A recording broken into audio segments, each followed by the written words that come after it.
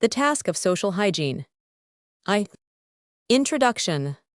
The aim of social hygiene. Social reform. The rise of social reform. Out of English industrialism. The 4 stages of social reform.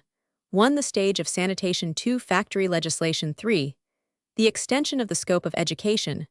4. Puriculture. The scientific evolution corresponding to these stages. Social reform only touched the conditions of life, yet social reform remains highly necessary. The question of infantile mortality and the quality of the race. The better organization of life involved by social hygiene. Its insistence on the quality rather than on the conditions of life. The control of reproduction. The fall of the birth rate in relation to the quality of the population. The rejuvenation of a society. The influence of culture and refinement on a race. Eugenics. The regeneration of the race. The problem of feeble-mindedness. The methods of eugenics. Some of the problems which face us. Social hygiene, as it will be here understood, may be said to be a development and even a transformation of what was formerly known as social reform. In that transformation, it has undergone 2 fundamental changes. In the first place, it is no longer merely an attempt to deal with the conditions under which life is lived, seeking to treat bad conditions too as they occur without going to their source, but it aims at prevention. It ceases to be simply a reforming of forms and approaches in a comprehensive manner not only the conditions of life but life itself. In the second place, its method is no longer haphazard, but organized and systematic, being based on a growing knowledge of those biological sciences, which were scarcely in their infancy when the era of social reform began. Thus, social hygiene is at once more radical and more scientific than the old conception of social reform. It is the inevitable method by which, at a certain stage, civilization is compelled to continue its own course, and to preserve, perhaps to elevate the race. The era of social reform followed on the rise of modern industrialism, and no doubt largely on this account. Although an international movement, it first became definite and self-conscious in England.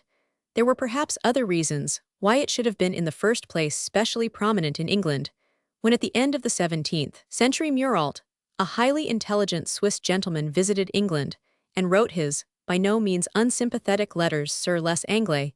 He was struck by a curious contradiction in the English character. They are a good-natured people, he observed, very rich, so well-nourished that sometimes they die of obesity, and they detest cruelty so much that by royal proclamation it is ordained that the fish and the ducks of the ponds should be duly and properly fed. Yet he found that this good-natured, rich, cruelty-hating nation systematically allowed the prisoners 3 in their jails to die of starvation. The great cruelty of the English, Muralt remarks, lies in permitting evil rather than in doing it. 1. The root of the apparent contradiction lay clearly in a somewhat excessive independence and devotion to liberty. We give a man full liberty, they seem to have said, to work, to become rich, to grow fat. But if he will not work, let him starve. In that point of view, there were involved certain fallacies, which became clearer during the course of social evolution. It was obvious, indeed, that such an attitude, while highly favorable to individual vigor and independence, and not incompatible with fairly healthy social life, under the conditions which prevailed at the time, became disastrous in the era of industrialism. The conditions of industrial life tore up the individual from the roots by which he normally received strength, and crowded the workers together in masses, thus generating a confusion which no individual activity could grapple with. So it was that the very spirit which, under the earlier conditions, made for good, now made for evil, to stand by and applaud the efforts of the individual who was perhaps slowly sinking deeper and deeper into a miry slough of degradation, began to seem an even diabolical attitude. The maxim of laissez-faire, which had once stood for the whole unfettered action of natural activities in life, began to be viewed with horror and contempt. It was realized that there must be an intelligent superintendence of social conditions, humane regulation, systematic organization. The very intensity of the evils which the English spirit produced led to 4A reaction, by which that spirit, while doubtless remaining the same at heart, took on a different form, and manifested its energy in a new direction. The modern industrial era, replacing domestic industry by collective work, carried out by hands in factories, began in the 18th century.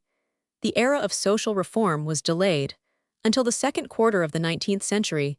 It has proceeded by 4 successively progressive stages, each stage supplementing rather than supplanting the stage that preceded it. In 1842, Sir Edwin Chadwick wrote an official report on the sanitary condition of the laboring population of Great Britain, in which was clearly presented for the first time a vivid, comprehensive, and authoritative picture of the incredibly filthy conditions under which the English laboring classes lived. The times were ripe for this report. It attracted public attention and exerted an important influence. Its appearance marks the first stage of social reform, which was mainly a sanitary effort to clear away the gross filth from our cities, to look after the cleansing, lighting, and policing of the streets, to create a drainage system, to improve dwellings, and in these ways to combat disease, and to lower the very high death rate. At an early stage, however, it began to be seen that this process of sanitation, necessary as it had become, was far too crude and elementary to achieve the ends sought. It was not enough to improve the streets, or even to regulate the building of dwellings. It was clearly necessary to regulate also the conditions of work of the people who lived in those streets and dwellings. Thus it was that the scheme of factory legislation was initiated. Rules were made as to the hours of labor, more especially as regards women and children, for whom moreover certain specially dangerous or unhealthy occupations were forbidden, and an increasingly large number of avocations were brought under government inspection. This second stage of social reform encountered a much more strenuous opposition than the first stage. The regulation of the order and cleanliness of the streets was obviously necessary, and it had indeed been more or less enforced even in medieval times too, but the regulation of the conditions of work in the interests of the worker was a more novel proceeding, and it appeared to clash both with the interests of the employers and the ancient principles of English freedom and independence, behind which the employers, consequently, sheltered themselves. The early attempts to legislate on these lines were thus fruitless. It was not until a distinguished aristocratic philanthropist of great influence, the 7th Earl of Shaftesbury, took up the question that factory legislation began to be accepted.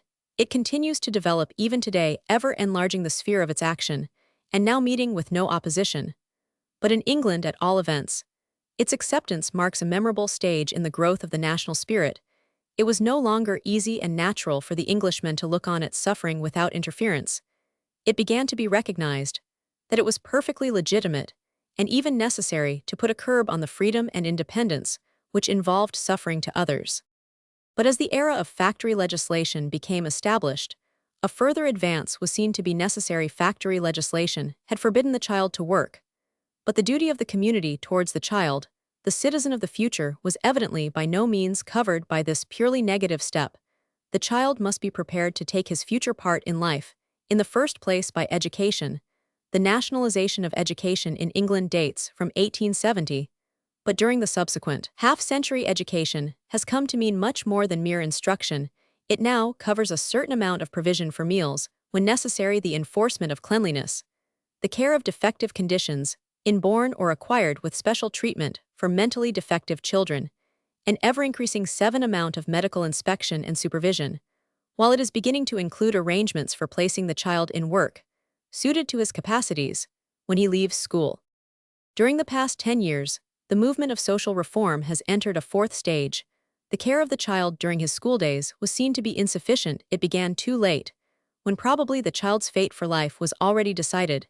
It was necessary to push the process further back to birth, and even to the stage before birth, by directing social care to the infant, and by taking thought of the mother. This consideration has led to a whole series of highly important and fruitful measures, which are only beginning to develop, although they have already proved very beneficial. The immediate notification to the authorities of a child's birth, and the institution of health visitors, to ascertain what is being done for the infant's well-being, and to aid the mother with advice, have certainly been a large factor in the recent reduction in the infantile death rate in England. 3. The care of the infant has indeed now become a new applied science. The science of puriculture. Professor Buden of Paris may fairly be regarded as the founder of puriculture by the establishment in Paris, in 1892, of infant consultations, to which mothers were encouraged to bring their babies to be weighed and examined, any necessary advice being given regarding the care of the baby. The mothers are persuaded to suckle their infants if possible, and if their own health permits. For the cases in which suckling is undesirable or impossible, Buden established milk depots, where pure milk is supplied at a low price, or freely infant consultations. And milk depots are now becoming common everywhere. A little later, than Budin, another distinguished French physician, Pinard carried puriculture a step further back, but a very important step, by initiating a movement for the care of the pregnant woman. Pinard and his pupils have shown by a number of detailed investigations that the children born to working mothers who rest during the last 3 months of pregnancy are to a marked extent larger and finer than the children of those mothers who enjoy no such period of rest, even though the mothers themselves may be equally robust and healthy in both cases. Moreover, it is found that premature birth, one of the commonest accidents of modern life, tends to be prevented by such rest. The children of mothers who rest enjoy the average 3 weeks longer development in the womb than the children of the mothers who do not rest, and this prolonged antenatal development cannot fail to be a benefit for the whole of the 9-child's subsequent life. The movement started by Pinard, though strictly a continuation of the great movement for the improvement of the conditions of life, takes us as far back as we are able to go on these lines, and has in it the promise of an immense benefit to human efficiency. In connection with the movement of puriculture initiated by Budin and Pinard, must be mentioned the institution of schools for mothers, for it is closely associated with the aims of puriculture. The school for mothers arose in Belgium a little later than the activities of Budin and Pinard commenced. About 1900, a young socialist doctor of Ghent, Dr. Miele, started the first school of this kind with girls of from 12 to 16 years of age as students and assistants. The school eventually included as many as 12 different services, among these being dispensaries for mothers, a mothers-friendly society, milk depots, both for babies and nursing, mothers' health, talks to mothers with demonstrations, courses on puriculture, including anatomy, physiology, preparation of foods, weighing, etc. to girls between 14 and 18, who afterwards become eligible for appointment as paid assistants. 4 in 1907 schools for mothers were introduced into England, at first under the auspices of Dr. Sykes, medical officer of health, for St. Pancras, London. Such schools are now spreading everywhere. In the end, they will probably be considered necessary centers for any national system of puriculture. Every girl at the end of her school life, 10, should be expected to pass through a certain course of training at a school for mothers. It would be the technical school for the working-class mother. While such a course would be invaluable for any girl, whatever her social class, even if she is never called to be a mother herself, or to have the care of children. The great movement of social reform during the 19th century, we thus see, has moved in 4 stages, each of which has reinforced, rather than replaced, that which went before. 1. The effort to cleanse the gross filth of cities, and to remedy obvious disorder by systematic attention to scavenging drainage, the supply of water, and of artificial light, as well as by improved policing. 2. The great system of factory legislation for regulating the conditions of work, and to some extent restraining the work of women and of children. 3. The introduction of national systems of education, and the gradual extension of the idea of education to cover far more than mere instruction. And 4. Most fundamental of all, and last, to appear, the effort to guard the child before the school age, even at birth, even before birth, by bestowing due care on the future mother. 5. Here indeed we encounter a disputed point, and it may be admitted that the precise data for absolute demonstration in one direction or the other cannot yet be found. Whenever human beings breed in reckless and unrestrained profusion, as is the case under some conditions before a free and self-conscious civilization is attained, there is an immense infantile mortality. It is claimed on the one hand that this is beneficial. 14, and need not be interfered with. The weak are killed off, it is said, and the strong survive. There is a process of natural survival of the fittest. That is true. But it is equally true, as has also been clearly seen on the other hand, that though the relatively strongest survive, their relative strength has been impaired by the very influences which have proved altogether fatal to their weaker brethren.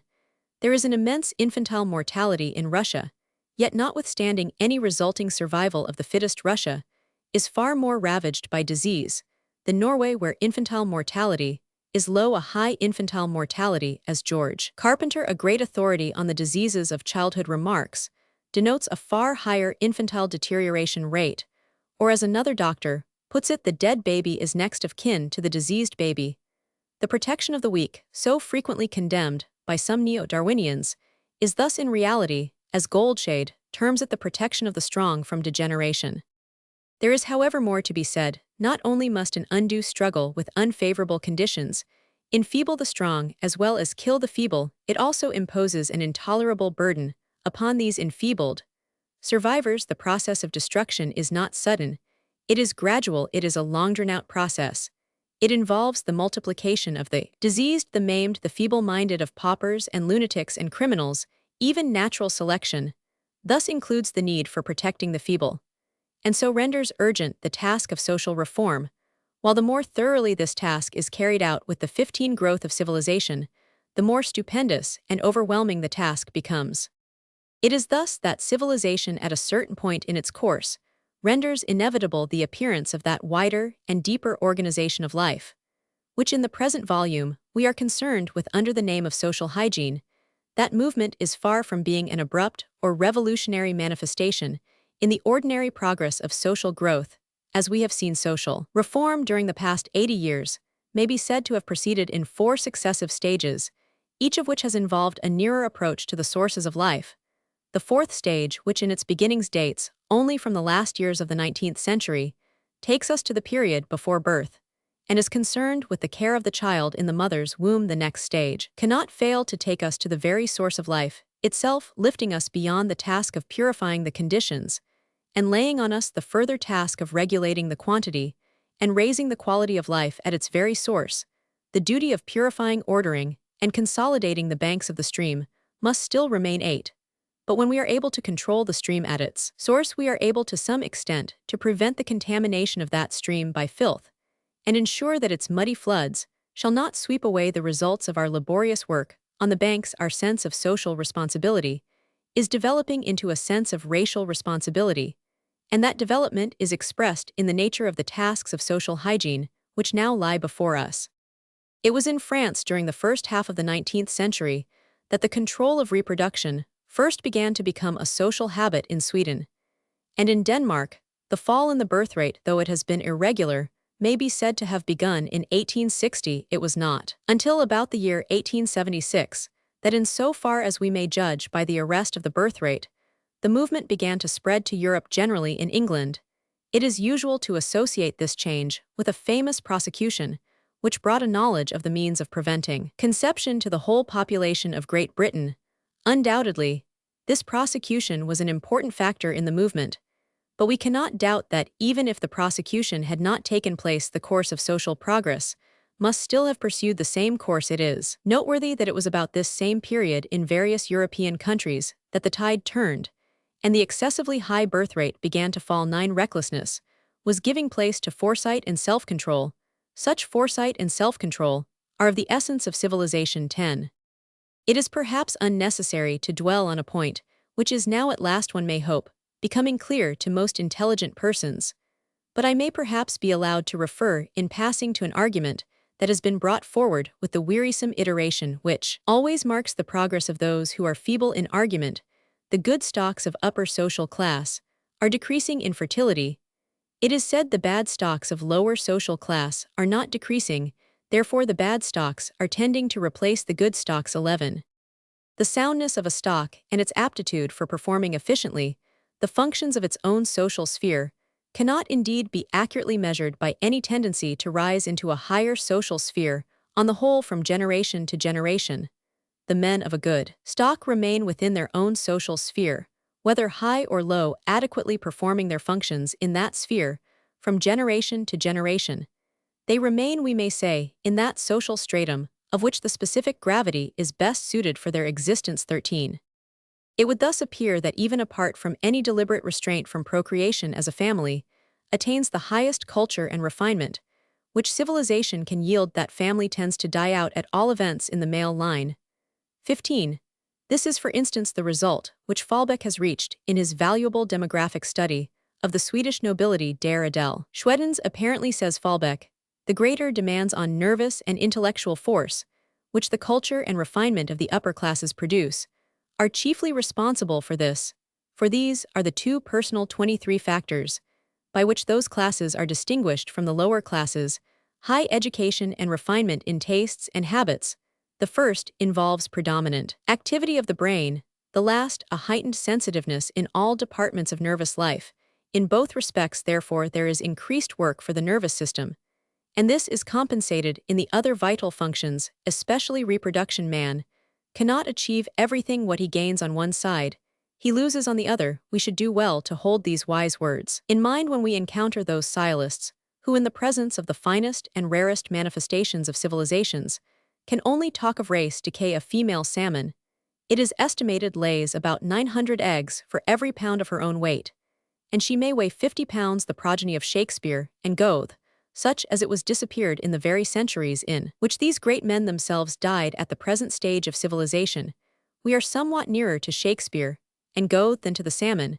We must set our ideals towards a very different direction from that which commends itself to our Salmonidian sciolists. Increase and multiply was the legendary injunction uttered on the threshold of an empty world. It is singularly out of place in an age in which the earth and the sea, if not indeed the very air, swarm with countless myriads of undistinguished and indistinguishable human creatures, until the beauty of the world is befouled, and the glory of the heavens bedimmed. To stem back that tide is the task now imposed on our heroism, to elevate and purify and refine the race, to introduce the ideal of quality in place of the ideal of quantity, which has run riot so long, with the results we see, as the northern saga tells that Odin must sacrifice his eye to attain the higher wisdom.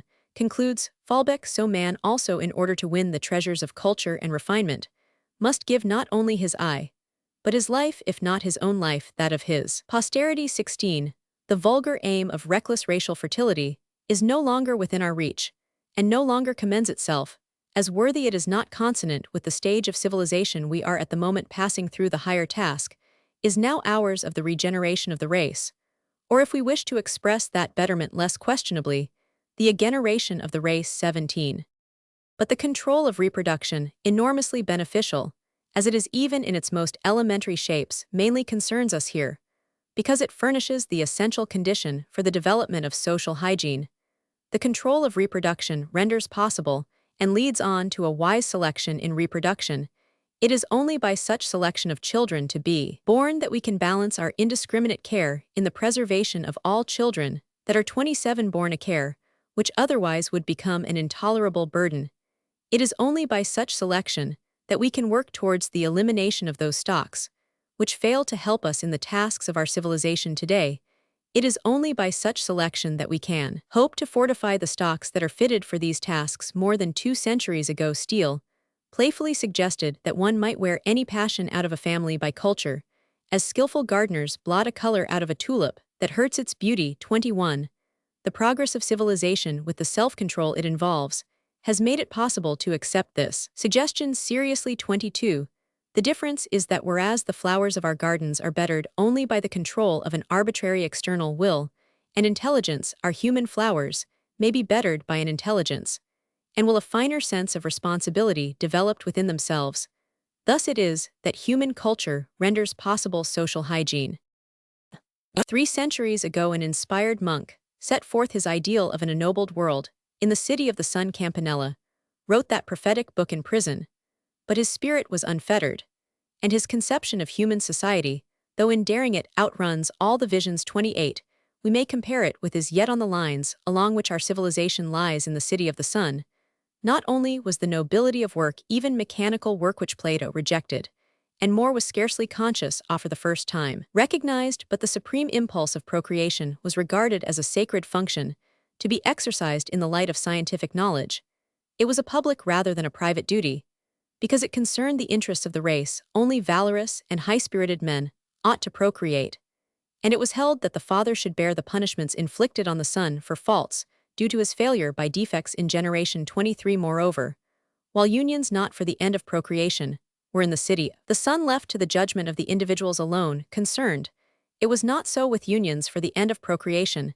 These were arranged by the great master, a physician aided by the chief matrons, and the public exercises of the youths and maidens performed in a state of nakedness were of assistance in enabling unions to be fittingly made. No eugenist under modern conditions of life proposes that unions should be arranged by a supreme medical public official, though he might possibly regard such an official, if divested of any compulsory powers, a kind of public trustee for the race, as a useful institution. But it is easy to see that the luminous conception of racial betterment, which since Galton rendered it practicable, is now inspiring social progress, was already burning brightly 3 centuries ago in the brain of this imprisoned 29 Italian monk. Just as Thomas More has been called the father of modern socialism, so Campanella may be said to be the prophet of modern eugenics. By eugenics is meant the scientific study of all the agencies by which the human race may be improved, and the effort to give practical effect to those agencies, by conscious and deliberate action, in favor of better breeding. Even among savages, eugenics may be said to exist, if only in the crude and unscientific practice of destroying feeble, deformed, and abnormal infants at birth in civilized ages. Elaborate and more or less scientific attempts are made by breeders of animals to improve the stocks they breed, and their efforts have been crowned with much success. The study of the same methods in their bearing on man proceeded out of the Darwinian school of biology, and is especially associated with the great name of Sir Francis Galton, the cousin of Darwin. Galton first proposed to call this study stirpiculture. Under that name it inspired Noyes, the founder of the Oneida community, with the impulse to carry it into practice with a thoroughness and daring, indeed a similarity of method which caused Oneida almost to rival the City of the Sun. But the scheme of Noyes, excellent as in some respects it was as an experiment, outran both scientific knowledge and the spirit of the times. It was not countenanced by Galton, who never had any wish to offend general sentiment but sought to win it over to his side, and before 1880 the Oneida community was brought to an end. In consequence of the antagonism it aroused, Galton continued to develop his conceptions slowly and cautiously, and in 1883, in his inquiries into human faculty, he abandoned the term stirpiculture and devised the term eugenics, which is now generally adopted to signify good breeding. Galton was quite well aware that the improved breeding of men is a very different matter from the improved breeding of animals, requiring a different knowledge and a different method, so that the ridicule which has sometimes been ignorantly flung at eugenics failed to touch him. It would be clearly undesirable to breed men as animals are bred for single points at the sacrifice of other points. Even if we were in a position to breed men from outside, human breeding must proceed from impulses that arise voluntarily in human brains and wills, and are carried out with a human sense of personal responsibility. Galton believed that the first need was the need of knowledge in these matters. He was not anxious to invoke legislation 24, the compulsory presentation of certificates of health and good breeding, as a preliminary to marriage forms. No part of eugenics, nor is compulsory sterilization a demand made by any reasonable eugenist. Certainly, the custom of securing certificates of health and ability is excellent not only as a preliminary to marriage, but as a general custom. Certainly also there are cases in which sterilization is desirable, if 31 voluntarily accepted 25. But neither certification nor sterilization should be compulsory. They only have their value if they are intelligent and deliberate, springing out of a widened and enlightened sense of personal responsibility to society and to the race. Eugenics constitutes the link between the social reform of the past, painfully struggling to improve the conditions of life, and the social hygiene of the future, which is authorized to deal adequately with the conditions of life. Because it has its hands on the sources of life on this plane, we are able to concentrate energies on the finer ends of life, because we may reasonably expect to be no longer hampered by the ever-increasing burdens which were placed upon us by the failure to control life. While the more we succeed in our efforts to purify and strengthen life, the more magnificent become the tasks we may reasonably hope to attempt and compass. A problem which is often and justly cited as one to be settled by eugenics is that presented by the existence among us of the large class of the feeble-minded. No doubt, there are some who would regret the disappearance of the feeble-minded from our midst. The philosophies of the Bergsonian type, which today prevail so widely, place intuition above reason, and the pure fool has 32 sometimes been enshrined and idolized. But we may remember that eugenics can never prevent absolutely the occurrence of feeble-minded persons, even in the extreme degree of the imbecile and the idiot. 26. They come within the range of variation. By the same right as genius so comes, we cannot maybe prevent the occurrence of such persons, but we can prevent them from being the founders of families tending to resemble themselves, and in so doing it will be agreed by most people we shall be effecting a task of immense benefit to society and the race. Feeble-mindedness is largely handed on by heredity. It was formerly supposed that idiocy and feeble-mindedness are mainly due to environmental conditions, to the drink depravity, general disease, or lack of nutrition of the parents. And there is no doubt an element of truth in that view, but serious and frequent, as are the results of bad environment and acquired disease in the parentage of the feeble-minded, they do not form the fundamental factor in the production of the feeble-minded 27.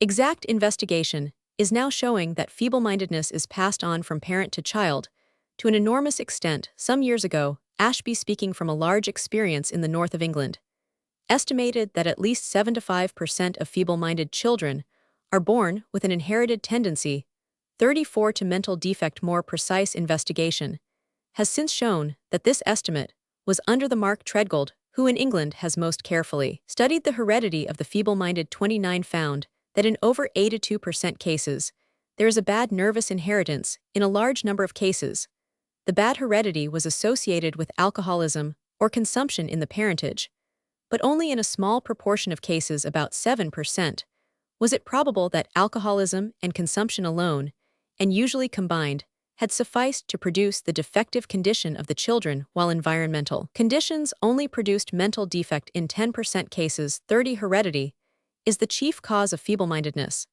and a normal child is never born of two feeble-minded parents. The very thorough investigation of the heredity of the feeble-minded, which is now being carried on at the Institution for Their Care at Vineland, New Jersey, shows even more decisive results. By making careful pedigrees of the families to which the inmates at Vineland belong, it is seen that in a large proportion of cases feeble-mindedness is handed on from generation to generation and is traceable through 3 generations, though it sometimes skips 35. A generation. In one family of 319 persons, 119 were known to be feeble-minded, and only 42 known to be normal. The families tended to be large, sometimes very large, most of them in many cases dying in infancy or growing up weak-minded. 31. Not only is feeble-mindedness inherited, and to a much greater degree than has hitherto been suspected even by expert authorities, but the feeble-minded thus tend, though, as Davenport and Weeks have found, not invariably to have a larger number of children than normal people, that indeed we might expect apart altogether from the question of any innate fertility. The feeble-minded have no forethought and no self-restraint. They are not adequately capable of resisting their own impulses or the solicitations of others, and they are unable to understand adequately the motives which guide the conduct of ordinary people.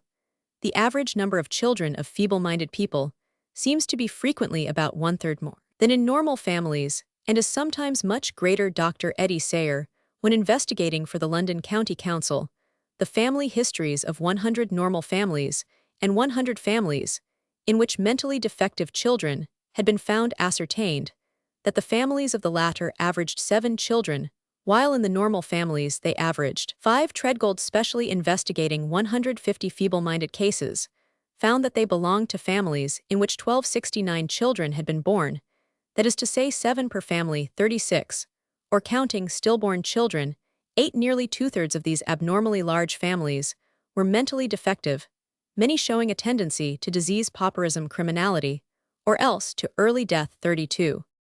Here indeed we have a counterbalancing influence, for in the large families of the feeble-minded, there is a correspondingly large infantile mortality. A considerable proportion of Treadgold's group of children were born dead, and a very large number died early. Eichholz again found that in one group of defective families, about 60% of the children died young. That is probably an unusually high proportion, and in Eichholz's cases, it seems to have been associated with very unusually large families, but the infant mortality is always very high. This large early mortality of the offspring of the feeble-minded is, however, very far from settling the question of the disposal of the mentally defective, or we should not find families of them propagated from generation to generation. The large number who die early merely serves, roughly speaking, to reduce the size of the abnormal family to the size of a normal family, and some authorities consider that it scarcely suffices to do this, for we must remember that their 37 is a considerable mortality even in the so-called normal family. During early life, even when there is no abnormal fertility in the defective family, we may still have to recognize that, as Davenport and Weeks argue, their defectiveness is intensified by heredity. Moreover, we have to consider the social disorder and the heavy expense which accompany the large infantile mortality. Illegitimacy is frequently the result of feeble-mindedness, since feeble-minded women are peculiarly unable to resist temptation. A great number of such women are continually coming into the workhouses, and giving birth to illegitimate children whom they are unable to support, and who often never become capable of supporting themselves, but in their turn tend to produce a new feeble-minded generation, more especially since the men who are attracted to these feeble-minded women are themselves according to the generally recognized tendency of the abnormal, to be attracted to the abnormal feeble-minded or otherwise mentally defective. There is thus generated not only a heavy financial burden, but also a perpetual danger to society, and it may well be a serious depreciation in the quality of the community. 33. It is not only in themselves that the feeble-minded are a burden on the present generation, and a menace 38 to future generations. In large measure, they form the reservoir from which the predatory classes are recruited.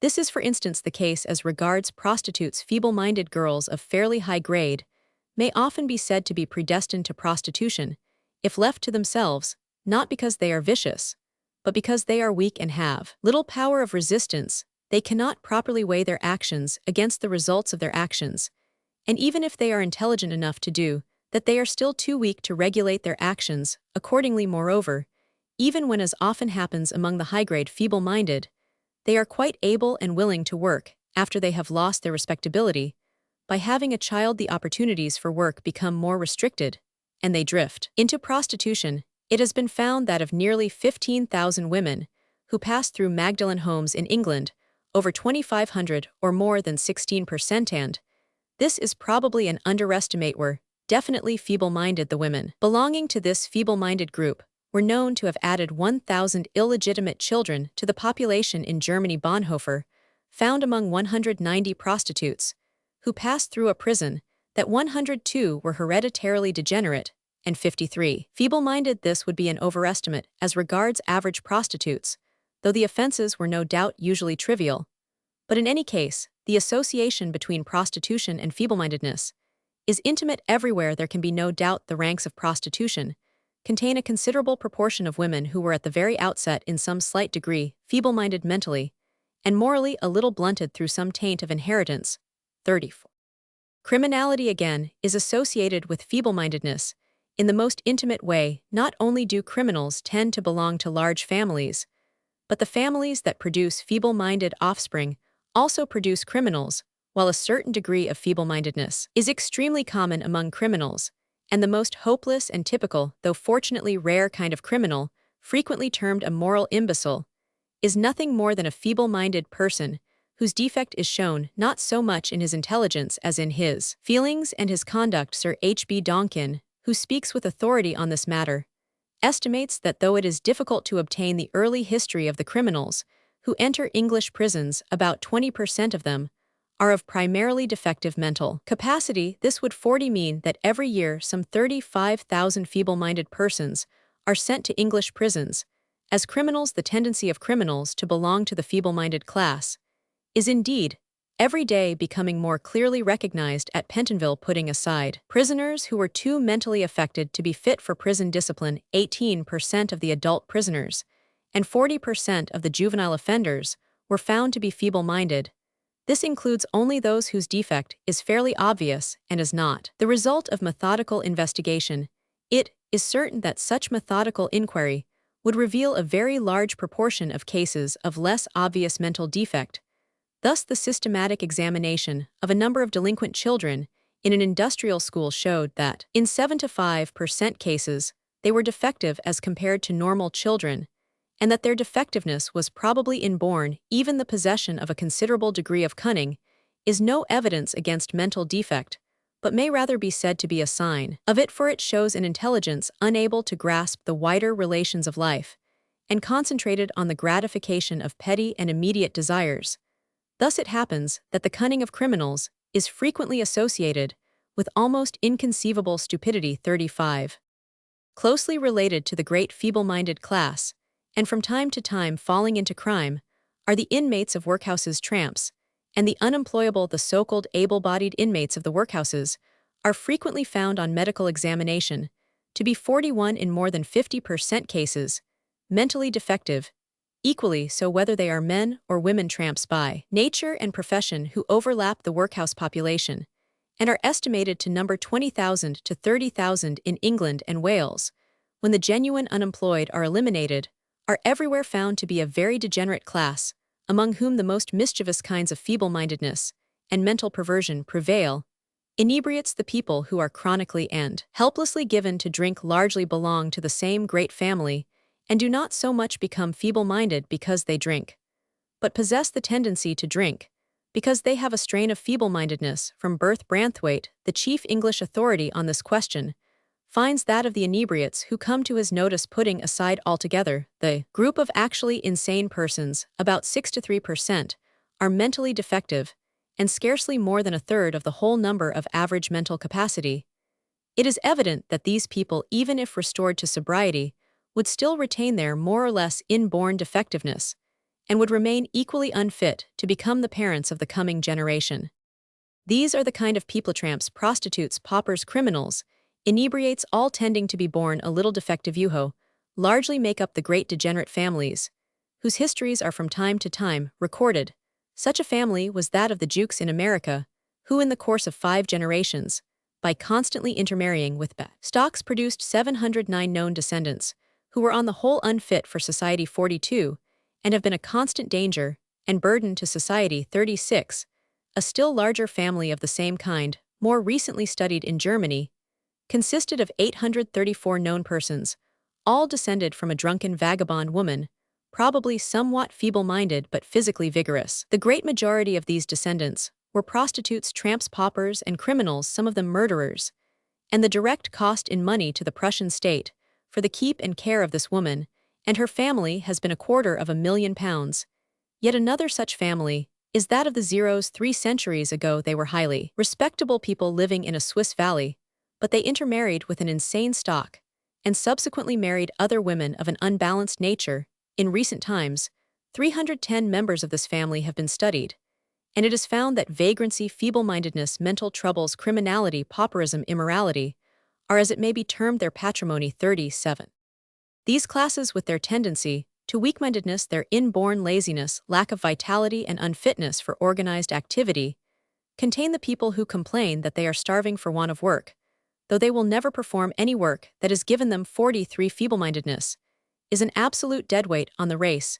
It is an evil that is unmitigated. The heavy and complicated social burdens and injuries it inflicts on the present generation are without compensation, while the unquestionable fact that in any degree it is highly inheritable renders it a deteriorating poison to the race.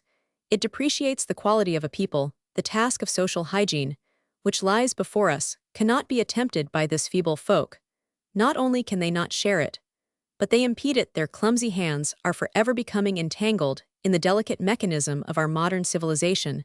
Their very existence is itself an impediment, apart altogether from the gross and obvious burden in money and social machinery, which the protection they need, and the protection we need against them, casts upon the community. 38. They dilute the spiritual quality of the community to a degree which makes it an inapt medium for any high achievement.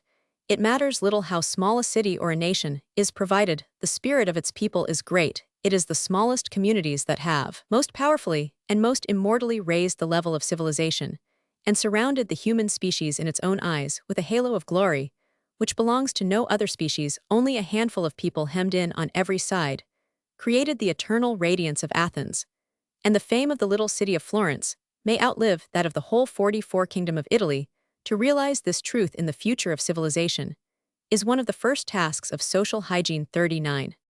It is here that the ideals of eugenics may be expected to work fruitfully. To insist upon the power of heredity was once considered to indicate a fatalistic pessimism. It wears a very different aspect nowadays in the light of eugenics to the eugenist. As Davenport observes, heredity stands as the one great hope of the human race, its savior from imbecility, poverty, disease, immorality. 40. We cannot indeed desire any compulsory elimination of the unfit, or any centrally regulated breeding of the fit. 40. Such notions are idle, and even the mere fact that unbalanced brains may air them abroad tends to impair the legitimate authority of eugenic ideals.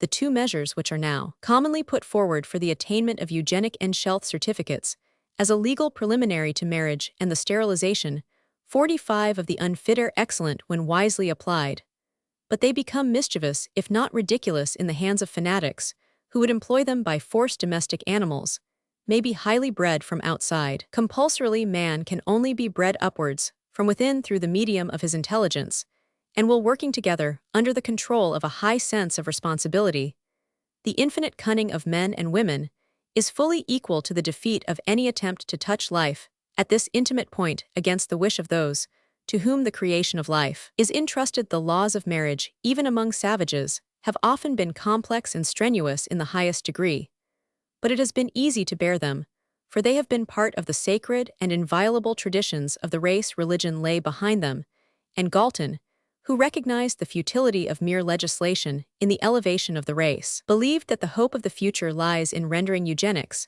a part of religion. The only compulsion we can apply in eugenics is the compulsion that comes from within all those in whom any fine sense of social and racial responsibility is developed, will desire before marriage to give and to receive the fullest information on all the matters that concern ancestral inheritance, while the registration of such information, it is probable, will become ever simpler and more a matter of course. 42.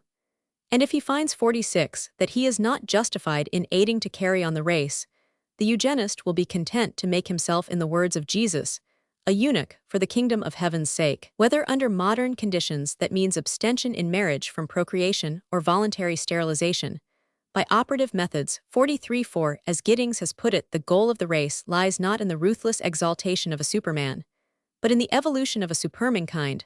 Such a goal can only be reached by resolute selection and elimination. 44. The breeding of men lies largely in the hands of women. That is why the question of eugenics is to a great extent one with the woman question. The realization of eugenics in our social life can only be attained with the realization of the woman movement in its latest and completest phase, as an enlightened culture of motherhood, in all that motherhood involves alike on the physical and the psychic sides. Motherhood on the eugenic basis is a deliberate and selective process, calling for the highest 47 intelligence as well as the finest emotional and moral aptitudes, so that all the best energies of a long evolution of womanhood in the paths of modern culture here find their final outlet. The breeding of children further involves the training of children, and since the expansion of social hygiene renders education a far larger and more delicate task than it has ever been before, the responsibilities laid upon women by the evolution of civilization become correspondingly great. For the men who have been thus born and taught the tasks imposed by social hygiene are in no degree lighter.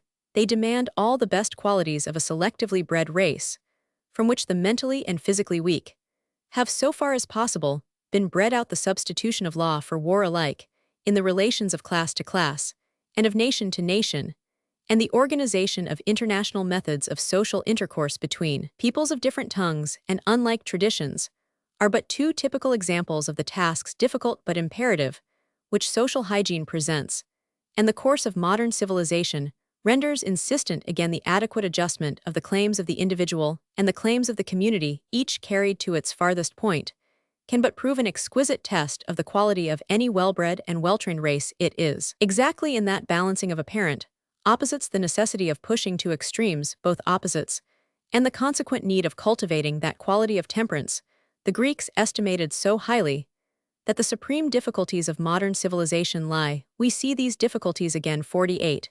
In relation to the extension of law, it is desirable and inevitable that the sphere of law should be extended, and that the disputes which are still decided by brutal and unreasoning force should be decided by humane and reasoning force, that is to say, by law.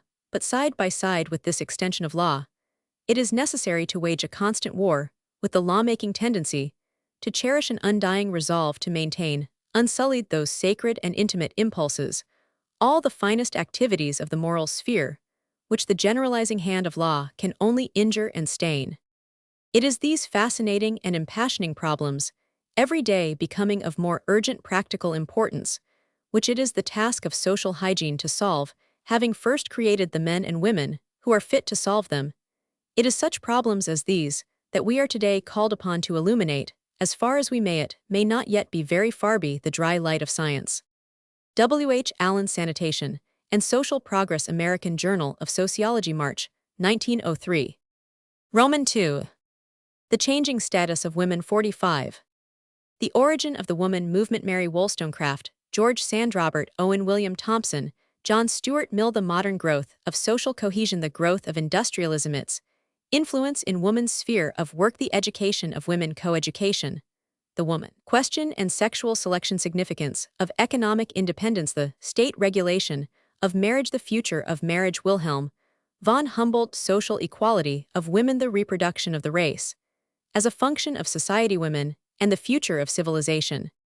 It was in the 18th century, the seed time of modern ideas, that our great-grandfathers became conscious of a discordant break in the traditional conceptions of women's status, the vague cries of justice, freedom, equality, which were then hurled 50 about the world, were here and there energetically applied to women, notably in France by Condorcet, and a new movement began to grow, self-conscious and coherent. Mary Wollstonecraft, after Aphra Behn, the first really noteworthy Englishwoman of letters, gave voice to this movement in England.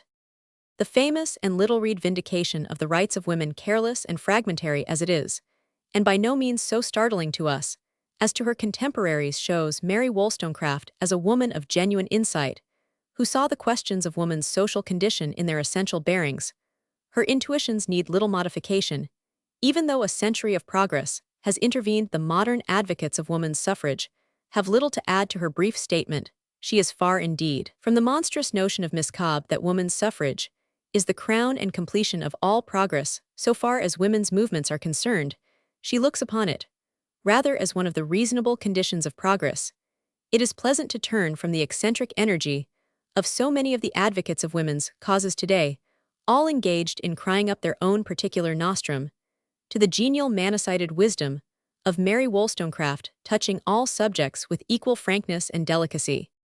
The most brilliant and successful exponent of the new revolutionary ideas-making Corinne and her prototype seemed dim and ineffectual was undoubtedly George Sand, the badly-dressed woman who earned her living by scribbling novels, and said to Roman 1000 du Camp 51, as she sat before him in silence, rolling her cigarette, Genie, dis rien parsec, G sways, Bite has exercised a profound influence throughout Europe, an influence which in the Slavonic countries especially has helped to give impetus to the resolution we are now considering, and this not so much from any definite doctrines that underlie her work, for George Sand's views on such matters varied as much as her political views from her whole temper and attitude. Her large and rich nature, as sometimes happens in genius of a high order, was twofold. On the one hand, she possessed a solid serenity, a quiet sense of power, the qualities of a bonne bourgeoise, which found expression in her imperturbable calm, her gentle look, and low voice.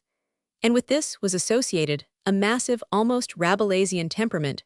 One may catch glimpses of it in her correspondence, a sane, exuberant earthliness, which delighted in every manifestation of the actual world. On the other hand, she bore within her a volcanic element of revolt, an immense disgust of law and custom. Throughout her life, George Sand developed her strong and splendid individuality, not perhaps as harmoniously, but as courageously and as sincerely as even Robert Owen, who, like Saint Simon in France, gave so extraordinary an impulse to all efforts at social reorganization, and who planted the seed of many modern movements, could not fail to extend his influence to the region of sex. A disciple of his, William Thompson, who still holds a distinguished position in the history of the economic doctrines of socialism, 52, wrote under the inspiration of a woman, a Mrs. Wheeler, and published in 1825, an appeal of one half of the human race, women, against the pretensions of the other half, men, to retain them in political, and thence in civil and domestic slavery. It is a thorough and logical, almost eloquent demand for the absolute social equality of the sexes. 46. 40 years later, Mill, also inspired by a woman, published his Subjection of Women. However partial and inadequate it may seem to us, this was at that day a notable book. Mill's clear vision and feminine sensibilities gave freshness to his observations regarding the condition and capacity of women, while his reputation imparted gravity and resonance to his utterances. Since then, the signs in literature of the breaking up of 53, the status of women, have become far too numerous to be chronicled even in a volume. It is enough to have mentioned here some typical initiatory names. Now the movement may be seen at work anywhere from Norway to Italy, from Russia to California. The status which women are now entering places them, not as in the old communism in large measure practically above men, nor as in the subsequent period both practically and theoretically in subordination to men. It places them side by side with like rights and like duties in relation to society. Roman 2. Condorcet, Mary Wollstonecraft, George Sand, Owen Milthes were feathers on the stream. They indicated the forces that had their source at the center of social life. That historical movement, which produced mother law, probably owed its rise, as well as its fall to demands of subsistence and propertithet, is to economic causes the decay of the subsequent family system, in which the whole power is concentrated in the male head, is being produced by similar causes the early communism, and the modes of action and sentiment which it had produced still practically persisted long after the new system had arisen in the patriarchal family.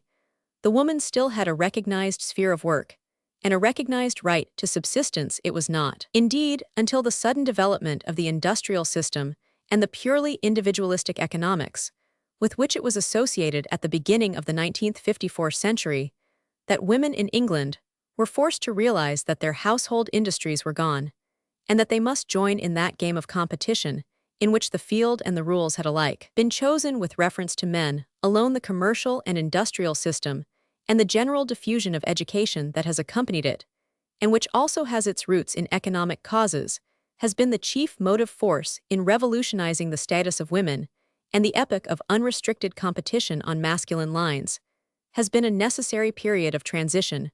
40. At the present time, two great tendencies are visible in our social organization. On the one hand, the threads of social life are growing closer, and organization, as regards the simple and common means of subsistence, is increasing. On the other hand, as regards the things that most closely concern the individual person, the sphere of freedom is being perpetually enlarged, instead of every man digging well for his own use, and at his own free pleasure, perhaps in a graveyard or a cesspool, we consent to the distribution of water by a central executive. We have carried social methods so far that 55, instead of producing our own bread and butter, we prefer to go to a common bakery and dairy. The same centralizing methods are extending to all those things of which all have equal need. On the other hand, we exercise a very considerable freedom of individual thought. We claim a larger and larger freedom of individual speech and criticism. We worship any god we choose after any fashion we choose. The same individual freedom is beginning to invade the sexual relationships. It is extending to all those things in regard to which civilized men have become so variously differentiated that they have no equal common needs. These two tendencies, so far from being antagonistic, cannot even be carried out under modern conditions of life. Except together, it is only by social cooperation, in regard to what is commonly called the physical side of life, that it becomes possible for the individual to develop his own peculiar nature. The society of the future is a reasonable anarchy, founded on a broad basis of collectivism. It is not our object here to point out how widely these tendencies affect men, but it is worthwhile to indicate some of their bearings on the condition of women. While genuine productive industries have been taken out of the hands of women who work under the old conditions, an increasingly burdensome weight of unnecessary duties has been laid upon them under the old communistic system, when a large number of families lived together in one great house. The women combined to perform their household duties, the cooking 56 being done at a common fire. They had grown up together from childhood, and combination could be effected without friction. It is the result of the later system that the woman has to perform all the necessary household duties in the most wasteful manner, with least division of labor, while she has in addition to perform a great amount of unnecessary work in obedience to traditional or conventional habits, which make it impossible even to perform the simple act of dusting the rooms of a small house in less than perhaps an hour and a half. She has probably also to accomplish, if she happens to belong to the middle or upper classes, an idle round of so-called social duties. She tries to escape, when she can afford it, by adopting the apparently simple expedient of paying other people to perform these necessary and unnecessary household duties. But this expedient fails. The social duties increase in the same ratio as the servants increase, and the task of overseeing these latter itself proves formidable. It is quite impossible for any person under these conditions to lead a reasonable and wholesome human life. A healthy life is more difficult to attain for the woman of the ordinary household than for the worker in a mine, for he, at least when the work of his set is over, has 2/3 of the 24 hours to himself. The woman is bound by 1,000 Lilliputian threads from which there seems no escape. She often makes frantic efforts to escape, but the combined strength of the threads generally proves too strong.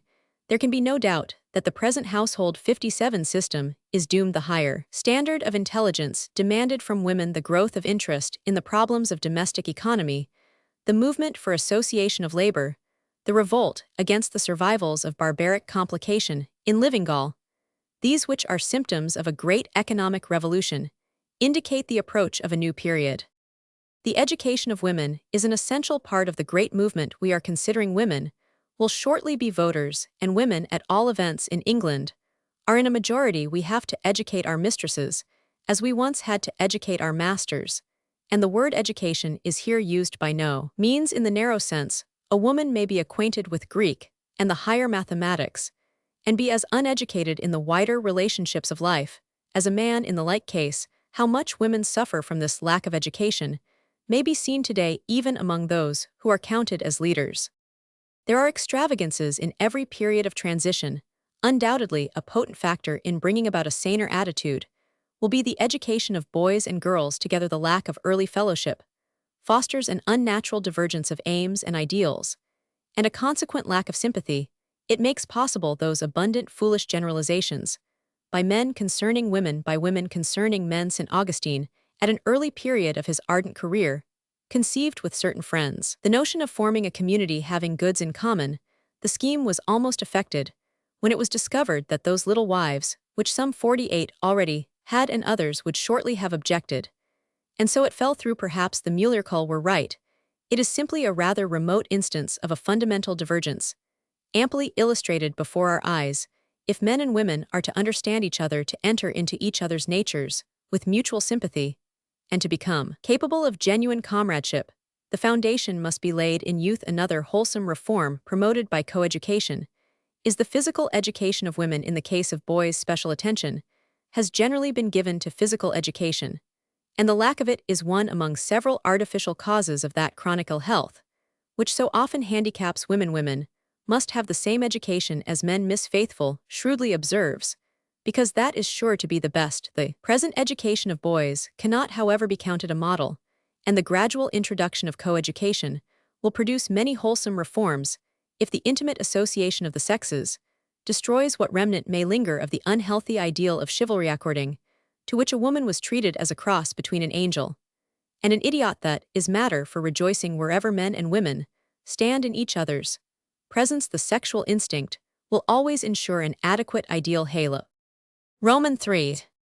The chief question that we have to ask when we consider the changing status of women is, how will it affect the reproduction of the race? Hunger and 59 love are the two great motor impulses, the ultimate source, probably, of all other impulses. That is to say, what we call economic causes, because it is the more widespread and constant, though not necessarily the more imperious. Instinct produced nearly all the great zoological revolutions, including, as we have seen, the rise and fall of that phase of human evolution dominated by mother law. Yet love has, in the form of sexual selection, even before we reach the vertebrates, molded races to the ideal of the female, and reproduction is always the chief end of nutrition, which hunger waits on the supreme aim of life everywhere. If we place on the one side man as we know him during the historical period, and on the other nearly every highly organized member of the animal family, there appears, speaking roughly and generally, a distinct difference in the relation which these two motor impulses bear to each other. Among animals, generally, economics are comparatively so simple that it is possible to satisfy the nutritive instinct without putting any hard pressure on the spontaneous play of the reproductive instinct, and nearly everywhere it is the female who has the chief voice in the establishment of sexual relationships. The males compete for the favor of the female by the fascination of their odor, or brilliant color, or song, or grace, or strength, as revealed in what are usually mock combats. The female is in these respects comparatively unaccomplished and comparatively passive.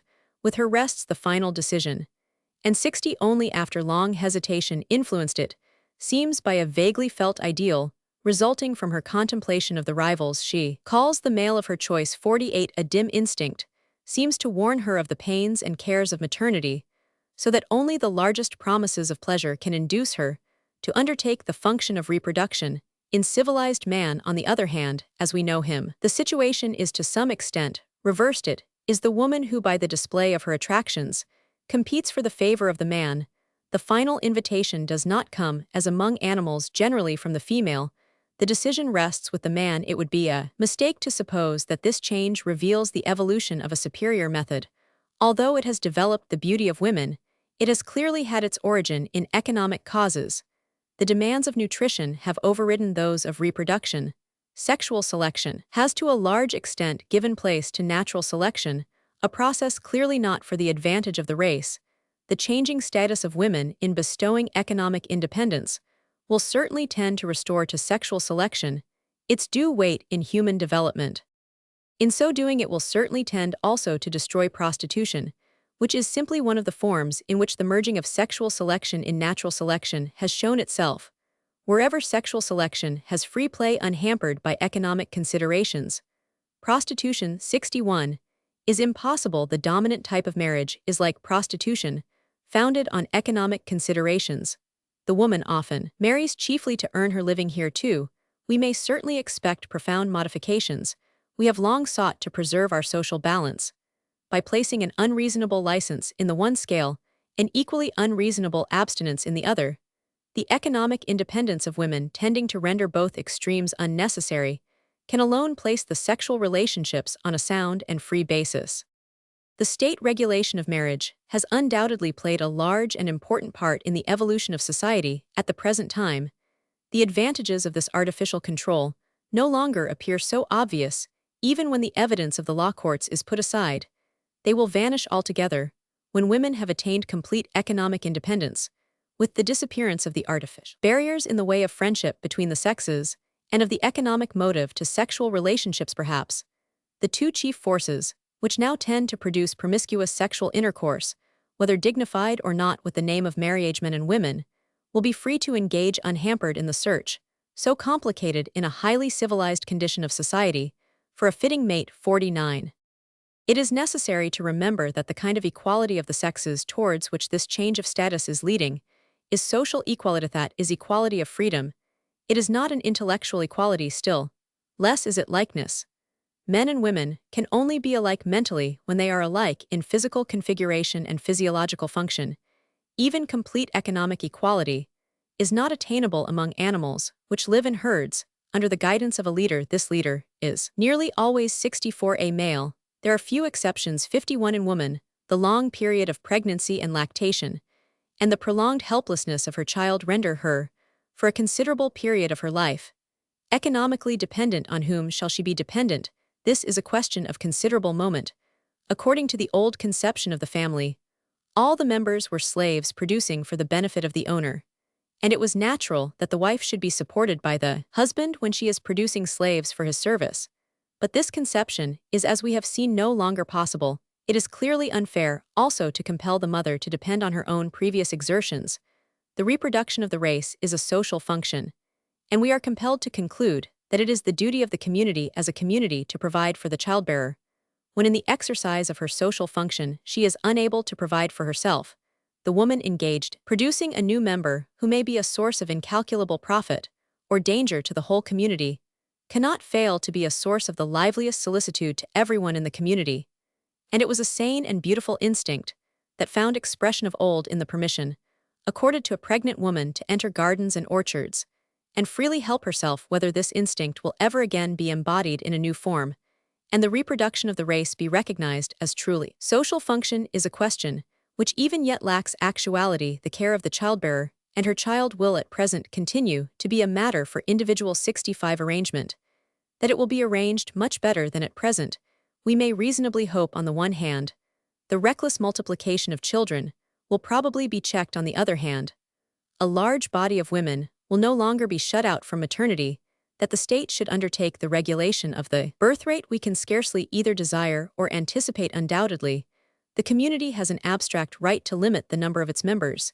It may be pointed out, however, that under rational conditions of life, the process would probably be self-regulating in the human races, and also among animals. Generally, fertility diminishes as the organism becomes highly developed, and without falling back on any natural law, it may be said that the extravagant procreation of children, leading to suffering both to parents and offspring, carried on under existing social conditions, is largely the result of ignorance, largely of religious or other superstition.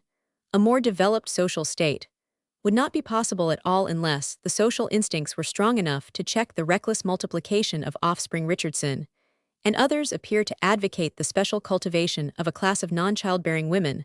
Certainly, no woman who freely chose should be debarred from belonging to such a class, but reproduction is the end and aim of all life everywhere, and in order to live a humanly complete life, every healthy woman should have not sexual relationships only but the exercise at least once in her life of the supreme function of maternity, and the possession of those experiences, which only maternity 66 can give. That unquestionably is the claim of natural and reasonable living in the social state towards which we are moving. To deal with the social organization of the future would be to pass beyond the limits that I have here set myself, and to touch on matters of which it is impossible to speak with certainty. The new culture of women in the light and the open air will doubtless solve many matters which now are dark to us. Morgan supposed that it was in some measure the failure of the Greeks and Romans to develop their womanhood which brought the speedy downfall of classic civilization. The women of the future will help to renew art and science as well as life. They will do more even than this, for the destiny of the race rests with women. I have sometimes thought, Whitman wrote in his Democratic Vistas, that the sole avenue and means to a reconstructed society depended primarily on a new birth, elevation, expansion, invigoration of women. That intuition is not without a sound basis, and if a great historical movement called for justification here, would be in Roman 3. The new aspect of the woman's movement. 18th century France. Pioneers of the woman's movement. The growth of the woman's suffrage movement. The militant activities of the suffragettes. Their services and disservices to the cause. Advantages of women's suffrage. Sex questions. In Germany, Bebel. The woman's rights movement. In Germany, the development of sexual science. In Germanite movement for the protection of motherhood. Ellen Key. The question of illegitimacy. Eugenics. Women as lawmakers in the home. The modern conception of the political equality of women with men we have seen arose in France in the second half of the 18th century. Its way was prepared by the philosophically thinkers of the Encyclopédie, and the idea was definitely formulated by some of the finest minds of the age, notably by Condorcet 52, as part of the great new program of social and political reform, which was to some small degree realized in the upheaval of the Revolution 68. The political emancipation of women constituted no part of the revolution. It has indeed been maintained, and perhaps with reason, that the normal development of the revolutionary spirit would probably have ended in vanquishing the claim of masculine predominance if war had not diverted the movement of revolution by transforming it into the terror. Even as it was, the rights of women were not without their champions even at this period. We ought specially to remember Olympe de Gouges, whose name is sometimes dismissed too contemptuously, with all her defects of character and education and literary style. Olympe de Gouges, as is now becoming recognized, was, in her biographer's words, one of the loftiest and most generous souls of the epoch, in some respects superior to Madame Roland. She was the first woman to demand of the revolution that it should be logical by proclaiming the rights of woman side by side with those of her equal man, and in so doing she became the great pioneer of the feminist movement of today. 53. She owes the position more especially to her little pamphlet issued in 1791, entitled Déclaration des droits de la femme. It is this declaration which contains the oft-quoted or misquoted saying, women have the right to ascend the scaffold, they must also have the right to ascend the tribune. 2 years later, she had herself ascended the scaffold, but the other right she claimed is only now 69 beginning to be granted to women. At that time, there were too many more pressing matters to be dealt with, and the only women who had been taught to demand the rights of their sex were precisely those whom the revolution was guillotining or exiling. Even had it been otherwise, we may be quite sure that Napoleon, the heir of the revolution and the final arbiter of what was to be permanent in its achievements, would have sternly repressed any political freedom accorded to women. The only freedom he cared to grant to women was the freedom to produce food for cannon, and so far as lay in his power, he sought to crush the political activities of women, even in literature, as we see in his treatment of Mme de Staël. 54. An Englishwoman of genius was in Paris at the time of the Revolution, with as broad a conception of the place of woman side by side with man as Olympe de Gouges. While for the most part she was Olympe's superior, in 1792, a year after the Declaration des droits de la femme, Mary Wollstonecraft is possible to some extent inspired by the brief Declaration published her vindication of the rights of women. It was not a shrill outcry 70, nor an attack on men that indeed resembling the Declaration, but just the book of a woman, a wise and sensible woman, who discusses many women's questions from a woman's point of view, and desires civil and political rights, not as a panacea for all evils, but simply because, as she argues, humanity cannot progress as a whole, while one half of it is semi-educated and only half free. There can be little doubt that if the later advocates of women's suffrage could have preserved more of Mary Wollstonecraft's sanity, moderation, and breadth of outlook, they would have diminished the difficulties that beset the task of convincing the community generally. Mary Wollstonecraft was, however, the inspired pioneer of a great movement which slowly gained force, and volume 55. During the long Victorian period, the practical aims of this movement went chiefly into the direction of improving the education of girls, so as to make it so far as possible like that of boys. In this matter, an immense revolution was slowly accomplished, involving the entrance of women into various professions and employments hitherto reserved to men. That was a very necessary preliminary to the extension of the franchise to women. The suffrage propaganda could not moreover fail to benefit by the better education of women and their increased 71 activity in public life. It was their activity, indeed, far more than the skill of the women who fought for the franchise, which made the political emancipation of women inevitable, and the noble and brilliant women who through the middle of the 19th century recreated the educational system for women, and so prepared them to play their proper part in life, were the best women workers. The cause of women's enfranchisement ever had. There was, however, one distinguished friend of the emancipation of women, whose advocacy of the cause at this period was of immense value. It is now nearly half a century since John Stuart Mill, inspired like Thompson by a woman, wrote his Subjection of Women, and it may undoubtedly be said that since that date no book on this subject published in any country, with the single exception of Bebel's Woman, has been so widely read or so influential. The support of this distinguished and authoritative thinker gave to the woman's movement a stamp of aristocratic intellectuality, very valuable in a land where even the finest minds are apt to be afflicted by the disease of timidity, and was doubtless a leading cause of the cordial reception which in England the idea of women's political emancipation has long received among politicians. Bebel's book, speedily translated into English, furnished the plebeian complement to Mill's. The movement for the education of women and their introduction into careers previously monopolized by men inevitably encouraged the movement for extending 72 the franchise to women.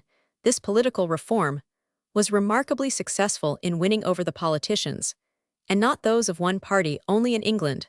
Since Mill published his Subjection of Women in 1869, there have always been eminent statesmen convinced of the desirability of granting the franchise to women, and among the rank and file of members of Parliament, irrespective of party, a very large proportion have pledged themselves to the same cause.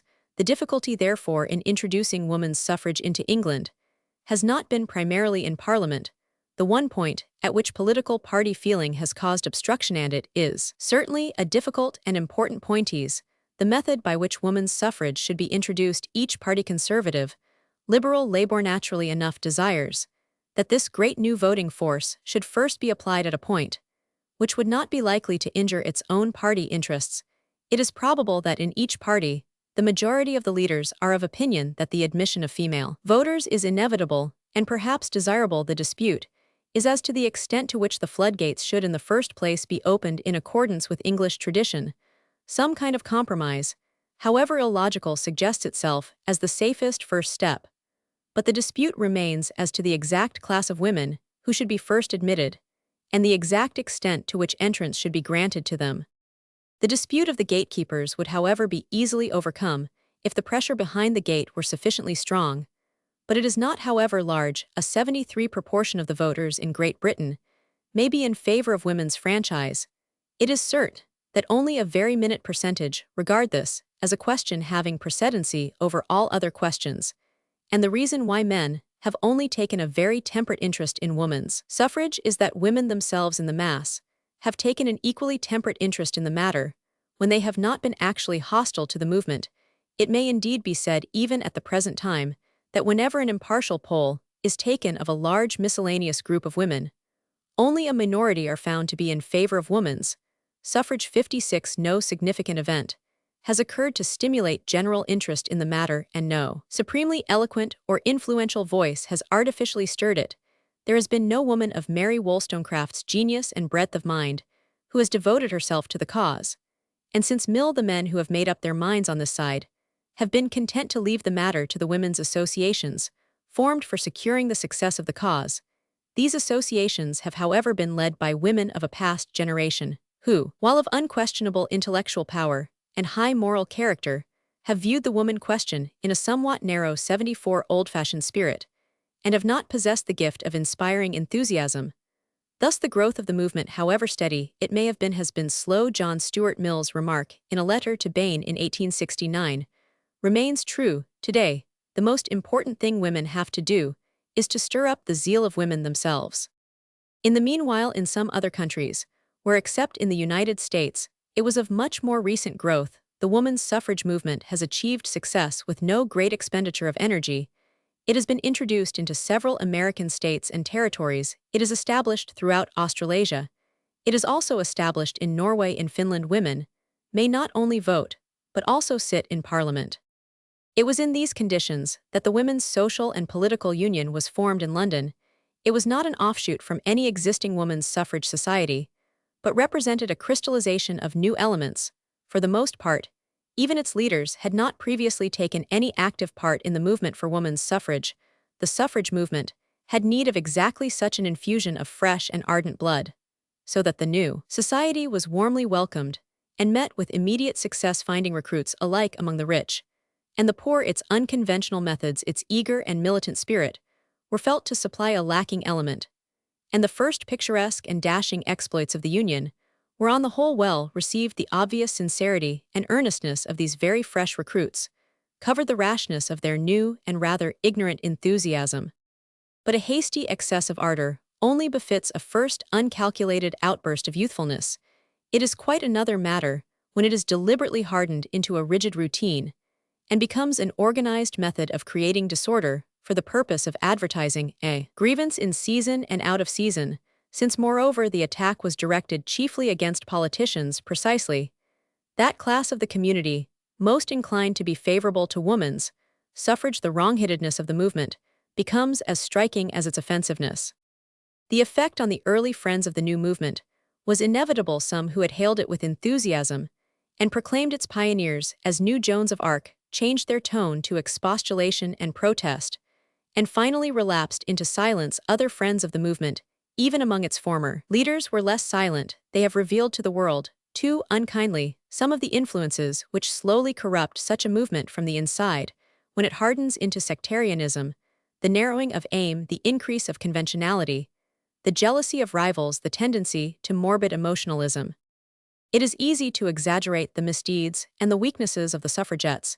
It is undoubtedly true that they have alienated in an increasing degree the sympathies of the women of highest character and best abilities among the advocates of women's suffrage. Nearly all Englishwomen today who stand well above the average in mental distinction are in favor of women's 76 suffrage, though they may not always be inclined to take an active part in securing it.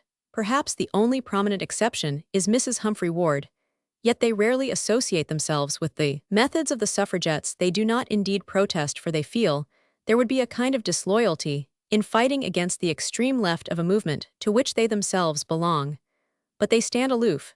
The women who are chiefly attracted to the ranks of the suffragettes belong to three classes: 1. Those of the well-to-do class, with no outlet for their activities, who eagerly embrace an exciting occupation, which has become not only highly respectable, but even in a sense fashionable. They have no natural tendency to excess, but are easily moved by their social environment. Some of these are rich, and the great principliants formulated in an unhappy moment concerning a rich lady interested in social reform: we must not kill the goose that lays the golden eggs, has never been despised by the suffragette leaders. 2. The rowdy element among women, which is not so much moved to adopt the methods for the sake of the cause, as to adopt the cause for the sake of the methods, so that in the case of their special emotional temperament, it may be said, reversing an ancient phrase, that the means justify the end.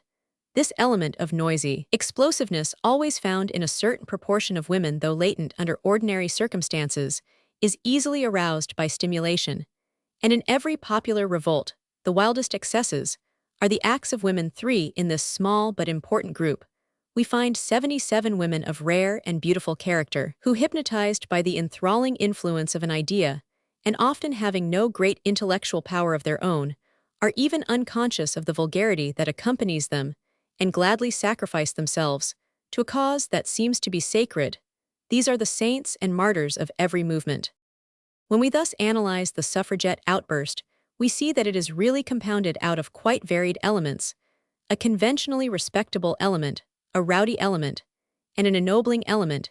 It is therefore equally unreasonable to denounce its vices, or to idealize its virtues. It is more profitable to attempt to balance its services and its disservices to the cause of women's suffrage.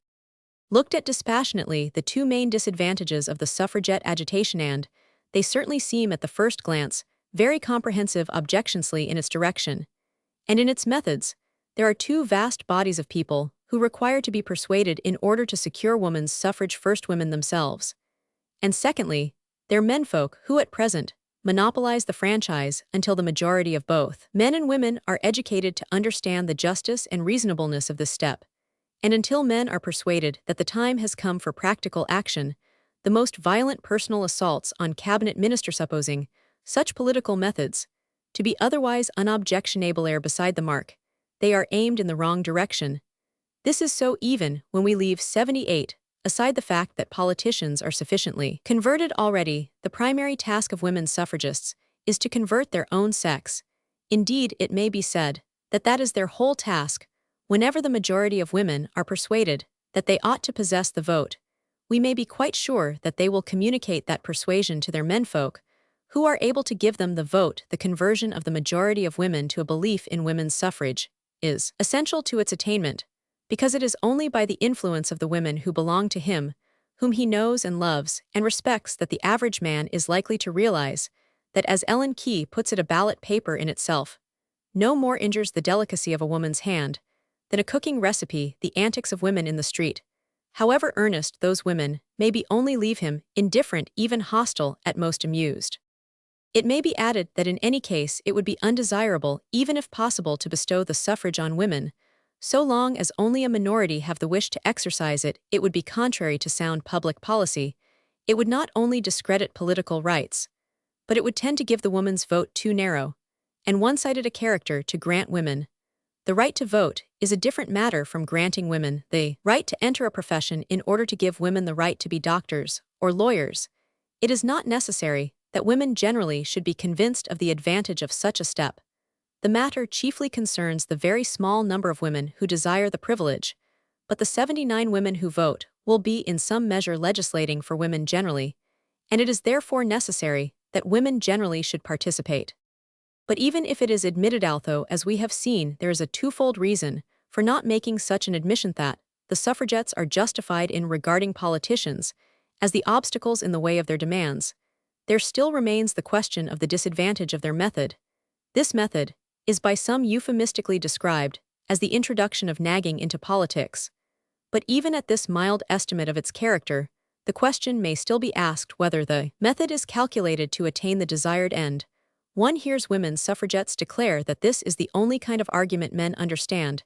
There is, however, in the masculine mind, and by no means least when it is British, an element which strongly objects to be worried and bullied even into a good course of action. The suffragettes have done their best to stimulate that element of obstinacy, even among men who viewed the matter from an unprejudiced standpoint.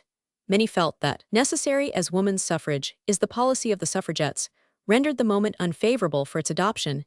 It is a significant fact that in the countries which have so far granted women the franchise, no methods in the slightest degree resembling those of the suffragettes have ever been practiced.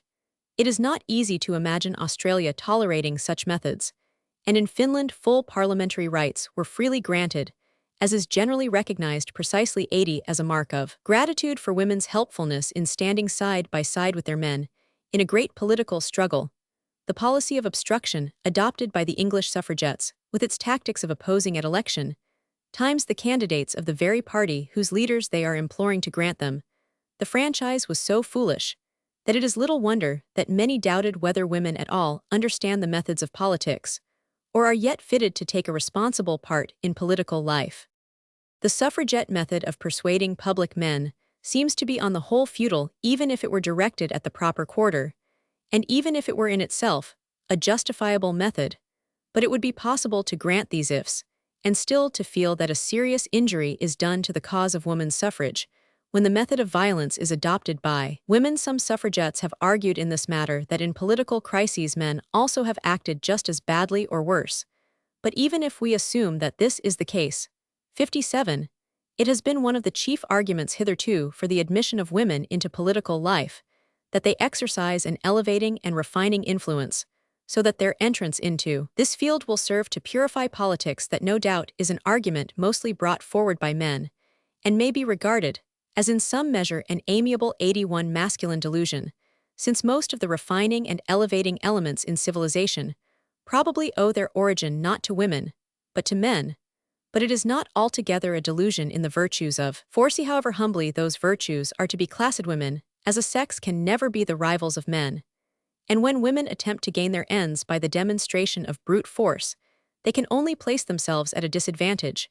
They are laying down the weapons they know best how to use and adopting weapons so unsuitable that they only injure the users. Many women speaking on behalf of the suffragettes protest against the idea that women must always be charming, and if charm is to be understood in so narrow and conventionalized a sense, that it means something which is incompatible with the developed natural activities whether of the soul or of the body, then such a protest is amply justified.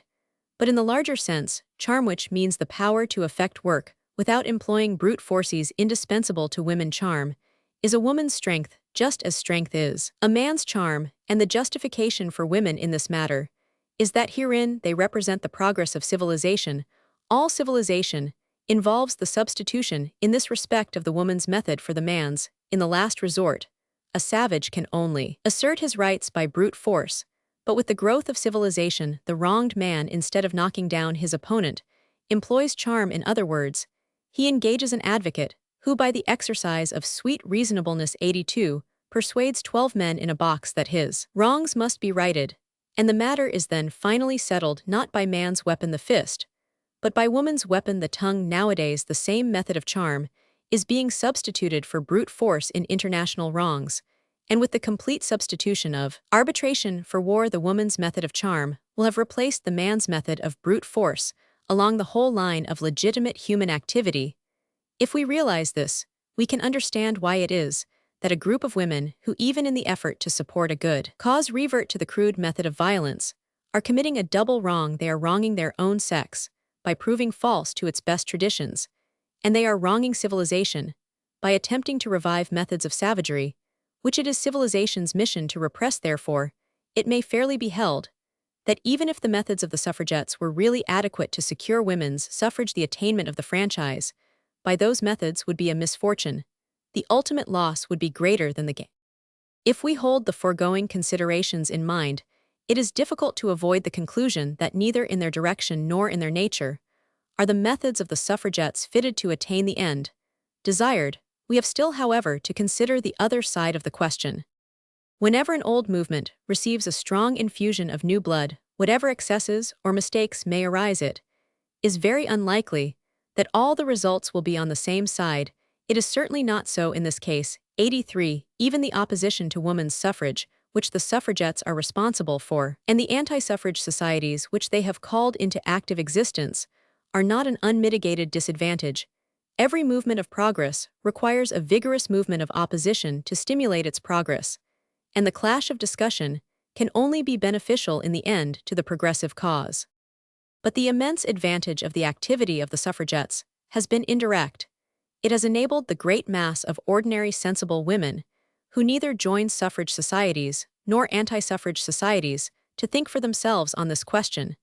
Until a few years ago, while most educated women were vaguely aware of the existence of a movement for giving women the vote, they only knew of it as something rather unpractical and remote. Its reality had never been brought home to them. When women witnessed the eruption into the streets of a band of women, most of them, apparently women much like themselves who were so convinced that the franchise must be granted to women here and now that they were prepared to face publicity, ridicule, and even imprisonment. Then votes for women became to them for the first time real and living issue in a great many cases. Certainly, they realized that they intensely disliked the people who behaved in this way and any cause that was so preached. But in a great many other cases, they realized for the first time definitely that the demand of votes for women was a reasonable demand, and that they were themselves 84 suffragists, though they had no wish to take an active part in the movement and no real sympathy with its more militant methods. There can be no doubt that in this way the suffragettes have performed an immense service for the cause of women's suffrage. It has been for the most part an indirect and undesigned service. But in the end, it will perhaps more than serve to counterbalance the disadvantages attached to their more conscious methods and their more deliberate aims. If, as we may trust, this service will be the main outcome of the suffragette phase of the women's movement, it is an outcome to be thankful, for we may then remember with gratitude the ardent enthusiasm of the suffragettes, and forget the foolish and futile ways in which it was manifested. There has never been any doubt as to the ultimate adoption of women's suffrage. Its gradual extension among the more progressive countries of the world sufficiently indicates that it will ultimately reach even to the most backward countries. Its accomplishment in England has been gradual, although it is here so long since the first steps were taken, not because there has been some special and malignant opposition to it on the part of men in general and politicians in particular, but simply because England is an old and conservative country with a very ancient constitutional machinery, which effectually guards against the hasty realization of any scheme of reform. This particular reform, however, is not an isolated or independent scheme. It is an essential part of a great 85 movement in the social equalization of the sexes which has been going on for centuries in our civilization, a movement such as may be correspondingly traced in the later stages of the civilizations of antiquity. Such a movement we may by our efforts help forward, we may for a while retard, but it is a part of civilization, and it would be idle to imagine that we can affect the ultimate issue. That the issue of women's suffrage may be reached in England within a reasonable period is much to be desired for the sake of the women's movement in the larger sense, which has nothing to do with politics, and is now impeded by this struggle. The enfranchisement of women, Miss Frances Cobb declared 30 years ago, is the crown and completion of all progress in women's movement. Votes for women, exclaims more youthfully, but not less unreasonably, Miss Christabel Pankhurst, means a new heaven and a new earth. But women's suffrage no more means a new heaven or even a new earth than it means as other people fear a new purgatory and a new hell. We may see this quite plainly in Australasia. Women's votes aid in furthering social legislation and contribute to the passing of acts, which have their good side, and no doubt, like everything else, their bad side. As Elizabeth Cady Stanton, who devoted her life to the political enfranchisement of women, declared, the ballot is at most only the vestibule to women's emancipation. Man's suffrage has not introduced the millennium, and it is foolish to suppose that woman's suffrage can 86. It is merely an act of justice and a reasonable condition of social hygiene. The attainment of the suffrage, if it is a beginning and not an end, will thus have a real and positive value in liberating the woman's movement from a narrow and sterilizing phase of its course in England. Especially, the woman's movement has in the past largely confined itself to imitating men, and to obtaining the same work and the same rights as men. Putting the matter more broadly, it may be said that it has been the aim of the woman's movement to secure woman's claims as a human being rather than as woman, but that is only half the task of the woman's movement, and perhaps not the most essential half. Women can never be like men any more than men can be like women. It is their unlikeness which renders them indispensable to each other, and which also makes it imperative that each sex should have its due share in molding the conditions of life. Woman's function in life can never be the same as man's, if only because women are the mothers of the race. That is the point. The only point at which women have an uncontested supremacy over men. The most vital problem before our civilization today is the problem of motherhood, the question of creating the human beings best fitted for modern life, the practical realization of a sound eugenics. Manouvrier, the distinguished anthropologist who carries feminism to its extreme point in the scientific sphere, yet recognizes the fundamental fact that a woman's part is to make children, but he clearly perceives also that in all its extent and all its consequences that part is not surpassed in importance, in difficulty or in dignity by the man's part. On the contrary, it is a part which needs an amount of intelligence incontestably superior, and by far to that required by most masculine occupations. 58. We are here at the core of the woman's movement, and the full fruition of that movement means that women, by virtue of their supremacy in this matter, shall take their proper share in legislation for life, not as mere sexless human beings, but as women, and in accordance with the essential laws of their own nature as women. Roman 2. There is a further question: is it possible to discern the actual embodiment of this new phase of the woman movement? I think it is.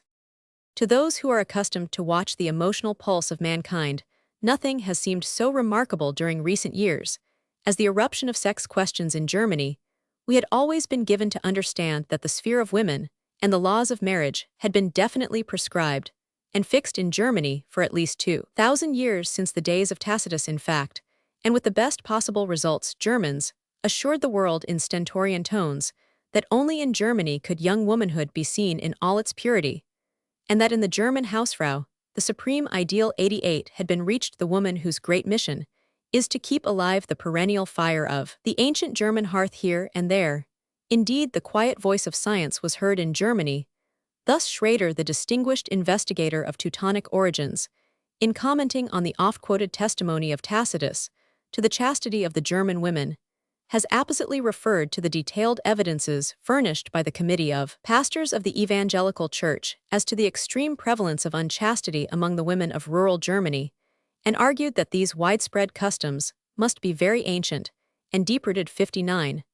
But Germans in general refused to admit that Tacitus had only used the idea of German virtue as a stick to beat his own fellow countrywomen with.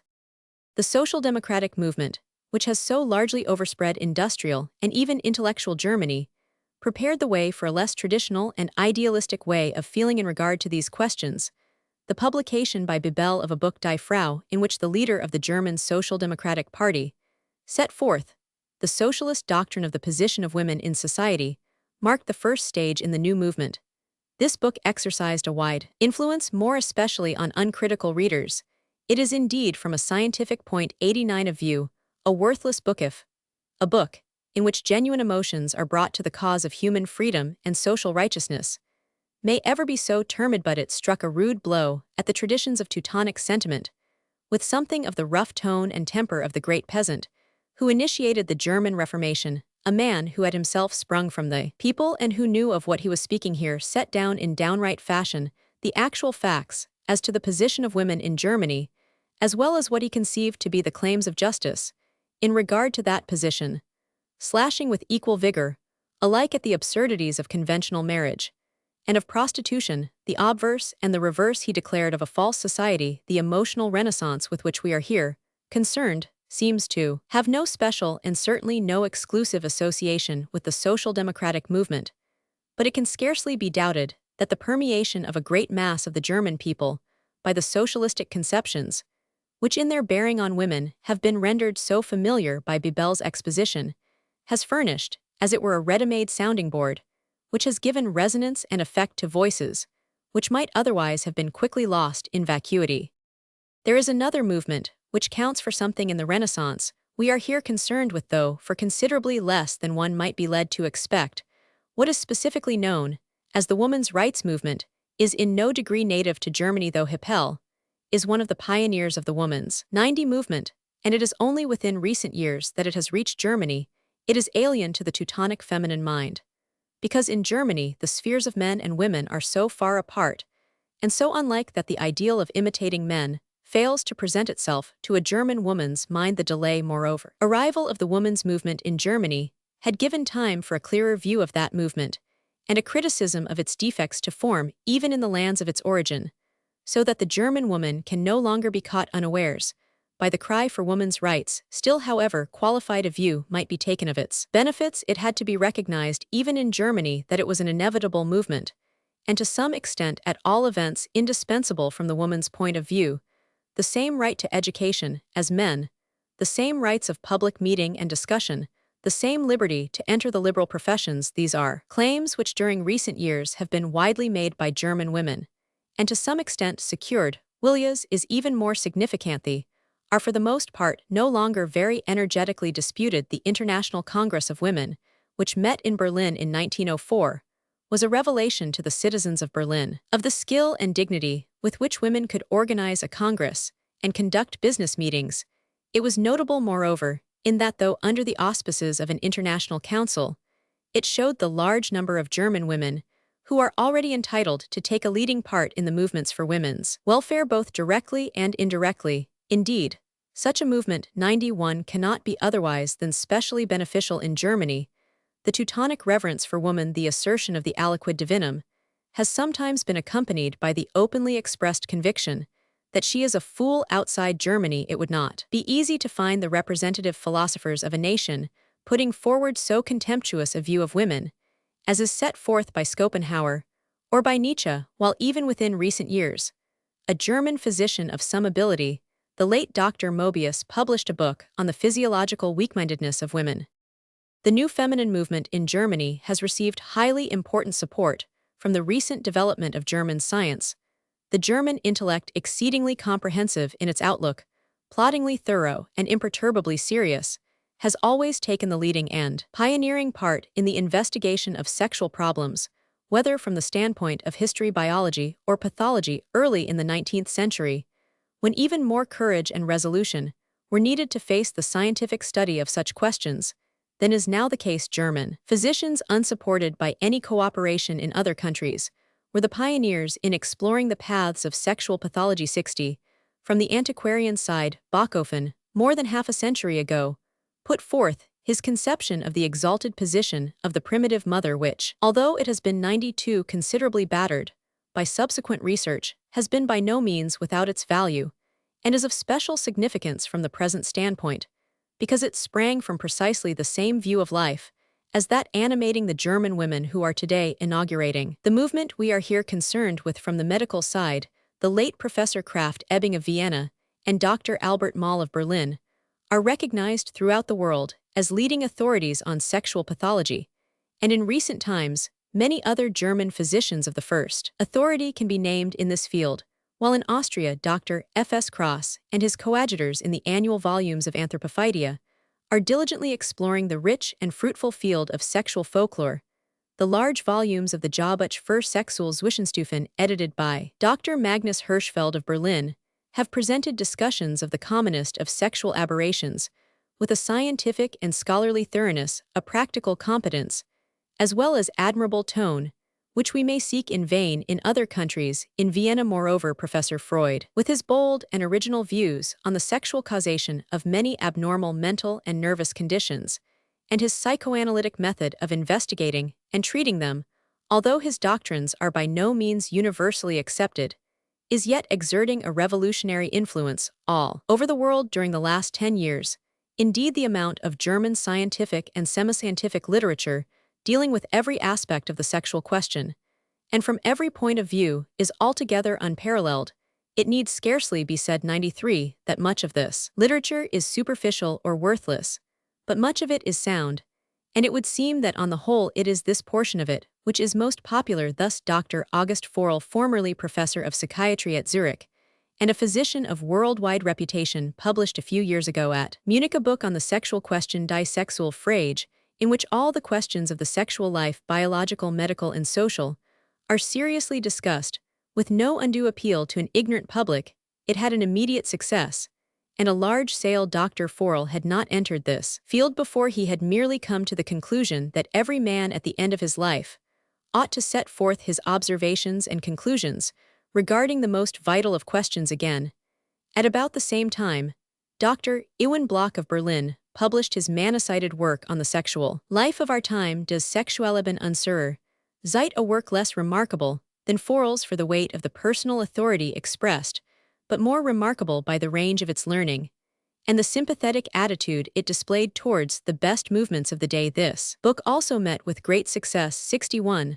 Still more recently, 1912, Dr. Albert Moll, with characteristic scientific thoroughness, has edited, and largely himself, written a truly encyclopedic handbuch, Der Sexualwissenschaften, the eminence 94 of the writers of these books, and the mental caliber needed to read them suffice to show that we are not concerned, as a careless observer might suppose, with a matter of supply and demand in prurient literature, but with the serious and widespread appreciation of serious investigations. This same appreciation is shown not only by several biosociological periodicals of high scientific quality, but by the existence of a journal like Sexual Problem, edited by Dr. Max Marcuse, a journal with many distinguished contributors, and undoubtedly the best periodical in this field to be found in any language. At the same time, the new movement of German women, however it may arise from, or be supported by political or scientific movements, is fundamentally emotional in its character. If we think of it, every great movement of the Teutonic soul has been rooted in emotion. The German literary renaissance of the 18th century was emotional in its origin and received its chief stimulus from the contagion of the new eruption of sentiment in France. Even German science is often influenced, and not always to its advantage, by German sentiment. The Reformation is an example on a huge scale of the emotional force, which underlies German movements. Luther, for good and for evil, is the most typical of Germans, and the Luther who made his mark in the world, shrewd, coarse, superstitious peasant, who blossomed into genius, was an avalanche of emotion, a great mass of natural human instincts irresistible in their impetuosity. When we bear in mind this general tendency to emotional expansiveness in the manifestations 95 of the Teutonic soul, we need feel no surprise that the present movement among German women should be to a much greater extent than the corresponding movements in other countries an emotional renaissance. It is not first and last a cry for political rights, but for emotional rights, and for the reasonable regulation of all those social functions which are founded on the emotions. 62. This movement, although it may properly be said to be German, since its manifestations are mainly exhibited in the great German Empire, is yet essentially a Teutonic movement, in the broader sense of the word. Germans of Austria, Germans of Switzerland, Dutch women, Scandinavians, have all been drawn into this movement, but it is in Germany proper that they all find the chief field of their activities. If we attempt to define in a single sentence the specific object of this agitation, we may best describe it as based on the demands of woman the mother, and as directed to the end of securing for her the right to control and regulate the personal and social relations which spring from her nature as mother or possible mother. Therein, we see at once both the intimately emotional and practical nature of this new claim and its decisive unlikeness to the earlier woman movement that was definitely a demand for emancipation. Political enfranchisement was its goal. Its perpetual assertion was that women 96 must be allowed to do everything that men do. But the new Teutonic woman's movement, so far from making as its ideal the imitation of men, bases itself on that which most essentially marks the woman as unlike the men. The basis of the movement is significantly indicated by the title Mutterschutz's protection of the mother, originally born by a journal for the reform of sexual morals, established in 1905, edited by Dr. Helene Stocker of Berlin, and now called Die Neue Generation. All the questions that radiate outwards from the maternal function are here discussed: the ethics of love, prostitution, ancient and modern, the position of illegitimate mothers and illegitimate children, sexual hygiene, the sexual instruction of the young, etc. It must not be supposed that these matters are dealt with from the standpoint of a vigilant society for combating vice. The demand throughout is for the regulation of life, for reform, but for reform quite as much in the direction of expansion as of restraint on many matters of detail. Indeed, there is no agreement among these writers, some of whom approach the problems from the social and practical side, some from the psychological and philosophically side, others from the medical, legal, or historical sides. This journal was originally the organ of the Association for the Protection of Mothers, more especially unmarried mothers, called the Bund für Mutterschutz. There are many agencies for dealing with illegitimate children, but the founders of this association started from the conviction 97 that it is only through the mother that the child can be adequately cared for, as nearly a tenth of the children born in Germany are illegitimate, and the conditions of life into which such children are thrown are in the highest degree unfavorable. The question has its actuality. 63.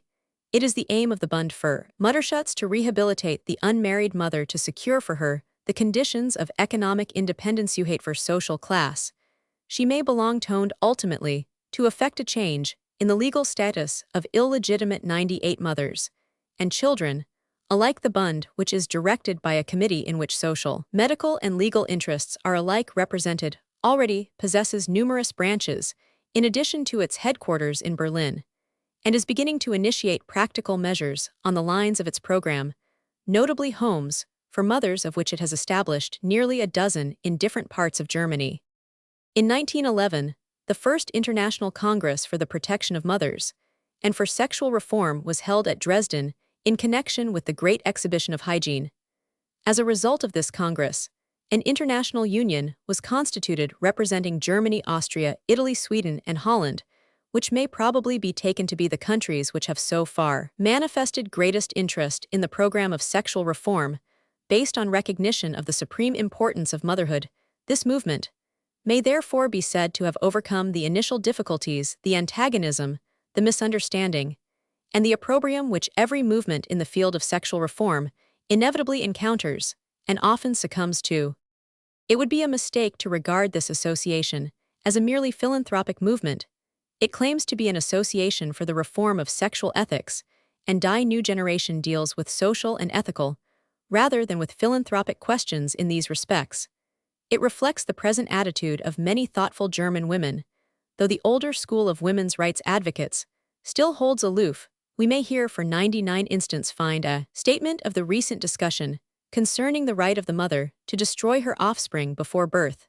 This has been boldly claimed for women by Countess Gisela von Straitberg, who advocates a return to the older moral view, which prevailed not only in classic antiquity, but even under certain conditions in Christian practice, until canon law asserting that the embryo had from the first an independent life pronounced abortion under all circumstances a crime. Countess von Straitberg takes the standpoint that as the chief risks and responsibilities must necessarily rest upon the woman, it is for her to decide whether she will permit the embryo she bears to develop. Dr. Marie Raschke, taking up the discussion from the legal side, is unable to agree that abortion should cease to be a punishable offense, though she advocates considerable modifications in the law on this matter. Dr. Siegfried Weinberg, summarizing this discussion again, from the legal standpoint, considers that there is considerable right on the Countess side, because from the modern juridical standpoint, a criminal enactment is only justified because it protects a right, and in law the embryo possesses no rights which can be injured from the moral standpoint.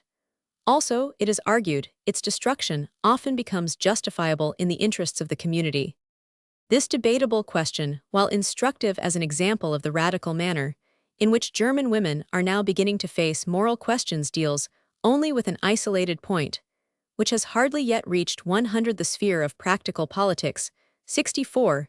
It is more interesting to consider the general conceptions which underlie this movement, and we can hardly do this better than by studying the writings of Ellen Key, who is not only one of its recognized leaders, but may be said to present its aims and ideals in a broader and more convinced manner than any other writer.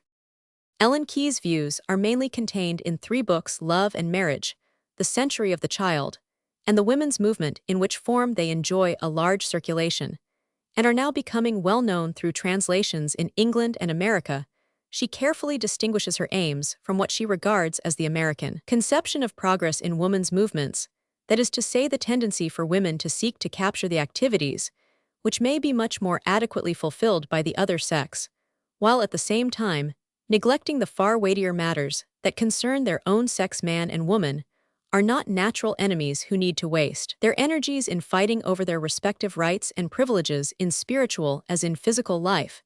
They are only fruitful together. Women, indeed, need free scope for their activities, and the earlier aspirations of feminism are thus justified, but they need it not to wrest away any tasks that men may be better fitted to perform, but to play their part in that field of creative life, which is peculiarly their own. Ellen Key would say that the highest human unit is triune, 101 father, mother, and child marriage. Therefore, instead of being as it is today the last thing to be thought of in education, becomes the central point of life. In Ellen Key's conception, those who love each other are man and wife, and by love she means not a temporary inclination, but a synthesis of desire and friendship. Just as the air is a mixture of oxygen and nitrogen, it must be this for both sexes alike. and Ellen Key sees a real progress in what seems to her the modern tendency for men to realize that the soul has its erotic side, and for women to realize that the senses have she has no special sympathy with the cry for purity in masculine candidates for marriage, put forward by some women of the present day. She observes that many men who have painfully struggled to maintain this ideal meet with disillusion for it is not the masculine lamb, but much more the spotted leopard, who fascinates women the notion that women have higher moral instincts than men. Ellen Key regards as absurd the majority of Frenchmen she remarks were against Dreyfus, and the majority of Englishwomen approved the South African War. The really fundamental difference between man and woman is that he can usually give his best as a creator, and she as a lover that his value is according to his work, and hers according to her love. And in love, the demand for each sex alike must not be primarily for a mere anatomical purity, but for passion and for sincerity.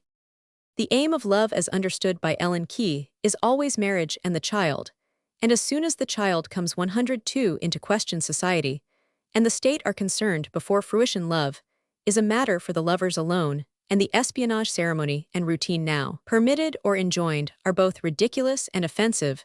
The flower of love belongs to the lovers, and should remain their secret. It is the fruit of love which brings them into relation to society. The dominating importance of the child, the parent of the race to be alone, makes the immense social importance of sexual union. It is not marriage which sanctifies generation, but generation which sanctifies marriage, from the point of view of the sanctity of generation and the welfare of the race. Ellen Key looks forward to a time when it will be impossible for a man and woman to become parents, when they are unlikely to produce a healthy child, though she is opposed to neo-Malthusian methods partly on aesthetic grounds, and partly on the more dubious grounds of doubt.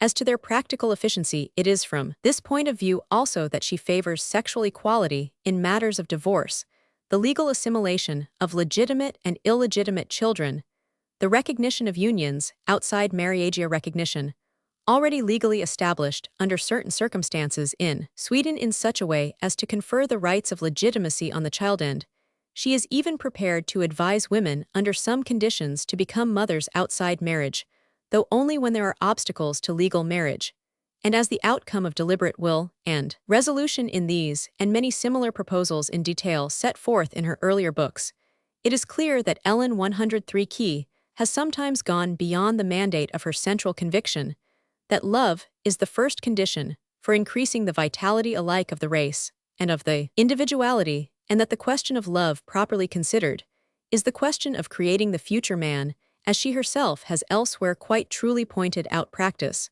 must precede, and precede by a very long time, the establishment of definite rules in matters of detail. It will be noticed that a point with which Ellen Key and the leaders of the new German women's movement specially concern themselves is the affectional needs of the supernumerary woman and the legitimation of her children. There is an excess of women over men in Germany, as in most other countries. That excess, it is said, is balanced by the large number of women who do not wish to marry. But that is too cheap a solution of the question. Many women may wish to remain unmarried, but no woman wishes to be forced to remain unmarried. Every woman, these advocates of the rights of women claim, has a right to motherhood, and in exercising the right under sound conditions, she is benefiting society. But our marriage system, in the rigid form which it has long since assumed, has not now the elasticity necessary to answer these demands.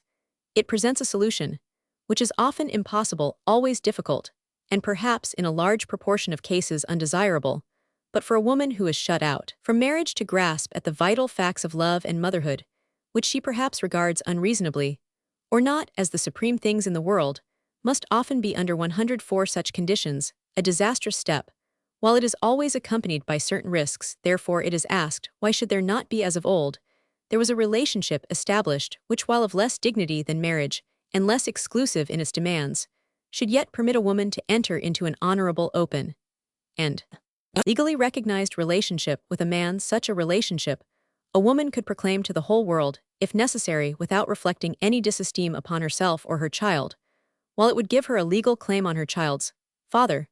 Such a relationship would be substantially the same as the ancient concubinate, which persisted even in Christendom up to the 16th century. Its establishment in Sweden has apparently been satisfactory, and it is now sought to extend it to other countries. 65. It is interesting to compare or to contrast the movement of which Ellen Key has been a conspicuous champion with the feudal movement, initiated nearly a century ago by the school of Saint Simon and Prosper and Fantin in favor of La Femme Libre 66.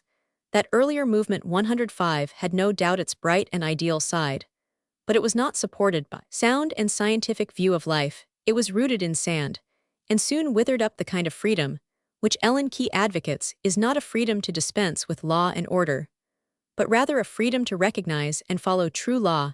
It is the freedom which in morals as well as in politics is essential for the development of real responsibility.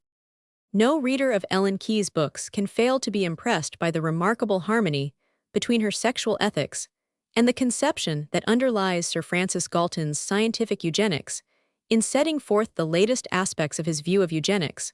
Before the Sociological Society, Galton asserted that the improvement of the race in harmony with scientific knowledge would come about by a new religious movement, and he gave reasons to show why such an expectation is not unreasonable. In the past, men have obeyed the most difficult marriage rules in response to what they believe to be supernatural commands, and there is no ground for supposing that the real demands of the welfare of the race founded on exact knowledge will prove less effective in calling out an inspiring religious emotion.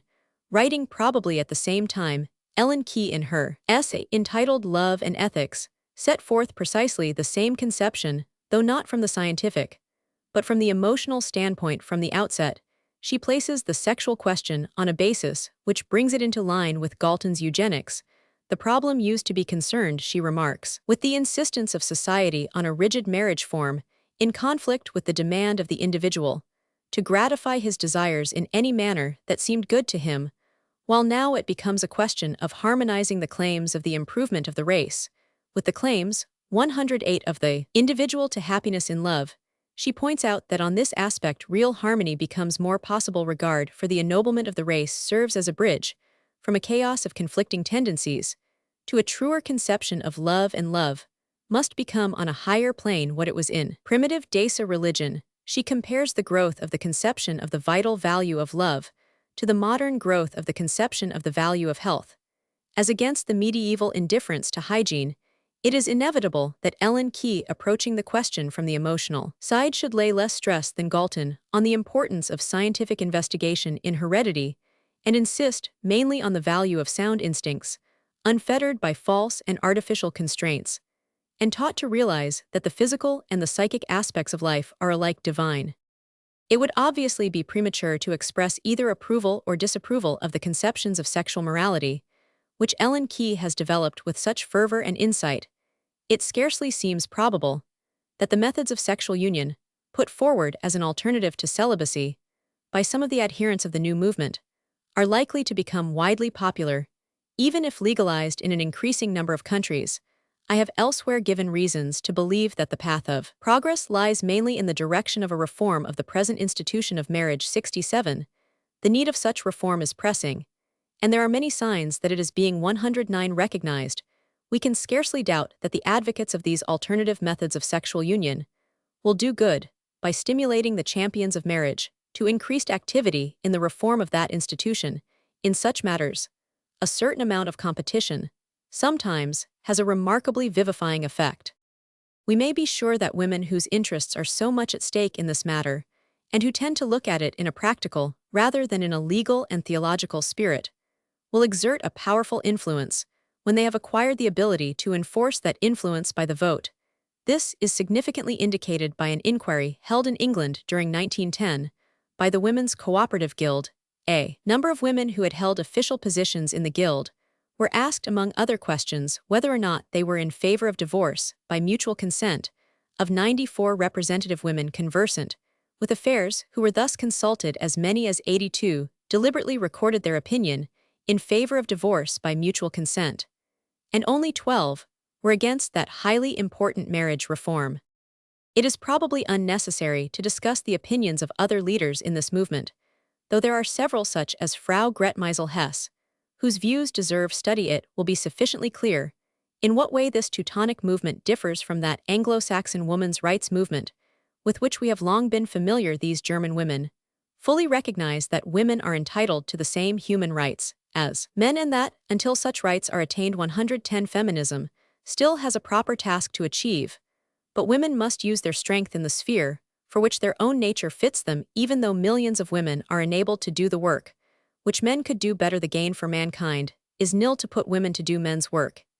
Is Ellen Key has declared as foolish as to set a Beethoven or a Wagner to do engine driving. It has probably excited surprise in the minds of some who have been impressed by the magnitude and vitality of this movement that it should have manifested itself in Germany rather than in England, which is the original home of movements for women's emancipation, or in America, where they have reached their fullest developments. This, however, ceases to be surprising when we realize the special qualities of the Anglo-Saxon and Teutonic temperaments and the special conditions under which the two movements arose. The Anglo-Saxon movement was a special application to women of the general French movement for the logical assertion of abstract human rights. That special application was not ardently taken up in France itself, though first proclaimed by French pioneers, 68 partly perhaps, because such one-sided applications make little appeal to the French mind, and mainly, no doubt, because women throughout the 18th century enjoyed such high 111 social consideration and exerted so much influence that they were not impelled to rise in any rebellious protest. But when the seed was brought over to England, especially in the representative form of Mary Wollstonecraft's vindication of the rights of women, it fell in virgin soil, which proved highly favorable to its development. This special application escaped the general condemnation which the Revolution had brought upon French ideas. Women in England were beginning to awaken to ideas. Women in Germany are no and the more energetic and intelligent among them eagerly seized upon conceptions which furnished food for their activities in large measure.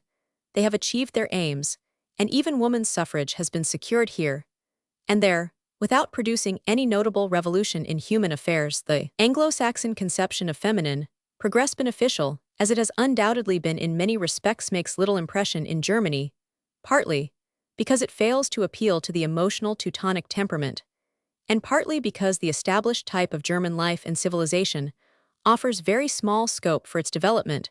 When Miss Susan Anthony, the veteran pioneer of women's movements in the United States, was presented to the German Empress, she expressed a hope that the Emperor would soon confer the suffrage on German women. It is recorded that the Empress smiled, and probably most German women smiled with her. At the present time, however, there is an extraordinary amount of intellectual activity in Germany, a widespread and massive activity, for the 112 first time. Moreover, it has reached women who are taking it up with characteristic Teutonic thoroughness, but they are not imitating the methods of their Anglo-Saxon sisters. They are going to work their own way. They are spending very little energy in waving the red flag before the fortresses of male monopoly. They are following an emotional influence, which, strangely enough, it may seem to some, finds more support from the biological and medical side than the Anglo-Saxon movement has always been able to win from the time of Aristophanes downwards. Whenever they have demonstrated before the masculine citadels, women have always been roughly bidden to go home, and now here in Germany, where of all countries that advice has been most freely and persistently given, women are adopting new tactics. They have gone home. Yes, it is true, they say, in effect, the home is our sphere, love and marriage the bearing, and the training of children, that is our world, and we intend to lay down the laws of our world. Roman 4. The emancipation of women in relation to romantic love. The absence of romantic love in classic civilization, marriage as a duty, the rise of romantic love in the Roman Empire, the influence of Christianity, the attitude of chivalry, the troubadours, the courts of love, the influence of the Renaissance conventional chivalry, and modern civilization, the woman movement. The modern woman's equality of rights and responsibilities excludes chivalry. New forms of romantic love still remain possible. Love as the inspiration of social hygiene. What will be the ultimate effect of the woman's movement, now slowly but surely taking place among us, upon romantic love? That is really a serious question, and it is much more complex than many of those who are prepared to answer it offhand may be willing to admit. It must be remembered that romantic love has not been a constant accompaniment of human relationships, even in civilization. It is true that various peoples very low down in the scale possess romantic love songs. Often it appears written by the women, but the classic civilizations of Greece and Rome, in their most robust and brilliant periods, knew little or nothing of romantic love, in connection with normal sexual relationships culminating in marriage. Classic antiquity reveals 114 a high degree of conjugal devotion and of domestic affection at all events in Rome, but the right of the woman to follow the inspirations of her own heart and the idealization and worship of the woman by the man were not only scarcely known, but so far as they were known reprehended or condemned. Ovid, in the opinion of some, represents a new movement in Rome. We are apt to regard Ovid as in erotic matters the representative of a set of immoral Roman voluptuaries. That view probably requires considerable modification. Ovid was not indeed a champion of morality, but there is no good reason to suppose that before he appeared the rather stern Roman mind had yet conceived those refinements and courtesies which he set forth in such charming detail. If we take a wide survey of his work, we may perhaps regard Ovid as the pioneer of a chivalrous attitude towards women and of a romantic conception of love not only new in Rome, but of significance for Europe generally. Ovid was a powerful factor in the Renaissance movement, and not least in England, where his influence on Shakespeare and some others of the Elizabethans cannot easily be overrated. 69. For the ordinary classic mind, Greek or Roman marriage was intended for the end of building up the family, and the family was consecrated to the state. The fulfillment of so exalted a function involved a certain austere dignity, which excluded wayward inclination. 115, or passionate emotion. These might indeed occur between a man and a woman outside marriage, but putting aside the very limited phenomena of Athenian heterism, they were too shameful to be idealized. Some trace of this classic attitude may be said to persist even today among the so-called Latin nations, notably in the French tradition, now dying out, of treating marriage as a relationship to be arranged not by the two parties themselves, but by their parents and guardians. Montaigne, attached as he was to maxims of Roman antiquity, was not very alien from the ordinary French attitude of his time, when he declared that since we do not marry so much for our own sakes as for the sake of posterity, and the race marriage is too sacred a process to be mixed with amorous extravagance. 70. There is something to be said for that point of view, which is nowadays too often forgotten, but it certainly fails to cover the whole of the ground. It is not only in the West that a contemptuous attitude towards the romantic and erotic side of life has prevailed at some of the most vigorous moments of civilization.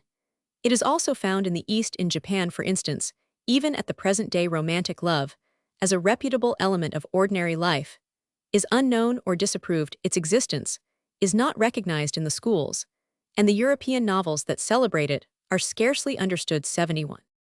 The development of modern romantic love in connection 116 with marriage seems to be found in the late Greek world under the Roman Empire. 72.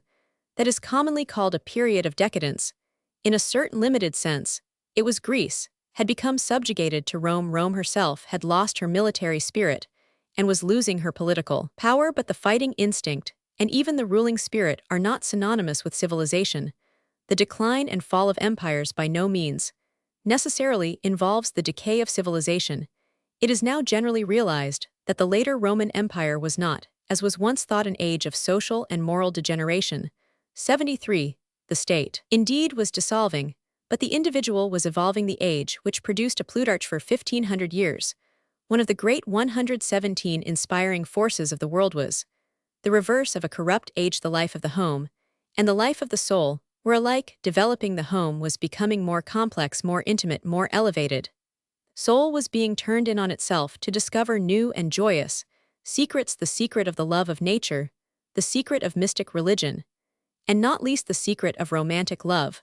When Christianity finally conquered the Roman world, its task very largely lay in taking over and developing those three secrets already discovered by paganism.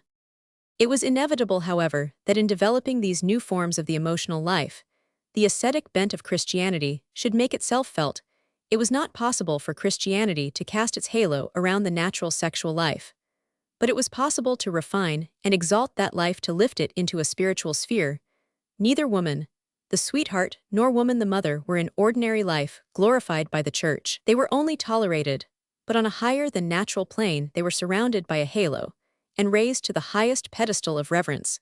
And even worship, the Virgin was exalted, bride and bridegroom became terms of mystical import, and the Holy Mother received the adoring love of all Christendom. Even in the actual relations of men and women, quite early in the history of Christianity, we sometimes find men and women cultivating relationships, which excluded that earthly union the Church looked down on, but yet involved the most tender and intimate physical affection. Many charming stories of such relationships are found in the lives of the saints, and sometimes they existed 118, even within the marriage bond. 74 Christianity led to the use of ideas and terms borrowed from earthly love, in a different and symbolic sense. But the undesigned result was that a new force and beauty were added to those ideas and terms, however applied, and also that many emotions were thus cultivated, which became capable of reinforcing earthly human love in this way. It happened that though Christianity rejected the ideal of romantic love in its natural associations, it indirectly prepared the way for a loftier and deeper realization of that. There can be no doubt that the emotional training and refining of the fleshly instincts by Christianity was the chief cause of the rise of that conception of romantic love, which we associate with the institution of chivalry exalted and sanctified by contact with the central dogmas of religion. The emotion of love was brought down from this spiritual atmosphere by the knightly lover with something of its ethereal halo still clinging to it, and directed towards an earthly mistress. The most extravagant phase of romantic love which has ever been seen was then brought about, and in many cases certainly, it was a real erotomania, which passed beyond the bounds of sanity. 75 in its 119 extreme forms.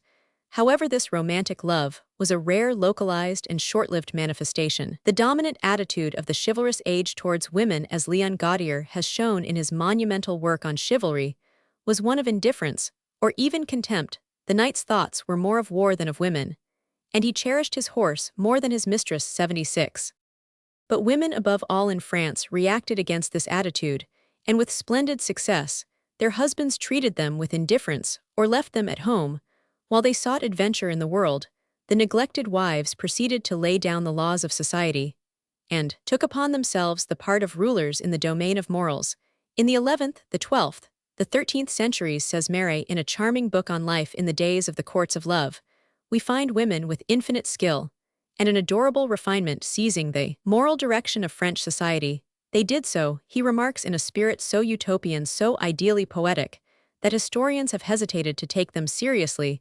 The laws of the courts of love. 77 may sometimes seem to us immoral and licentious, but in reality, they served to restrain the worst immoralities and licenses of the time. They banished violence, they allowed no venality, and they inculcated moderation.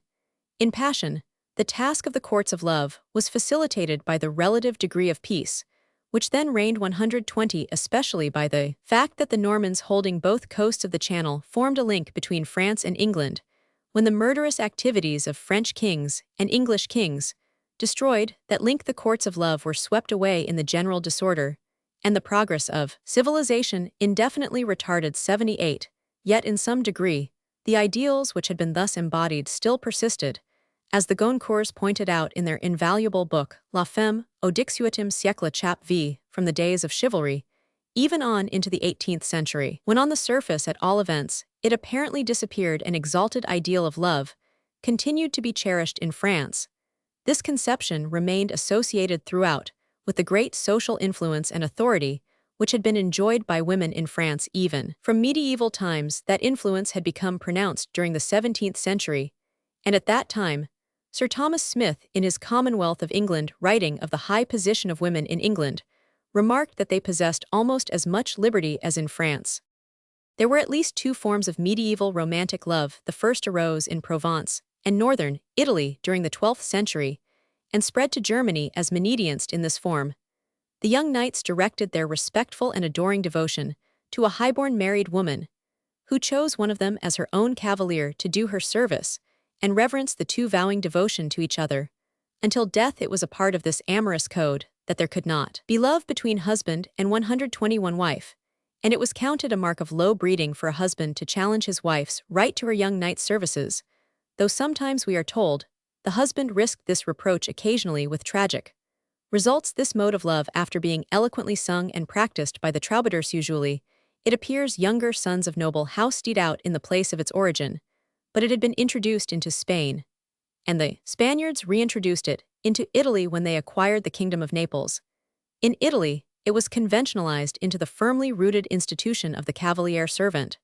From the standpoint of a strict morality, the institution was obviously open to question, but we can scarcely fail to see that at its origin, it possessed, even if unconsciously, a quasi-religious warrant in the worship of the Holy Mother, and we have to recognize that notwithstanding its questionable shape, it was really an effort to attain a purer and more ideal relationship than was possible in a rough and warlike age, which placed the wife in subordination to her husband, a tender devotion that inspired poetry and unalloyed respect that approached reverence vows that were based on equal freedom and independence on both sides. These were possibilities which the men and women of that age felt to be incompatible with marriage as they knew it. The second form of medieval romantic love was more ethereal than the first, and much more definitely and consciously based on a religious attitude. It was really the worship of the Virgin transferred to a young 122 earthly maiden, yet retaining the purity and ideality of religious worship to so high a degree. Is this the case that it is sometimes difficult to be sure whether we are concerned with a real maiden of flesh and blood, or only a poetic symbol of womanhood? This doubt has been raised notably by Bartoli concerning Dante's Beatrice, the supreme type of this ethereal love, which arose in the 13th century and was chiefly cultivated in Florence. The poets of this movement were themselves aware of the religious character of their devotion to the Donna Angelicata, to whom they even apply, as they would to the Queen of Heaven, the appellation Stella Maris. That there was an element of flesh and blood in these figures is believed by Remy de Guermantes. But when we gaze at them, he remarks, we see at first, in place of a body, only two eyes with angels' wings behind them on the background of an azure sky sown with golden stars. The lover is on his knees, and his love has become a prayer. 79. This phase of romantic love was brief, and perhaps mostly the possession of the poets, but it represented a really important moment in the evolution of modern romantic love. It was a step towards the realization of the genuinely human charm of young womanhood in real human relationships, of which we already have a foretaste in the delicious early French story of Aucassin and Nicolette.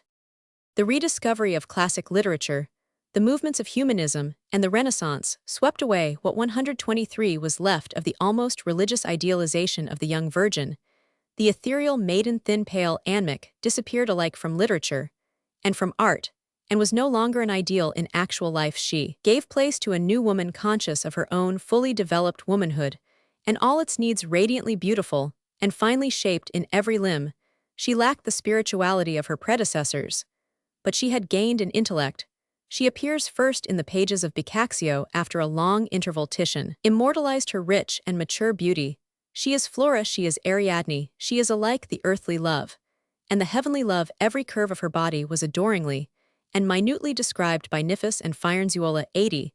She was moreover the courtesan, whose imperial charm and adroitness enabled her to trample underfoot the medieval conception of lust as sin, even in the courts of popes at the great academic center of Bologna. Finally, she chastely taught learning and science. 81.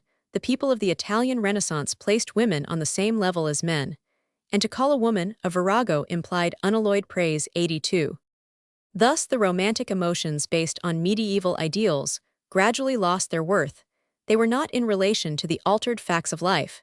They had become an empty convention, which could be turned to very unromantic uses. The movement for the emancipation 126 of women was not, consciously or directly, a movement of revolt against an antiquated chivalry.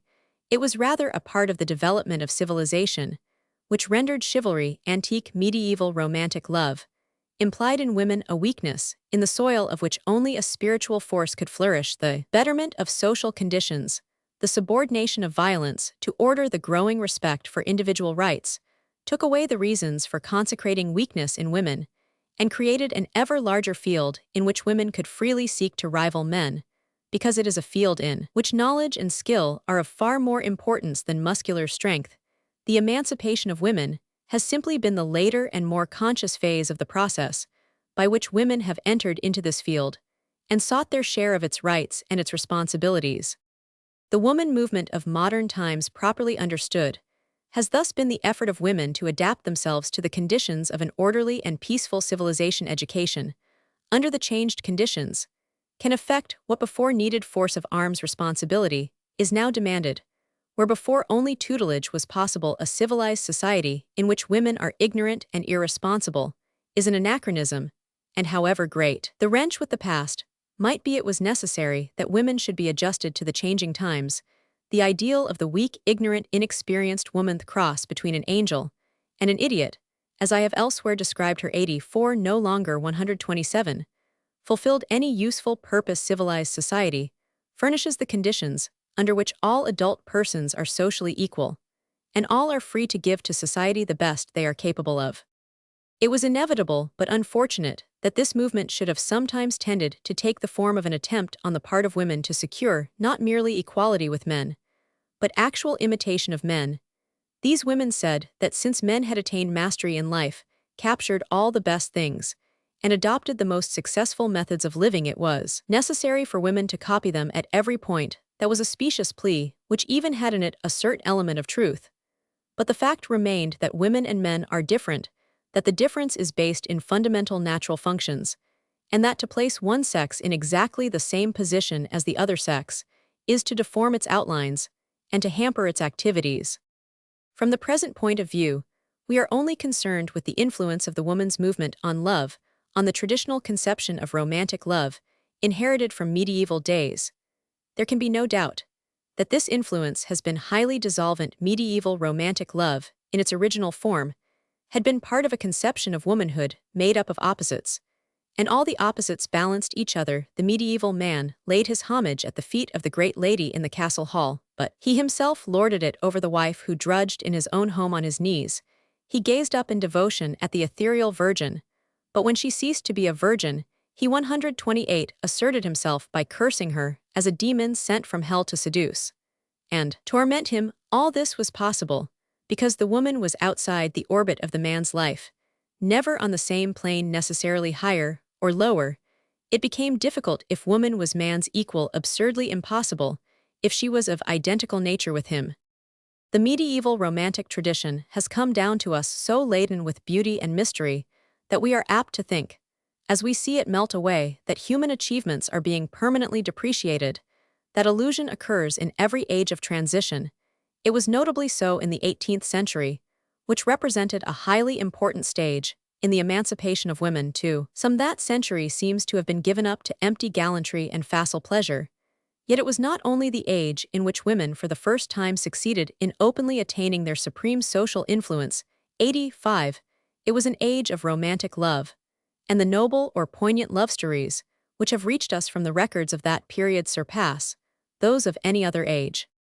If we believe with Goethe that the religion of the future consists in a triple reverence for what is above us, the reverence for what is below us, and the reverence for our equals 86, we need not grieve overmuch if one form of this reverence, the first, and that which Goethe regarded as the earliest and crudest 129, has lost its exclusive claim. Reverence is essential to all romantic love, to bring down the Madonna and the Virgin from their pedestals to share with men the common responsibilities and duties of life, is not to divest them of the claim to reverence.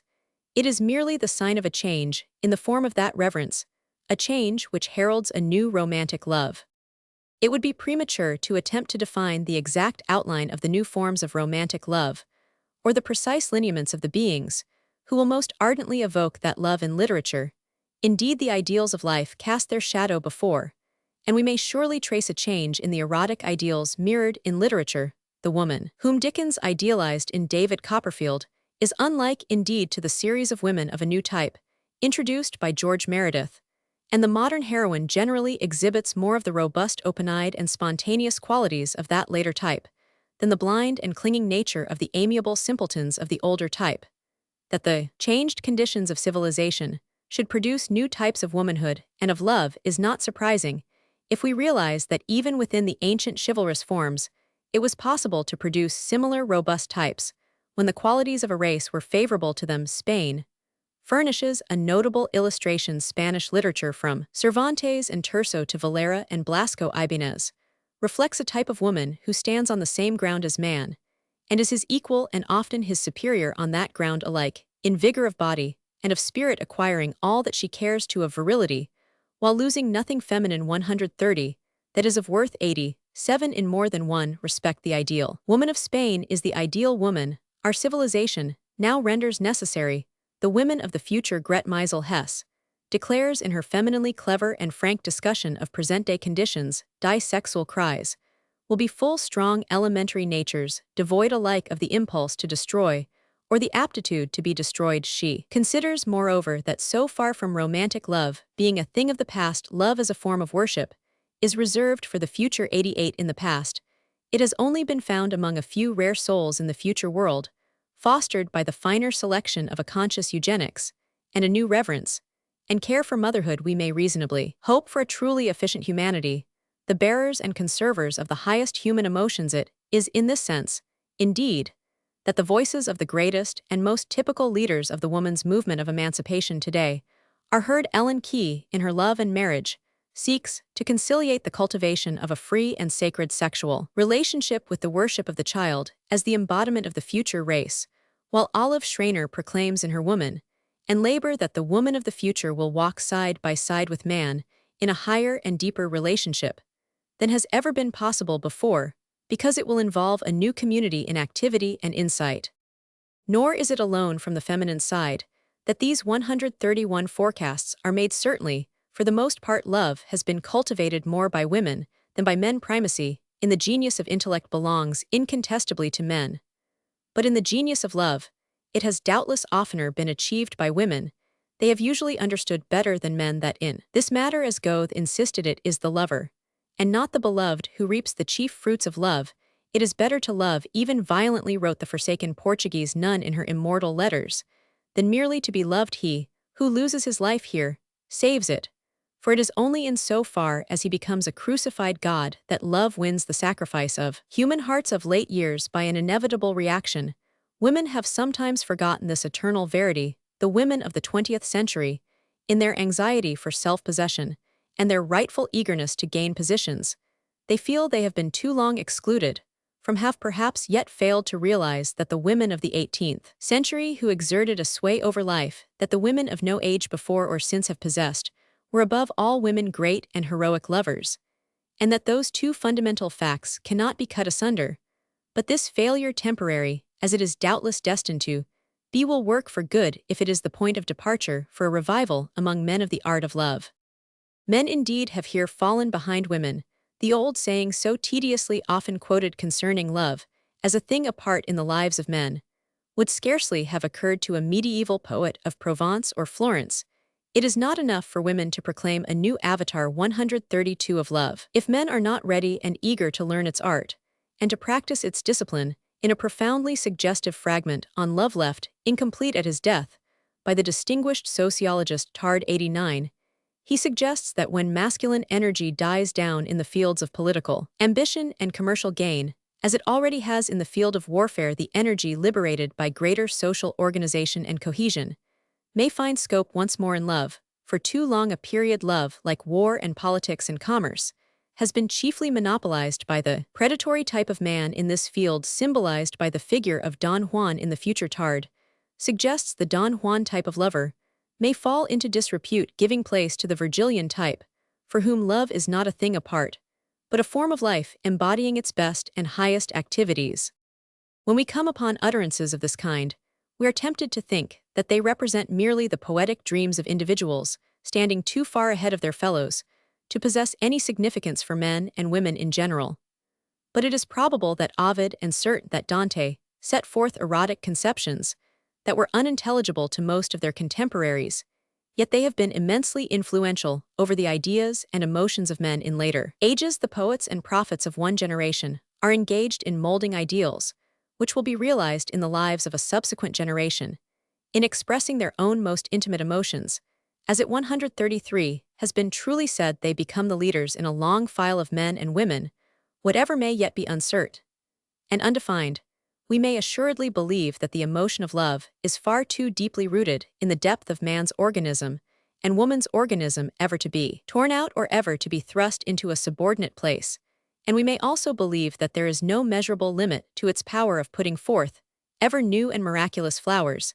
It is recorded that once in James Hinton's presence the conversation turned on music, and it was suggested that owing to the limited number of musical combinations and the unlimited number of musical compositions, a time would come when all music would only be a repetition of exhausted harmonies, Hinton remarked that then would come a man so inspired by a new spirit that his feeling would be not that all music has been written, but that no music has yet been written. It was a memorable saying in every field, that is the perpetual proclamation of genius, behold I create all things new. And in this field of love, we can conceive of no age in which to the inspired seer it will not be possible to feel there has yet been no love. V. The significance of a falling birth rate.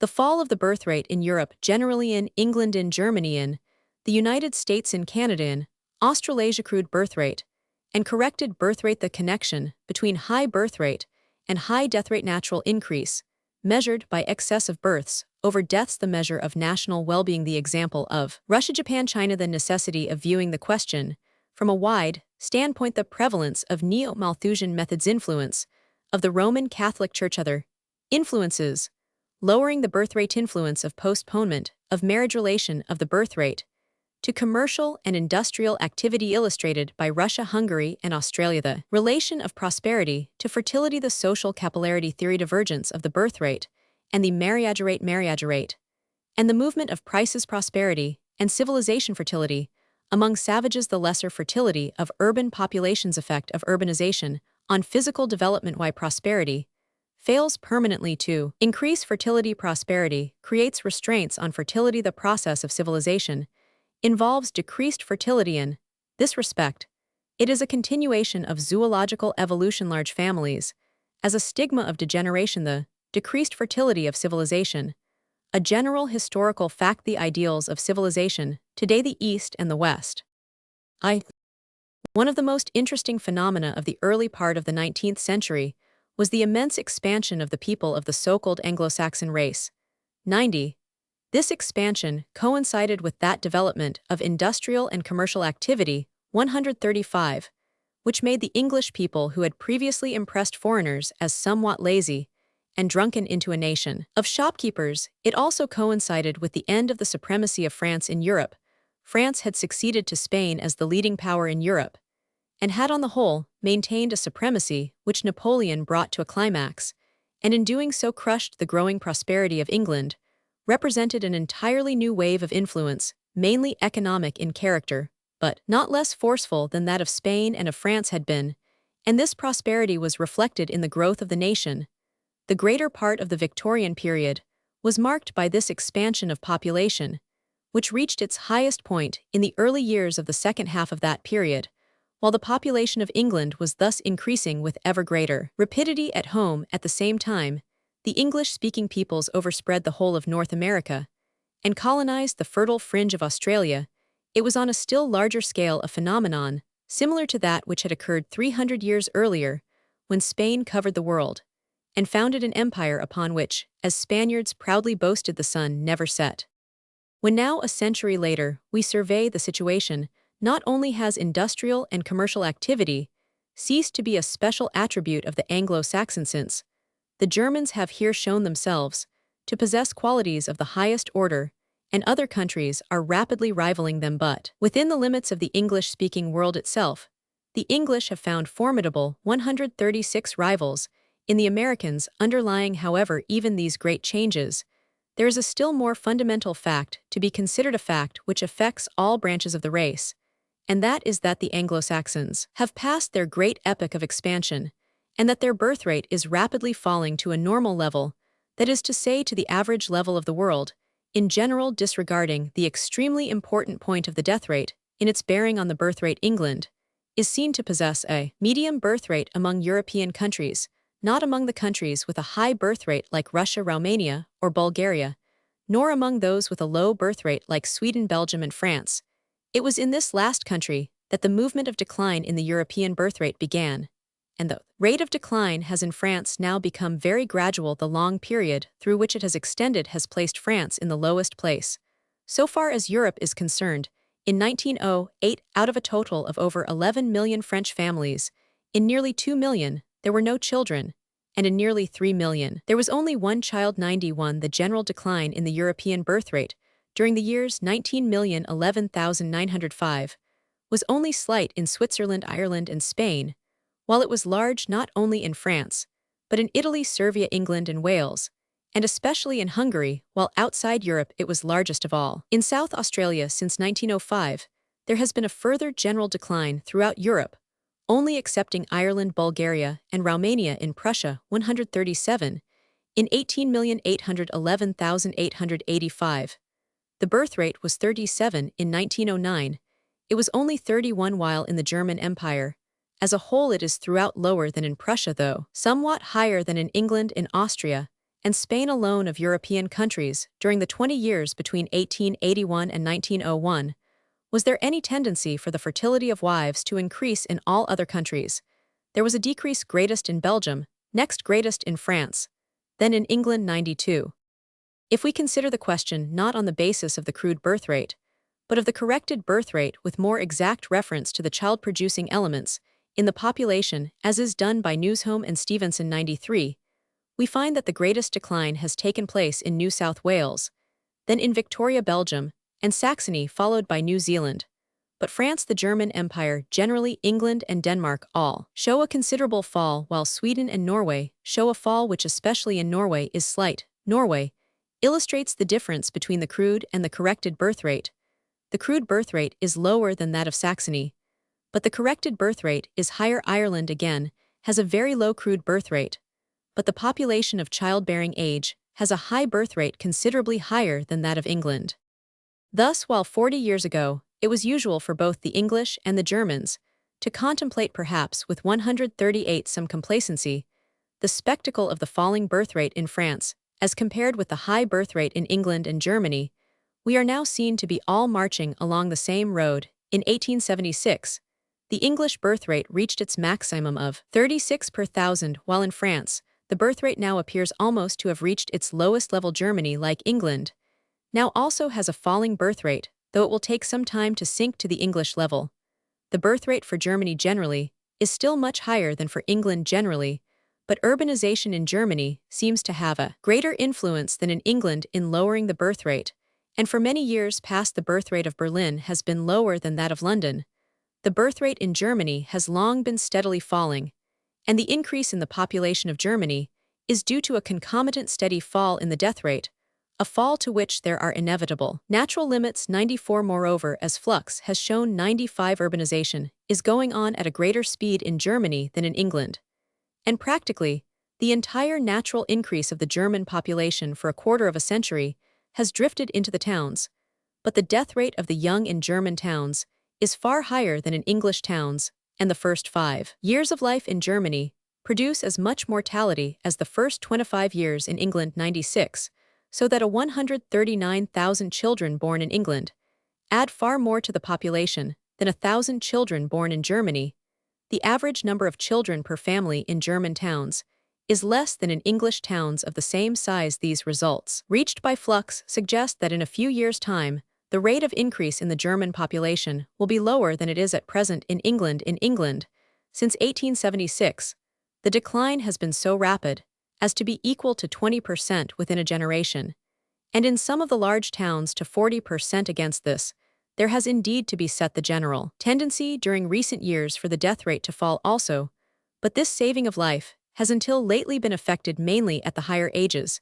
There has been but little saving of the lives of infants, upon whom the death rate falls most heavily. Accompanying this falling off in the number of children produced, there has often been, as we might expect, a fall in the marriage rate, but this has been less regular, and of late the marriage rate has sometimes been high when the birth rate was low. 97.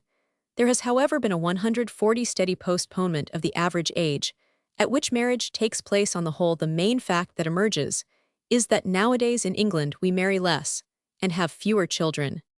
This is now a familiar fact, and perhaps it should not excite very great surprise. England is an old and fairly stable country, and it may be said that it would be unreasonable to expect its population to retain indefinitely a high degree of fertility. Whether this is so or not, there is the further consideration to be borne in mind that during nearly the whole of the Victorian period, emigration of the most vigorous stocks took place to a very marked extent. It is not difficult to see the influence of such emigration in connection with the greatly diminished population of Ireland as compared with Scotland, and we may reasonably infer that it has had its part in the decreased fertility of the United Kingdom generally. But we encounter the remarkable fact that this decreased fertility of the Anglo-Saxon populations is not confined to the United Kingdom. It is even more pronounced in those very lands to which so many thousand shiploads of our best people have been taken in the United States. The question has attracted much attention, and there is little disagreement among careful observers as to the main facts of the situation. The question is 141. Indeed, somewhat difficult for two reasons. The registration of births is not generally compulsory in the United States, and even when general facts are ascertained, it is still necessary to distinguish between the different classes of the population. Our conclusions must therefore be based not on the course of a general birth rate, but on the most reliable calculations based on the census returns and on the average size of the family at different periods and among different classes of the population. A bulletin of the Census Bureau of the United States since 1860 was prepared a few years ago by Walter F. Wilcox of Cornell University. It determines from the data in the census office the proportion of children to the number of women of childbearing age in the country at different periods, and shows that there has been on the whole a fall from the beginning to the end of the last century. Children under 10 years of age constituted 1/3 of the population at the beginning of the century, and at the end less than 1/4 of the total population between 1850 and 1860.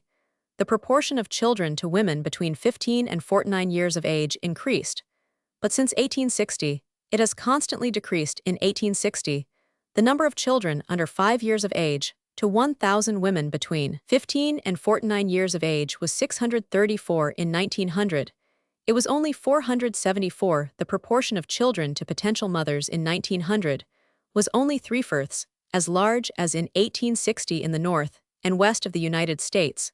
The decline has been regular, while in the south the change has been less regular and the decline less marked. A comparison is 142 made between the proportion of children in the foreign-born population, and in the American the former was 710 to the latter's 462 in the colored population. The proportion of children is greater than in the corresponding white population. There can be no doubt whatever that from the 18th century to the 20th, there has been a steady decrease in the size of the American family. Franklin in the 18th century estimated that the average number of children to a married couple was 8. Genealogical records show that while in the 17th century it was nearly 7, it was over 6 at the end of the 18th century. Since then, as Engelman and others have shown, there has been a steady decrease in the size of the family. In the earlier years of the 19th century, there were between 4 and 5 children to each marriage, while by the end of the century, the number of children had fallen to between 4 and but little over 1. Engelman finds that there is but a very trifling difference in this respect between the upper and the lower social classes. The average for the laboring classes at St. Louis he finds to be about 2, and for the higher classes, a little less. It is among the foreign-born population, and among those of foreign parents, that the larger families are found. Thus Kuczynski, by analyzing the census, finds that in Massachusetts the average number of children to each married woman among the American-born of all social classes is 2, while among the foreign-born of all social classes it is 4. Moreover, sterility is much more frequent among American women, 143, than among foreign women in America. Among various groups in Boston, St. Louis, and elsewhere, it varies between 20 and 23%, and in some smaller groups is even considerably higher, while among the foreign-born, it is only 13%. The net result is that the general natality of the United States at the present day is about equal to that of France, but that when we analyze the facts, the fertility of the old native-born American population of mainly Anglo-Saxon origin is found to be lower than that of France. This element, therefore, is rapidly dwindling away in the United States. The general level of the birth rate is maintained by the foreign immigrants, who in many states, as in New York, Massachusetts, Michigan, and Minnesota, constitute the majority of the population and altogether number considerably over 10 million among these immigrants. The Anglo-Saxon element is now very small. Indeed, the whole North European contingent among the American immigrants, which was formerly nearly 90% of the whole, has since 1890 steadily sunk, and the majority of the immigrants now belong to the Central, Southern, and Eastern European stocks. The racial, and it is probable the psychological characteristics of the people of the United States are thus beginning to undergo not merely modification, but it may almost be said a revolution. If, as we may well believe, the influence of the original North European racial elements Anglo-Saxon, Dutch, and French still continues to persist in the United States, it can only be the influence of a small aristocracy maintained by intellect and character. The net result is a slight increase on the part of the French Canadians, as compared with the English element in the province, as becomes clear when we compare the proportion of the population of English, Scotch, Irish, and all other nationalities with the total population of the province now. And 30 years ago, in 1871, it was 21%, in 1901, it was only 19%. The decrease of the Anglo-Saxons may here appear to be small, though it must be remembered that 30 years is but a short period in the history of a nation. But it is significant when we bear in mind that the English element has here been constantly reinforced by immigrants, who, as the experience of the United States shows, are by no means an infertile class, and that such reinforcement cannot be expected to continue in the future. From Australia comes the same story of the decline of Anglo-Saxon fertility in nearly all the Australian colonies. 147. The highest birth rate was reached some 20 or 30 years ago. Since then, there has been a more or less steady fall, accompanied by a marked decrease in the number of marriages, and a tendency to postpone the age of marriage. One colony, Western Australia, has a birth rate which sometimes fluctuates above that of England, but it is the youngest of the colonies, and at present that with the smallest population, largely composed of recent immigrants, we may be quite sure that its comparatively high birth rate is merely a temporary phenomenon. A very notable fact about the Australian birth rate is the extreme rapidity with which the fall has taken place. Thus, Queensland in 1890 had a birth rate of 37, but by 1899, the rate had steadily fallen to 27, and the Victorian rate during the same period fell from 33 to 26 per thousand in New South Wales. The state of things has been carefully studied by Mr. Coghlan, formerly government statistician of New South Wales, who comes to the conclusion that the proportion of fertile marriages is declining, and that, as in the United States, it is the recent European immigrants only who show a comparatively high birth rate. Until 1880, Coghlan states, the Australasian birth rate was about 38 per thousand, and the average number of children to the family about 5. In 1901, the birth rate had already fallen to 27, and the size of the family to 3 children 100. It should be added 148, that in all the Australasian colonies, the birth rate reached its lowest point some years ago, and may now be regarded as in a state of normal equipoise with a slight tendency to rise. The case of New Zealand is specially interesting. New Zealand once had the highest birth rate of all the Australasian colonies. It is without doubt the most advanced of all in social and legislative matters. A variety of social reforms, which other countries are struggling for, are in New Zealand firmly established. Its prosperity is shown by the fact that it has the lowest death rate of any country in the world, only 10 per thousand as against 24 in Austria, and 22 in France.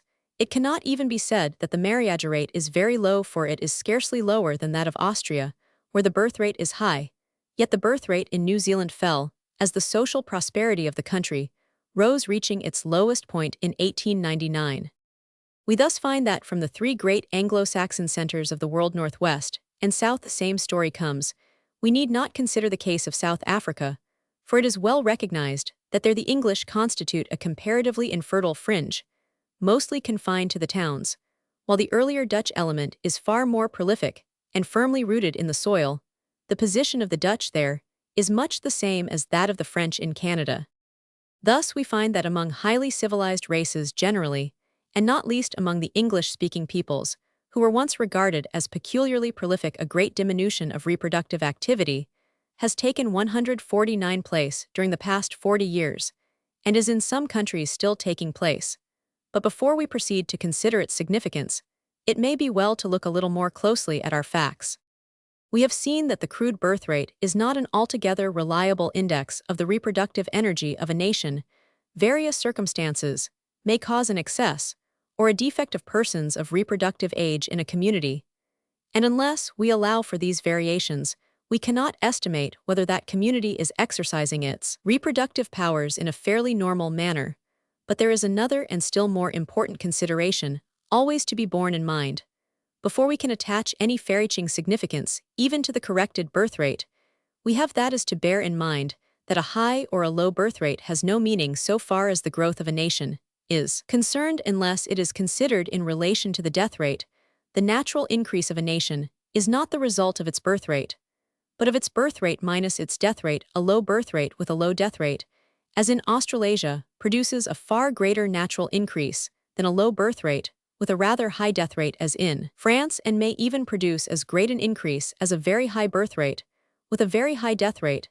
As in Russia, many worthy people might have been spared the utterance of foolish and mischievous jeremiads if instead of being content with a hasty glance at the crude birth rate, they had paused to consider this fairly obvious fact. There is an intimate connection between a high birth rate 150 and a high death rate between a low birth rate and a low death rate. It may not indeed be an absolutely necessary connection, and is not the outcome of any mysterious law, but it usually exists. And the reasons are fairly obvious. We have already encountered the statement from an official Canadian source that the large infantile mortality of French Canadian families is due to parental carelessness, consequent, no doubt, not only on the dimly felt consciousness that children are cheap, but much more on inability to cope with the manifold cares involved by a large family among the English working class. Every doctor knows the thinly veiled indifference, or even repulsion with which women view the seemingly endless stream of babies they give birth to among the Berlin working class, also hamburgers. Important investigation has indicated how serious a cause of infantile mortality this may be by taking 374 working-class women who had been married 20 years and conceived 3183 times. He found that the net result in surviving children was relatively more than twice as great among the women who had only had one child.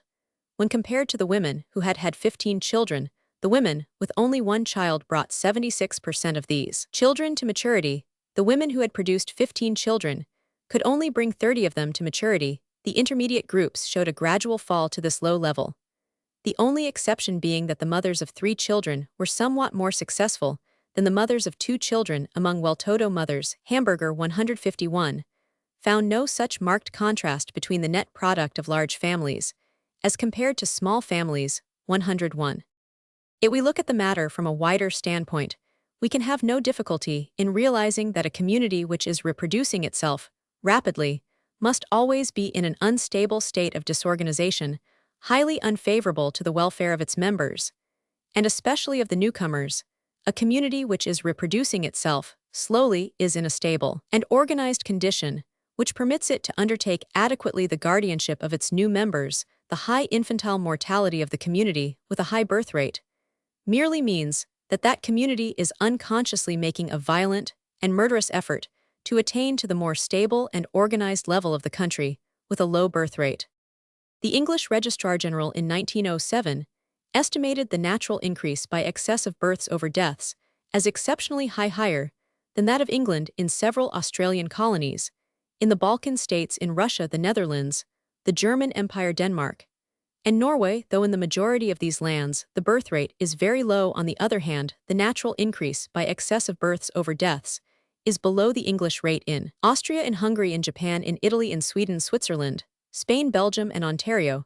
Though in the majority of these lands the birth rate is high, and in some very high, 102, 152 in most cases, it is the high death rate in infancy and childhood which exercises the counterbalancing influence against a high birth rate. The death rate in adult life may be quite moderate, and with few exceptions, we find that a high infantile mortality accompanies high birth rate, while a low infantile mortality accompanies a low birth rate. It is evident, however, that even an extremely high infantile mortality is no impediment to a large natural increase, provided the birth rate is extremely high to a more than corresponding extent. But a natural increase thus achieved seems to be accompanied by far more disastrous social conditions than when an equally large increase is achieved by a low infantile death rate working in association with a low birth rate. Thus in Norway on one side of the world, and in Australasia on the opposite side, we see a large natural increase affected not by a profuse expenditure of mostly wasted births, but by an economy in deaths, and the increase thus affected is accompanied by highly favorable social conditions and great national vigor. Norway appears to have the lowest infantile death rate in Europe, 103. On the other hand, in all the countries, probably without exception, in which a large natural increase is affected by the efforts of an immense birth rate to overcome an enormous death rate, the end is only effected with much friction and misery, and the process is accompanied by a general retardation of civilization. 154. The greater the number of children as Hamburger puts it, the greater the cost of each survivor to the family and to the state. Russia presents not only the most typical, but the most stupendous and appalling example of this process. 30 years ago, the mortality of infants under 1 year was 3 times that of Norway, nearly double that of England, more recently 18,961,900. The infantile mortality in Russia has fallen from 313 to 261. But as that of the other countries has also fallen, it still preserves nearly the same relative position, remaining the highest in Europe. While if we compare it with countries outside Europe, we find it is considerably more than 4 times greater than that of South Australia. In one town, in the government of Perm some years ago, if not still, the mortality of infants under 1 year regularly reached 45%, and the deaths of children under 5 years constituted half the total mortality. This is abnormally high even for Russia. But for all Russia, it was found that of the boys born in a single year during the second half of the last century, only 50% reached their 21st year, and even of these only 37% were fit for military service. It is estimated that there die in Russia 15 per thousand more individuals than among the same number in England. This excess mortality represents a loss of 1,650,000 lives to the state every year. 106. Thus, Russia has the highest birth rate, and at the 155 same time, the highest death rate. The large countries which after Russia have the highest infantile mortality are Austria, Hungary, Prussia, Spain, Italy, and Japan. All these, as we should expect, have a somewhat high birth rate. The case of Japan is interesting as that of a vigorous young Eastern nation which has assimilated Western ways, and is encountering the evils which come of those ways. Japan is certainly worthy of all our admiration for the skill and vigor with which it has affirmed its young nationality along Western lines. But when the vital statistics of Japan are vaguely referred to either as a model for our imitation or as a threatening peril to us, we may do well to look into the matter a little more closely. The infantile mortality of Japan 1908 is 157, a very high figure, 50% higher than that of England, much more than double that of New Zealand or South Australia. Moreover, it has rapidly risen during the last 10 years. The birth rate of Japan in 1912 was high, 36, though it has since fallen to the level of 10 years ago. But the death rate has risen concomitantly to over 24 per 1,000, and has continued to rise notwithstanding the slight decline in the birth rate. We see here a tendency to the sinister combination of a falling birth rate with a rising death rate. 107. It is obvious that such a tendency, if continued, will furnish a serious problem to Japanese social reformers. 156. And at the same time, make it impossible for Western alarmists to regard the rise of Japan as a menace to the world. It is behind China that these alarmists, when driven from every other position, finally entrench themselves. The ultimate future of these islands may be to the Chinese, incautiously exclaims Mr. Sidney Webb, who on many subjects unconnected with China speaks with authority. The knowledge of the vital statistics of China possessed by our alarmists is vague to the most extreme degree, but as the knowledge of all of us is scarcely less vague, they assume that their position is fairly safe. That, however, is an altogether questionable assumption. It seems to be quite truth in the absence of exact statistics. It may not be certain that the birth rate in China is very high, but it is quite certain that the infantile death rate is extremely high. Out of 10 children born among us, 3, normally, the weakest 3 will fail to grow up. Out of 10 children born in China, these weakest 3 will die, and probably 5 more besides, writes Professor Ross, who is intimately acquainted with Chinese conditions and has closely questioned 33 physicians practicing in various parts of China. 108. Matignon, a French physician familiar with China, states that it is the custom for a woman to suckle her child for at least 3 years should pregnancy occur during this period. It is usual. 157, and quite legal to procure abortion. Infants brought up by hand are fed on rice flour and water, and consequently, they nearly all die. 109. Putting aside altogether the question of infanticide, such a state of things is far from incredible when we remember the extremely insanitary state of China, the superstitions that flourish unchecked, and the famines, floods, and pestilences that devastate the country. it would appear probable that when vital statistics are introduced into China, they will reveal a condition of things very similar to that we find in Russia. But in a more marked degree, no doubt, it is a state of things which will be remedied. It is a not unreasonable assumption, supported by many indications, that China will follow Japan in the adoption of Western methods of civilization. 110. These methods, as we know, involve in the end a low birth rate with a general tendency to a lower death rate, neither in the near nor in the remote future under present conditions, or under probable future conditions. Is there any reason for imagining that the Chinese are likely to replace the Europeans in Europe? 111. Having thus cleared the ground, we may proceed to attempt the interpretation of the declining birth rate which marks civilization, and to discuss its significance. Roman 2. It must be admitted that it is not usual to consider the question of the declining birth rate from a broad or scientific standpoint, as we have seen no attempt is usually made to correct the crude birth rate. Still more rarely is it pointed out that we cannot consider the significance of a falling birth rate apart from the question of the death rate, and that the net increase or decrease in a nation can only be judged by taking both these factors into account. It is scarcely necessary to add, in view of so superficial a way of looking at 159, the problem that we hardly ever find any attempt to deal with the more fundamental question of the meaning of a low birth rate, and the problematical character of the advantages of rapid multiplication. The whole question is usually left to the ignorant preachers of the gospel of brute force, patriots who desire their own country to increase at the cost of all other countries, not merely in ignorance of the fact that the crude birth rate is not the index of increase, but reckless of the effect their desire, if fulfilled, would have upon all the higher and finer ends of living.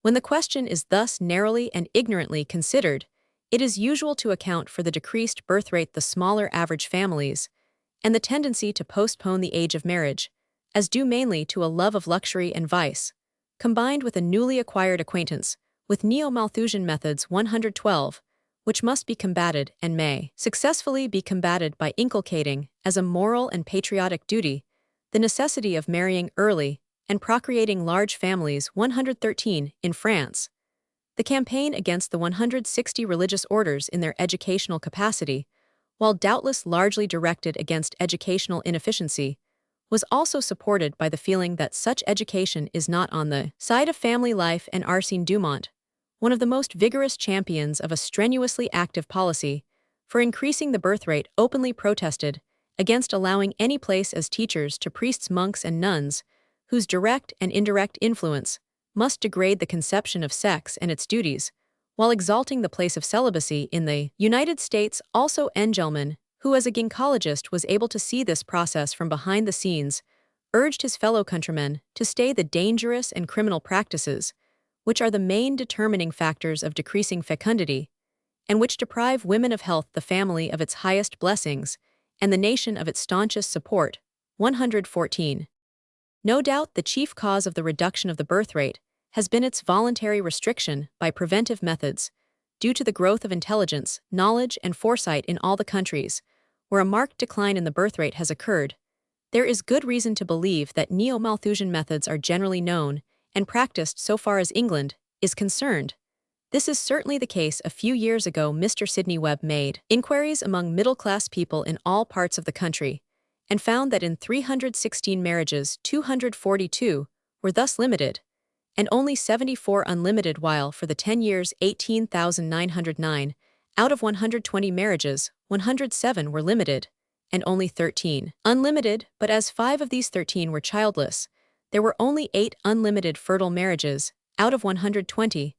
As to the causes assigned for limiting the number of children, in 16,473 out of 128 cases in which particulars were given under this head, the poverty of the parents in relation to their standard of comfort was a factor. Sexual ill health, that is generally the disturbing effect of childbearing, in 24, and other forms of ill health of the parents in 38 cases. In 24 cases, the disinclination of the wife was a factor, and the death of a parent had in 8 cases terminated the marriage. 118. In the skilled artisan class, there is also good reason to believe that the voluntary limitation of families is constantly becoming more usual, and the statistics of benefit societies show a marked decline in the fertility of superior working-class people, during recent years.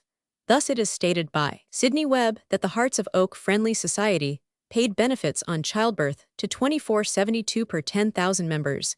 In 1880 by 1904, the proportion had fallen to 11.65 per 10,000, a much greater fall than occurred in England generally.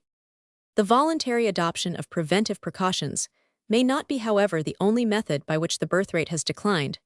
We may have also to recognize a concomitant physiological sterility induced by delayed marriage and its various consequences. We have also to recognize pathological sterility due to the impaired vitality and greater liability to venereal disease of an increasingly urban life. And we may have to recognize that stocks differ from one another in fertility. The delay in marriage as studied in England is so far apparently slight. The mean age of marriage for 165 all husbands in England has increased from 28 in 1896 to 28 in 1909, and the mean age of all wives from 26 in 1896 to 26 in 1909. This seems a very trifling rate of progression. If, however, we look at the matter in another way, we find that there has been an extremely serious reduction in the number of marriages between 15 to 20.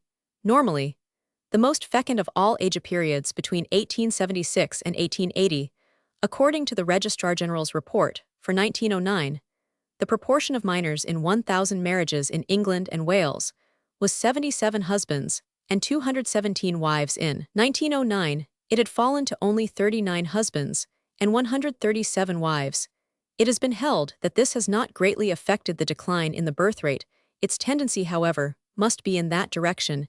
It is true that Engelman argued that delayed marriages had no effect at all on the birth rate, but it has been clearly shown that as the age of marriage increases, fecundity distinctly diminishes. 119. This is illustrated by the specially elaborate statistics of Scotland. For 1855, 120, the number of women having children, that is, the fecundity, was higher in the years 15 to 19 than at any subsequent age period except 20 to 24, and the fact that the earliest age group is not absolutely highest is due to the presence of a number of immature women in New South Wales. Coghlan has shown that 166 if the average number of children is 3. Then, a woman marrying at 20 may expect to have 5 children, a woman marrying at 28 3 children, at 32 2 children, and at 37 1 child. Newshome and Stevenson again conclude that the general law of decline of fertility with advancing age of the mother is shown in various countries, and that in nearly all countries, the mothers aged 15 to 20 have the largest number of children. The chief exception is in the case of some northern countries like Norway and Finland, where women develop late, and there it is the mothers of 20 to 25 who have the largest number of children. 121. The postponement in the age of marriage during recent years is, however, so slight that it can only account for a small part of the decline in the birth rate. Coghlan calculates that of unborn possible children in New South Wales, the loss of only about 1/6 is to be attributed to this cause. In London, however, Heron considers that the recognized connection between a low birth rate and a high social standing might have been entirely accounted for 60 years ago by postponement of marriage, and that such postponement may still account for 50% of it. 122. It is not enough, however, to consider the mechanism by which the birth rate declines to realize the significance of the decline. We must consider the causes which set the mechanism in action. We begin to obtain a truer insight into the meaning 167 of the curve of a country's birth rate when we realize that it is in relation with the industrial and commercial activity of the country. 123. It is sometimes stated that a high birth rate goes with a high degree of national prosperity. That, however, is scarcely the case. We have to look into the matter a little more closely, and when we do so, we find that not only is the statement of a supposed connection between a high birth rate and a high degree of prosperity an imperfect statement, it is altogether misleading. If in the first place we attempt to consider the state of things among savages, we find indeed great variations, and the birth rate is not infrequently low. But on the whole it would appear the marriage rate, the birth rate, and it may be added the death rate, are all alike high. Karl Rank has investigated the question with considerable care. The Trumai and Nahuqua Indians of central Brazil, 124, these tribes are yet totally uncontaminated by contact with European influences. Consumption and syphilis are alike unknown in the two villages. he investigated in detail rank, found that every man over 25 years of age was married, and that the only unmarried woman he discovered was feeble-minded 168. The average size of the families of those women, who were over 40 years of age, was between 5 and 6 children, while on the other hand, the mortality among children was great, and a relatively small proportion of the population reached old age. We see, therefore, that among these fairly typical savages living under simple natural conditions, the fertility of the women is as high as it is among all but the most prolific of European peoples, while in striking contrast with European peoples, among whom a large percentage of the population never marry, and of those who do many have no children. Practically every man and woman both marries and produces children. If we leave savages out of the question and return to Europe, it is still instructive to find that among those peoples who live under the most primitive conditions, much the same state of things may be found as among savages. This is notably the case as regards Russia. In no other great European country do the bulk of the women marry at so early an age, and in no other is the average size of the family so large, and concomitantly, with a very high marriage rate and a very high birth rate, we find in Russia, in an equally high degree, the prevalence among the masses of infantile and general mortality, disease, epidemical and other starvation, misery. 125. If now we put together the facts observed in savage life and the facts observed in civilized life, we shall begin to see the real nature of the factors that operate to raise 170 or lower the fertility of a community. It is far indeed from being prosperity which produces a high fertility, for the most wretched communities are the most prolific, but on the other hand, it is by no means the mere absence of prosperity which produces fertility, for we constantly observe that the oncoming of a wave of prosperity elevates the birth rate. In both cases alike, it is the absence of social economic restraints which conduces to high fertility. In the simple primitive community of savages, serfs, or slaves, there is no restraint on either nutritive or reproductive enjoyments. There is no adequate motive for restraint. There are no claims of future wants to inhibit the gratification of present wants. There are no high standards, no ideals, supposing again that such restraints have been established by a certain amount of forethought as regards the future, or a certain calculation as to social advantages to be gained by limiting the number of children.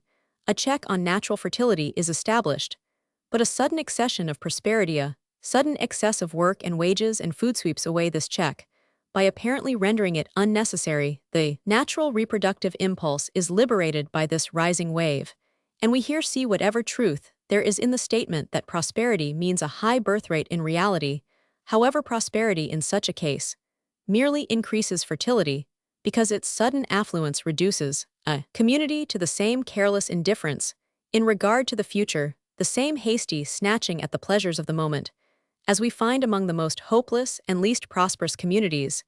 It is a 171 significant fact, as shown by Beveridge, that the years when the people of Great Britain marry most are the years when they drink most. It is in the absence of social economic restraints, absence of the perception of such restraints, or the absence of the ability to act in accordance with such perception, that the birth rate is high. Arsène Dumont seems to have been one of the first who observed this significance of the oscillation of the birth rate, though he expressed it in a somewhat peculiar way as the social capillarity theory. It is the natural and universal tendency of mankind to ascend. He declared a high birth rate and a strong ascensional impulse are mutually contradictory. Large families are only possible when there is no progress, and no expectation of it can be cherished. Small families become possible when the way has been opened to progress. One might say, Dumont puts it, that invisible valves like those which direct the circulation of the blood have been placed by nature to direct the current of human aspiration in the upward path it has prescribed. As the proletariat is enabled to enjoy the prospect of rising, it comes under the action of this law of social capillarity, and the birth rate falls. It is the effort towards an indefinite perfection, Dumont declares, which justifies nature, and man consoles us for our griefs, and constitutes our sovereign safeguard against the philosophy of despair. 127. When we thus interpret the crude facts of the falling 172 birth rate, viewing them widely and calmly in connection with the other social facts with which they are intimately related, we are able to see how foolish has been the outcry against a falling birth rate, and how false the supposition that it is due to a new selfishness, replacing an ancient altruism.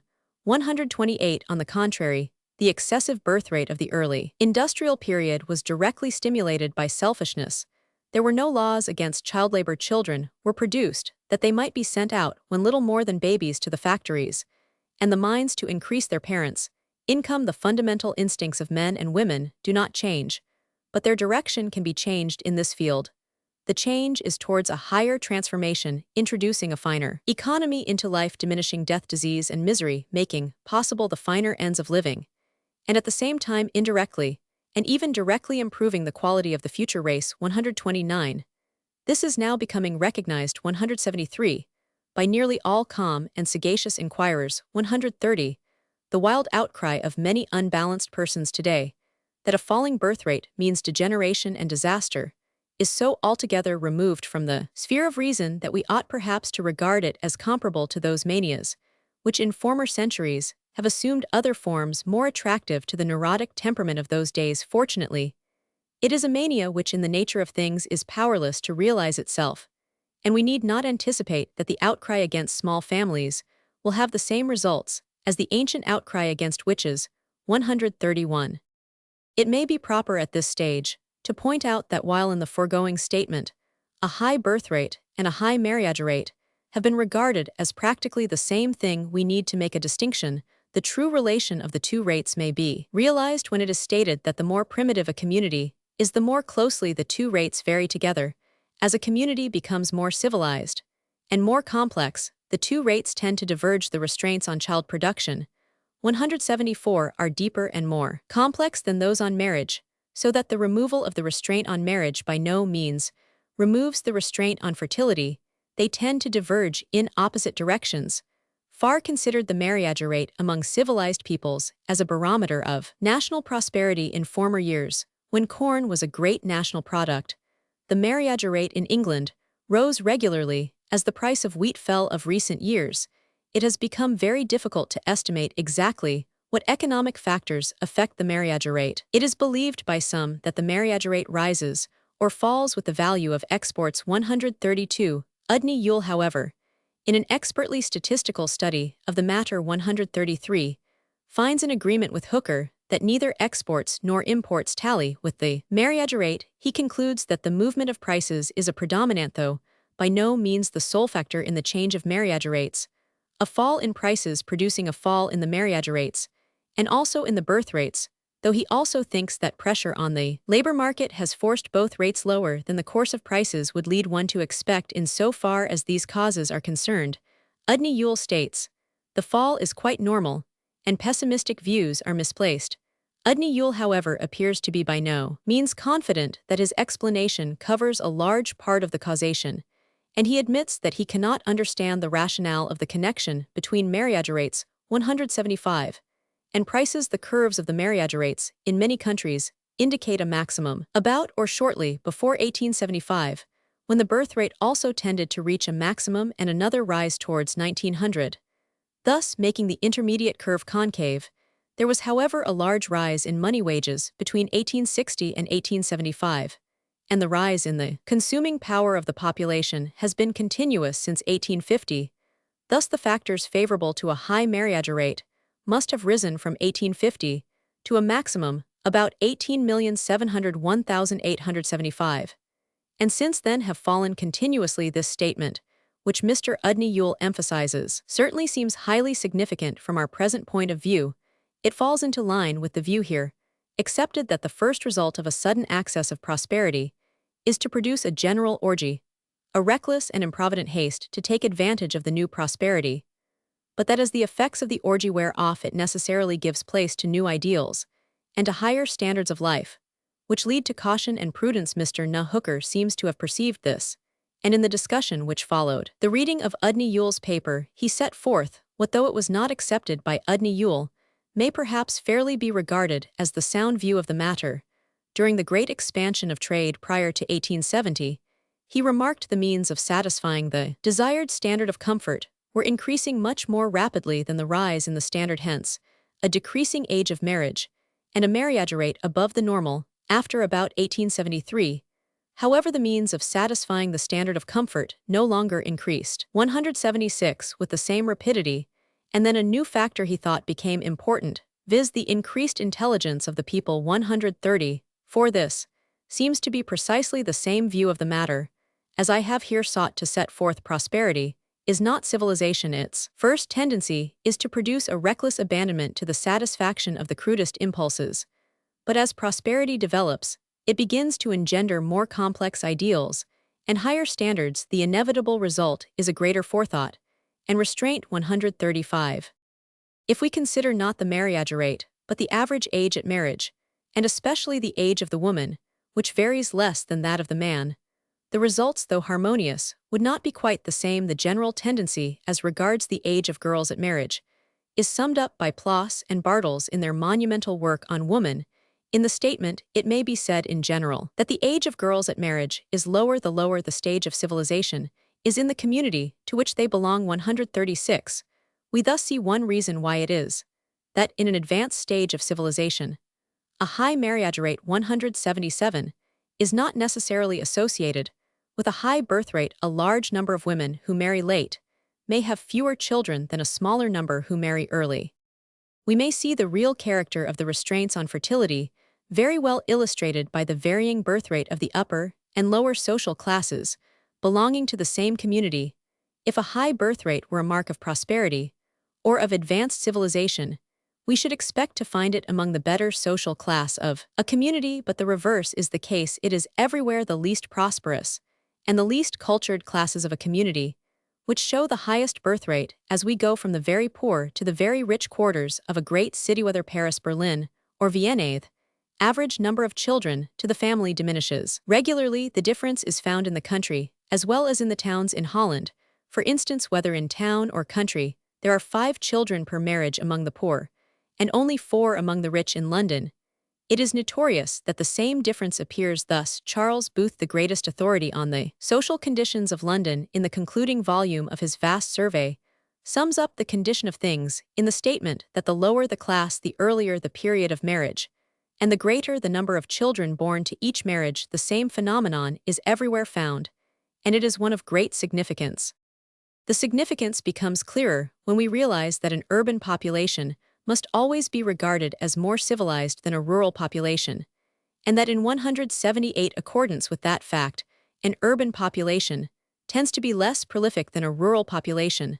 The town birth rate is nearly always lower than the country birth rate. In Germany, this is very marked, and the rapidly growing urbanization of Germany is accompanied by a great fall of the birth rate in the large cities, but not in the rural districts. In England, the fall is more widespread, and though the birth rate is much higher in the country than in the towns, the decline in the rural birth rate is now proceeding more rapidly than that in the urban birth rate. England, which once contained a largely rural population, now possesses a mainly urban population. Every year it becomes more urban. The town population grows, the rural population remains stationary, so that at the present time for every inhabitant of the country in England, there are more than 3 town dwellers, as the country dweller is more prolific than the town dweller. This means that the rural population is constantly being poured into the towns. The larger our great cities grow, the more irresistible becomes the attraction which they exert on the children of the country, who are fascinated by them, as the birds are fascinated by the lighthouse or the moths by the candle. And the results are not altogether unlike those which this analogy suggests. At the present time, 1/3 of the population of London is made up of immigrants from the country, yet notwithstanding this immense and constant stream of new and vigorous blood, it never suffices to raise the urban population to the same level of physical and nervous stability, which 179, the rural population, possesses. More alert, more vivacious, more intelligent, even more urbane in the finer sense, as the urban population becometh not perhaps at first, but in the end it inevitably loses its stamina, its reserves of vital energy. Dr. Cantley very properly defines a Londoner as a person whose grandparents all belonged to London, and he could not find any. Dr. Harry Campbell has found a few who could claim London grandparents. They were poor specimens of humanity. 137. Even on the intellectual side, there are no great Londoners. It is well known that a number of eminent men have been born in London, but in the course of a somewhat elaborate study of the origins of British men of genius, I have not been able to find that any were genuinely Londoners, by descent 138, and urban life. Saps that calm and stolid strength, which is necessary for all great effort, and stress physical or intellectual, the finest body of men in London, as a class are the London police. And Charles Booth states that only 17% of the London police are born in London, a smaller proportion than any other class of the London population, except the Army and Navy. As Mr. Enroman 100 McNamara has pointed out, it is found that London men do not possess the necessary 180 nervous stability and self-possession for police work. They are too excitable and nervous, lacking the equanimity, courage, and self-reliance of the rural men. Just in the same way in Spain the bullfighters, a body of men admirable for their graceful strength, their modesty, courage, and skill, nearly always come from country districts, although it is in the towns that the enthusiasm for bullfighting is centered. Therefore it would appear that until urban conditions of life are greatly improved, the more largely urban a population becomes, the more is its standard of vital and physical efficiency likely to be lowered.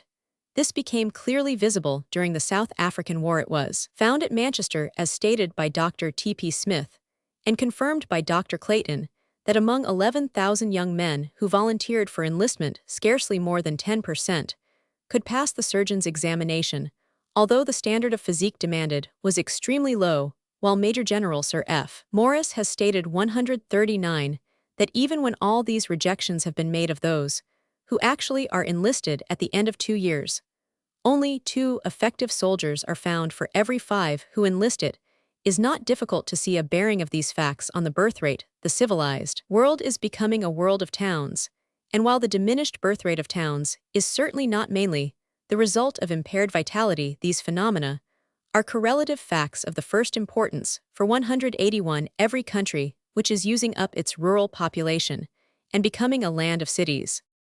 From our present point of view, it is thus a very significant fact that the equipoise between country dwellers and town dwellers has been lost, that the towns are gaining at the expense of the country, whose surplus population they absorb and destroy. The town population is not only disinclined to propagate, it is probably in some measure unfit to propagate.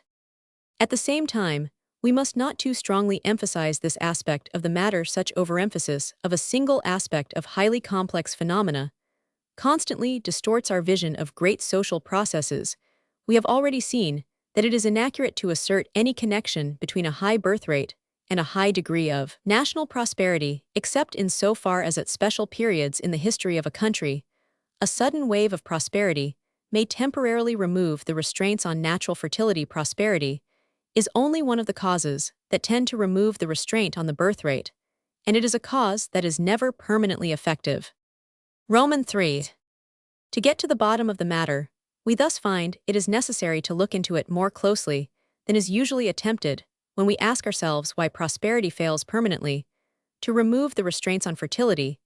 The answer is that it speedily creates new restraints. Prosperity and civilization are far 182 from being synonymous terms. The savage, who is able to glut himself with the whale that has just been stranded on his coast, is more prosperous than he was the day before, but he is not more civilized, perhaps a trifle less.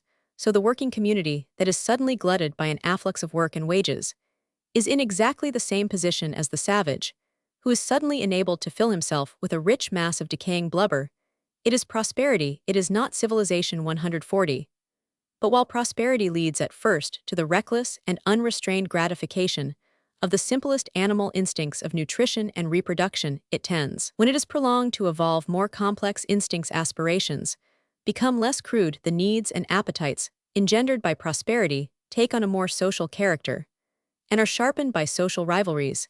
In place of the earlier easy and reckless gratification of animal impulses, a peaceful and organized struggle is established for securing in ever fuller degree the gratification of increasingly insistent and increasingly 183 complex desires. Such a struggle involves a deliberate calculation and forethought which sooner or later cannot fail to be applied to the question of offspring. Thus it is that affluence in the long run itself imposes a check on reproduction. Prosperity, under the stress of the urban conditions with which it tends to be associated, has been transformed into that calculated forethought, that deliberate self-restraint for the attainment of ever more manifold ends, which in its outcome we term civilization. It is frequently assumed, as we have seen, that the process by which civilization is thus evolved is a selfish and immoral process to procreate large families. It is said is unselfish and moral as well as a patriotic, even a religious duty. This assumption, we now find, is a little too hasty and is even the reverse of the truth. It is necessary to take into consideration the totality of the social phenomena accompanying a high birth rate, more especially. Under the conditions of town life, a community in which children are born rapidly is necessarily in an unstable position. It is growing so quickly that there is insufficient time for the conditions of life to be equalized. The state of adjustment is chronic. The pressure is lifted from off the natural impulse of procreation, but is increased on all the conditions under which the impulse is exerted. There is increased overcrowding, increased filth, increased disease, increased death. It can never happen in modern times that the readjustment of the conditions of life can be made to keep pace with a high birth rate. It is 184 sufficient if we consider the case of English towns of London, in particular during the period when British prosperity was most rapidly increasing, and the birth rate nearing its maximum in the middle of the great Victorian epoch, of which Englishmen are for many reasons so proud. It was certainly not an age lacking in either energy or philanthropy, yet when we read the memorable report which Chadwick wrote in 1842 on the sanitary condition of the laboring population of Great Britain, or the minute study of Bethnal Green, which Gavin published in 1848, as a type of the conditions prevailing in English towns, we realize that the magnificence of this epoch was built up over circles of hell, to which the imagination of Dante never attained. As reproductive activity dies down, social conditions become more stable. A comparatively balanced state of adjustment tends to be established in sanitary surroundings, can be bettered, disease diminished, and the death rate lowered. How much may thus be accomplished, we realize when we compare the admirably precise and balanced pages in which Charles Booth, in the concluding volumes of his great work, has summarized his survey of London, with the picture presented by Chadwick and Gavin half a century earlier. Ugly and painful as are many of the features of this modern London, the vision which is, on the whole, evoked is that of a community which has attained self-consciousness, which is growing into some faint degree of harmony with its environment, and is seeking to gain the full amount of the satisfaction which an organized urban life can yield. Booth, who 185 appears to have realized the significance of a decreased fertility in the attainment of this progress, hopes for a still greater fall in the birth rate, and those who seek to restore the birth rate of half a century ago are engaged on a task which would be criminal if it were not based on ignorance, and which is in any case fatuous. The whole course of zoological evolution reveals a constantly diminishing reproductive activity and a constantly increasing expenditure of care on the offspring. Thus diminished in number 140, one fish spawn their ova by the million, and it is a happy chance if they become fertilized, a highly unlikely chance that more than a very small proportion will ever attain maturity among the mammals, however the female may produce but half a dozen or fewer offspring at a time. But she 186 lavishes so much care upon them that they have a very fair chance of all reaching maturity in man, in so far as he refrains from returning to the beast, and is true to the impulse which in him becomes a conscious process of civilization. The same movement is carried forward. He even seeks to decrease still further the number of his offspring by voluntary effort, and at the same time to increase their quality and magnify their importance. 142.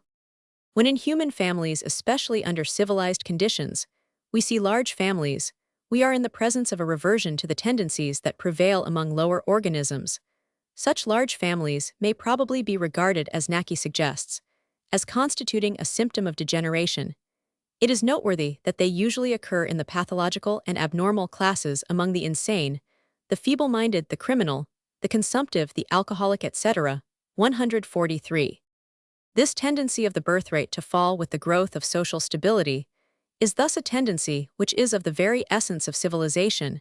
It represents an impulse which, however deliberated, may be in the individual, may in the community, be looked upon as an instinctive effort to gain more complete control of the conditions of 187 life, and to grapple more efficiently with the problems of misery and disease and death.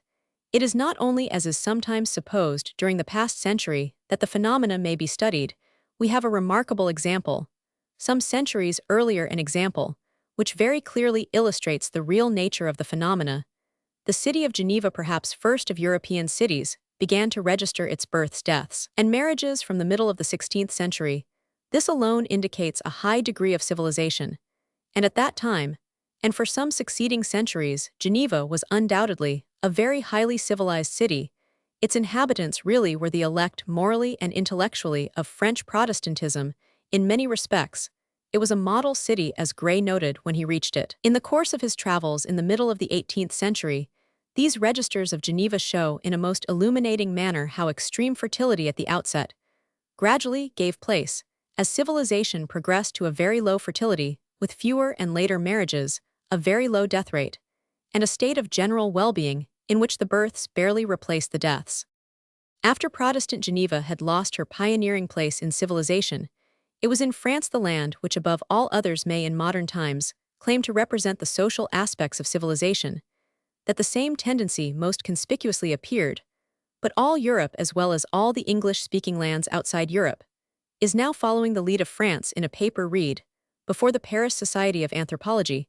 A few years ago, 188 Émile Macquart showed clearly by a series of ingenious diagrams that whereas 50 years ago the condition of the birth rate in France diverged widely from that prevailing in the other chief countries of Europe, the other countries are now rapidly following in the same road along which France has for a century been proceeding slowly, and are constantly coming closer to her. England, closest of all, in the past proposals, have from time to time been made in France to interfere with the progress of this downward movement of the birth rate proposals that were sufficiently foolish, for neither in France nor elsewhere will the individual allow the statistician to interfere officiously in a matter which he regards as purely intimate and private.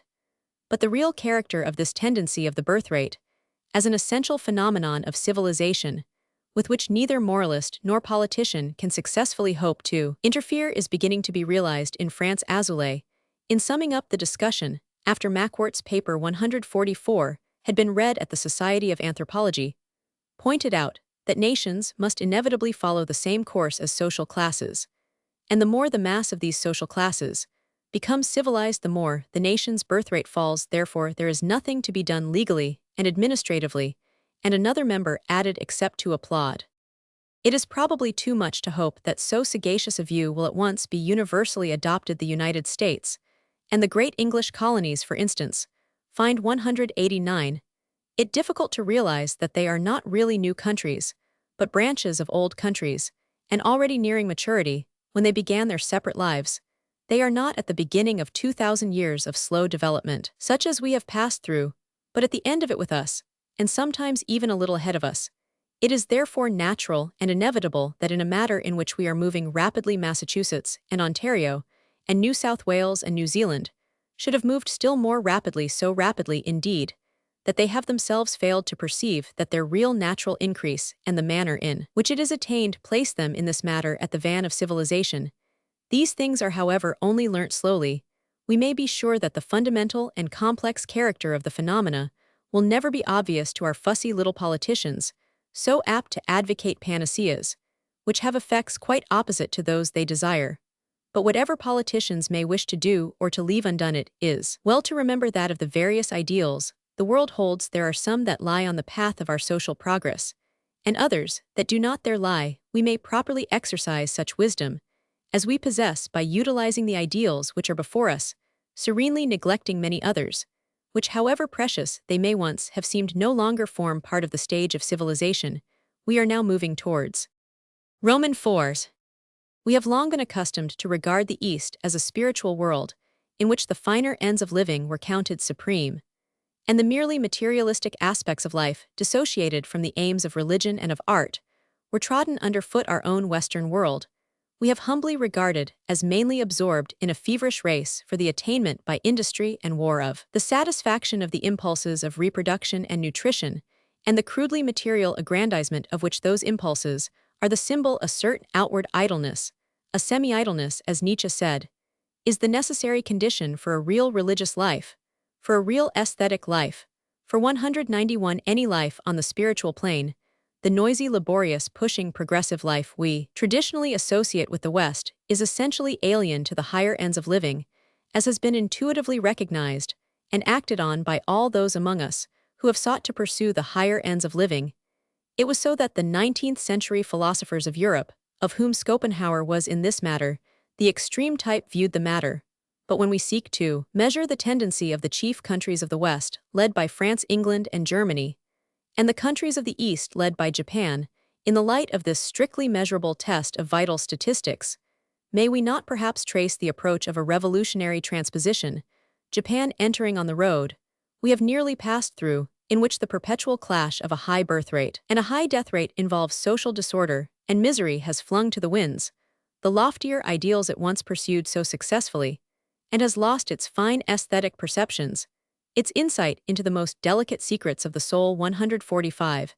And while Japan, certainly today voicing the aspirations of the East, is concerned to become a great military and industrial power, we, the West, are growing weary of war and are coming to look upon commerce as a necessary routine. 192. No longer adequate to satisfy the best energies of human beings, we are here moving towards the fine quiescence involved by a delicate equipoise of life and of death.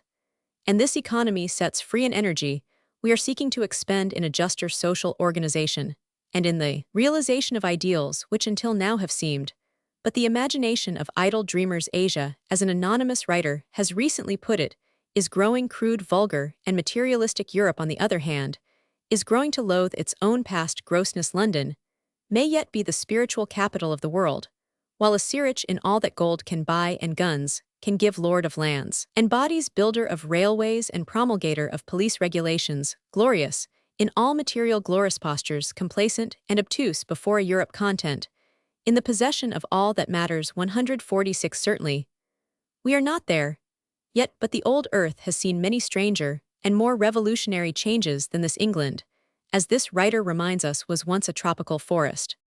Johansen, Janus, 1905. Roman 6. Eugenics and love.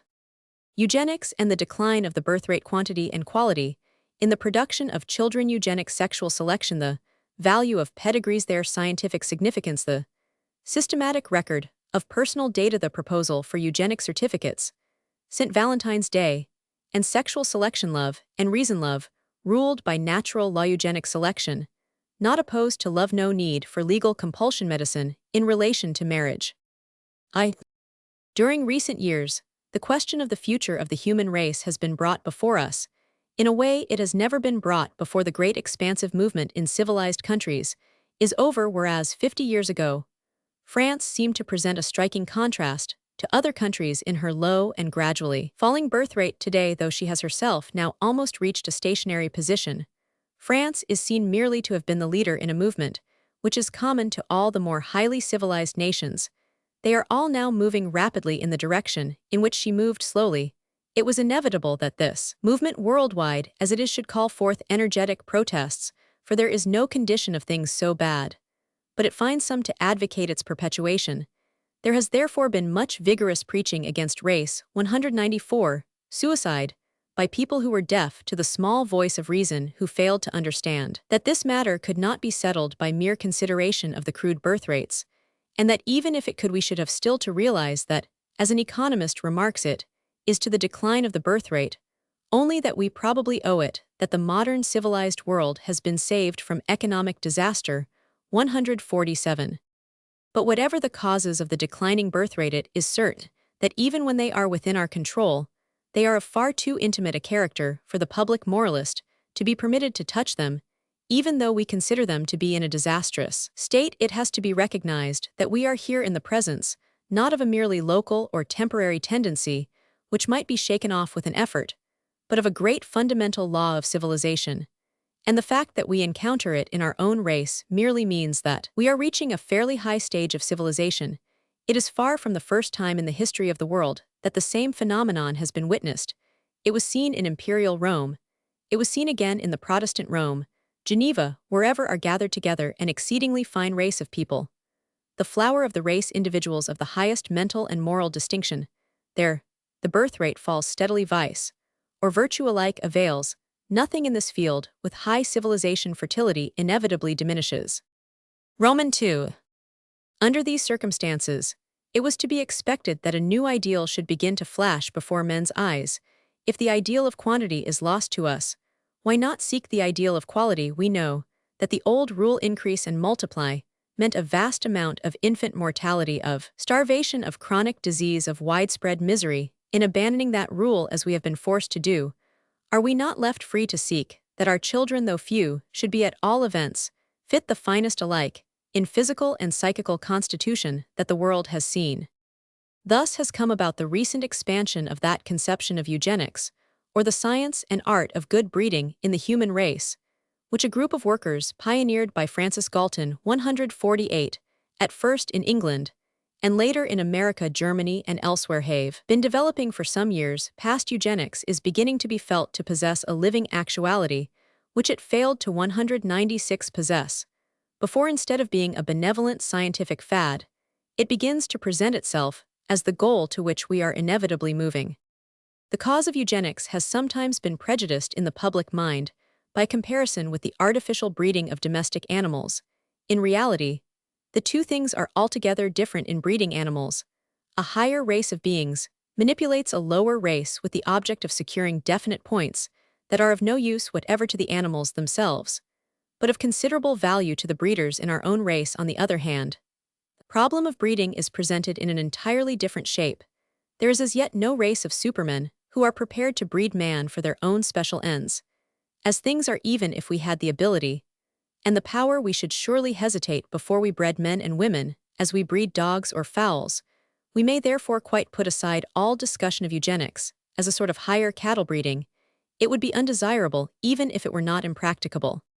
But there is another aspect of eugenics. Human eugenics need not be, and is not likely to be, a cold-blooded selection of partners by some outside scientific authority, but it may be, and is very likely to be, a slowly growing conviction, first among the more intelligent members of the community, and then by imitation and fashion among the less intelligent members, that our children, the future race, the torchbearers of civilization for succeeding ages, are not the mere result of chance or providence, but that in a very real sense 197, it is within our power to mold them, that the salvation or damnation of many future generations lies in our hands, since it depends on our wise and sane choice of a mate.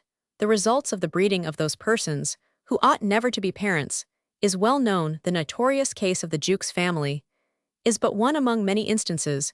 We could scarcely expect in any community that individuals like the Jukes would take the initiative in movements for the eugenic development of the race, but it makes much difference whether such families exist in an environment like our own, which is indifferent to the future of the race, or whether they are surrounded by influences of a more wholesome character, which can scarcely fail to some extent to affect, and even to control, the reckless and antisocial elements in the community. In considering this question, therefore, we are justified in putting aside not only any kind of human breeding resembling the artificial breeding of animals, but also, at all events, for the present, every compulsory prohibition on marriage or procreation. We must be content to concern ourselves with ideals, and with the endeavor to exert our personal influence in the realization of these ideals. Roman 3. Such ideals cannot, however, be left in the air if they depend on individual caprice. Nothing but fruitless confusion can come of them. They must be firmly grounded on a scientific basis of ascertained fact.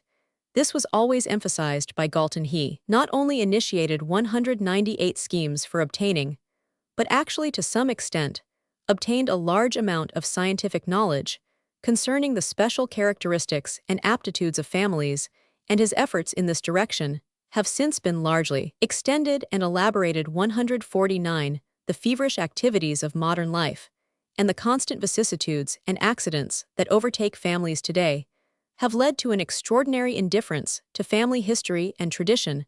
Our forefathers, from generation to generation, carefully entered births, baptisms, marriages, and deaths in the flyleaf of the family Bible.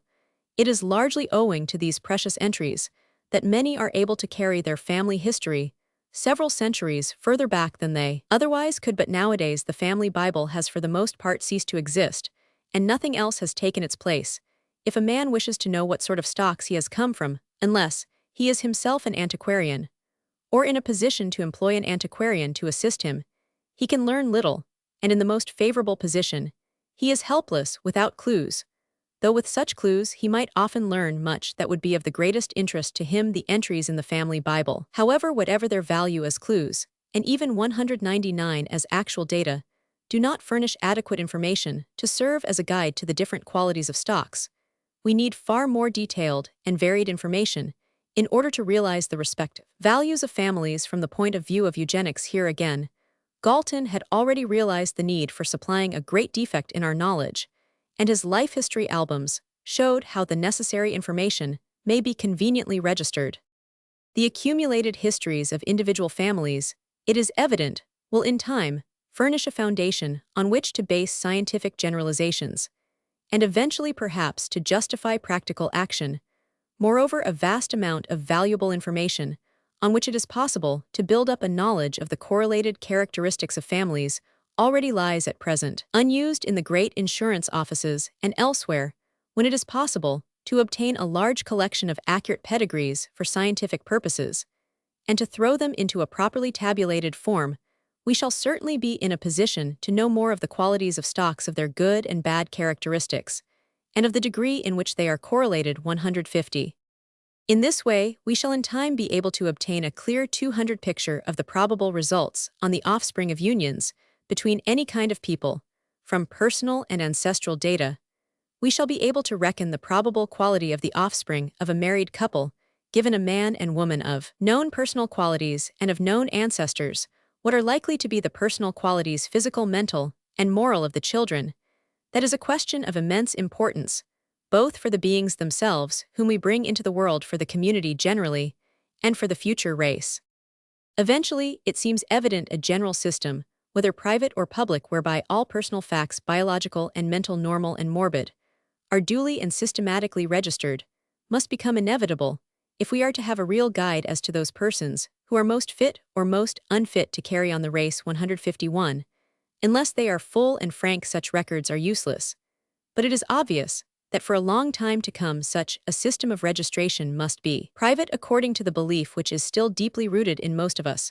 We regard as most private those facts of our lives which are most intimately connected with the life of the race, and most fateful for the future of humanity. The feeling is no doubt inevitable.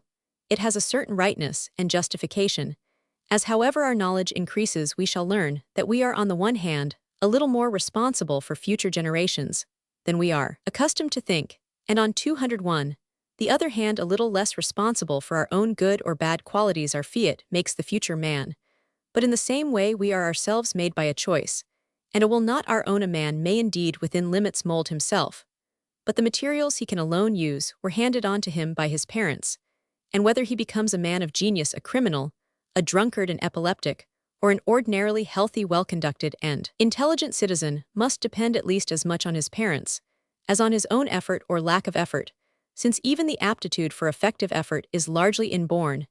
As we learn to look on the facts from the only sound standpoint of heredity, our anger or contempt for a failing and erring individual has to give way to the kindly but firm control of a weakling.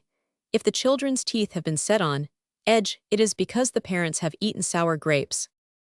If, however, we certainly cannot bring legal or even moral force to compel everyone to maintain such detailed registers of himself, his ancestral stocks, and his offspring, to say nothing of inducing him to make them public, there is something that we can do. We can make it to his interest to keep such a record. 152.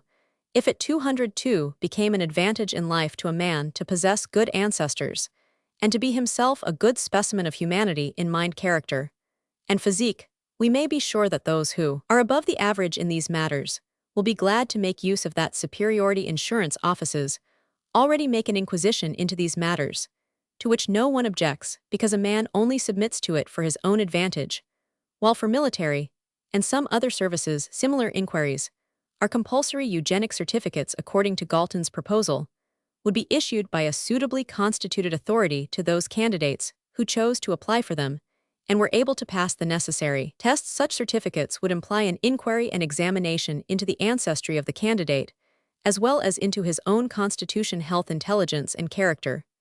And the possession of such a certificate would involve a superiority to the average in all these respects. No one would be compelled to offer himself for such examination, just as no 203 is compelled to seek a university degree, but its possession would often be an advantage. There is nothing to prevent the establishment of a board of examiners of this kind tomorrow, and we may be sure that once established many candidates would hasten to present themselves. 153. There are obviously many positions in life wherein a certificate of this kind of superiority would be helpful, but its chief distinction would be that its possession would be a kind of patent of natural nobility. The man or woman who held it would be one of nature's aristocrats to whom the future of the race might be safely left, without further question. Roman 4s. By happy inspiration, or by chance, Galton made public his program of eugenic research in a paper read before the Sociological Society on February 14, the festival of St. Valentine. Although the ancient 204 observances of that day have now died out, St. Valentine was for many centuries the patron saint of sexual selection, more especially in England. It can scarcely be said that any credit in this matter belongs to the venerable saint himself. It was by an accident that he achieved his conspicuous position. In the world, he was simply a pious Christian who was beheaded for his faith in Rome under Claudius. But it so happened that his festival fell at that period in early spring, when birds were believed to pair, and when youths and maidens were accustomed to select partners for themselves, or for others. This custom, which has been studied together with many allied primitive practices by Manhard 154, was not always carried out on February 14. Sometimes it took place a little later in England, where it was strictly associated with St. Valentine's Day. The custom was referred to by Lydgate and by Charles of Orleans in the rondeaus and ballads he wrote during his long imprisonment in England. The name Valentins or Valentines was also introduced into France, where the custom had long existed to designate the young couples. Thus constituted this method of sexual selection, half playful, half serious, flourished especially in the region between England, the Moselle, and the Tyrol. The essential part of the custom lay in the public choice of a fitting mate for marriageable girls. Sometimes the question of fitness resolved itself into one of 205 good looks. Occasionally, the matter was settled by lot. There was no compulsion about these unions. They were often little more than a game, though at times they involved a degree of immorality which caused the authorities to oppose them, but very frequently the sexual selection thus exerted led to weddings, and these playful Valentine unions were held to be a specially favorable prelude to a happy marriage. It is scarcely necessary to show how the ancient customs associated with St. Valentine's Day are taken up again and placed on a higher plane by the great movement which is now beginning to shape itself among us. The old Valentine unions were made by a process of caprice, tempered more or less by sound instincts and good sense in the sexual selection of the future. The same results will be attained by more or less deliberate and conscious recognition of the great laws and tendencies which investigation is slowly bringing to light. The new St. Valentine will be a saint of science rather than of folklore. Whenever such statements as these are made, it is always retorted that love laughs at science, and that the winds of passion blow where they list. 155. That, however, 206 is by no means altogether true, and in any case it is far from covering the whole of the ground. It is hard to fight against human nature, but human nature itself is opposed to indiscriminate choice of mates.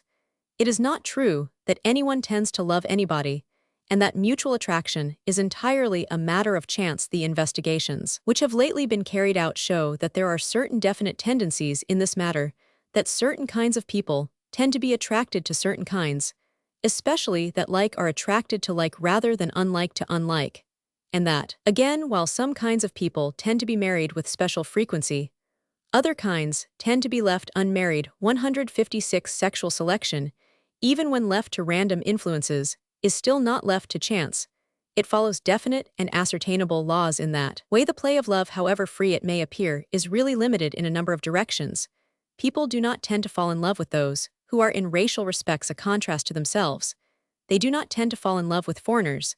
They do not tend to be attracted to the ugly, the diseased, the deformed. All these things may happen, but they are the exception, and not the rule. These limitations to the roving impulses of love, while very real to some extent, vary at different periods in accordance with the ideals which happen to be fashionable in more remote ages.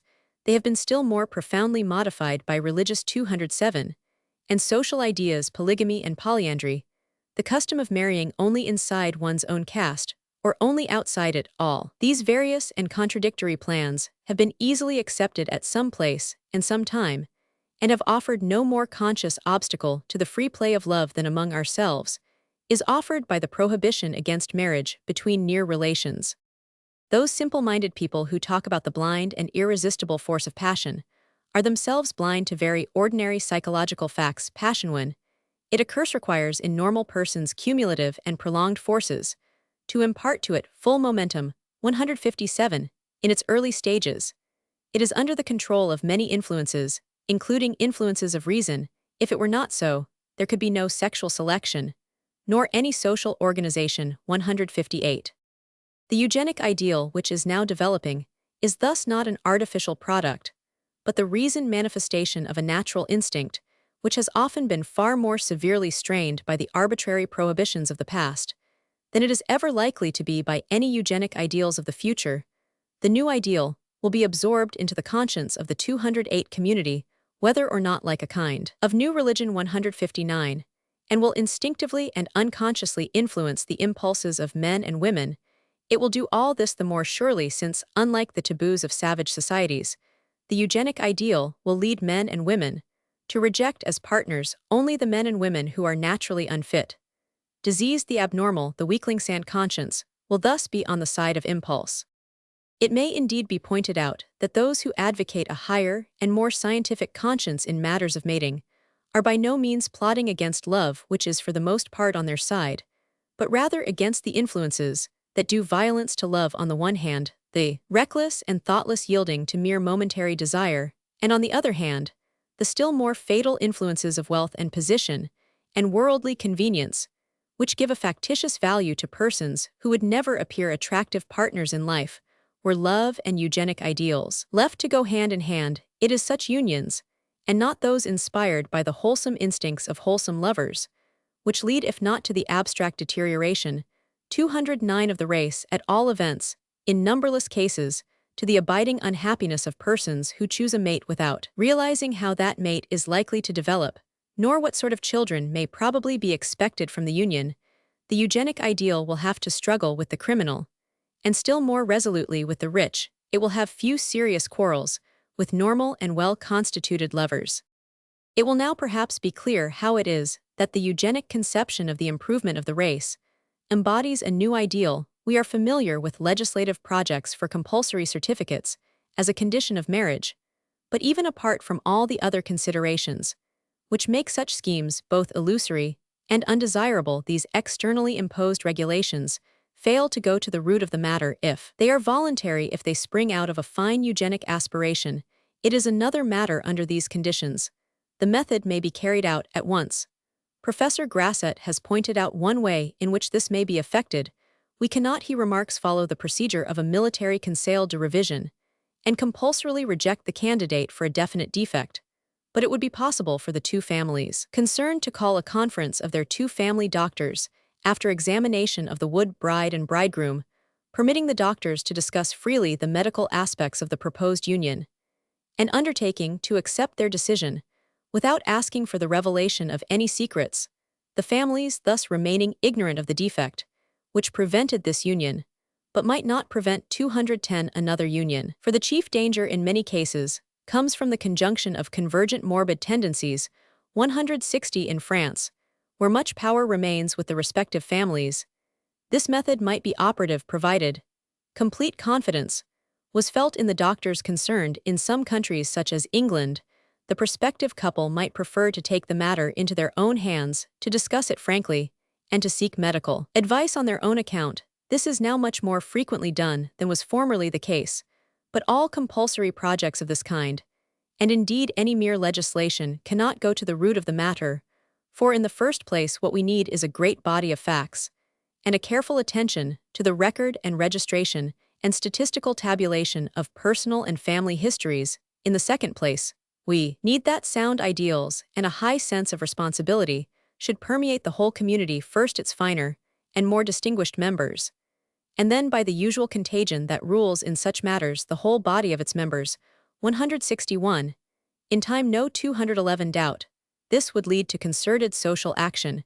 We may reasonably expect that a time will come when, if for instance, an epileptic woman conceals her condition from the man she is marrying, it would generally be felt that an offense has been committed serious enough to invalidate the marriage, We must not suppose that lovers would be either willing or competent to investigate each other's family and medical histories, but it would be at least as easy and as simple to choose a partner from those persons who had successfully passed the eugenic test, more especially since such persons would certainly be the most attractive group in the community. As it is for an Australian Aborigine to select a conjugal partner from one social group, rather than from any other 162, it is a matter of accepting an ideal, and of exerting our personal and social influence in the direction of that ideal.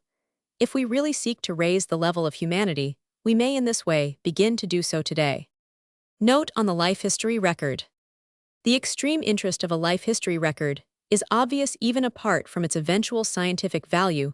Most of us would have reason to congratulate ourselves had such records been customary when we were ourselves children. It is probable that this is becoming more generally realized, though until recently only the pioneers have here been active. I started a life history album for each of my children, writes Mr.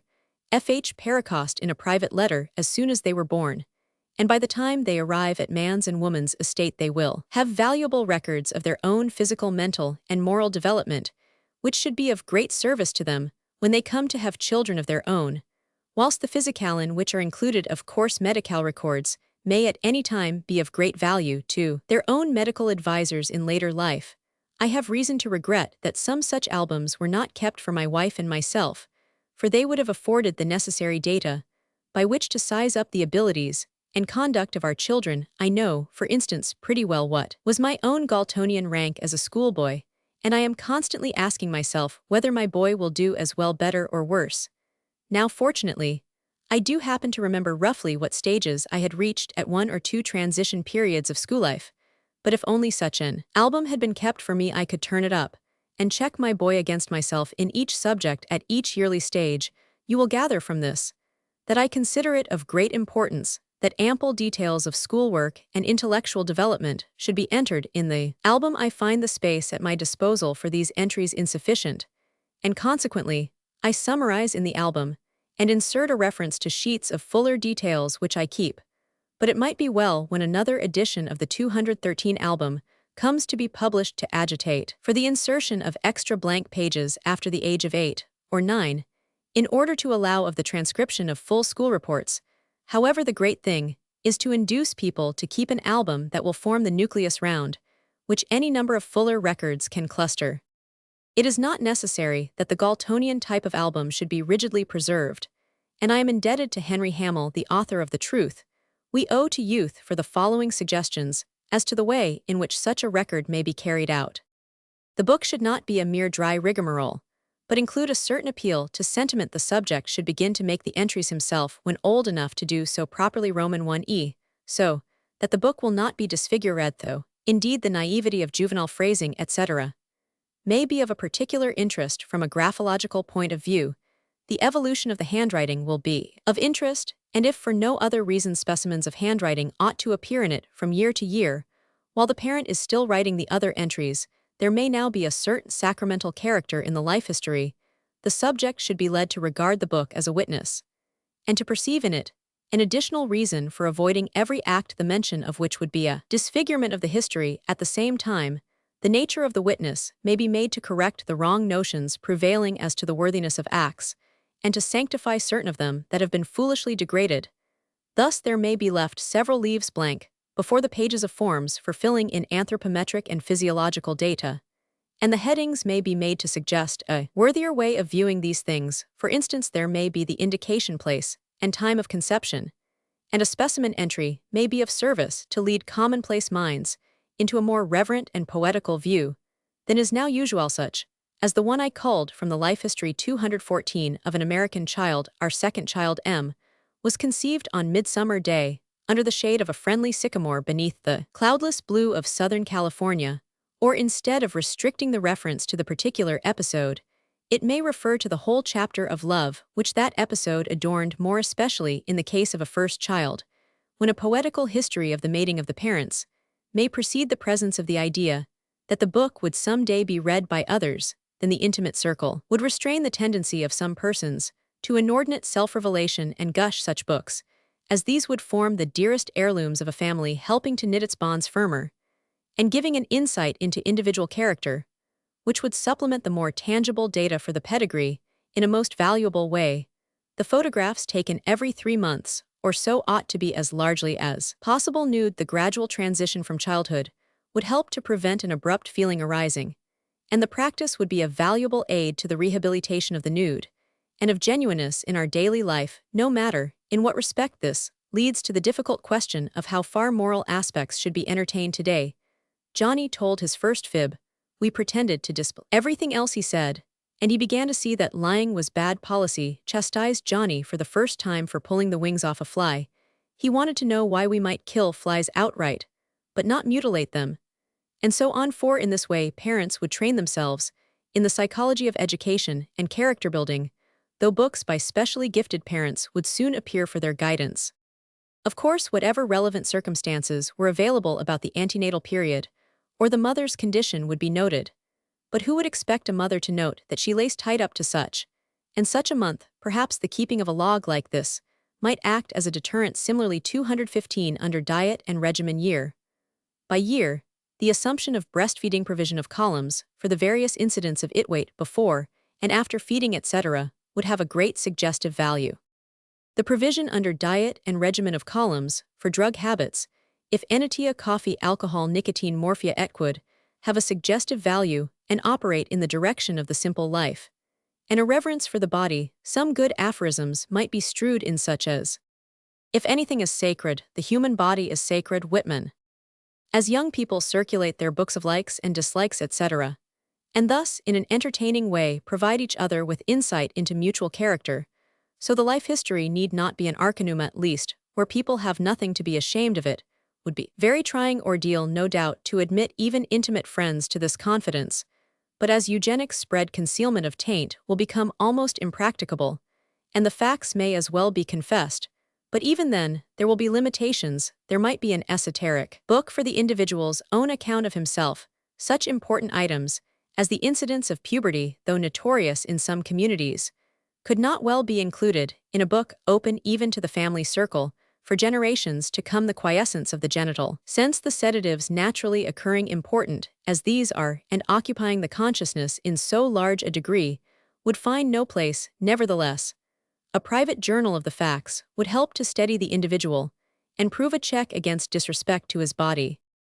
As the facts of individual evolution would be noted, so likewise would those of dissolution, the first signs of decayed teeth, the elasticity of body and mind would provide a valuable sphere for all who are disposed to the diarrhea. Bit the journals of individuals with a gift for introspection would 216 furnish valuable material for psychologists in the future. Life would be cleansed in many ways. Journals would not have to be Baudelarized like Marie Bashkirtseff's, for the morbidity that gloats on the forbidden would have a lesser scope. Much that is now regarded as disgraceful being then accepted as natural and right. The book might have several volumes, and that for the periods of infancy and childhood might need to be less private than the one for puberty. More in his Utopia demands that lovers shall learn to know each other as they really are. Roman 1e naked. That is now the most utopian thing in More's Utopia, but the lovers might communicate their life histories to each other as a preliminary. The whole plan would, of course, finally have to be overhauled by the so-called man of the world. Not everyone may agree with this conception of the life history album and its uses. Some will prefer a severely dry and bald record of measurements. At the present time, however, there is room for very various types of such documents. The important point is to realize that in some form or another, a record of this kind from birth or earlier is practicable and constitutes a record which is highly desirable alike on personal, social, and scientific grounds. Romans 7. Religion and the child. It is a fact as strange as it is unfortunate that the much-debated question of the religious education of children is almost exclusively considered from the points of view of the sectarian and the secularist. In a discussion of this question, we are almost certain to be invited to take part in an unedifying wrangle between church and chapel, between religion and secularism. That is the strange part of it, that it should seem impossible to get away from this sectarian dispute. As to the abstract claims of varying religious bodies, the unfortunate part of it is that in this quarrel, the interests of the community, the interests of the child, even the interests of religion, are alike disregarded. If we really desire to reach a sound conclusion on a matter, which is unquestionably of great moment both for the child and for the community of which he will one 218 day become a citizen, we must resolutely put into the background, as of secondary importance, the cries of contending sects, religious or irreligious. The first place here belongs to the psychologist who is building up the already extensive edifice of knowledge concerning the real nature of the child and the contents and growth of the youthful mind, and to the practical teacher who is in touch with that knowledge and can bring it to the test of actual experience. Before considering what drugs are to be administered, we must consider the nature of the organism they are to be thrust into. The mind of the child is at once logical and extravagant matter-of-fact, and poetic, or rather mythopo Roman 99, this combination of apparent opposites, though it often seems almost incomprehensible to the adult, is the inevitable outcome of the fact that the child's dawning intelligence is working, as it were in a vacuum. In other words, the child has not acquired the two endowments, which chiefly give character to the whole body of the adult's beliefs and feelings. He is without the pubertal expansion, which fills out the mind with new personal and altruistic impulses, and transforms it with emotion that is often dazzling and sometimes distorting, and he has not yet absorbed, or even gained the power of absorbing all those beliefs, opinions, and mental attitudes, which the race has slowly acquired and transmitted as the traditional outcome of its experiences. The intellectual processes of children, the attitude and contents of the child's mind, have been explored during recent years, with a care and detail that have never been 219 brought to that study. Before this, is not a matter of which the adult can be said to possess any instinctive or matter-of-course knowledge. Adults usually have a strange aptitude to forget entirely the facts of their lives as children, and children are usually like peoples of primitive race, very cautious in the deliberate communication of their mental operations, their emotions, and their ideas. That is to say that the child is equally without the internally acquired complex emotional nature, which has its kernel in the sexual impulse, and without the externally acquired mental equipment, which may be summed up in the word tradition. But he possesses the vivid activities founded on the exercise of his senses and appetites, and he is able to reason with a relentless severity from which the traditionalized and complexly emotional adult shrinks back with horror. The child creates the world for himself, and he creates it in his own image, and the images of the persons he is familiar with. Nothing is sacred to him, and he pushes to the most daring extremities. It seems to the adult the arguments derived from his own personal experiences. He is unable to see any distinction between the natural and the supernatural, and he is justified in this conviction, because as a matter of fact he himself lives in what for most adults would be a supernatural atmosphere. Most children see visions with closed, and sometimes with open eyes. 163.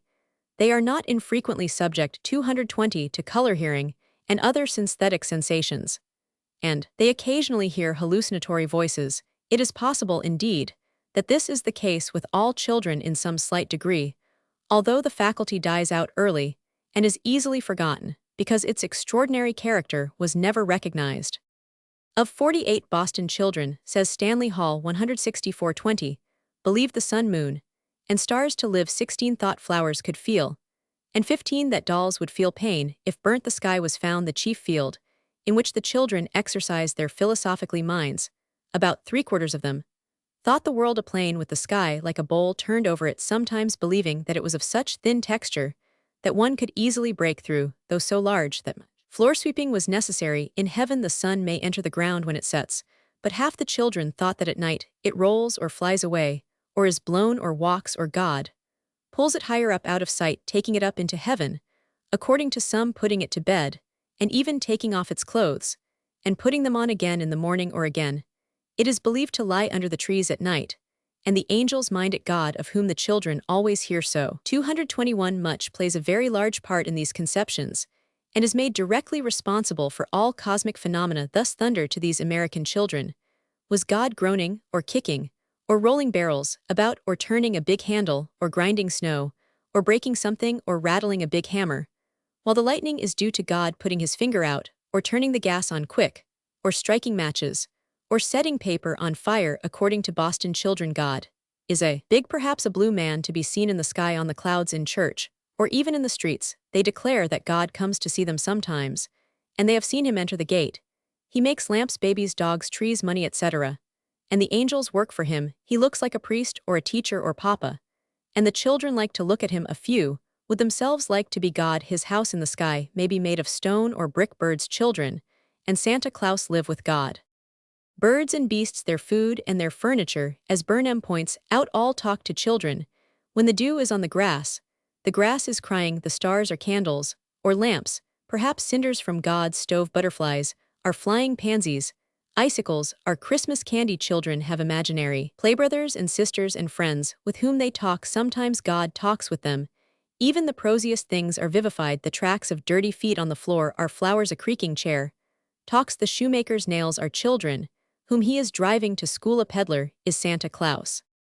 Miss Miriam Levy once investigated the opinions of 560,222 children, boys and girls between the ages of 4 and 14, as to how the man in the moon got there. Only 5 were unable to offer a serious explanation. 48 thought there was no man there at all. 50 offered a scientific explanation of the phenomena, but all the rest, the great majority, presented imaginative solutions, which could be grouped into 17 different classes.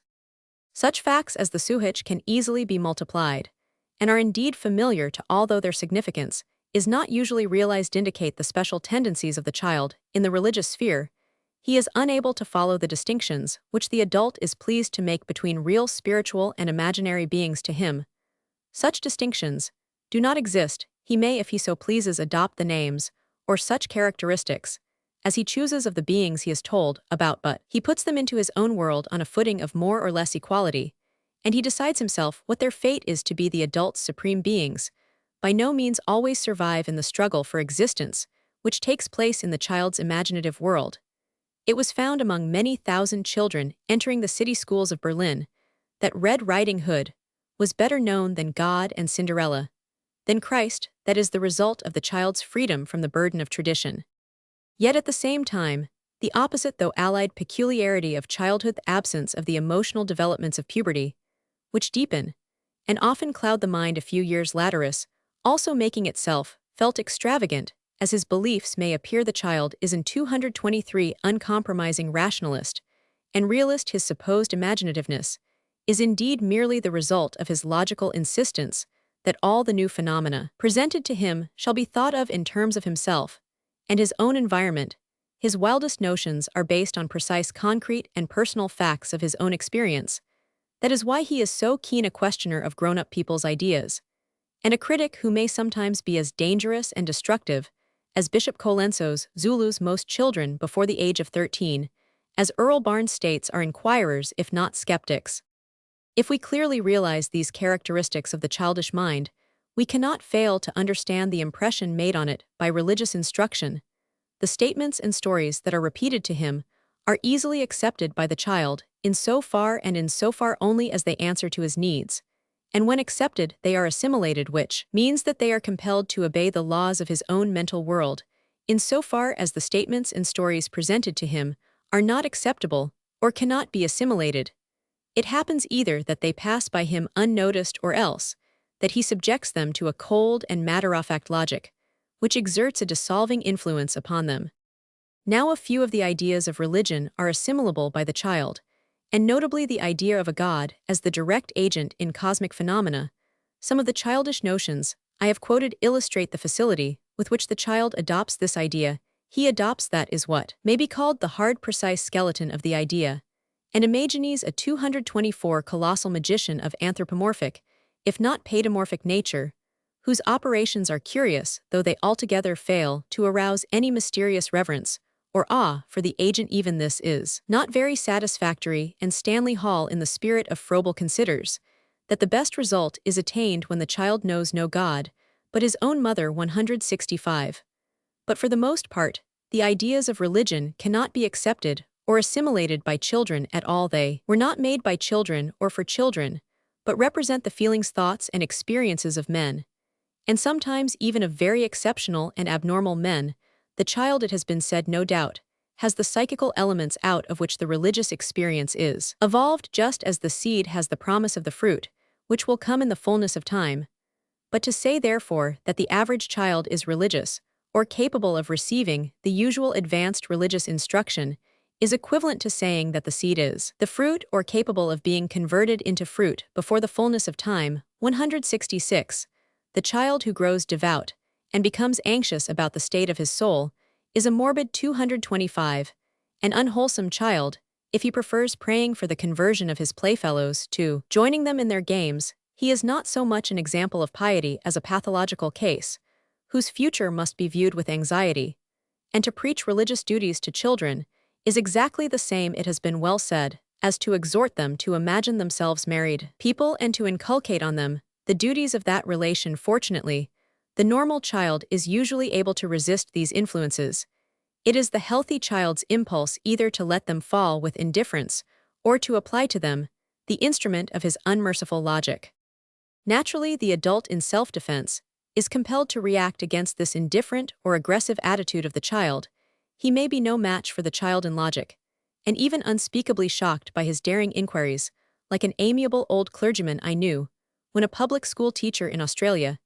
He went to a school to give Bible lessons, and was one day explaining how King David was a man after God's own heart, when a small voice was heard making inquiries about Uriah's wife. The small boy was hushed down by the shocked clergyman, and the cause of religion was not furthered in that school. But the adult knows that he has on his side tradition, which has not yet been acquired by the child, and the inner emotional expansion, which still remains unliberated in the child. The adult, therefore fortified by this superiority, feels justified in falling back on the weapon of authority. You may not want to believe this, and to learn it, but you've got to.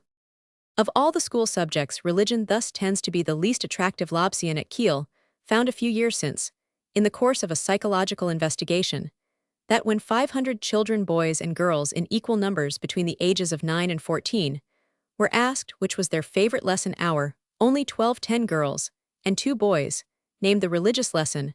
167, in other words, nearly 98% children, and nearly all the boys find that religion is either an indifferent or a repugnant subject. I have no reports at hand as regards English children, but there is little reason to suppose that the result would be widely different. 168, 227 here, and their especially skillful teacher might bring about a result more favorable to religious teaching, but that could only be done by depriving the subject of its most characteristic elements. This is, however, not by any means the whole of the mischief, which from the religious point of view is thus perpetrated. It might on a priori grounds be plausibly argued that even if there is among healthy young children a certain amount of indifference, or even repugnance to religious instruction, that is of very little consequence.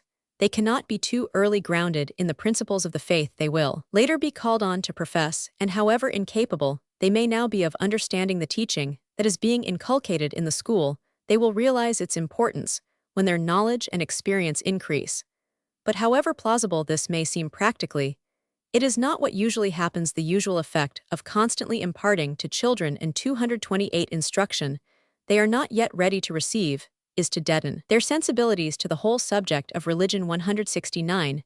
The premature familiarity with religious influence. Putting aside the rare cases where it leads to a morbid preoccupation with religion, induces a reaction of routine, which becomes so habitual that it successfully withstands the later influences, which on more virgin soil would have evoked vigorous and living response. So far from preparing the way for more genuine development of religious impulse later on, this precocious scriptural instruction is just adequate to act as an inoculation against deeper and more serious religious interests. The commonplace child in later life accepts the religion it has been inured to so early as part of the conventional routine of life. The more vigorous and original child, for the same reason, shakes it off perhaps forever. Luther, feeling the need to gain converts to Protestantism as early as possible, was a strong advocate for the religious training of children, and has doubtless had much influence in this matter on the Protestant churches. The study of religion of the Bible and the Catechism 229 says Fiedler of course comes first and foremost in scheme of instruction. He was also quite prepared to adapt it to the childish mind. Let children be taught, he writes, that our dear Lord sits in heaven on a golden throne, that he has a long gray beard and a crown of gold. But Luther quite failed to realize the inevitable psychological reaction in later life against such fairy tales. At a later date, Rousseau, who like Luther was on the side of religion, realized, as Luther failed to realize the disastrous results of attempting to teach it to children in La Nouvelle Héloïse. St. Priya writes that Julie had explained to him how she sought to surround her children with good influences without forcing any religious instruction on them. As to the catechism, they don't so much as know what it is. What, Julie, your children don't learn their catechism? No, my friend, my children don't learn their catechism. So pious a mother, I exclaimed, I can't understand. And why don't your children learn their catechism, in order that they may one day believe it? I wish to make Christians of them. 170. Since Rousseau's day, this may be said to be the general attitude of nearly all thinkers who have given attention to the question, even though they may not have viewed it psychologically. It is an attitude by no means confined 230 to those who are anxious that children should grow up to be genuine Christians, but is common to all who consider that the main point is that children should grow up to be at all events genuine men and women. I do not think, writes John Stuart Mill in 1868, there should be any authoritative teaching at all on such subjects. I think parents ought to point out to their children when the children begin to question them, or to make observations of their own the various opinions on such subjects, and what the parents themselves think the most powerful reasons for and against. Then, if the parents show a strong feeling of the importance of truth and also of the difficulty of attaining it, it seems to me that young people's minds will be sufficiently prepared to regard popular opinion, or the opinion of those about them, with respectful tolerance, and may be safely left to form definite conclusions in the course of mature life. 171. There are few among us who have not suffered from too early familiarity with the Bible and the conceptions of religion. Even for a man of really strong and independent intellect, it may be many years before the precociously dulled feelings become fresh again, before the fetters of routine fall off, and he is enabled at last to approach the Bible with fresh receptivity, and to realize for the first time in his life the treasures of art and beauty and divine wisdom it contains. But for most that moment never comes round. For the majority, the religious education of the school as effectually seals the 231 Bible for life, as the classical education of the college seals the great authors of Greece and Rome for life. No man opens his school books again when he has once left school. Those who read Greek and Latin for love have not usually come out of universities, and there is surely a certain significance in the fact that the children of one's secularist friends are so often found to become devout churchgoers, while according to the frequent observation devout parents often have most irreligious offspring, just as the bad boys at school and college are frequently sons of the clergy. At puberty and during adolescence, everything begins to be changed. The change, it is important to remember, is a natural change, and tends to come about spontaneously, where no set forms have been urged. The religious emotion, as Lancaster puts, it comes forth as naturally as the sun rises. 172. That period really and psychologically marks a new birth. Emotions, which are of fundamental importance, not only for the individual's personal life, but for his social and even cosmic relationships, are for the first time born. Not only is the child's body remolded in the form of a man or a woman, but the child soul becomes a man soul, woman soul, and nothing can possibly be as it has been before. The daringly skeptical logician has gone, and so 232 has the imaginative dreamer, for whom the world was the automatic magnifying mirror of his own childish form and environment. It has been revealed to him that there are independent personal and impersonal forces outside himself, forces with which he may come into a conscious and fascinatingly exciting relationship. It is a revelation of supreme importance, and with it comes not only the complexly emotional and intellectual realization of personality, but the aptitude to enter into and assimilate the traditions of the race. It cannot be too strongly emphasized that this is the moment, and the earliest moment, when it becomes desirable to initiate the boy or girl into the mysteries of religion. That it is the best moment is indicated by the well-recognized fact that the immediately post-pubertal period of adolescence is the period during which even spontaneously the most marked religious phenomena tend to occur. 173. Stanley Hall seems to think that 12 is the age at which the cultivation of the religious consciousness may begin, the age signalized by the ancient Greeks as that at which the study of what was comprehensively called music should begin, the age at which Roman guardianship ended, at which boys are 233 confirmed in the modern Greek Catholic, Lutheran, and Episcopal churches, and at which the child Jesus entered the temple is as early as any child ought consciously to go about his heavenly Father's business. 174. But I doubt whether we can fix the age definitely by years, nor is it, indeed, quite accurate to assert that so early an age as 12 is generally accepted as the age of initiation. The Anglican Church, for example, usually confirms at the age of 15. It is not age with which we ought to be concerned, but a biological epoch of psychic evolution. It is unwise to insist on any particular age, because development takes place within a considerably wide limit of years. I have spoken of the introduction to religion at puberty as the initiation into a mystery. The phrase was deliberately chosen, for it seems to me to be not a metaphor, but the expression of a truth which has always been understood whenever religion has been a reality, and not a mere convention among savages. In nearly all parts 234 of the world, the boy or girl at puberty is initiated into the mystery of manhood, or of womanhood into the duties and the privileges of the adult members of the tribe. The youth is taken into a solitary place. For a month or more, he is made to suffer pain and hardship, to learn self-restraint. He is taught the lore of the tribe as well as the elementary rules of morality and justice. He is shown the secret things of the tribe, and their meaning and significance, which no stranger may know. He is, in short, enabled to find his soul. And he emerges from this discipline a trained and responsible member of his tribe. The girl receives a corresponding training, suited to her sex, also in solitude, at the hands of the older women. A clear and full description of a typical savage initiation into manhood at puberty is presented by Dr. Haddon in the 5th volume of the Reports of the Cambridge Anthropological Expedition to Torres Straits. And Dr. Haddon makes the comment, "It is not easy to conceive of more effectual means for a rapid training." The ideas of remote savages concerning the proper manner of initiating youth in the religious and other mysteries of life may seem of little personal assistance to superiorly civilized people like ourselves. But let us turn therefore to the Greeks. They also had preserved the idea and the practice of initiation into sacred mysteries, though in a somewhat modified form, because religion had ceased to be so intimately blended with all the activities of life. The Eleusinian and other mysteries were initiations into sacred knowledge, an insight which, as is now recognized, involved no revelation of 235 obscure secrets, but were mysteries in the sense that all intimate experiences of the soul, the experiences of love quite as much as those of religion, are mysteries not to be lightly or publicly spoken of. In that feeling the Greek was at one with the Papuan, and it is interesting to observe that the procedure of initiation into the Greek mysteries, as described by Theon of Smyrna and other writers, followed the same course as the pubertal initiations of savages. There was the same preliminary purification by water, the same element of doctrinal teaching, the same ceremonial and symbolic rubbing with sand or charcoal or clay, the same conclusion in a joyous feast, even the same custom of wearing wreaths. In how far the Christian sacraments were consciously molded after the model of the Greek mysteries is still a disputed point. 175.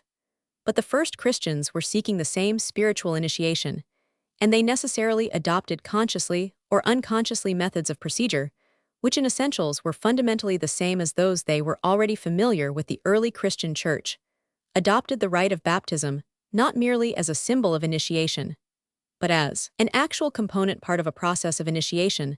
The purifying ceremony was preceded by long preparation, and when at last completed, the baptized were sometimes crowned with garlands.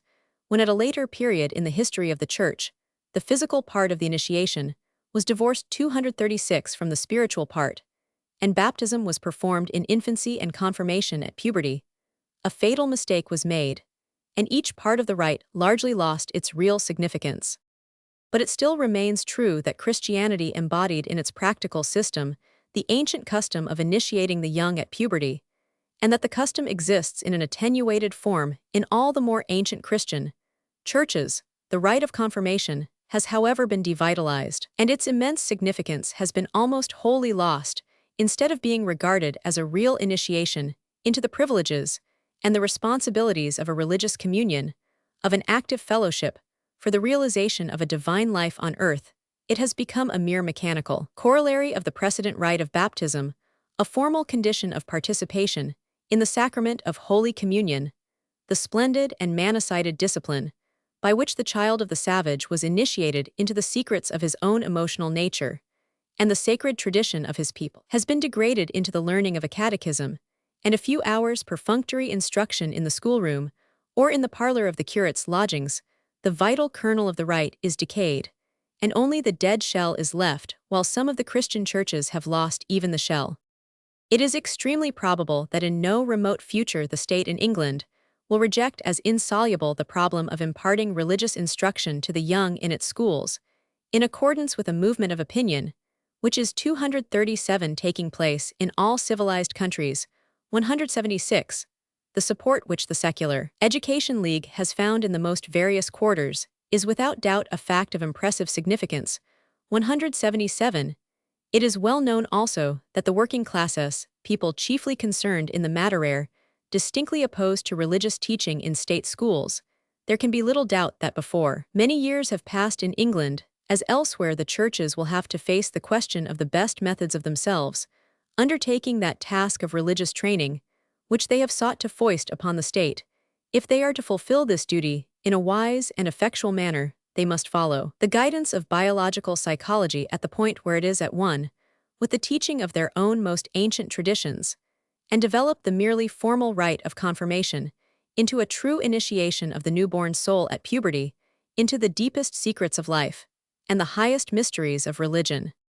It must of course be remembered that so far as England is concerned, we live in an empire in which 238, there are 337 millions of people, who are not even nominally Christians, 178, and that even among the comparatively small proportion, about 14%, who call themselves Christians, a very large proportion, are practically secularists, and a considerable number avowedly. So if, however, we assume the secularists' position, the considerations here brought forward still retain their validity. In the first place, the undoubtedly frequent hostility of the freethinker to Christianity is not so much directed against vital religion as against a dead church.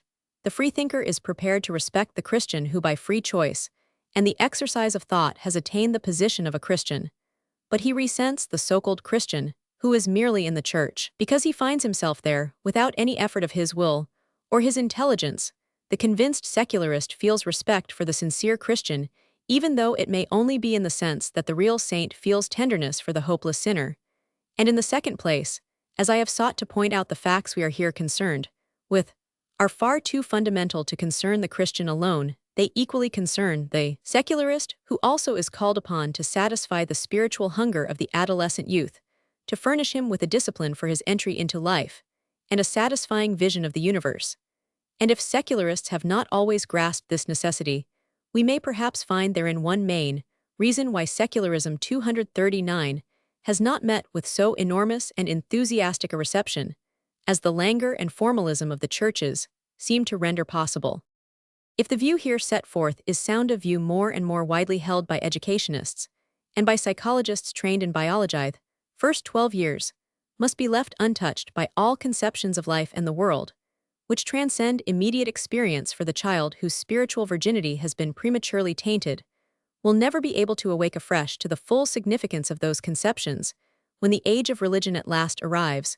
But are we, it may be asked, to leave the child's restless, inquisitive, imaginative brain without any food during all those early years? By no means, even admitting that, as it has been said, at the early stage religious training is the supreme art of standing out of nature's way. It is still not hard to find what in this matter the way of nature is the life of the individual, recapitulates the life of the race. And there can be no better imaginative food for the child than that which was found good in the childhood of the race.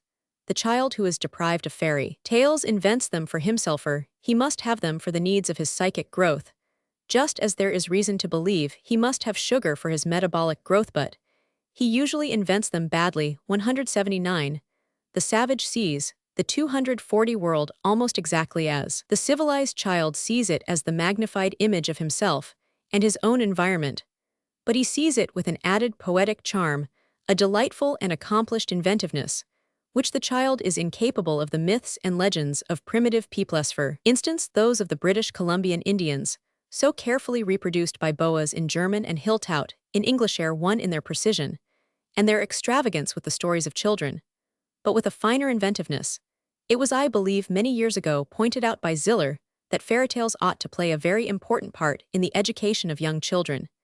And since then, B. Hartman Stanley Hall and many others of the most conspicuous educational authorities have emphasized the same point. Fairy tales are but the final and transformed versions of primitive myths, creative legend stories of old gods in purer and less transformed versions. The myths and legends of primitive peoples are often scarcely less adapted to the child's mind. Julia Gailey argues that the legends of early Greek civilization, the most perfect of all dreams, should above all be revealed to children. The early traditions of the East and of America yield material that is scarcely less fitted for the child's imaginative uses. Portions of the Bible, especially of Genesis, are in the strict sense fairy tales, that is, legends of early gods and their deeds, which have become stories. In the opinion of many, these portions of the Bible may suitably be given to children, though it is curious to observe that a Welsh education committee a few years ago prohibited the reading in 241 schools of precisely the most legendary part of Genesis. But it must always be remembered from the Christian point of view that nothing should be given at this early age which is to be regarded as essential at a later age, for the youth turns against the tales of his childhood, as he turns against its milk foods. Someday perhaps it may be thought worth while to compile a Bible for childhood, not a mere miscellaneous assortment of stories, but a collection of books as various in origin and nature as are the books of the Hebraic Christian Bible, so that every kind of child in all his moods and stages of growth might here find fit pasture. Children would not then be left wholly to the mercy of the thin and frothy literature which the contemporary press pours upon them so copiously.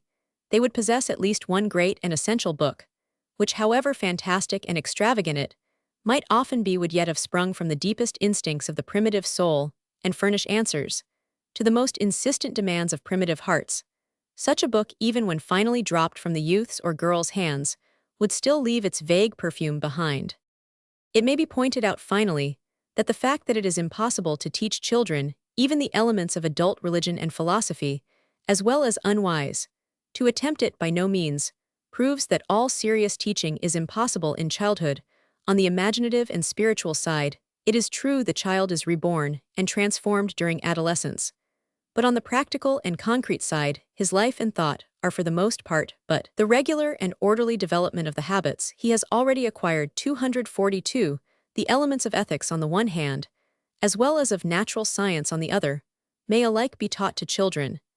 And indeed they become a necessary part of early education if the imaginative side of training is to be duly balanced and complemented. The child, as much as the adult, can be taught, and is indeed apt to learn the meaning and value of truth and honesty, of justice and pity, of kindness and courtesy.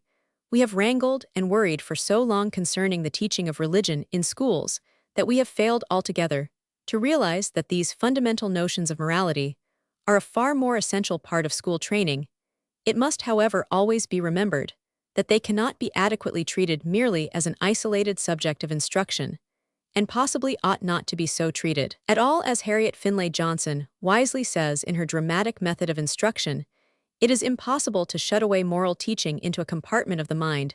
It should be firmly and openly diffused throughout the thoughts to leaven the whole of the lump. She adds the fruitful suggestion, there is real need for some lessons in which the emotions shall not be ignored. Nature study, properly treated, can touch both senses and emotions. 180. The child, we thus have to realize, is from the educational point of view of social hygiene, a being of dual nature, who needs ministering to on both sides. On the one hand, he demands the key to an imaginative paradise, which one day he must leave bearing away with him at the best only a dim and haunting memory of its beauty. On the other hand, he possesses eager aptitudes on which may be built up concrete knowledge, and the sense of human relationships to serve as a firm foundation when the period of adolescent development and discipline at length arrives. Roman 8. The problem of sexual hygiene. The new movement for giving sexual instruction to children. The need of such a movement. Contradictions involved by the ancient policy of silence. Errors of the new policy. The need of teaching the teacher, the need of training the parents, and of scientifically equipping the physician. Sexual hygiene and society. The far-reaching effects of sexual hygiene. It is impossible to doubt the vitality and the vigor of the new movement of sexual hygiene, especially that branch of it concerned with the instruction of children in the essential facts of life. 181. In the 18th century, the great educationist Bastow was almost alone when by practice and by precept he sought to establish this branch of instruction in schools. 182, a few years ago, when the German Durer Bund offered prizes for the best essays on the training of the young in matters of sex. As many as 500 papers were sent in 183. We may say that during the past 10 years more has been 245 done to influence popular feeling on this question than during the whole of the preceding century.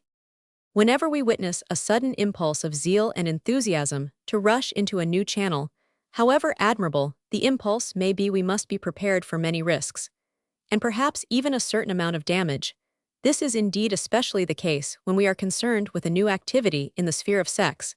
The sexual relationships of life are so ancient, and so wide, their roots ramify so complexly, and run so deep that any sudden disturbance in this soil, however well-intentioned, is certain to have many results, which were not anticipated by those responsible for it.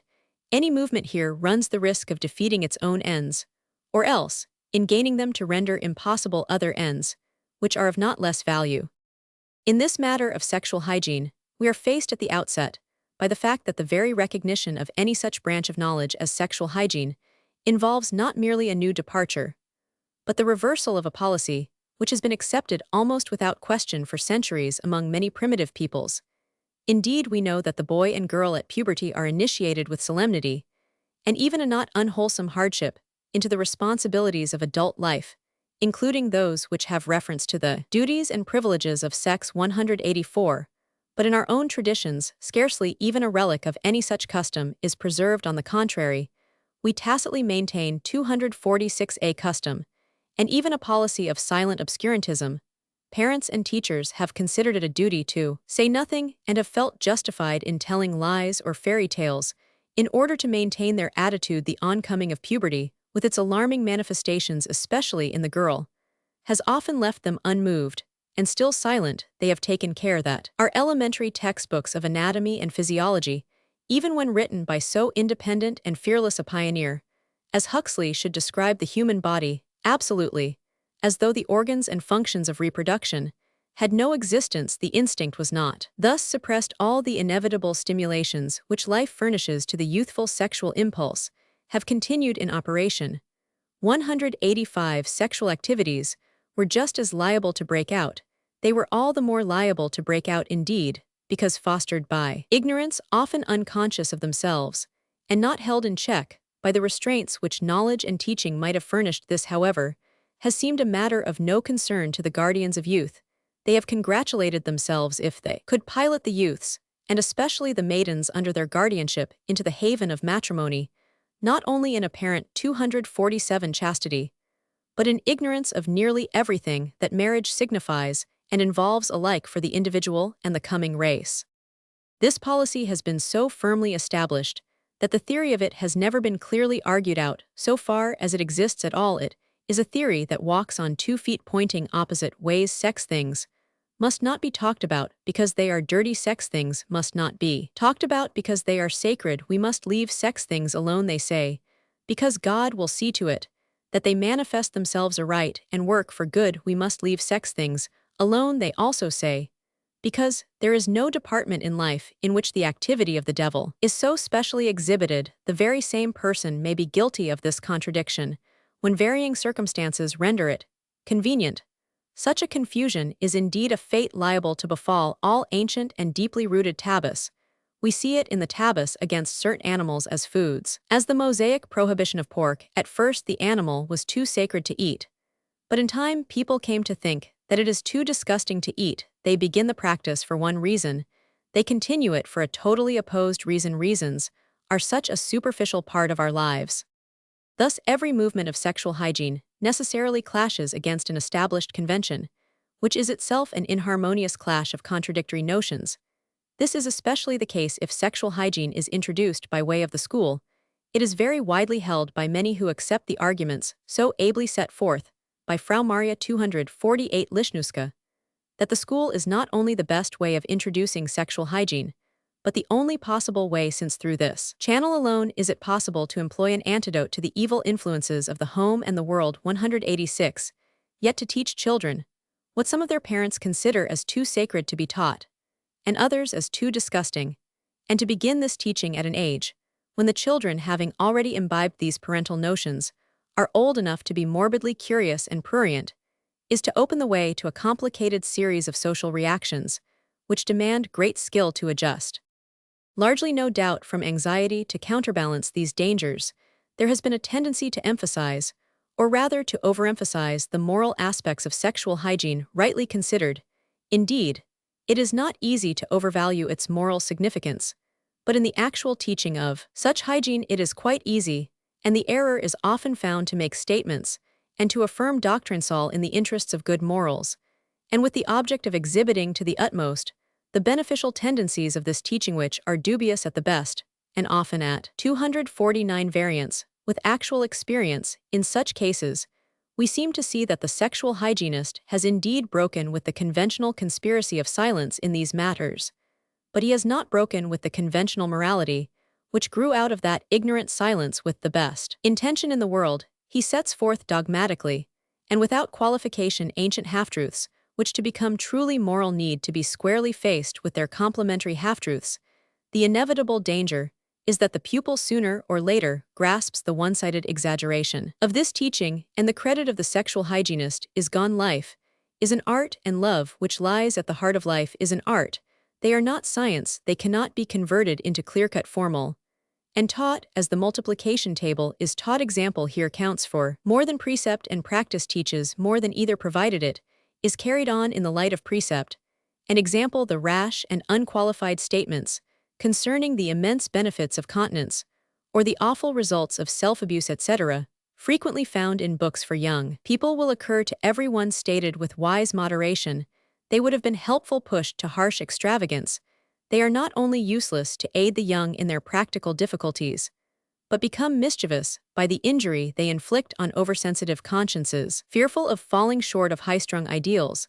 This consideration brings us indeed to what is perhaps the chief danger in the introduction of any teaching of sexual hygiene: the fact that our teachers are themselves untaught sexual hygiene in the full sensine, so far as 250 it concerns individual action, and not the regulative or legislative action of communitases, the art of imparting such knowledge as is needed at successive stages by the child, the youth, and maiden, the young man and woman, in order to enable them to deal rightly, and so far as possible without injury either to themselves or to others, with all those sexual events to which everyone is naturally liable to fulfill his functions adequately. The master in the art of teaching sexual hygiene must answer to three requirements. 1. He must have a sufficing knowledge of the facts of sexual psychology, sexual physiology, and sexual pathology, knowledge which in many important respects hardly existed at all until recently, and is only now beginning to become generally accessible. 2. He must have a wise and broad moral outlook, with a sane idealism which refrains from demanding impossibilities and resolutely thrusts aside not only the vulgar platitudes of worldliness, but the equally mischievous platitudes of an outworn and insincere asceticism. For the wise sexual hygienist knows, with Pascal, that he who tries to be an angel becomes a beast, and is less anxious to make his pupils ineffective angels than effective men and women. Content to say with Browning, I may put forth angels' pinions once unmanned, but not before 3. In addition to sound knowledge and a wise moral outlook, the sexual hygienist must possess, finally, a genuine sympathy with the young and insight into their sensitive shyness, a comprehension of their personal difficulties, and the skill to speak to them simply, frankly, and humanly. If we ask ourselves 251 how many of the apostles of sexual hygiene combine these three essential qualities, we shall probably not be able to name many, while we may suspect that some do not even possess one of the three qualifications. If we further consider that the work of sexual hygiene, to be carried out on a really national scale, demands the more or less active cooperation of parents, teachers, and doctors, and that parents, teachers, and doctors are in these matters at present all alike untrained and usually prejudiced, we shall realize some of the dangers through which sexual hygiene must at first pass. It is, I hope, unnecessary for me to say that in thus pointing out some of the difficulties and the risks which must assail every attempt to introduce an element of effective sexual hygiene into life, I am far from wishing to argue that it is better to leave things as they are. That is impossible, not only because we are realizing that our system of incomplete silence is mischievous, but because it is based on a confusion which contains within itself the elements of disruption, we have to remember, however, that the creation of a new tradition cannot be effected in a day. Before we begin to teach sexual hygiene, the teachers must themselves be taught. There are many who have insisted, and not without reason, on the right of the parent to control the education of the child's sexual hygiene, introduces us to another right, the right of the child to control the education of the parents. For few parents today are fitted to exercise the duty of training and guiding the child in the difficult field of sex without preliminary education, and such 252 education, to be real and effective, must begin at an early age in the parent's life. 187. The school teacher, again, on whom so many rely for the initial stage in sexual hygiene, is at present often in almost exactly the same stage of ignorance or prejudice in these matters as his or her pupils. The teacher has seldom been trained to impart even the most elementary scientific knowledge of the facts of sex, of reproduction, and of sexual hygiene, and is, more often than not, without that personal experience of life in its various aspects, which is required in order to teach wisely in such a difficult field as that of sex, even if the principle is admitted that the teacher in class, equally whether addressing one sex or both sexes, is not called upon to go beyond the scientific abstract and objective aspects of sex. This difficulty of the lack of suitable teachers is not indeed insuperable. It would be largely settled, no doubt, if a wise and thorough course of sexual hygiene and puriculture formed part of the training of all school teachers, as in France Pinard has proposed for the normal schools for young women. Dr. W.O. Henry, in a paper read before the Nebraska State Medical Association in May 1911, put forward the proposal: let each state have one or more competent physicians whose duty it shall be to teach 253 these things to the children in all the public schools of the state. From the time they are 8 years of age, the boys and girls should be given the instructions separately by means of charts, pictures, and stereopticon views, beginning with the lower forms of life, flowers, plants, and then closing with the organs in man. These lectures and illustrations should be given every year to all the boys and girls separately, having those from 8 to 10 together at one time, and those from 10 to 12, and those from over 12 to 16. Dr. Henry was evidently not aware that the principle of a special teacher appointed by government to give special instruction in matters of sex in all state schools had already been adopted in Canada in the province of Ontario. The teacher thus appointed goes from school to school and teaches the elements of sexual physiology and anatomy, and the duty of treating sexual matters with reverence to classes of boys and of girls from the age of 10. The course is not compulsory, but any school board may call upon the special teacher to deliver the lectures. This appointment has met with so much approval that it is proposed to appoint further teachers on the same lines, women as well as men. It is not necessary that the school teacher of sex should be a physician for personal and particular advice on the concrete difficulties of sex, however, as well as for the more special and detailed hygiene of the sexual relationship, and the precautions demanded by eugenics. We must call in the physician, yet none of these things so far enter the curriculum through which the physician 254 passes to reach his profession.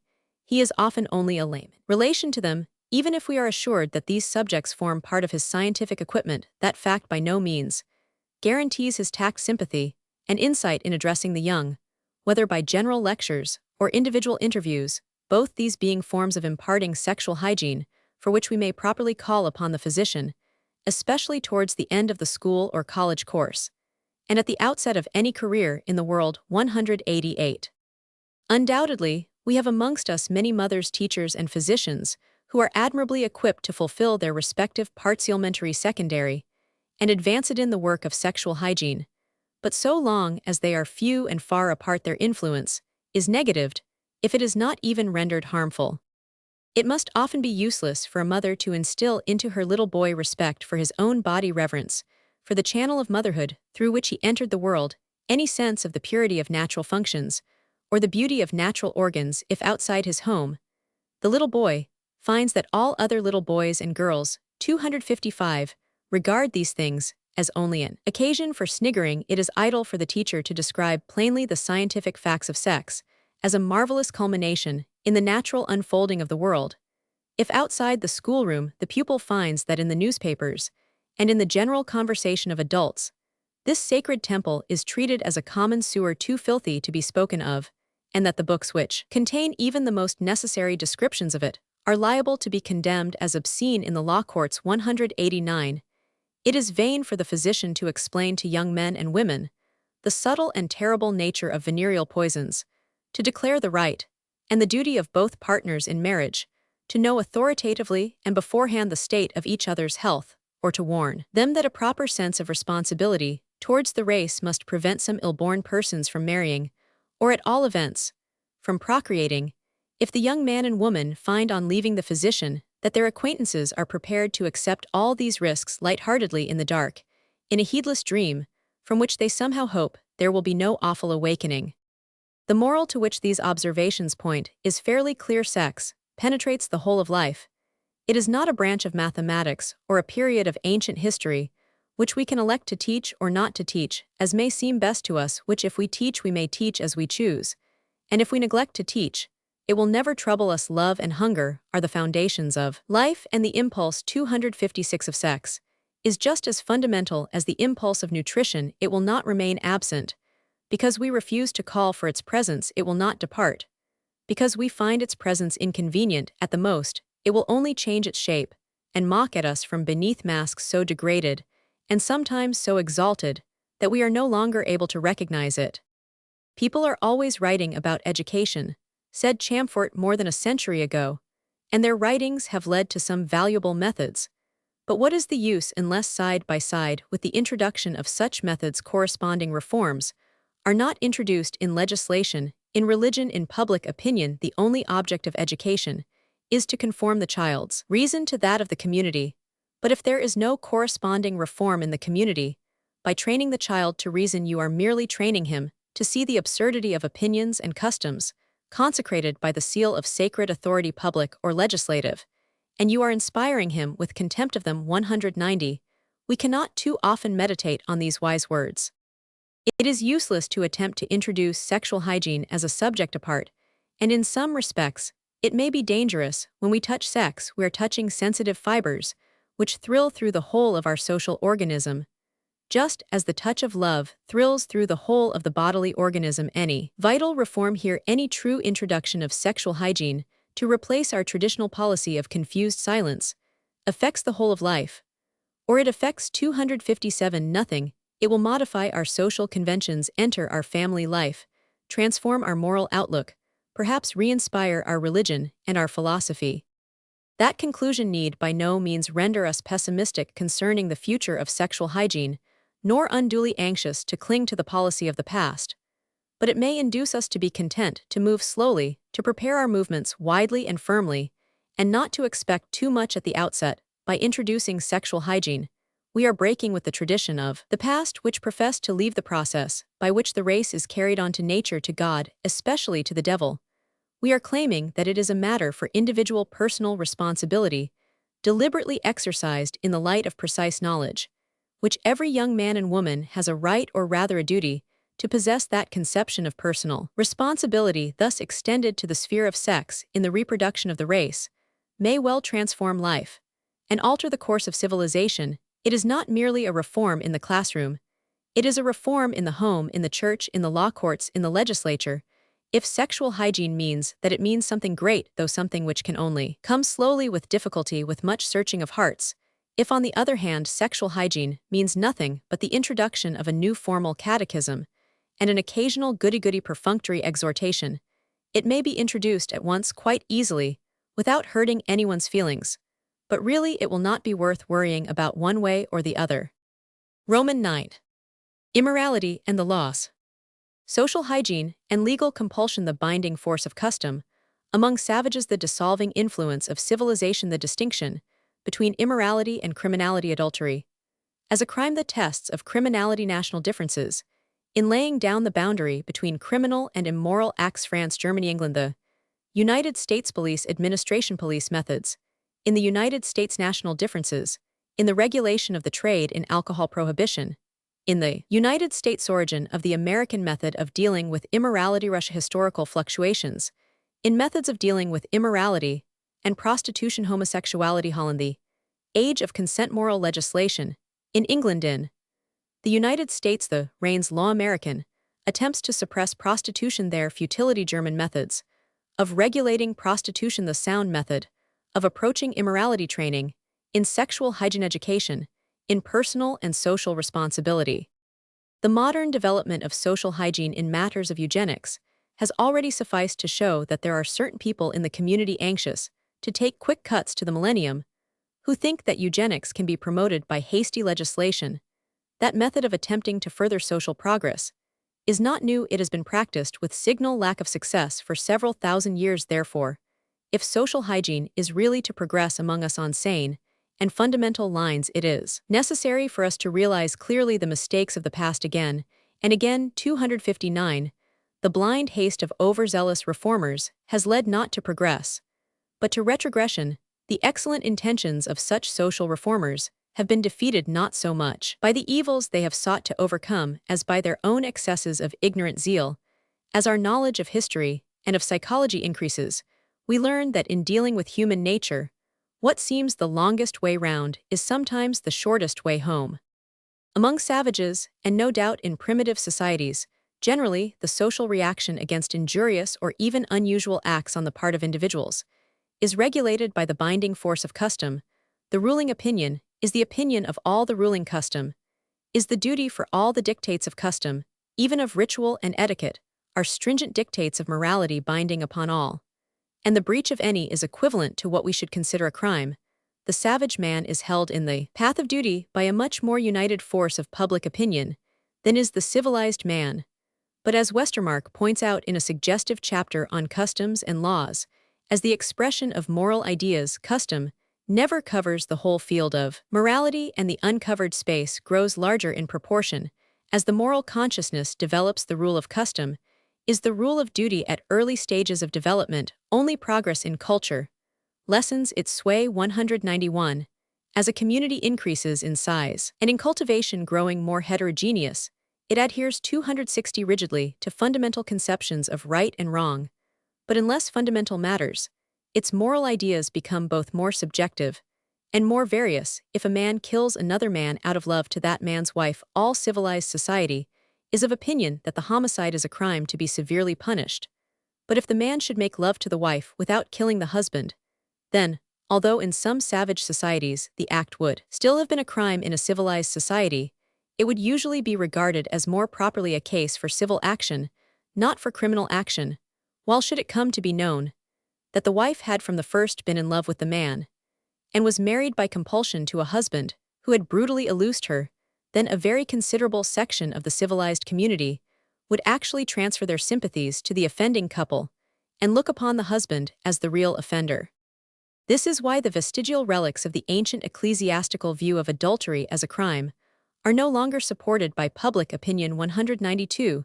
They are no longer enforced, or else the penalty is reduced to ridiculous dimensions, as in France, where a fine of a few francs may be imposed, and there is a general inclination to abolish them altogether. Penalties for adultery are not nowadays enacted afresh, except in the United States, where 261 medieval regulations are enabled to survive through the strength of the Puritan tradition. Thus in the state of New York, a law was passed in 1907, rendering any person guilty of adultery punishable by 6 months' imprisonment, or a heavy fine, or both. The law was largely due to agitation by the National Christian League for the promotion of purity. It was supposed the law would act to prevent adultery. Less than 3 months after the act became law, lawyers reached the conclusion that it was a dead letter. During the 2 years after its enactment, notwithstanding the large number of divorces, only 3 persons were sent to prison for a few days under this act, and only 4 fined a small sum. The Committee of 14 state that it is of practically no effect, and add the preventive values of this statute cannot be determined, but judging from the prosecutions, it has proved an ineffective weapon against immorality, and has practically no effect upon commercialized vice. 193. When such laws remain on the statute book, as relics of practically medieval days, they deserve a certain respect, even if it is impossible to enforce them. To reenact them in modern times is a gratuitous method of bringing law into contempt. It is clear that all such cases affecting morals are not only altered by circumstances and by consideration of the psychic state of the individual, but that in regard to them, different sections of the community hold widely different views. the sanctions of the criminal law to be firm and unshakable, must be capable of literal interpretation 262, and of unfailing execution, and in that interpretation and execution be accepted as just by the whole community. But as soon as law enters the sphere of morals, this becomes impossible. Law loses all its certainty, and all the reverence that rightly belongs to it. It no longer voices the conscience of the whole community. It tends to be merely an expression of the feelings of a small upper-class social circle. The feelings and the habits and the necessities of the mass of the population are altogether ignored. 194. Nor are such legislative incursions into the sphere of morals any more satisfactory from the point of view of the class which is responsible for them. It very soon begins to be felt that, as Hagen puts it, the formulas of penal law are stiff and clumsy instruments, which can only in the rarest instance serve to disentangle the delicate and manifoldly interwoven threads of the human soul, and decide what is just and what unjust. Formulas are adopted for simple, uncomplicated, rough, everyday cases. Only in such cases do they achieve the conquest of justice over injustice. It is true that no sharp line divides criminal acts from merely immoral acts, and the latter tend to be indirectly even when not directly antisocial. It would be highly convenient if we could draw a sharp distinction between major antisocial acts, which may properly be described as crime, and justly be pursued. 263, with the full rigor of the law, and minor antisocial acts, which may be left to the varying reaction of the social environments, since they cannot properly be visited by the criminal law. 195. Such a distinction exists, but it cannot be made sharply because there are a large number of intermediate antisocial acts, which some sections of the community regard as major, while others regard them as minor, or even in some cases, as not antisocial at all. The only convenient test we can apply is the strength of the social reaction, provided we are dealing with an act which is definitely antisocial, injuring recognized rights, and not merely an unusual or disgusting act. 196. When an antisocial act meets with a reaction of social indignation, which is fairly universal and permanent, it may be regarded as a crime coming under the jurisdiction of the law. If opinion varies, if a considerable section of the community revolt against the punishment of the alleged antisocial act, then we are not entitled to dignify it with the appellation of crime. This is not an altogether sure or satisfactory criterion, because there are frequently times and places, especially 264, under the stimulation of some particular occurrence, evoking an outburst of increased public emotion, when a section of the community succeeds by its noisy vigor in creating the impression that it voices the universal will. But on the whole, it works out justly. Ethical standards differ in different places at different times. They are indeed always changing. Therefore, in regard to all matters which belong to the sphere of what we commonly call morals, there are in every community some who approve of a given act, others who disapprove of it, yet others who regard it with indifference. In such a shifting sphere, we cannot legislate with the certainty of carrying the whole community with us, nor can we properly introduce the word crime, which ought to indicate only an action of so gravely antisocial nature that there can be no possibility of doubt about it. It is, however, important to understand the marked national differences in the reaction to these slightly or dubiously antisocial acts, for such differences rest on ancient tradition, and are to some extent the expression of the genius of a people, though they are not the absolutely immutable product of racial constitution, and within limits they undergo transformation. It thus happens that acts which in some countries are pursued by the law and punished as crime are in other countries untouched by the law and left to the social reaction of the community. It becomes therefore of some importance to compare national differences in the attitude towards immorality to find out whether the attempt to repress it directly by law is more effective 265 or less effective than the method of leaving it to social reaction. In many respects, France and Germany present a remarkable contrast in their respective methods of dealing with immorality. The contrast has only existed since the sweeping legal reforms which followed the revolution in France. In Old France, the laws against sexual and religious offenses were extremely severe, involving in some cases death at the stake, and even during the 18th century, this extreme penalty of the law was sometimes carried out. The police were active, their methods of investigation elaborate and thorough.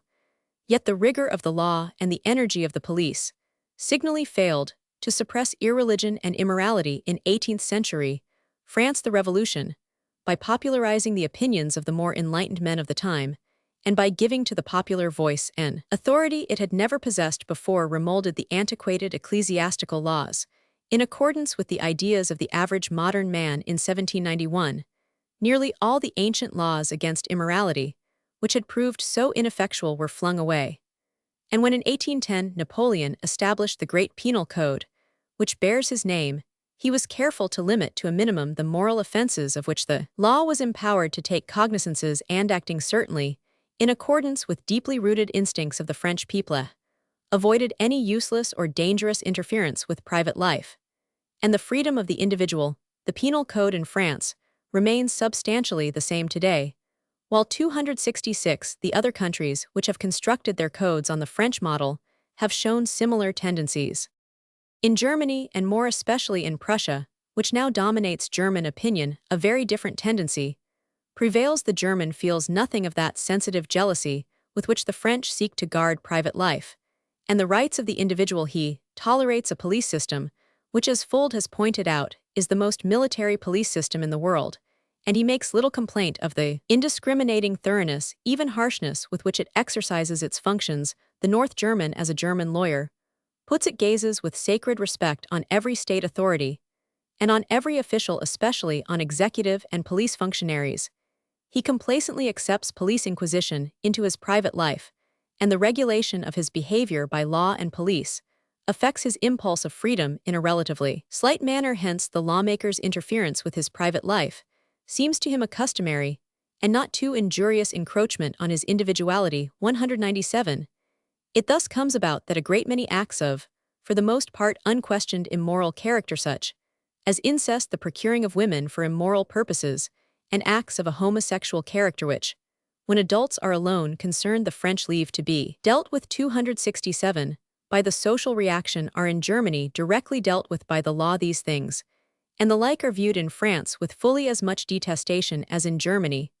But while the German considers that that detestation is itself a reason for inflicting a legal penalty on the detested act, the Frenchman considers that to inflict a punishment upon such acts by law is an inadmissible interference of the state in private affairs, and an unnecessary interference, since the social reaction is quite adequate in Germany.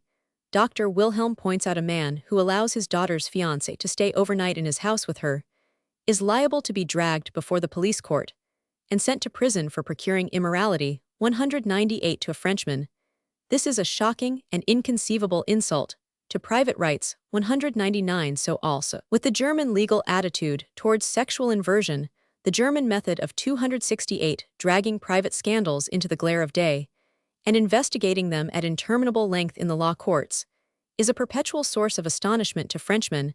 They point out that not only does this method defeat its own end, by concentrating attention on the abnormal practices it attacks, but it adds dignity to them. A certain small section of the community justifies and upholds these practices.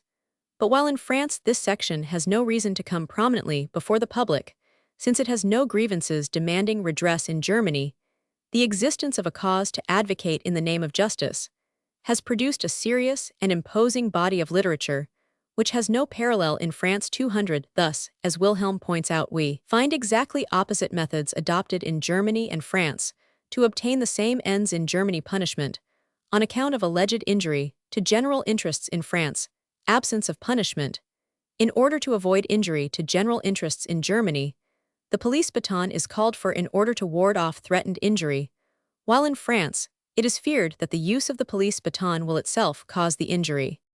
The question naturally arises, which method is the more effective? Wilhelm finds that these differences in 269 national attitude towards immorality have not by any means rendered immorality more prevalent in France than in Germany. On the contrary, though extraconjugal intercourse is in Germany almost a crime, sexual offenses against children are far more prevalent than in France. While family life is at least as stable in France as in Germany, and more intimate, the freer way of regarding sexual matters and its results in legislation have, as compared to Germany, in no respect led to more immoral conditions, while on the other hand, it has been the reason why the vigorous agitation which we find in Germany for certain legal reforms in respect to sexuality, are quite unknown. It is forgotten in Germany, and in some other countries, sometimes even in France, that to bring immorality within reach of the arm of the law is not necessarily, by any means, to make the actual penalty, in the largest sense of the term, more severe so long as he retains the good opinion of his fellows. Imprisonment is no injury to a man. It has happened to some of our most distinguished and respected public men. The bad opinion of his fellows, even when the law is powerless to touch him, is often an irretrievable injury to a man. We do not fortify the social reaction in most matters when we attempt to give it a legal sanction. We do not even need to fortify it, for it is sometimes harsher and more severe than the law. Overlooking, or not knowing all the extenuating circumstances in France as in England, the force of social opinion independently of the law is exceedingly, and perhaps excessively, strong. In the United States, we see yet another attitude towards immorality. It is indeed related to the English attitude, necessarily.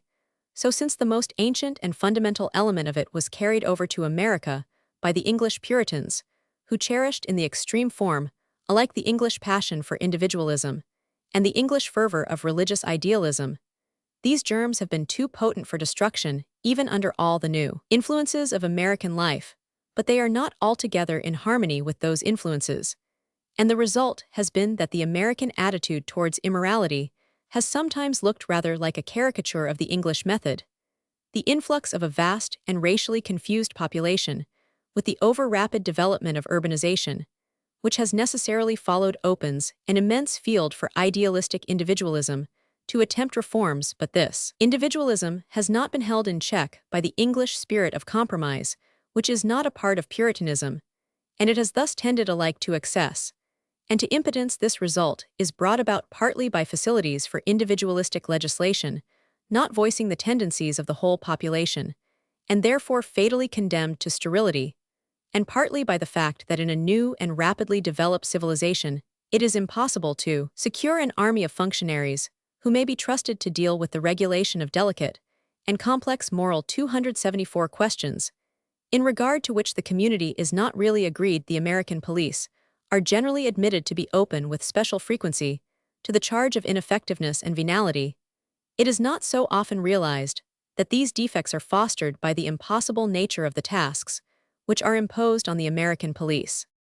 This aspect of the matter has been very clearly set forth by Dr. Fuld of Columbia University in his able and thorough book on police administration, 202. He shows that though the American police system as a system has defects which need to be remedied, it is not true that the individual members of the American police forces are inferior to those of other countries. On the contrary, they are in some respects superior. It is not a large proportion which sells the right to break the law. 203. Their most serious defects are due to the impracticable laws and regulations made by inexperienced legislators. These laws and ordinances in many cases cannot possibly be enforced, and the weak police officers accept money from the citizen for not enforcing rules which in any case they could not enforce. The American police forces, says Fuld, have been corrupted almost solely by the statutes. The real blame attaches not to the policeman who accepts a bribe, temptingly offered him, nor to the bribegiver who seeks, by giving a bribe, to make the best 275 possible business arrangement, but rather to the law which, by giving the police a large and uncontrolled discretion in the enforcement of the law, places a premium upon bribe-giving and bribe-taking. This state of things is rendered possible by the fact that the duties of the police are not confined to matters affecting crime and public order, matters which the whole community consider essential, and in regard to which any police negligence is counted a serious charge, but are extended to unessential matters, which a considerable section of the community, including many of the police themselves, view with complete indifference. It is impossible to regard seriously a conspiracy to defeat laws, which a large proportion of citizens regard as unnecessary or even foolish. It thus unfortunately comes about that the charge brought against the American police, that it sells the right to break the law, has not the same grave significance which it would have in most countries, for the rights purchased in America may in most countries be obtained without purchase. An act ought to be made criminal, as Fuld rightly lays down, only when it is socially expedient to punish its criminality. The American people, or at least the American legislators, do not make this clear distinction between vice and crime, there seems to be a feeling in America that unless a vice is made a crime, the state countenances the vice and becomes a party to its commission. There are unfortunately a large number of men in the community who believe that they have satisfied the demands made upon them to lead a virtuous life by incorporating into some statute the 276 condemnation of a particular vicious act as a crime 200. For this special characteristic of American laws, with its failure to distinguish between vice and crime, is clearly a legacy of the early Puritans. The Puritans carried over to New England independent autonomous laws of morality and were contemptuous of external law. The sturdy pioneers of the first generation were faithful to that attitude and were not even guilty of punishing witches. But when the opportunity came, their descendants could not resist the temptation to erect an external law of morals, and like the Calvinists of Geneva, they set up an inquisition backed by the secular arm. It was not until the days of Emerson that American Puritanism regained autonomous freedom and moved in the same air as Milton. But in the meantime, the mischief had been done. Even today, an inquisition of the males has been established in the United States. It is said to be unconstitutional, and one can well believe that that is so, but nonetheless it flourishes under the protection of what a famous American has called the never-ending audacity of elected persons. But to allow subordinate officials to masquerade in the postal department as familiars of the Inquisition in the supposed interests of public morals is a dangerous policy. 205. Its deadening 277 influence on national life cannot fail sooner or later to be realized by Americans. To moralize by statute is idle and unsatisfactory enough, but it is worse to attempt to moralize by the arbitrary dicta of minor government officials. It is interesting to observe the methods which find favor in some parts of the United States for dealing with the trade in alcoholic liquors. Alcohol is on the one hand a poison, on the other hand, it is the basis of the national drinks of every civilized country. Every state has felt called upon to regulate its sale to more or less extent in such a way that one, in the interests of public health, alcohol may not be too easily or too cheaply obtainable, that two, the restraints on its sale may be a source of revenue to the state, and that three, at the same time, this regulation of the sale may not be a vexatious and useless attempt to interfere unduly with national customs. States have sought to attain these ends in various ways. The sale of alcohol may be made a state monopoly, as in Russia, or again, it may be carried on under disinterested municipal or other control, as by the Gothenburg system of Sweden or the Samlag system of Norway. 206. In England, the easier and more usual plan is adopted of heavily. 278, taxing the sale with, in addition, various minor methods for restraining the sale of alcoholic drinks and attempting to improve the conditions under which they are sold. In France, an ingenious method of influencing the sale of alcohol has lately been adopted in the interests of public health, which has proved completely successful. The French national drink is light wine, which may be procured in abundance of excellent and wholesome quality and very cheaply, provided it is not heavily taxed. But of recent years, there has been a tendency in France to consume in large quantity the heavy alcoholic spirits, often of a specially deleterious kind. The plan has been adopted of placing a very high duty on distilled beverages and reducing the duty on the light wines as well as beer, so that a wholesome and genuine wine can be supplied to the consumer at as low a price as beer. As a result, the French consumer has shown a preference for the cheap and wholesome wine, which is really his national drink, and there is an enormous fall in the consumption of spirits. Whereas formerly the consumption of brandy in French towns amounted to 7 or 8 liters of absolute alcohol per head, it has now fallen in the large towns to 4 liters. 207. In America, however, there is a tendency to deal with the sale of alcohol totally opposed to that which nearly everywhere prevails in Europe. When in Europe a man abandons the use of alcohol, he makes no demand on his fellow men to follow his example, or if he does, he is 279 usually content to employ moral suasion to gain this end. But in the United States, where there is no single national drink, a large number of people have abandoned the use of alcohol and have persuaded themselves that its use by other people is a vice, for it is not universally recognized that selfishness is not living as one wishes to live, it is asking others to live as one wishes to live. Moreover, as in the United States, the medieval confusion between vice and crime still subsists among a section of the population. Being a part of the national tradition, it became easy to regard the drinking of alcohol as a crime, and to make it punishable. Hence, we have prohibition, which has prevailed in various states of the Union, and is especially associated with Maine, where it was established in a crude form so long ago as 1846, and except for a brief interval between 1856 and 1858 has prevailed. Until today, the law has never been effective. It has been made more and more stringent. The wildest excuses of arbitrary administration have been committed. Scandals have constantly occurred. Officials of iron will and determination have perished in the faith that if only they put enough energy into the task, the law might after all be at last enforced. It was all in vain. It has always been easy in the cities of Maine for those to obtain alcohol who wished to obtain it. Finally, in 1911, by a direct referendum, the majority by which the people of Maine are maintaining prohibition has been brought down to 700, in a total poll of 120,000, while all the large towns have voted for the repeal of prohibition by enormous majorities. The people of Maine are evidently 280 becoming dimly conscious that it is worse than useless to make laws which no human power can enforce. The result of the vote, writes Mr. Arthur Sherwell, an English social reformer, not himself opposed to temperance legislation from every point of view, and not least from the point of view of temperance, is eminently unsatisfactory, and it unquestionably creates a position of great difficulty and embarrassment for the authorities. A majority of 700, in a total poll of 120,000, is clearly not a sufficient mandate for a drastic law, which previous experience has conclusively shown cannot be enforced successfully in the urban districts of the state. Successful enforcement of prohibition on a state basis would appear to be hopeless. The history of prohibition in Maine will forever form an eloquent proof of the mischief which comes when the ancient ecclesiastical failure to distinguish between the sphere of morals and the sphere of law is perpetuated under the conditions of modern life. The attempt to force men to render unto Caesar the things which are God's must always end thus.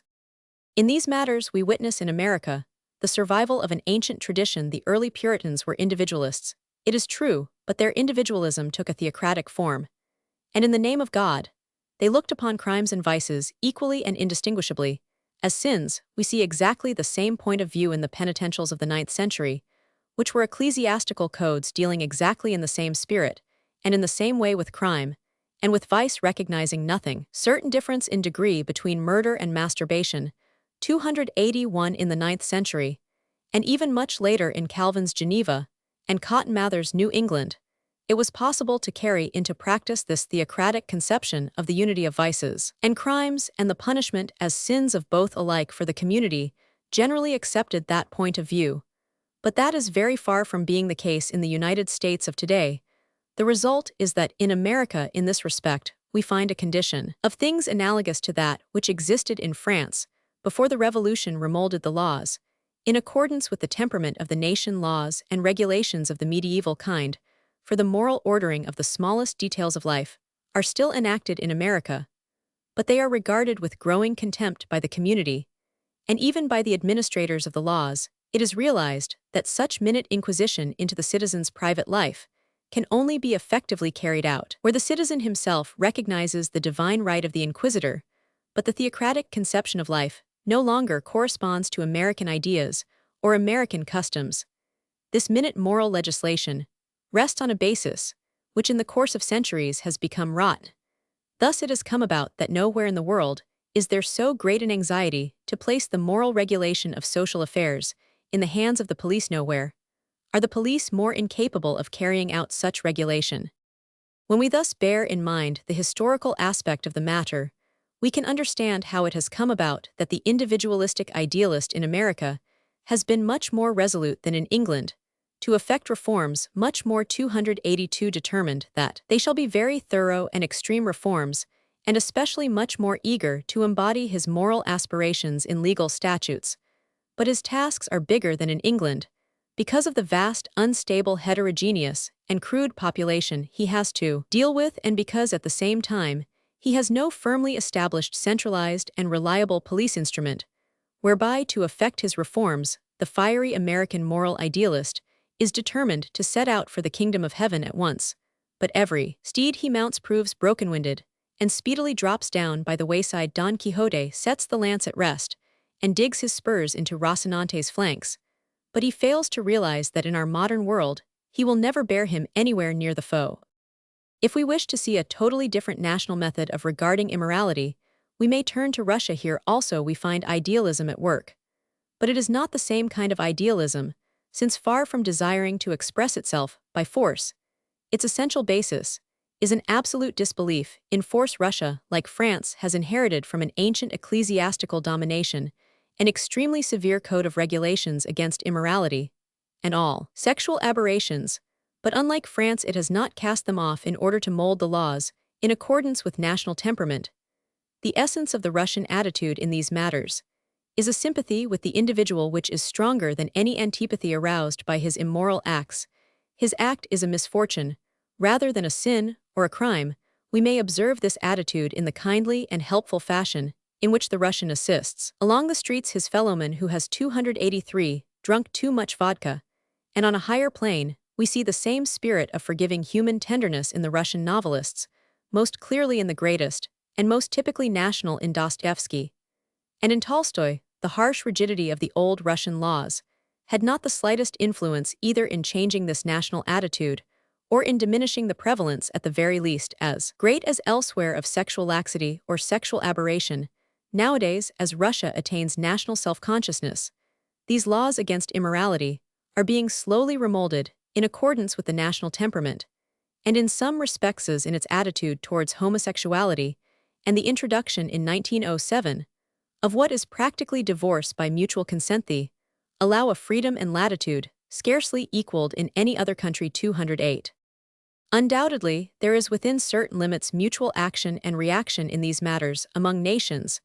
Thus the influence of France has led to the abolition of the penalty against homosexual practices in many countries, notably Holland, Spain, Portugal, and more recently Italy, while even in Germany there is a strong and influential party among legal as well as medical authorities in favor of taking the same step. On the other hand, France has in some matters of detail departed from her general principle in these matters, and has for 284 instances without doubt, in an altogether justifiable manner, taken part in the international movement against what is called the white slave trade.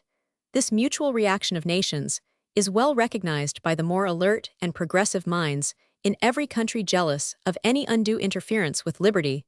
When, for instance, a bill is introduced in the English Parliament for promoting inquisitorial and vexatious interference with matters that are not within the sphere of legislation, it is eagerly discussed in Germany before even its existence is known to most people in England, not so much out of interest in English affairs, as from a sensitive dread that English example may affect German legislation. 209. Not only indeed have we to recognize the existence of these clearly marked and profound differences in legislative reaction to immorality, we have also to realize that at different periods, there are general movements to some extent overpassing national bounds of rise and of fall in this reaction.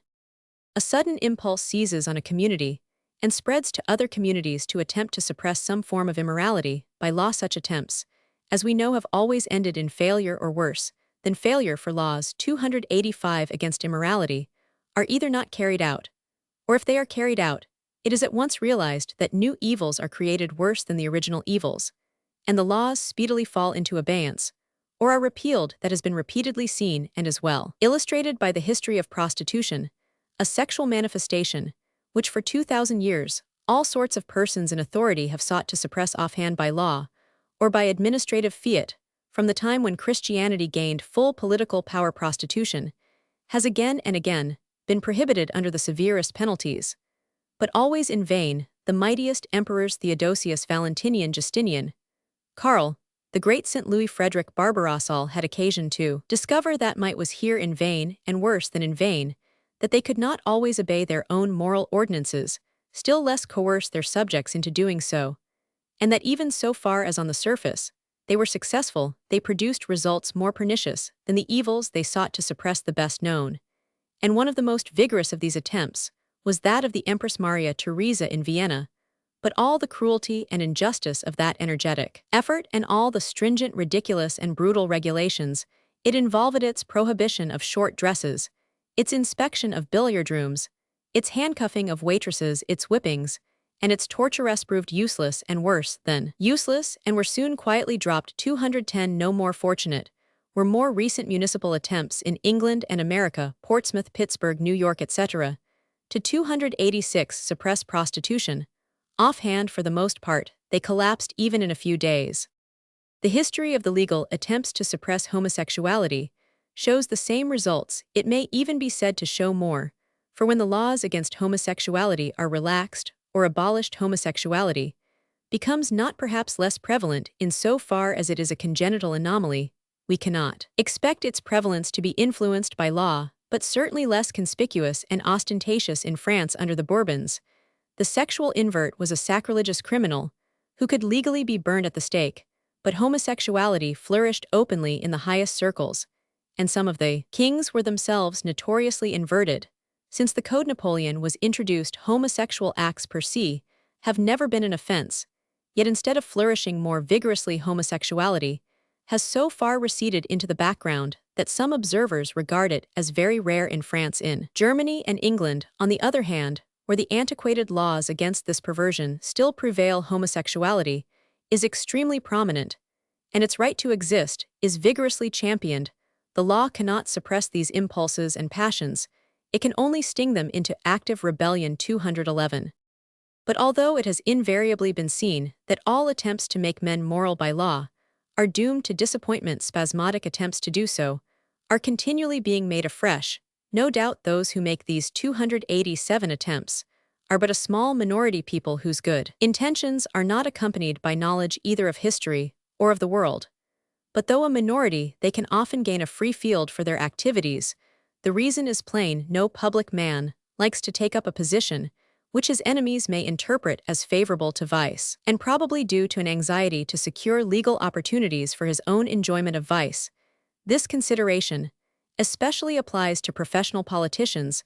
A member of parliament, who must cultivate an immaculately pure reputation, feels that he is also bound to record by his vote how anxious he is to suppress other people's immorality. Thus the Philistine and the hypocrite join hands with the simple-minded idealist. Very few are left to point out that however desirable it is to prevent immorality, that end can never be attained by law. During the past 10 years, one of these waves of enthusiasm for the moralization of the public by law has been sweeping across Europe and America. Its energy is scarcely yet exhausted, and it may therefore be worthwhile to call attention to it. The movement has shown special activity in Germany, in Holland, in England, in the United States, and is traceable in a minor degree in many other countries. In Germany, the Lex Heinze in 1900 was an indication of the appearance of this movement, while various scandals have had the result of attracting an exaggerated amount of attention to questions of immorality and of tightening the rigor of the law, though as Germany already holds moral matters in a very complex web of regulations, it can scarcely 288 be said that the new movement has here found any large field of activity. In Holland, it is different. Holland is one of the traditional lands of freedom. It was the home of independent intellect, of free religion, of autonomous morals, when every other country in Europe was closed to these manifestations of the spirit, and something of the same tradition has always inspired its habits of thought, even when they have been largely puritanic, so that there was here a clear field for the movement to work in, and it has found expression of a very thorough character, indeed, in the new so-called morals law, which was passed in 1911, after several weeks' discussion. Undoubtedly, this law contains excellent features. Thus the agents of the white slave trade, who have hitherto been especially active in Holland, are now threatened with 5 years' imprisonment. Here we are concerned with what may fairly be regarded as crime and rightly punishable as such.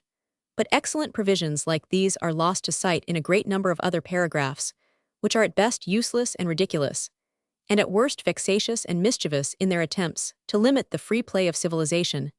Thus we find that a year's imprisonment or a heavy fine threatens any one who exposes any object or writing which offends decency, a provision which enabled a policeman to enter an art pottery shop in Amsterdam and remove a piece of porcelain on which he detected an insufficiently clothed human figure. Yet this paragraph of the law had been passed with scarcely any opposition.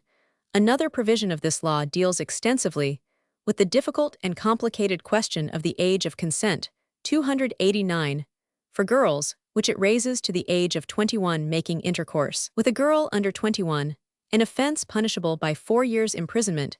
It is generally regarded as desirable that chastity should be preserved until adult age is well established, but as soon as sexual maturity is attained, which is long before what we conventionally regard as the adult age and earlier in girls, then in boys it is impossible to dismiss the question of personal responsibility.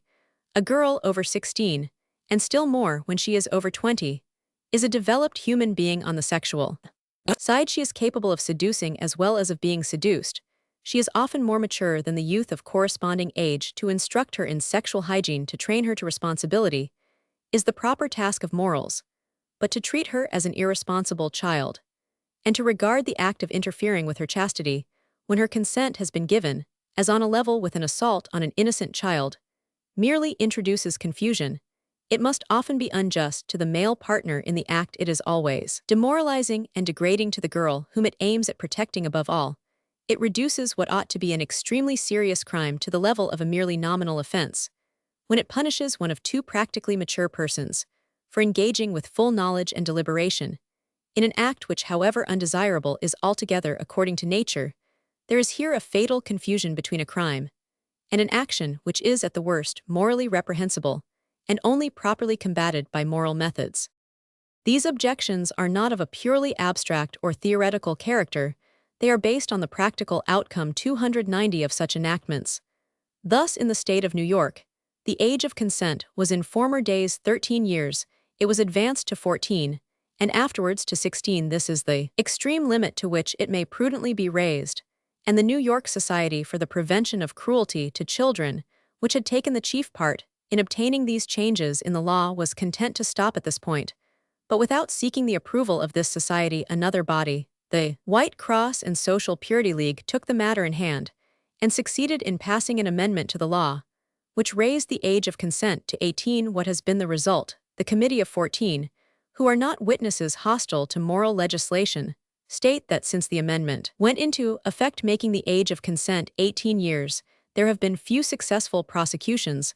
The laws are practically inoperative so far as the age clause is concerned. Juries naturally require clear evidence that a rape has been committed when the case concerns a grown-up girl in the full possession of her faculties, possibly even a clandestine prostitute. Moreover, as rape in the first degree involves the punishment of imprisonment for 20 years, there is a disinclination to convict a man unless the case is a very bad one. One judge indeed has asserted that he will not give any man the full penalty under the present law so long as he is on the bench. The natural result of stretching the law to undue limits is to weaken it. Instead of being as it should be an extremely serious crime, rape loses in a large proportion of cases the opprobrium which rightly belongs to it. It is therefore 291 a matter for regret that in some English dominions there is a tendency to raise the age of consent to an unduly high limit. In New South Wales, the Girls' Protection Act has placed the age of consent at 16, and in the case of offenses by guardians, schoolmasters, or employers at 17 years, notwithstanding the vigorous opposition of a distinguished medical member of the Legislative Council, the Hun J. Roman 1000 Creed, who presented the arguments against so high an age. Not a single prosecution has so far occurred under this act. In England, the force of the moral legislation wave has been felt, but it has been largely broken against the conservative traditions of the country, which make all legislation, good or bad, very difficult. A lengthy, elaborate, and high-strung Prevention of Immorality Bill was introduced in the House of Commons by a group of nonconformists, mainly on the liberal side. This bill was very largely on the lines of the Dutch law already mentioned. It proposed to raise the age of consent to 19, making intercourse with a girl under that age felony punishable by 5 years penal servitude, and any attempt at such intercourse by 2 years imprisonment. Such a measure would be, it may be noted, peculiarly illogical and inconsistent in England and Scotland, in both of which countries, though their laws in these matters are independent, even a girl of 12 is legally regarded as sufficiently mature and responsible to take to herself a husband at one moment. The bill seemed to have a chance of becoming law, but a group of enlightened and independent liberals, realizing that such 292a measure would introduce intolerable social conditions, organized resistance and prevented the acceptance of the bill. The chief organization in England at the present time for the promotion of public morality is the National Council of Public Morals, which is a very influential body with many able and distinguished supporters. Law-enforced morality, however, constitutes but a very small part of the reforms advocated by this organization, which is far more concerned with the home, the school, the church, and the influences which operate in those spheres. It has lately to a considerable extent joined hands with the workers in the eugenic movement, advocating sexual hygiene and racial betterment, thus allying itself with one of the most hopeful movements of our day. Certainly, there may be some amount of zeal, not according to knowledge, in the activities of the National Council of Public Morals, but there is also very much that is genuinely enlightened, and the very fact that the council includes representatives from so many fields of action and so many schools of thought largely saves it from running into practical excesses. Its influence on the whole is beneficial, because although it may not be altogether averse to moral legislation, it recognizes that the policeman is a very feeble guide in these matters, and that the fundamental and essential way of bettering the public morality is by enlightening the private conscience. In the United States, conditions have been very favorable, as we have seen, for the attempt to achieve social reform by moral legislation, and nowhere else in the 293 world has it been so clearly demonstrated that such attempts not only fail to cure the evils they are aimed at, but tend to further evils far worse than those aimed at. A famous example is furnished by the so-called Raines Law of New York. This act was passed in 1896 and was intended to regulate the sale of alcoholic liquor in all its phases throughout the state. The grounds for bringing it forward were that the number of drinking saloons was excessive, that there was no fixed licensing fee, that too much discretionary power was allowed to the local commissioner, while above all the wood Puritanic legislators wished so far as possible to suppress the drinking of alcoholic liquors on Sunday. To achieve these objects, the licensing fee was raised to 4 times its usual amount. Previously to this enactment, heavy penalties including the forfeiture of a large surety-bond were established, and more surely, to prevent Sunday drinking, only hotels, not ordinary drinking bars, were allowed, with many stringent restrictions to sell drink on that day, in order that there should be no mistake. It was set forth in the act that the hotel must be a real hotel with at least 10 properly furnished bedrooms. The legislators clearly thought that they had done a fine piece of work. Seldom, wrote the Committee of 14, who are by no means out of sympathy with the aims of this legislation, has a law intended to regulate one evil resulted in so aggravated a phase of another evil directly traceable to its provisions. 212. But something had to be done with all these bedrooms properly furnished according to law, for it was necessary to meet the heavy expenses incurred under the new conditions created by the law. The remedy was fairly obvious. These bedrooms were excellently adapted to serve as places of assignation and houses of prostitution. Many hotel proprietors became practically brothel keepers, the women in some cases becoming boarders in the hotels, and saloons and hotels have entered into a kind of alliance for their mutual benefit, and are sometimes indeed under the same management.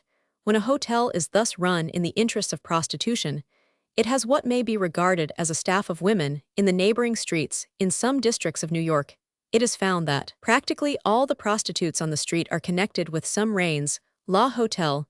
These wise moral legislators of New York thought they were placing a penalty on 295. Sunday drinking. What they have really done is to place a premium on prostitution. 213. An attempt of a different kind to strike a blow at once at alcohol and at prostitution has been made in Chicago with equally unsatisfactory results.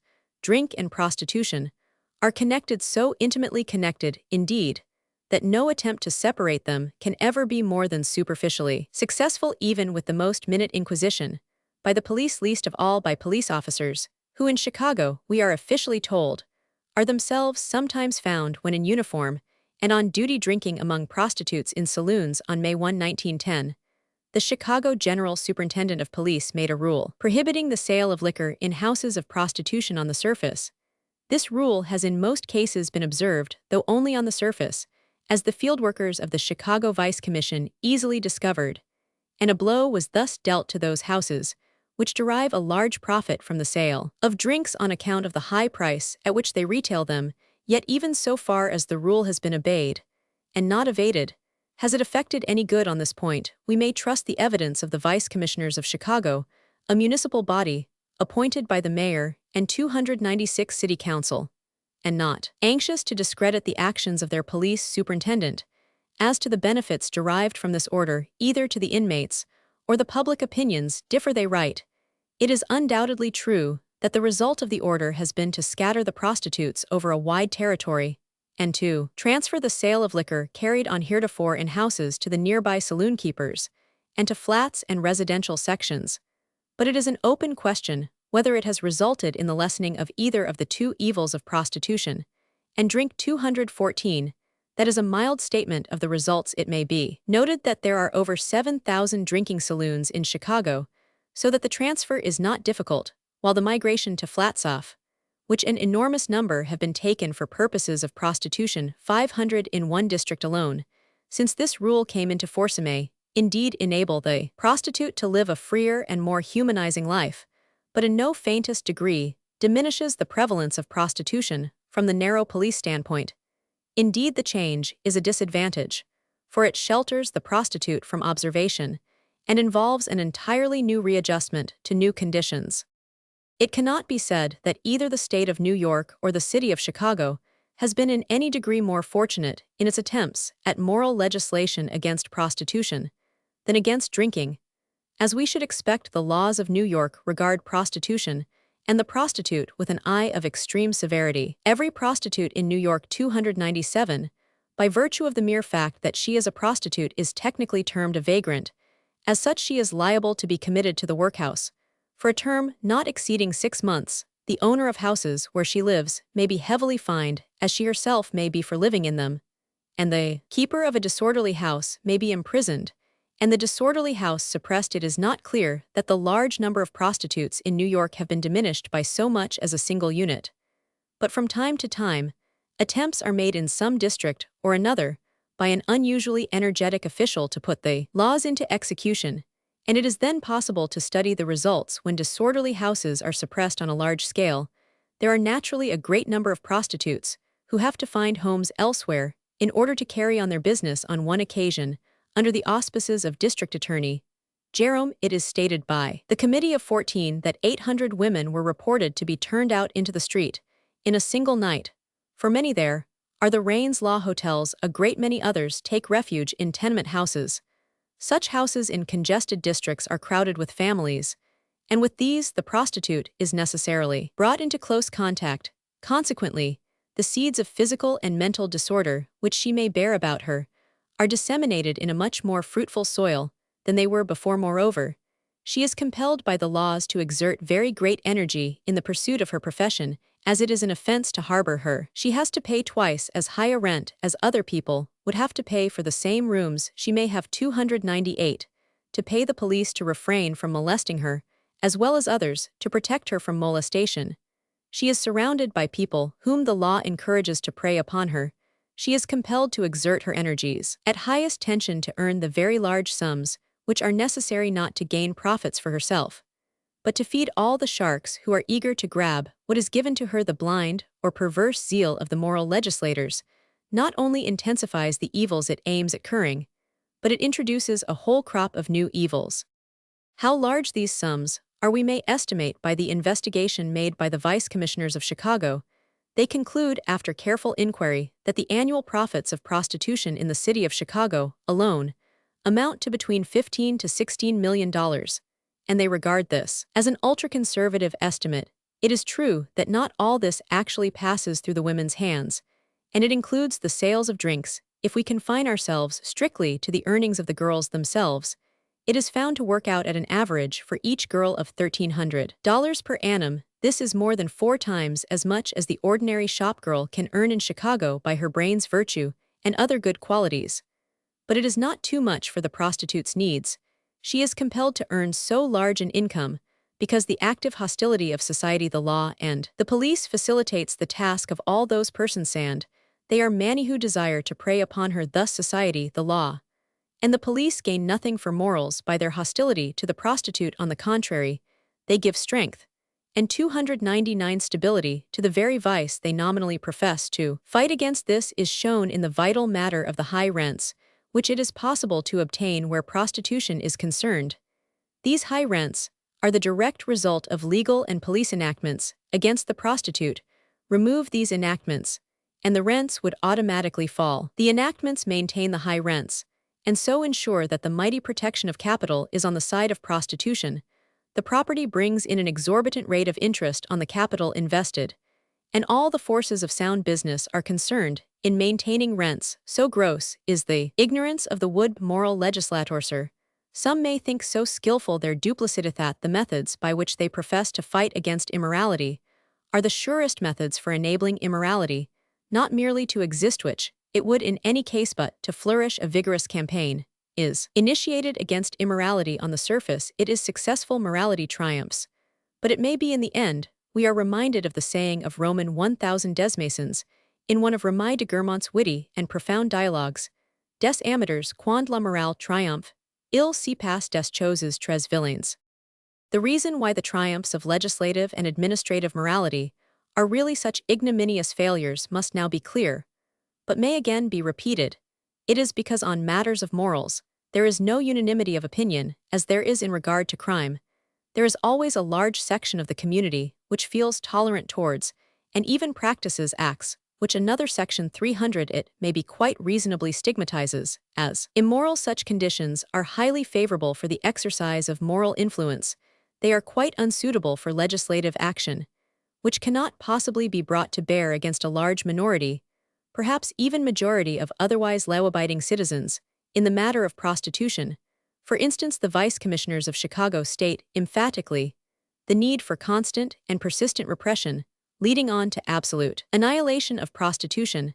They recommend the appointment of a morals commission to suppress disorderly houses and to prosecute their keepers, their inmates, and their patrons.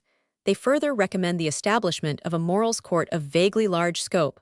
Among the other recommendations of the Commissioner Sand, there are 97 such recommendations. We find the establishment of a municipal farm to which prostitutes can be committed on an indeterminate sentence, a special morals police squad, instructions to the police to send home all unattended boys and girls under 16 at 9 p. Roman 1000 no seats in the parks, to be in shade, searchlights to be set up at night, to enable the police to see what the public are doing.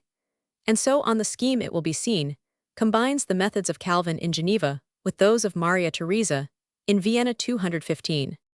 It is not by any means only in the United States that an object lesson in the foolishness of attempting to make people moral by force is set up before the world. It has often been set up before, and at the present day, it is illustrated in exactly the same way in Germany, unlike as are the police systems and the national temperaments of Germany and the United States in this matter. Social reformers tell exactly the same story. They report that 302, the German laws and ordinances against immorality increase and support the very evil they profess to attack, thus, by making it criminal to shelter, even though not for purposes of gain, unmarried lovers. Even when they intend to marry, the respectable girl is forced into the position of the prostitute, and as such she becomes subject to an endless amount of police regulation and police control. Landlords are encouraged to live on her activities, charging very high rates to indemnify themselves for the risks they run by harboring her. She, in her turn, to meet the exorbitant demands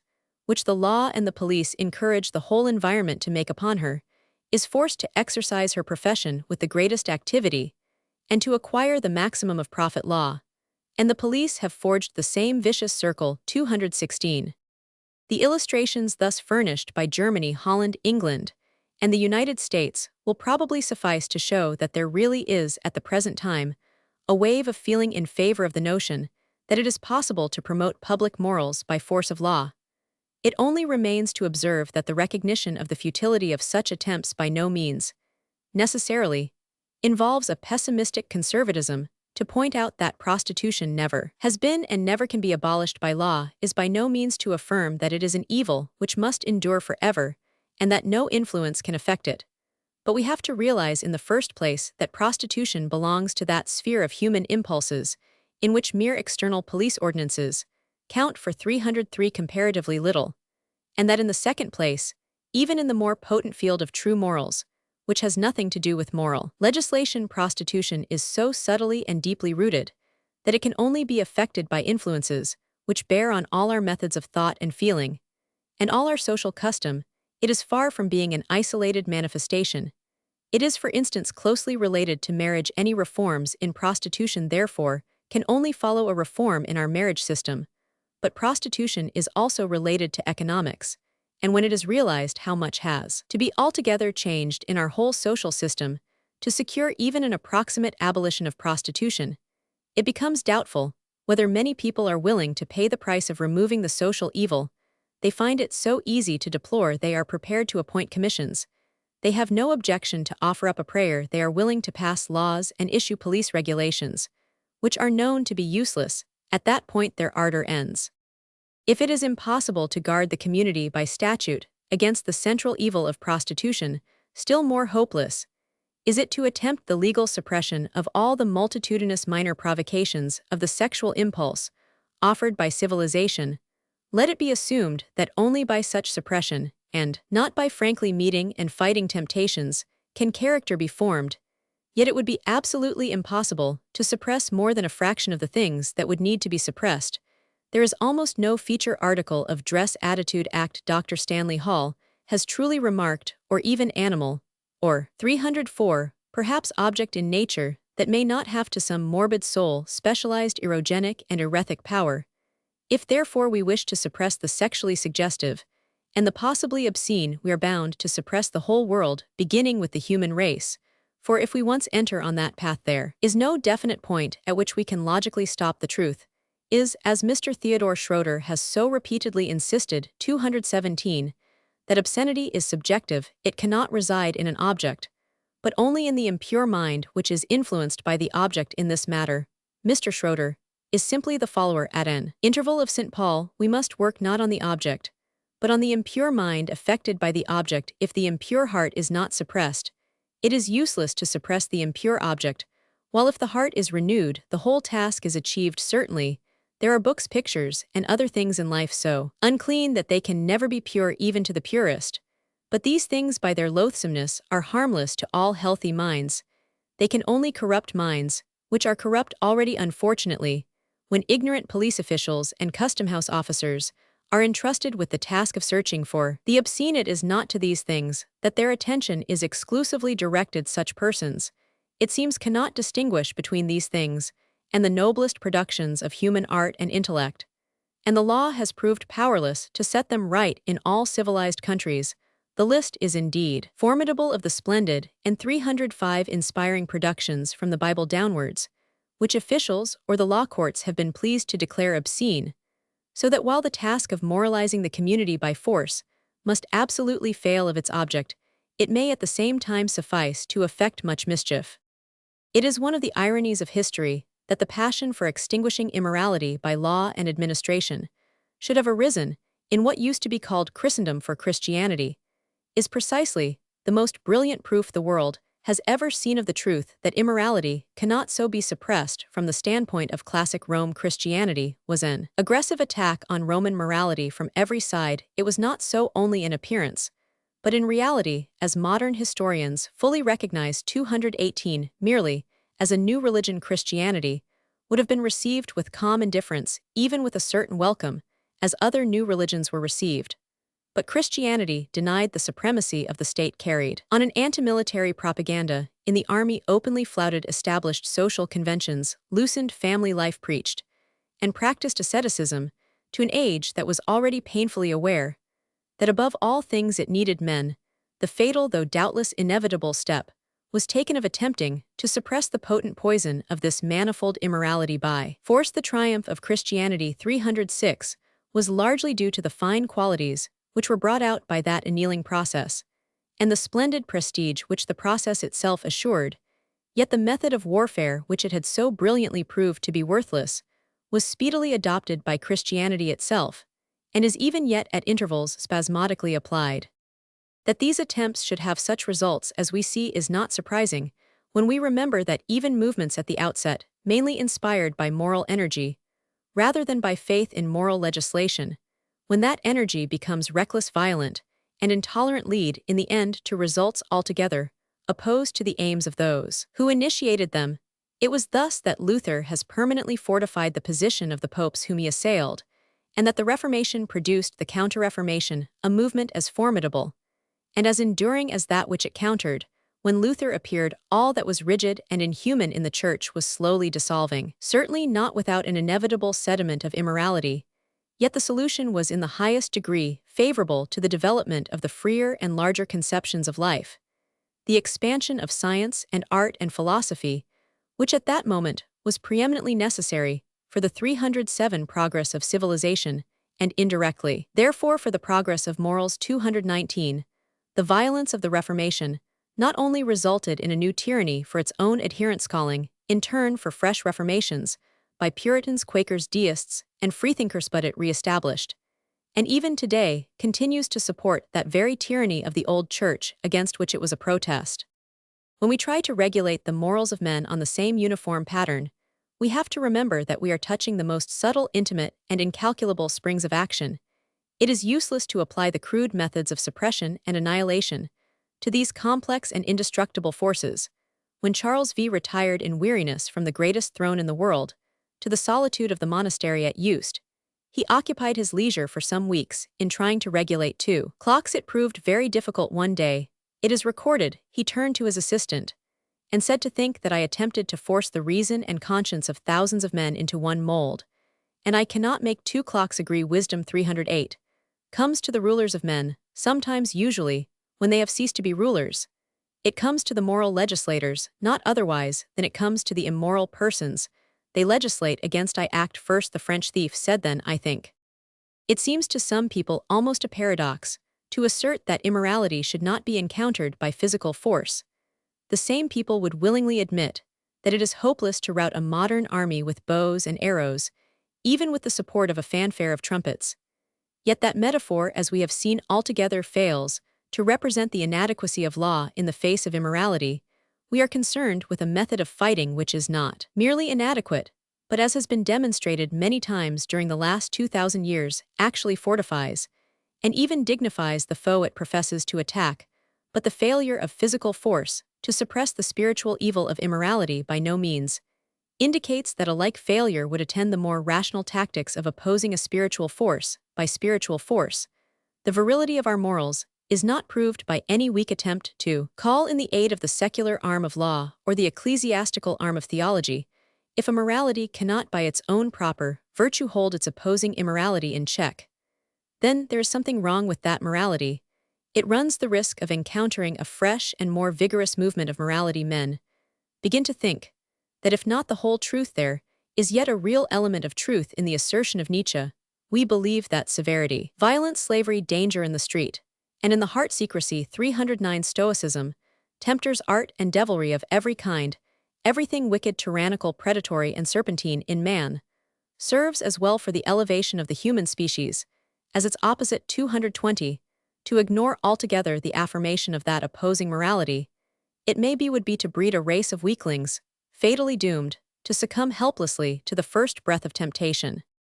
Although we are passing through a wave of moral legislation, there are yet indications that a sounder movement is coming into action. The demand for the teaching of sexual hygiene, which parents, teachers, and physicians in Germany, the United States, and elsewhere are now striving to formulate and to supply, will, if it is wisely carried out, effect more for public morals than all the legislation in the world. Inconsistently enough, some of those who clamor for moral legislation also advocate the teaching of sexual hygiene. But there is no room for compromise or combination. Here, a training in sexual hygiene has no meaning if it is not a training for men and women alike in personal and social responsibility. 310 in the right to know and to discriminate, and in so doing to attain self-conquest. A generation thus trained to self-respect and to respect for others has no use for a web of official regulations to protect its feeble and cloistered virtues from possible visions of evil, and an army of police to conduct it homewards at 9 p. Roman 1000. Nor, on the other hand, can any reliable sense of social responsibility ever be developed in such an unwholesome atmosphere of petty moral officialdom. The two methods of moralization are radically antagonistic. There can be no doubt which of them we ought to pursue if we really desire to breed a firmly-fibred, clean-minded, and self-reliant race of manly men and womanly women. X. The war against war. Why the problem of war is specially urgent today. The beneficial effects of war, in barbarous ages civilization, renders the ultimate disappearance of war inevitable. The introduction of law in disputes between individuals involves the introduction of law in disputes between nations, but there must be force behind law. Henry IV's attempt to confederate Europe. Every international tribunal of arbitration must be able to enforce its decisions. The influences making for the abolition of warfare. 1. Growth of international opinion. 2. International financial development. 3. The decreasing pressure of population. 4. The natural exhaustion of the warlike spirit. 5. The spread of anti-military doctrines. 6. The overgrowth of armaments. 7. The dominance of social reform. War incompatible with an advanced civilization. Nations as trustees for humanity. The impossibility of disarmament. The necessity of force to ensure peace. The federated state of the future. The decay of war still leaves the possibilities of daring and heroism. There are no doubt special reasons why at the present time war and the armaments of war should appear an intolerable burden, which must be thrown off as soon as possible if the task of social hygiene is not to be seriously impeded. But the abolition of the ancient method of settling international disputes by warfare is not a problem which depends for its solution on the conditions of the moment. It is implicit in the natural development of the process of civilization. At one stage, no doubt, warfare plays an important part in constituting states, and so indirectly in promoting 312 civilization. But civilization tends slowly but surely to substitute for war in the later stages of this process the methods of law, or in any case methods, which while not always unobjectionable avoid the necessity for any breach of the peace. 221. As soon indeed as in primitive society, two individuals engage in a dispute which they are compelled to settle not by physical force, but by a resort to an impartial tribunal, the thin end of the wedge is introduced, and the ultimate destruction of war becomes merely a matter of time. If it is unreasonable for two individuals to fight, it is unreasonable for two groups of individuals to fight. 222. It is obvious that this difficulty increases as the size of states increases to compel a small state to keep the peace by absorbing it. If it fails to do so, is always an easy and even tempting process to a neighboring larger state. This process was once carried out on a complete scale, when practically the whole known world was brought under the sway of Rome. War has ceased. Plutarch was able to declare in the days of the Roman Empire, and though himself an enthusiastic Greek, he was unbounded in his admiration of the beneficence of the majestic Pax Romana, and never tempted by any narrow spirit of patriotism to desire the restoration of his own country's glories. But the Roman organization broke up, and no single state will ever be strong enough to restore it. Any attempt to establish orderly legal relationships between states must therefore be carried out by the harmonious cooperation of those states. At the end of the 16th century, a great French statesman, Sully 315, inspired Henry Roman IV with a scheme of a council of confederated European Christian states. Each of these states, 15 in number, was to send 4 representatives to the council, which was to sit at Metz or Cologne and regulate the differences between the constituent states of the Confederation. The army of the Confederation was to be maintained in common and used chiefly to keep the peace, to prevent one sovereign from interfering with any other, and also, if necessary, to repel invasion of barbarians from without. The scheme was arranged in concert with Queen Elizabeth, and 12 of the 15 powers had already promised their active cooperation when the assassination of Henry destroyed the whole plan.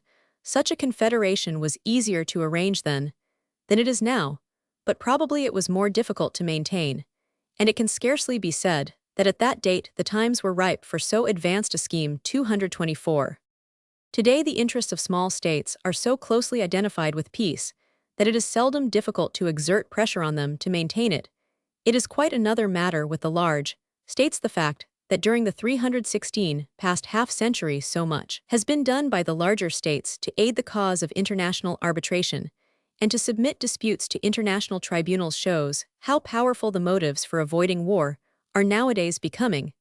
But the fact also that no country hitherto has abandoned its liberty of withdrawing from peaceful arbitration any question involving national honor shows that there is no constituted power strong enough to control large states, for the reservation of questions of national honor from the sphere of law is as absurd as would be any corresponding limitation by individuals of their liability for their acts before the law it is, as though a man were to say, if I commit a theft, I am willing to appear before the court, and will probably pay the penalty demanded, but if it is a question of murder, then my vital interests are at stake, and I deny altogether the right of the court to intervene. It is a reservation fatal to peace, and could not be accepted if pleaded at the bar of any international tribunal with the power to enforce its decisions.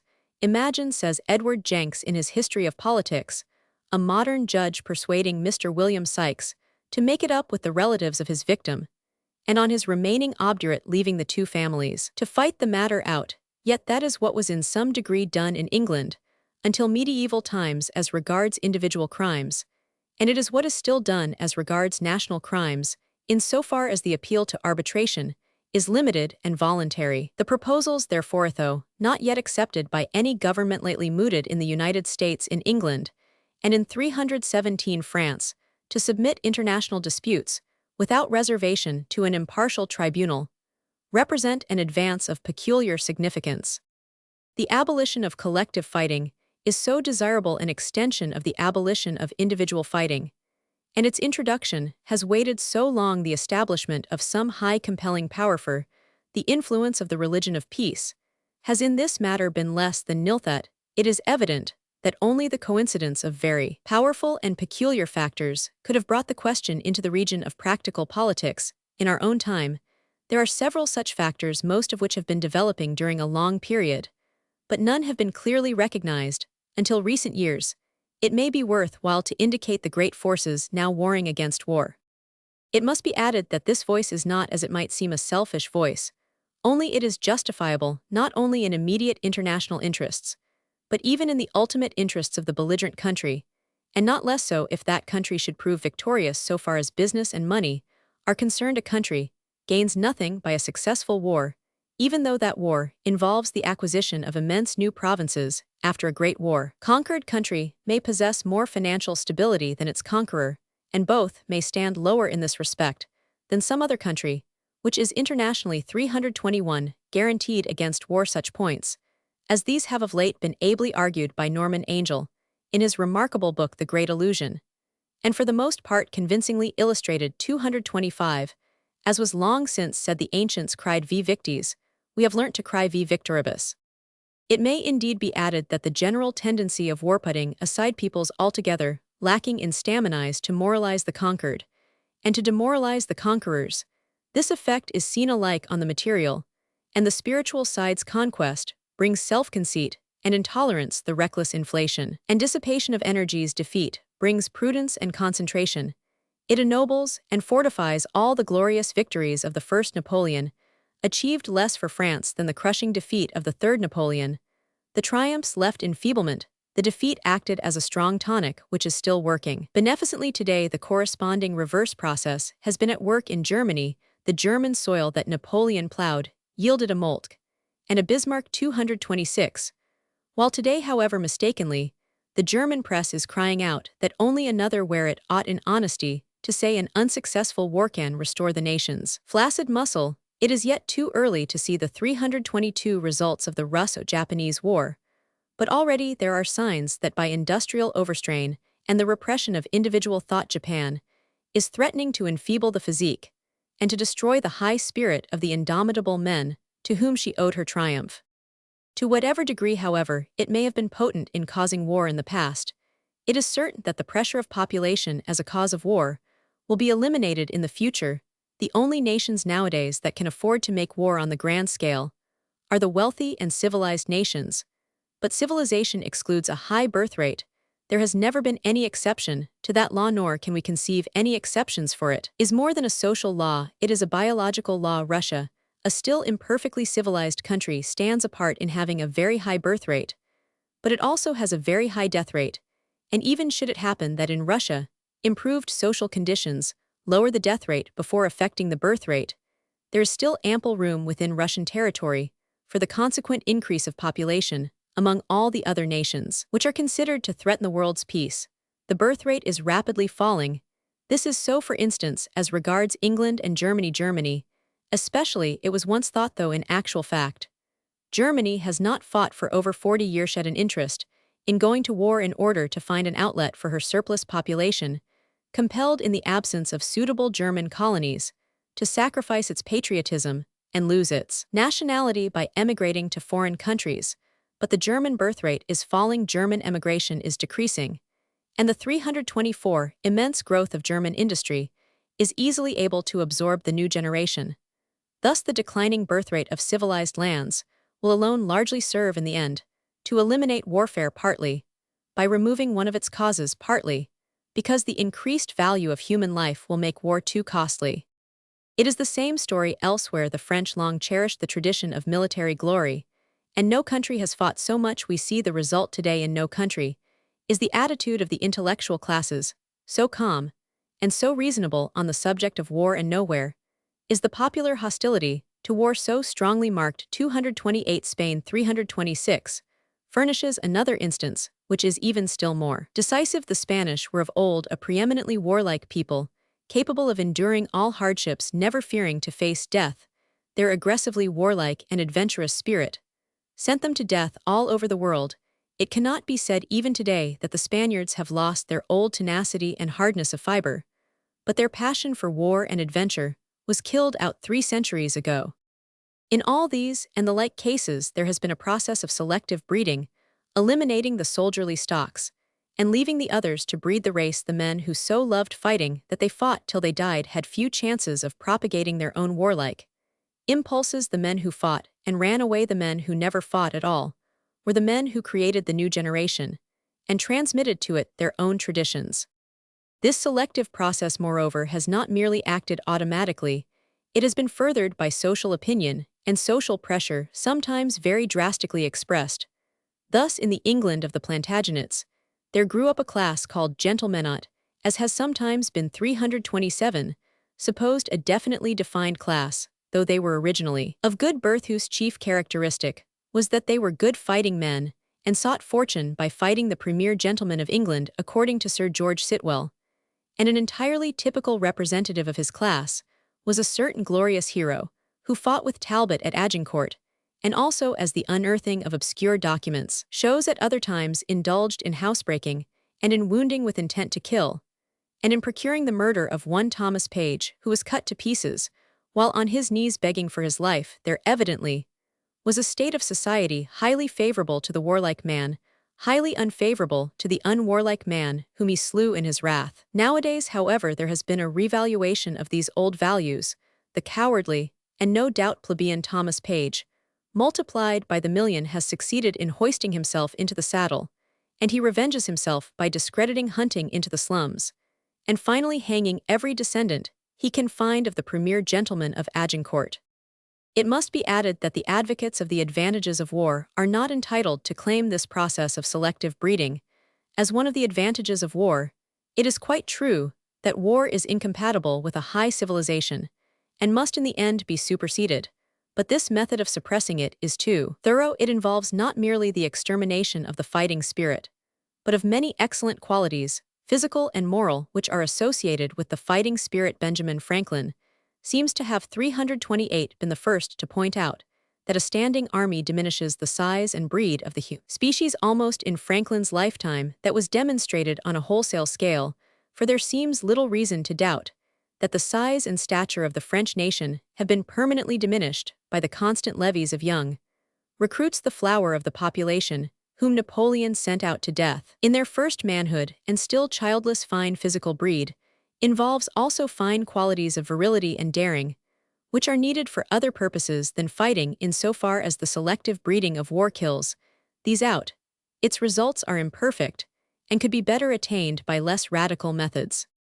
Among the leading nations, it is in France that the spirit of antimilitarism has taken the deepest hold. Of 329, the people, though in some smaller lands, notably among the obstinately peaceable inhabitants of Holland, the same spirit also flourishes. Herve, who is a leader of the insurrectional socialists, as they are commonly called, in opposition to the purely parliamentary socialists, led by Joris. Though the insurrectional socialists also use parliamentary methods, may be regarded as the most conspicuous champion of antimilitarism, and many of his followers have suffered imprisonment as the penalty of their convictions in France. the peasant proprietors in the country and the organized workers in the town, are alike sympathetic to antimilitarism. The syndicalists or labor unionists with the Confédération Générale du Travail as their central organization are not usually anxious to imitate what they consider the unduly timid methods of English trade unionists. 229. They tend to be revolutionary and anti-military. The Congress of Delegates of French trade unions, held at Toulouse in 1910, passed the significant resolution that a declaration of war should be followed by the declaration of a general revolutionary strike. The same tendency, though in a less radical form, is becoming international, and the Great International Socialist Congress at Copenhagen has passed a resolution instructing the International Bureau to take the opinion of the organized workers of the world on the 330 utility of a general strike in preventing war. 230. Even the English working classes are slowly coming into line at a conference of labor delegates held at Leicester in 1911 to consider the Copenhagen Resolution.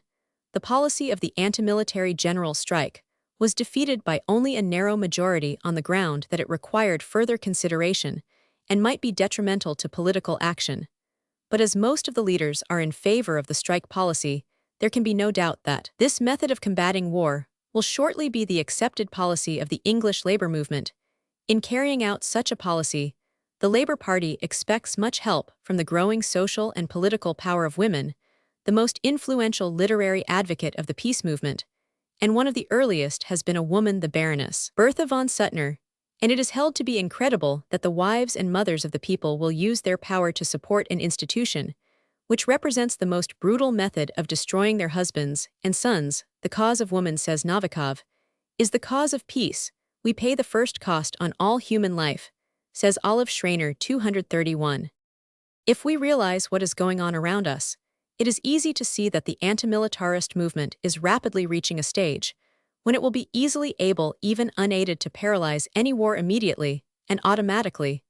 The pioneers in the movement have played the same part as was played in the 17th century by the Quakers in the name of the Bible and their own consciences. The Quakers refused to recognize the right of any secular authority to compel them to worship or to fight. They 333 gained what they struggled for, and now all men honor their memories in the name of justice and human fraternity. The anti-militarists are today taking the like course and suffering the like penalties. Tomorrow they also will be revered as heroes and martyrs. A very difficult state of things prevails today. The existence of a party having for its watchword the cry for retrenchment and economy is scarcely possible in a modern state. All the leading political parties in every great state, we leave aside the party of labor, are equally eager to pile up the expenditure on armaments. It is the boast of each party not that it spends less but more than its rivals on this source of expenditure. Now the chief in every large state, moreover, every new step in expenditure involves a still further step. Each new improvement in attack or defense must immediately be answered by corresponding or better improvements on the part of rival powers. If they are not to be outclassed every year, these moves and countermoves necessarily become more extensive, more complex, more costly, while each countermove involves the obsolescence of the improvements achieved by the previous move, so that the waste of energy and money keeps pace with the expenditure.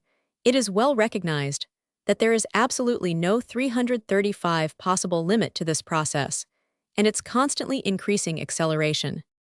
There is no need to illustrate this point, for it is familiar to all. Any newspaper will furnish facts and figures vividly exemplifying some aspect of the matter, for while only a handful of persons in any country are sincerely anxious under present conditions to reduce the colossal sums every year wasted on the unproductive work of armament, an increasing interest in the matter testifies to a vague alarm and anxiety concerning the ultimate issue, for it is felt that an inevitable crisis lies at the end of the path down which the nations are now moving. Thus, from this point of view, the end of war is being attained by a process radically opposite to that by which in the social, as well as in the physical organism, ancient structures and functions are outgrown. The usual process is a gradual recession to a merely vestigial state. But here what may perhaps be the same ultimate result is being reached by the more alarming method of overinflation and threatening collapse. It is an alarming process because those huge and heavily armed monsters of primeval days, who furnished the zoological types corresponding to our modern overarmed states, themselves died out from the world, when their unwieldy armament had reached its final point of expansion, will our own modern states, one wonders, more fortunately succeed in escaping from the tough hides that ever more closely constrict them, and finally save their souls alive? It is not alone the future of civilization which is forever menaced by the possibility of war. The past of civilization, with all the precious embodiments of its traditions, is even more fatally imperiled as the world grows older and the ages recede. The richer, the more precious, the more fragile become the ancient heirlooms of humanity. They constitute the final symbols of human glory. They cannot be too carefully guarded, too highly valued.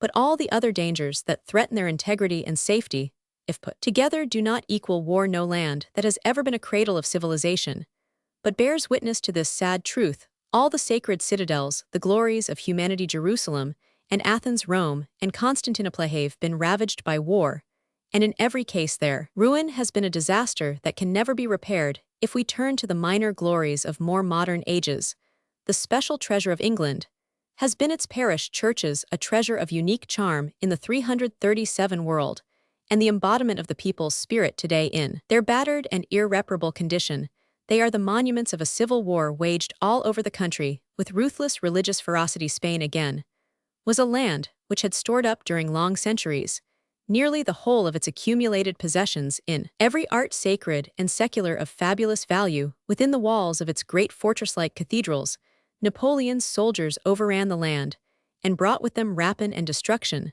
so that in many a shrine, as at Montserrat, we still can see how in a few days they turned a paradise into a desert.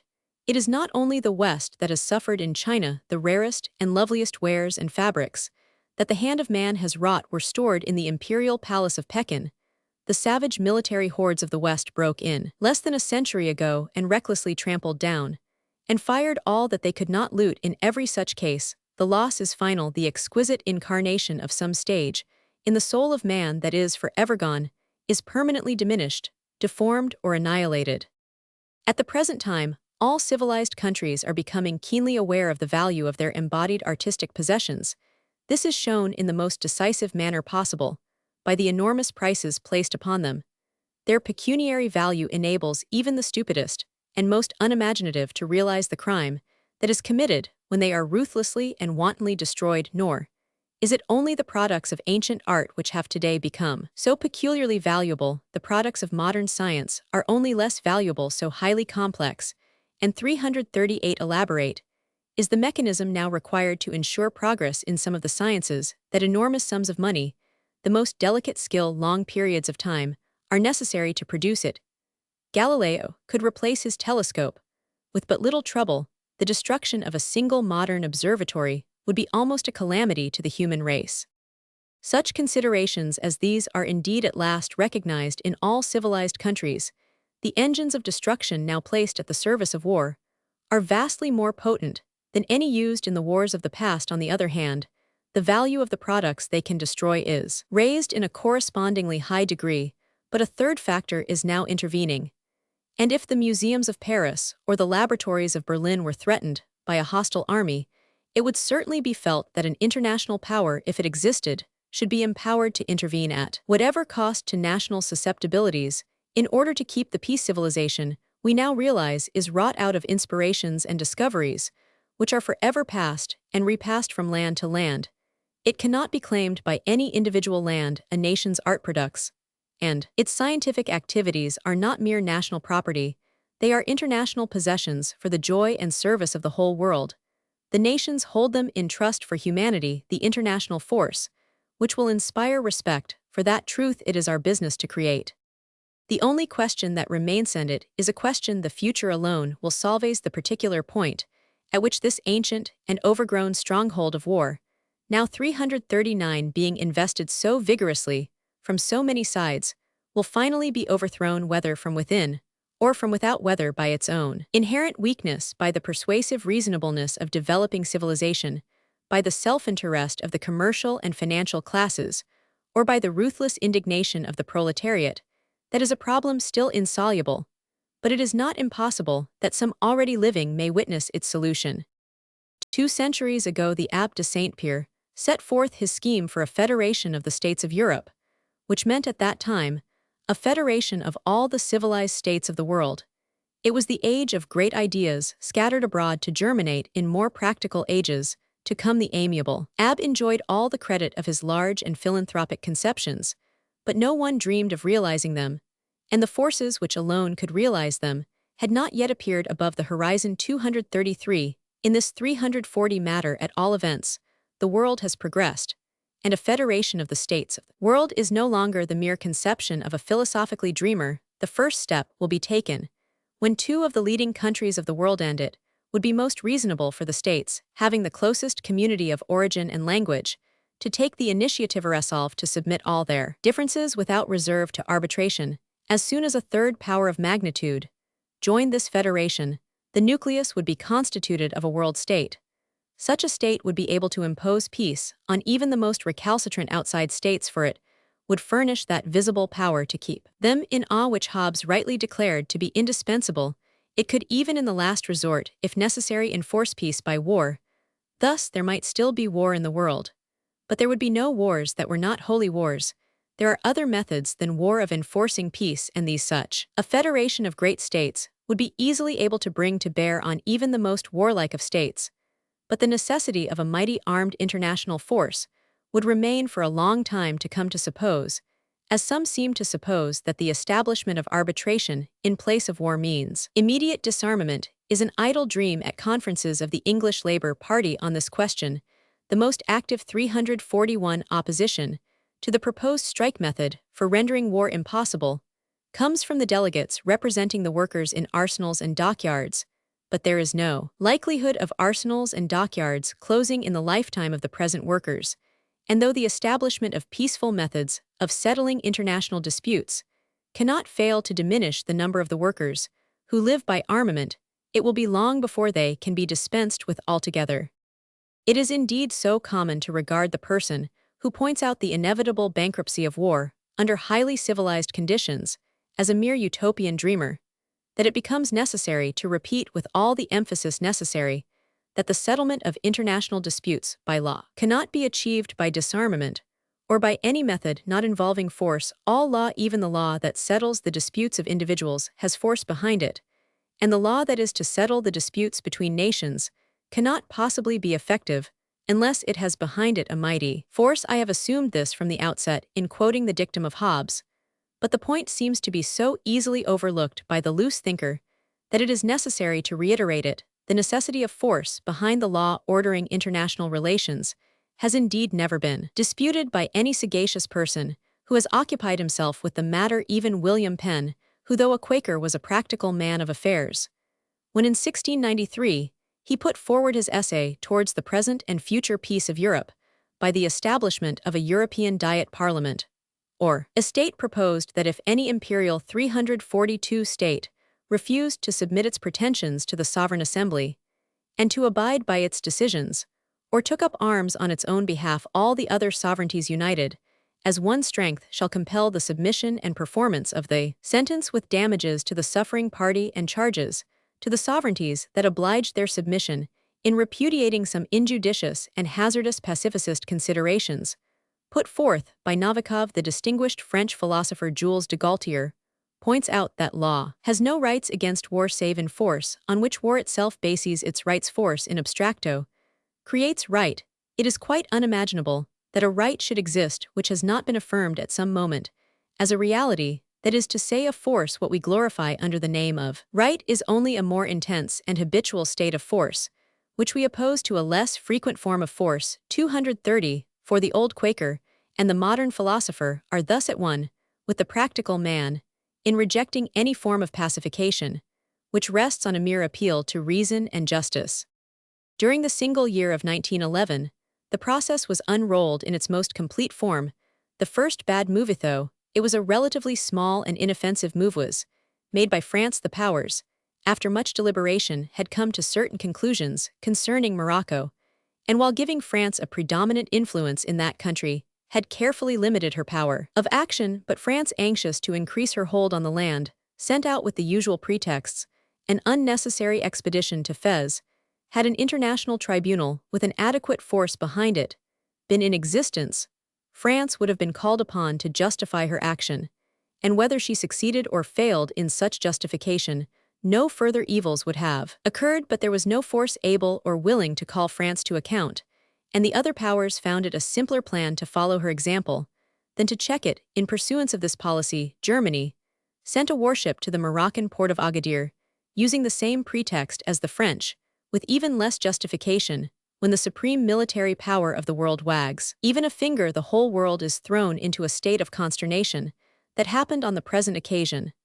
Though as a matter of fact giants are not given to reckless violence, and Germany, far from intending to break the world's peace, merely used her power to take advantage of France's bad move.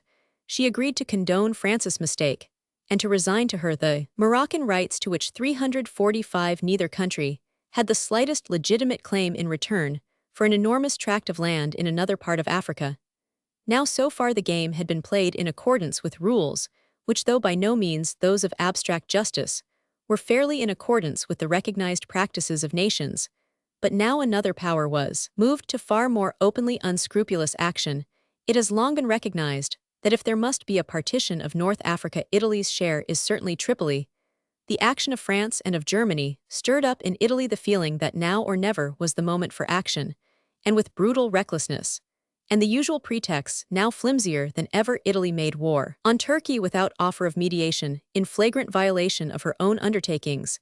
At the Hague Peace Convention of 1899, there was now only one Mohammedan country left to attack, and it was Russia's turn to make the attack. Northern Persia, most civilized and fruitful half of Persia, had been placed under the protection of Russia, and Russia, after cynically doing her best to make good government in Persia impossible, seized on the pretext of the bad government to invade the country. If the powers of Europe had wished to demonstrate the necessity for a great international tribunal with a mighty force behind it to ensure the observance of its decisions, they could not have devised a more effective demonstration. Thus it is that there can be no question of disarmament at present, and that there can be no effective international tribunal unless it has behind it an effective army.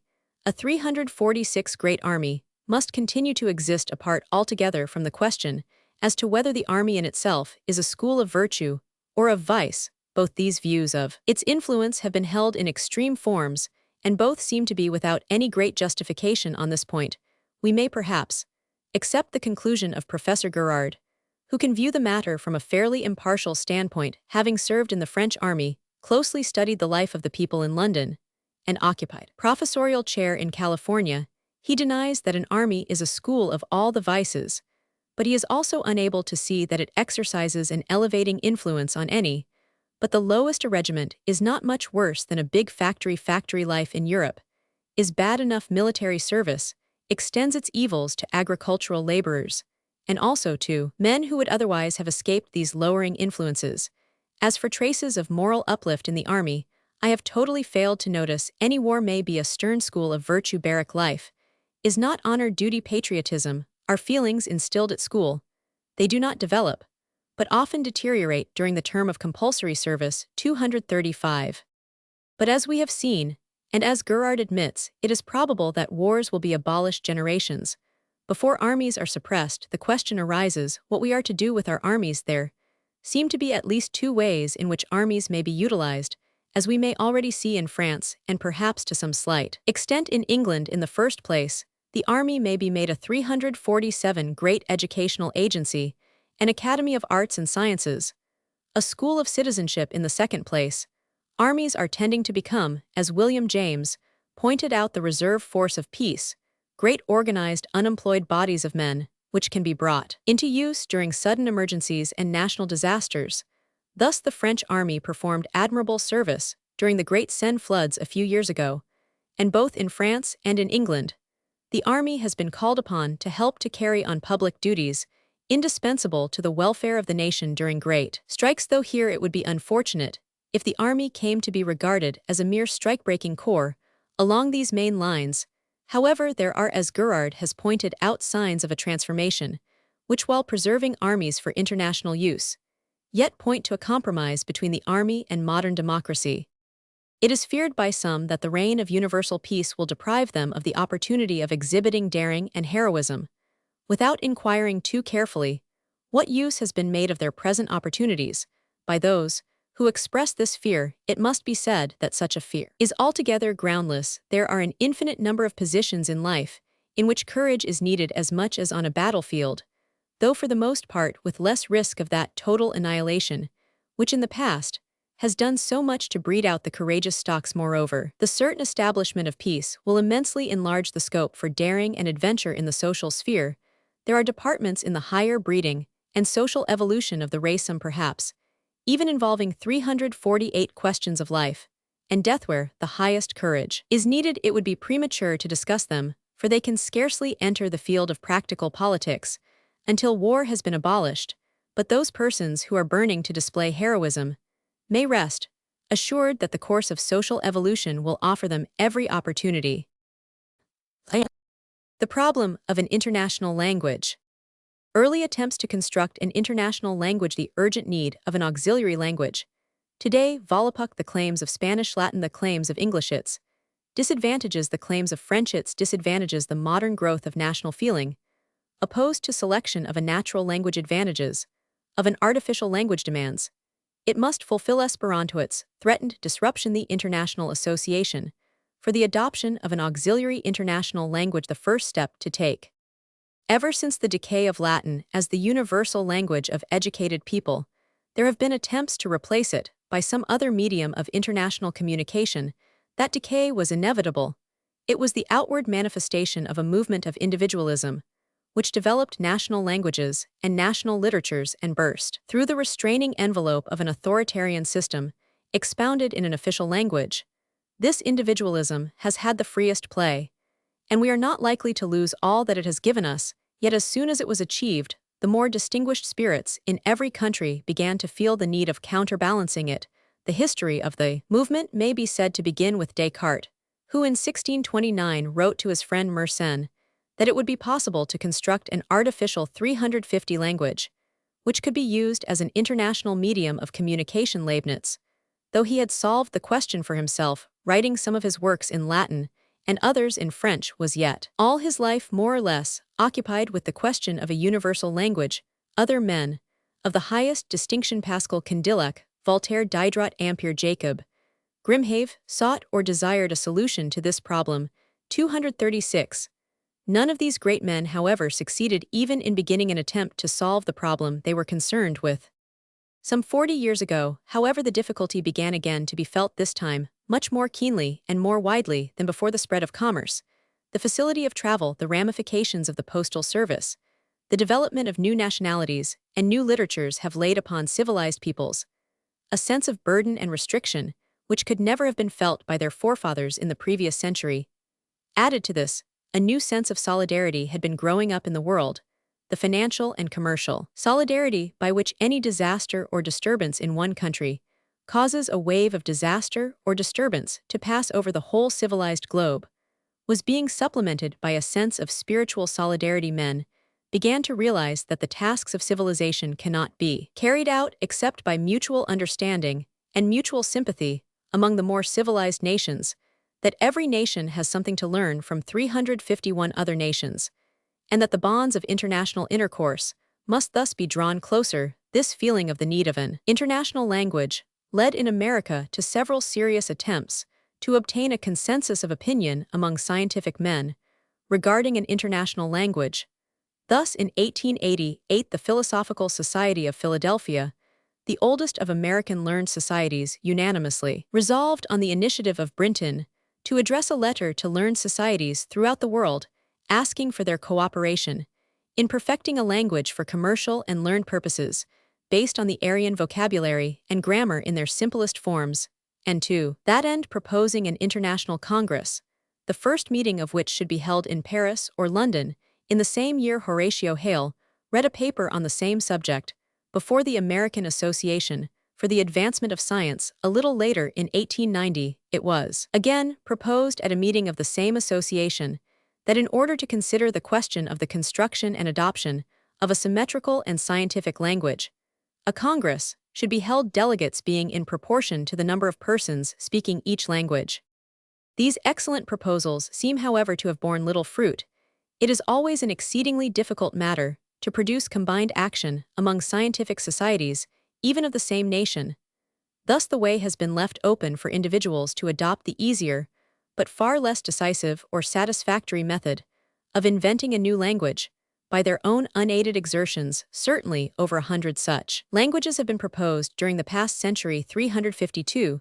The most famous of these was undoubtedly Volapük, which was invented in 1880 by Schleyer, a German-Swiss priest who knew many languages and had long pondered over this problem, but who was not a scientific philologist.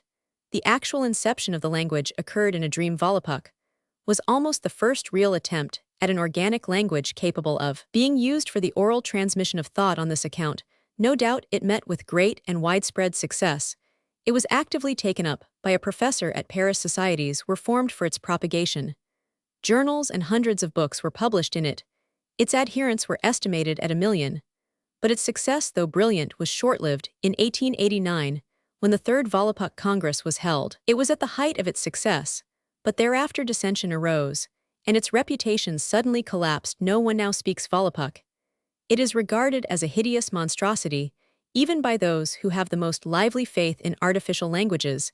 Its inventor has outlived his language, and like it has been forgotten by the world, though his achievement was a real step towards the solution of the problem. The collapse of Volapük discouraged thoughtful persons from expecting any solution of the problem in an artificial language.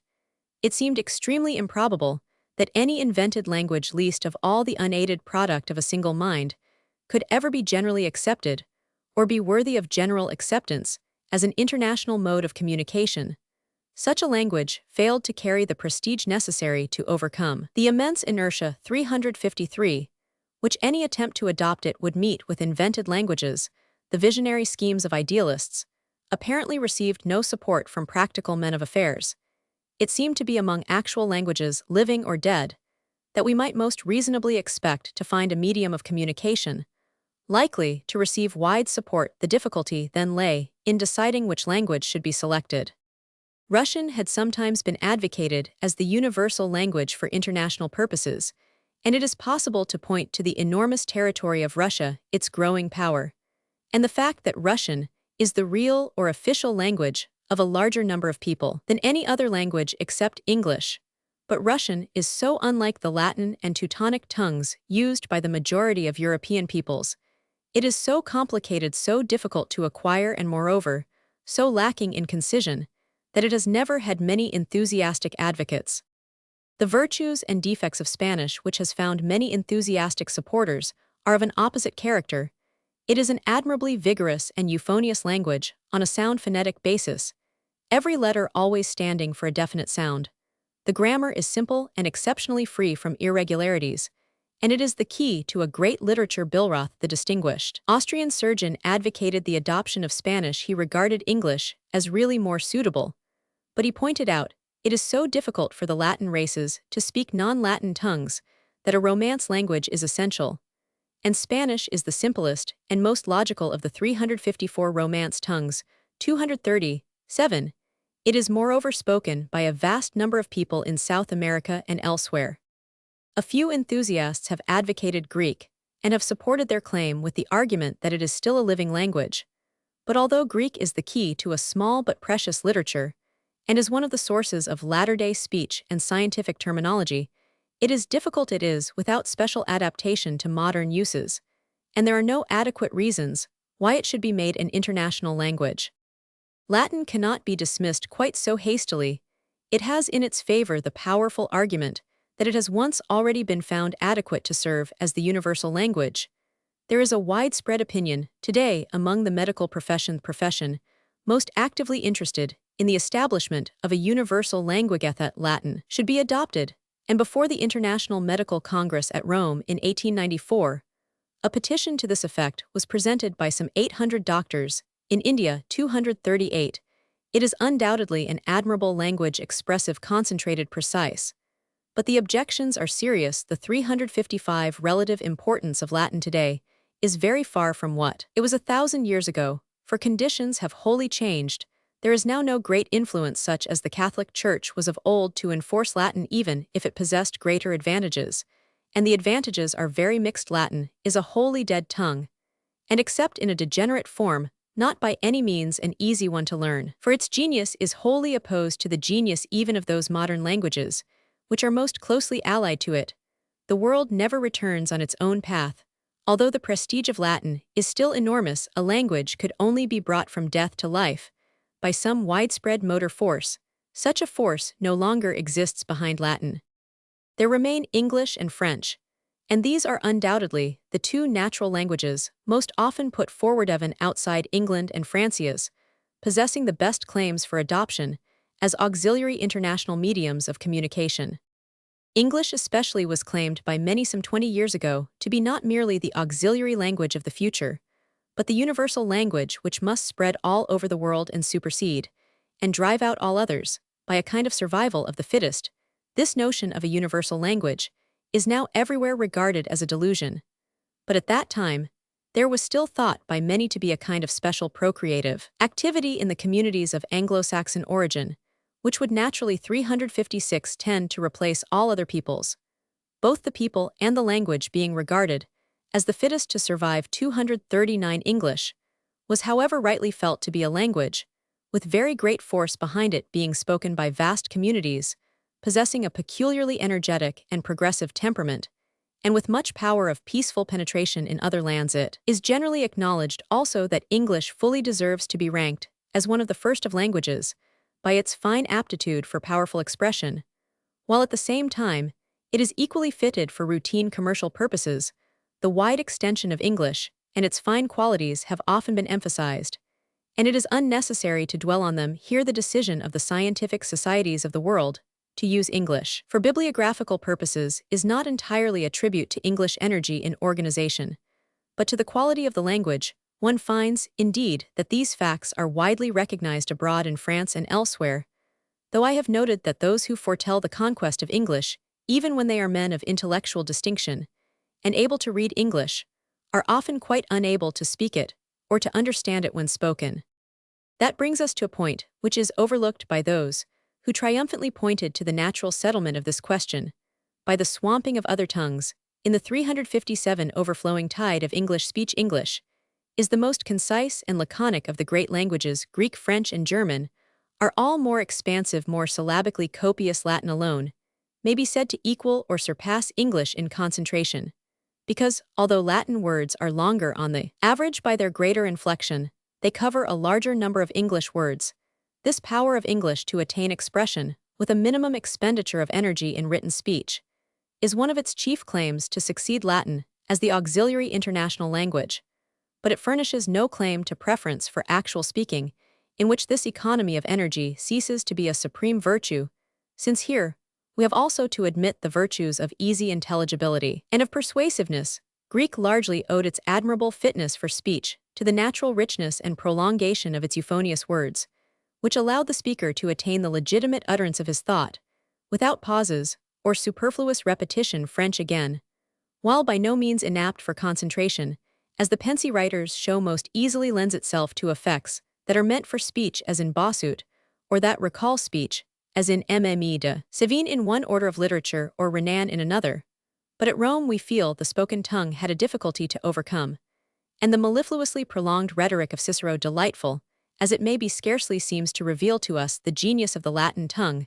The inaptitude of English for the purposes of speech is even more conspicuous, and is again well illustrated in our oratory. Gladstone was an orator of acknowledged eloquence. 358, but the extreme looseness and redundancy into which his language was apt to fall in the effort to attain the verbose richness required for the ends of spoken speech reveals too clearly the poverty of English from this point of view. The same tendency is also illustrated by the vain reiterations of ordinary speakers. The English intellect, with all its fine qualities, is not sufficiently nimble for either speaker or hearer to keep up with the swift brevity of the English tongue. It is a curious fact that Great Britain takes the lead in Europe in the prevalence of stuttering. The language is probably a factor in this evil preeminence, for it appears that the Chinese, whose language is powerfully rhythmic, never stutter. One authority has declared that no nation in the civilized world speaks its language so abominably as the English. We can scarcely admit that this English difficulty of speech is the result of some organic defect in English nervous systems. The language itself must be a factor in the matter. I have found when discussing the point with scientific men and others abroad that the opinion prevails that it is usually difficult to follow a speaker in English. This experience may indeed be considered general, while an admirably strong and concise language English is by no means so adequate in actual speech. It is not one of the languages which can be heard at a long distance, and moreover it lends itself in speaking to so many contractions that are not used in writing so many can'ts and wants and don'ts, which suit English taciturnity, but slur and ruin English speech. That English, as spoken, is almost a different 359 language from that which excites admiration when written, so that the exclusive use of English for international purposes would not be the survival of the fittest so far as a language for speaking purposes is concerned. Moreover, it must be remembered that English is not a democratic language. It is not like the chief Romance languages, and the chief Teutonic languages practically homogeneous, made out of one block.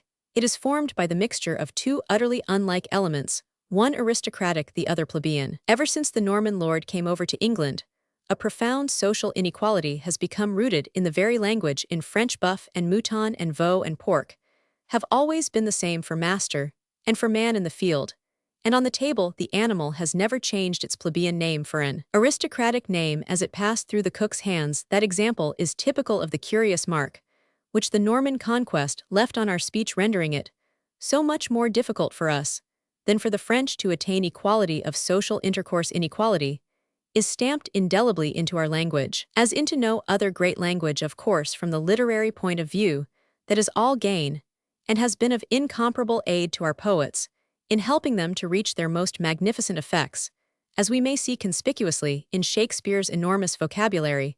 But from the point of view of equal social intercourse, this wealth of language is worse than lost. It is disastrous. The old feudal distinctions are still perpetuated.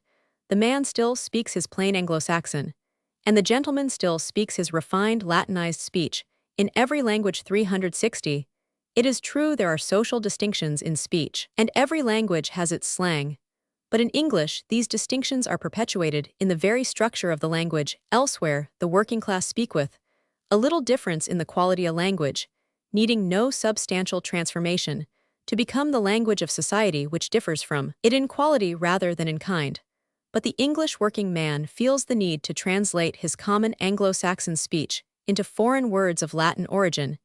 It is difficult for the educated person in England to understand the struggle which the uneducated person goes through to speak the language of the educated, although the unsatisfactory result is sufficiently conspicuous.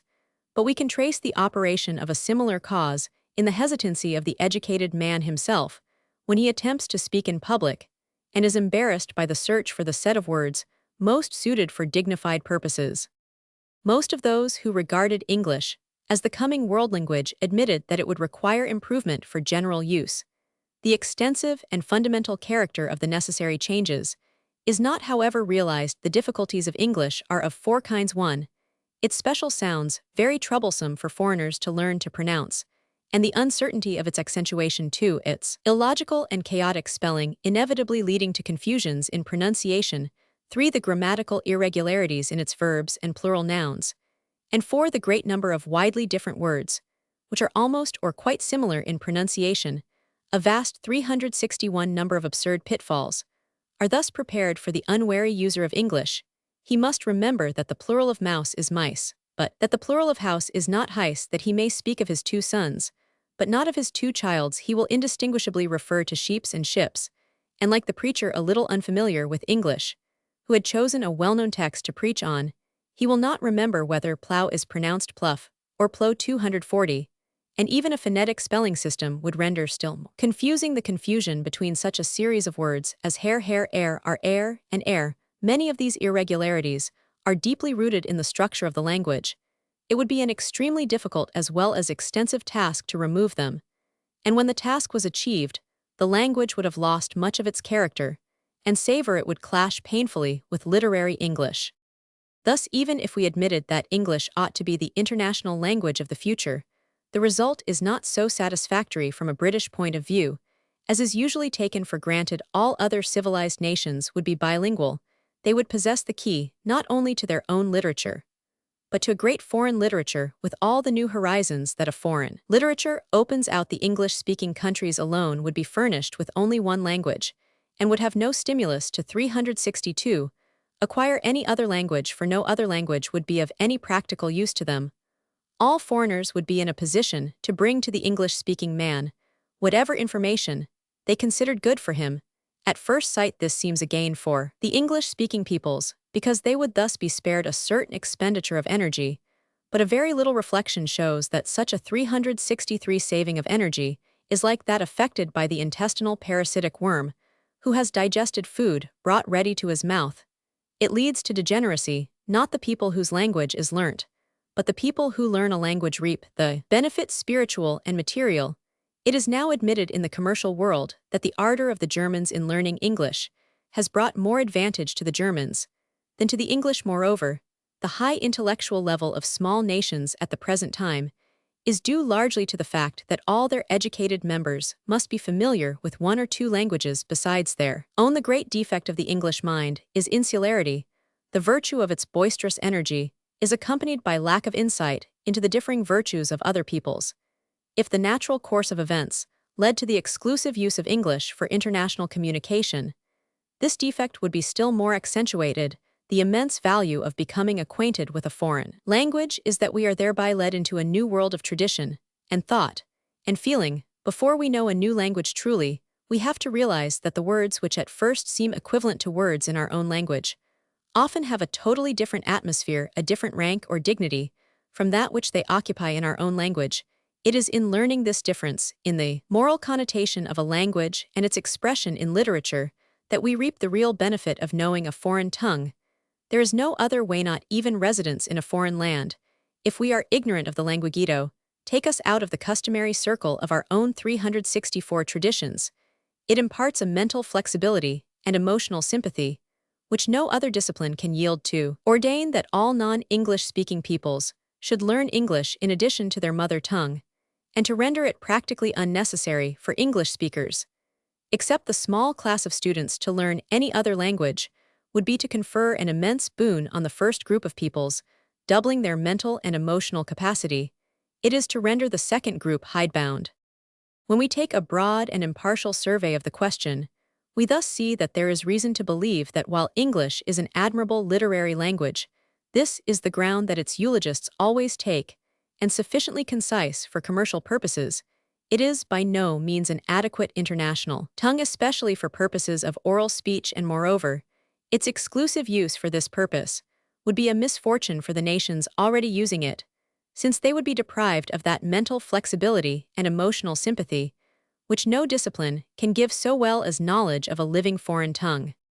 Many who realized these difficulties put forward French as the auxiliary international language. It is quite true that the power behind French is now relatively less than it was 2 centuries ago. 241 at that time, France 365, by its relatively large population, the tradition of its military greatness, and its influential political position, was able to exert an immense influence. French was the language of intellect and society in Germany, in England, in Russia, everywhere. In fact, during the 18th century, internal maladministration, the cataclysm of the Revolution, and finally, the fatal influence of Napoleon alienated foreign sympathy, and France lost her commanding position. Yet it was reasonably felt that if a natural language is to be used for international purposes after English, there is no practicable alternative to French. French is the language not indeed in any special sense of science or of commerce, but of the finest human culture. It is a well-organized tongue capable of the finest shades of expression, and it is the key to a great literature in most respects. It is the best favored child of Latin. It commends itself to all who speak Romance languages. And as Alphonse de Candolle has remarked, a Spaniard and an Italian know 3/4 of French beforehand, and everyone who has learnt Latin knows 366 half of French already. It is more admirably adapted for speaking purposes than perhaps any other language which has any claim to be used for international purposes, as we should expect of the tongue spoken by a people who have excelled in oratory, who possess such widely diffused dramatic ability, and who have carried the arts of social intercourse to the highest point. Paris remains for most people the intellectual capital of Europe. French is still very generally used for purposes of intercommunication throughout Europe, while the difficulty experienced by all but Germans and Russians in learning English is well known. Li Hongchang is reported to have said that while for commercial reasons English is far more widely used in China than French, the Chinese find French a much easier language to learn to speak, and the preferences of the Chinese may one day count for a good deal in one direction or another in the world's progress. One frequently hears that the use of French for international purposes is decaying. This is a delusion, probably due to the relatively slow growth of the French-speaking races and to various temporary political causes. It is only necessary to look at the large international medical congresses. Thus, at one such congress at Rome, at which I was present, over 6,000 members came from 42 countries of the globe, and over 2,000 of them took part in the proceedings. 4 languages, Italian, French, German, and English, were used at this congress. Going over the 7 large volumes of transactions, I find that 59 communications were presented in English, 367, and 71 in German, 300, and 1 in French, the rest in Italian.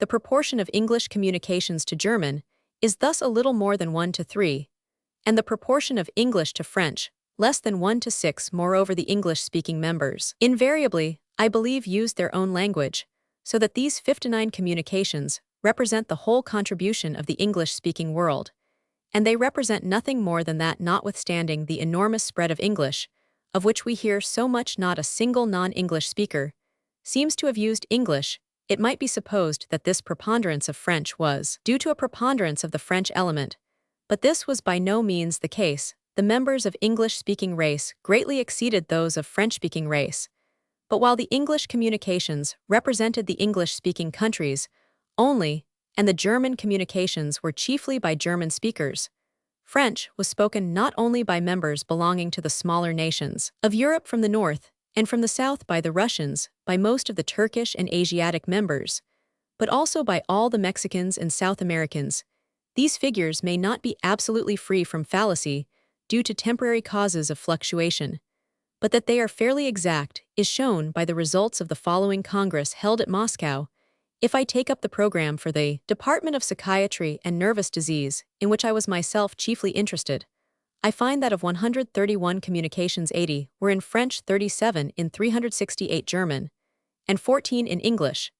This shows that French, German, and English bear almost exactly the same relation to one another, as at Rome. In other words, 61% of the speakers used French, 28% German, and only 11% English.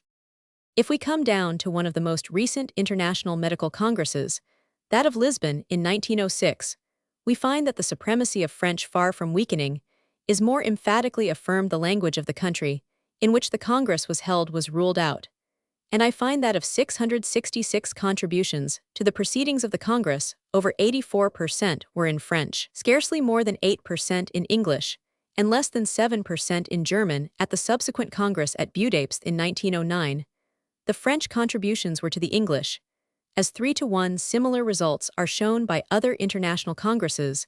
Thus, at the Third International Congress of Psychology, held at Munich, there were 4 official languages, and on grounds of locality the majority of communications were in German. French followed with 29, Italian with 12, and English brought up the rear with 11. Dr. Westermarck, who is the stock example of the spread of English for international purposes, spoke in German.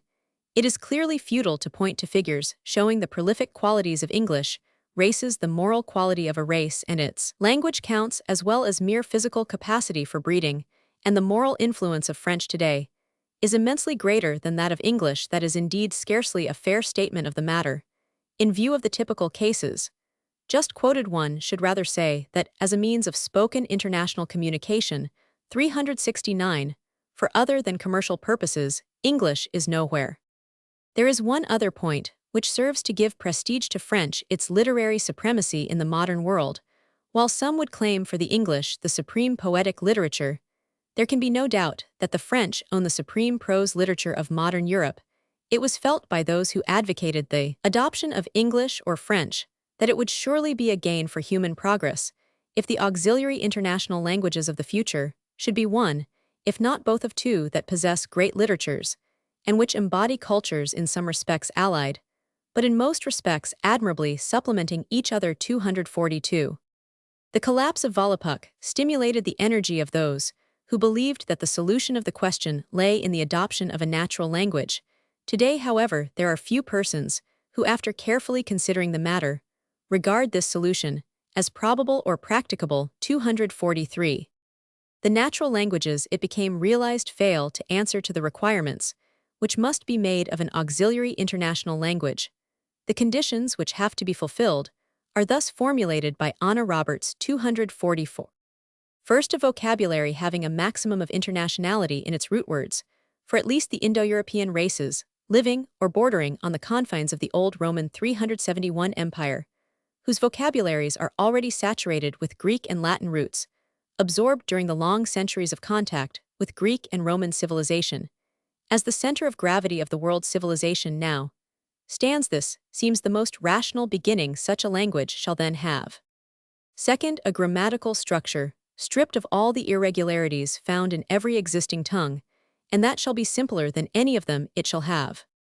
Third, a single unalterable sound for each letter, no silent letters, no difficult complex shaded sounds, but simple primary sounds, capable of being combined into harmonious words, which latter shall have but a single stress accent that never shifts. Fourth, mobility of structure, aptness for the expression of complex ideas, but in ways that are grammatically simple, and by means of words that can easily be analyzed without a dictionary. Fifth, it must be capable of being not merely a literary language. 245, but a spoken tongue, having a pronunciation that can be perfectly mastered by adults through the use of manuals, and in the absence of oral teachers. Finally, and as a necessary corollary and complement to all of the above, this international auxiliary language must to be of general utility, be exceedingly easy of acquisition, by persons of but moderate education. 372, and hitherto conversant with no language but their own.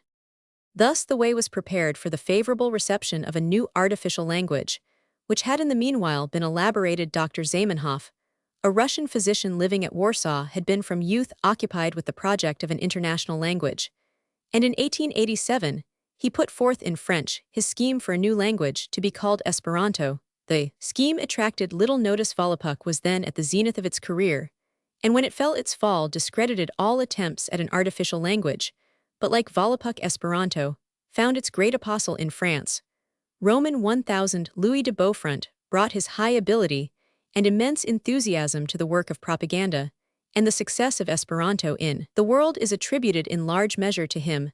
The extension of Esperanto is now threatening to rival that of Volapük. Many years ago, Max Muller and subsequently Skeat, notwithstanding the philologists' prejudice in favor of natural languages, expressed their approval of Esperanto, and many persons of distinction, moving in such widely remote spheres as Tolstoy and Sir William Ramsay, have since signified their acceptance, and their sympathy. Esperanto congresses are regularly held. Esperanto societies and Esperanto consulates are established in many parts of the world. A great number of books and journals are published in Esperanto, and some of the world's classics have been translated into it. It is generally recognized that Esperanto represents a great advance on Volapük, yet there are already signs. 373 that Esperanto is approaching the climax of its reputation, and that possibly its inventor may share the fate of the inventor of Volapük and outlive his own language. The most serious attack on Esperanto has come from within. The most intelligent Esperantists have realized the weakness and defects of their language in some measure due to the inevitable Slavonic prepossessions of its inventor and demand radical reforms, which the Conservative Party resist. Even Roman 1000 de Beaufront, to whom its success was largely due, has abandoned primitive Esperanto, and various scientific men of high distinction in several countries now advocate the supersession of Esperanto by an improved language based upon it, and called Edo. Professor Lawrence, who is among the advocates of Edo, admits that Esperanto has shown the possibility of a synthetic language, but states definitely that according to the concordant testimony of all unbiased opinions, Esperanto in no wise represents the final solution of the problem. This new movement is embodied in the Delegation pour l'adoption d'une langue auxiliaire internationale, founded in Paris during the International Exhibition in 1900 by various eminent literary and scientific men, and having its headquarters in Paris, the delegation consider that the problem demands a purely scientific and technical solution, and it is claimed that 40% of the stems of Edo are common to 6 languages: German, English, French, Italian, Russian, and Spanish. The delegation appear to have approached the question with a fairly open mind, and it was only after study of the subject that they finally reached the 374 conclusion that Esperanto contained a sufficient number of good qualities to furnish a basis on which to work. 246. The general program of the delegation is that an auxiliary international language is required adapted to written and oral language between persons of different mother tongues. 2. Such language must be capable of serving the needs of science, daily life, commerce, and general intercourse, and must be of such a character that it may easily be learnt by persons of average elementary education, especially those of civilized European nationality. 3. The decision to rest with the International Association of Academies, and in case of their refusal, with the Committee of the Delegation. 247. The delegation is seeking to bring about an official international congress, which would either itself, or through properly appointed experts, establish an internationally and officially recognized auxiliary language. The chief step made in this direction has been the formation at Bern in 1911 of an international association whose object is to take immediate steps towards bringing the question before the governments of Europe. The association is pledged to observe a strict neutrality in regard to the language to be chosen. The whole question seems thus to have been placed on a sounder basis than hitherto. The international language 375 of the future cannot be, and ought not to be, settled by a single individual seeking to impose his own invention on the world. This is not a matter for zealous propaganda of an almost religious character. The hasty and premature adoption of some privately invented language merely retards progress. No individual can settle the question by himself. What we need is calm study and deliberation between the nations and the classes chiefly concerned, acting through the accredited representatives of their governments and other professional bodies. Nothing effective can be done until the pressure of popular opinion has awakened governments and scientific societies to the need for action. The question of international arbitration has become practical. The question of the international language ought to go hand in hand with that of international arbitration. They are closely allied, and both equally necessary. While the educational, commercial, and official advantages of an auxiliary international language are obvious, it seems to me that from the standpoint of social hygiene, there are at least 3 interests which are especially and deeply concerned in the settlement of this question. The first and chief is that of international democracy in its efforts to attain an understanding on labor questions. There can be no solution of this question until a simpler mode of personal communication has become widely prevalent. This matter has from time to time already been brought before international labor congresses, and those who attend such congresses have doubtless had occasion to realize how essential it is. 376. Perhaps it is a chief factor in the comparative failure of such congresses hitherto. Science represents the second great interest, which has shown an active concern in the settlement of this question. To follow up any line of scientific research is already a sufficiently gigantic work. On account of the absence of proper bibliographic organization, it becomes almost overwhelming now that the search has to extend over at least half a dozen languages, and still leaves the searcher a stranger to the important investigations which are appearing in Russian and in Japanese, and will before long appear in other languages. Sir Michael Foster once drew a humorous picture of the woes of the physiologist owing to these causes in other fields, especially in the numerous branches of anthropological research. As I can myself bear witness, worker is even worse off than the physiologist. Just now science is concentrating its energies on the organization of bibliography, but much attention has been given to this question of an international language from time to time, and it is likely before long to come pressingly to the front. The medical profession is also practically concerned in this question hitherto. It has indeed taken a more lively interest in the effort to secure an international language than has pure science. It is of the first importance that new discoveries and methods in medicine and hygiene should be rendered immediately accessible, while the now enormously extended domain of medicine is full of great questions which can only be solved by international cooperation on an international basis. 377.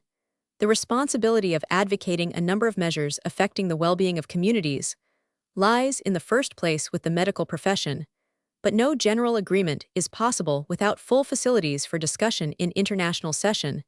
This has been generally recognized. Hence, the numerous attempts to urge a single language on the organizers of the International Medical Congresses.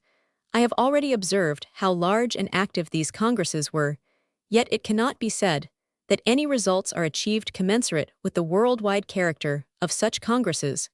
Partly, this is due to the fact that the organizers of international congresses have not yet learnt what should be the scope of such conferences and what they may legitimately hope to perform, but very largely because there is no international method of communication, and except for a few seasoned cosmopolitans, no truly international exchange of opinions takes place. This can only be possible when we have a really common and familiar method of intercommunication. These three interests, democratic, scientific, medical, seem at present those chiefly concerned in the task of putting this matter on a definite basis, and it is much to be desired that they should come to some common agreement. They represent three immensely important modes of social and intellectual activity, and the progress of every nation is bound up with an international progress, of which they are now the natural pioneers.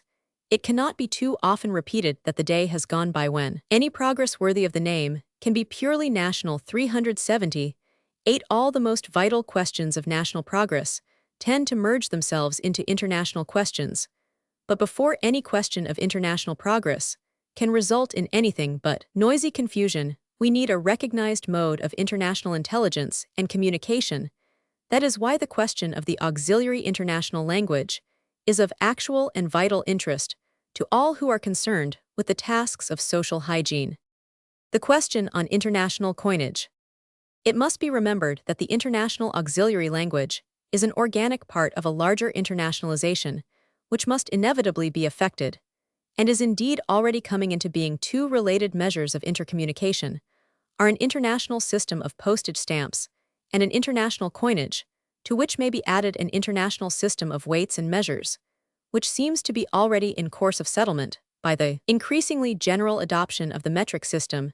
The introduction of the exchangeable international stamp coupon represents the beginning of a truly international postal system, but it is only a beginning if a completely developed international postal system were incidentally to deliver some nations, and especially the English, from the depressingly ugly postage stamps they are now condemned to use. This reform would possess a further advantage almost as great as its practical utility, and international coinage is again a prime necessity, which would possess immense commercial advantages. In addition to the great saving of trouble, it would affect the progress of civilization, is already working towards an international coinage. In an interesting paper on this subject, International Coinage, Popular Science, Monthly, March 1910, T.F. Van Wagenen writes, each in its way the great 379 commercial nations of the day are unconsciously engaged in the task. The English shilling is working northwards from the Cape of Good Hope, has already come in touch with the German mark and the Portuguese peseta, which have been introduced on both the east and west sides of the continent, and will in due time meet the French franc and Italian lira coming south from the shores of the Mediterranean in Asia, the Indian rupee, the Russian ruble, the Japanese yen, and the American Philippine coins are already competing for the patronage of the Malay and the Chinaman in South America.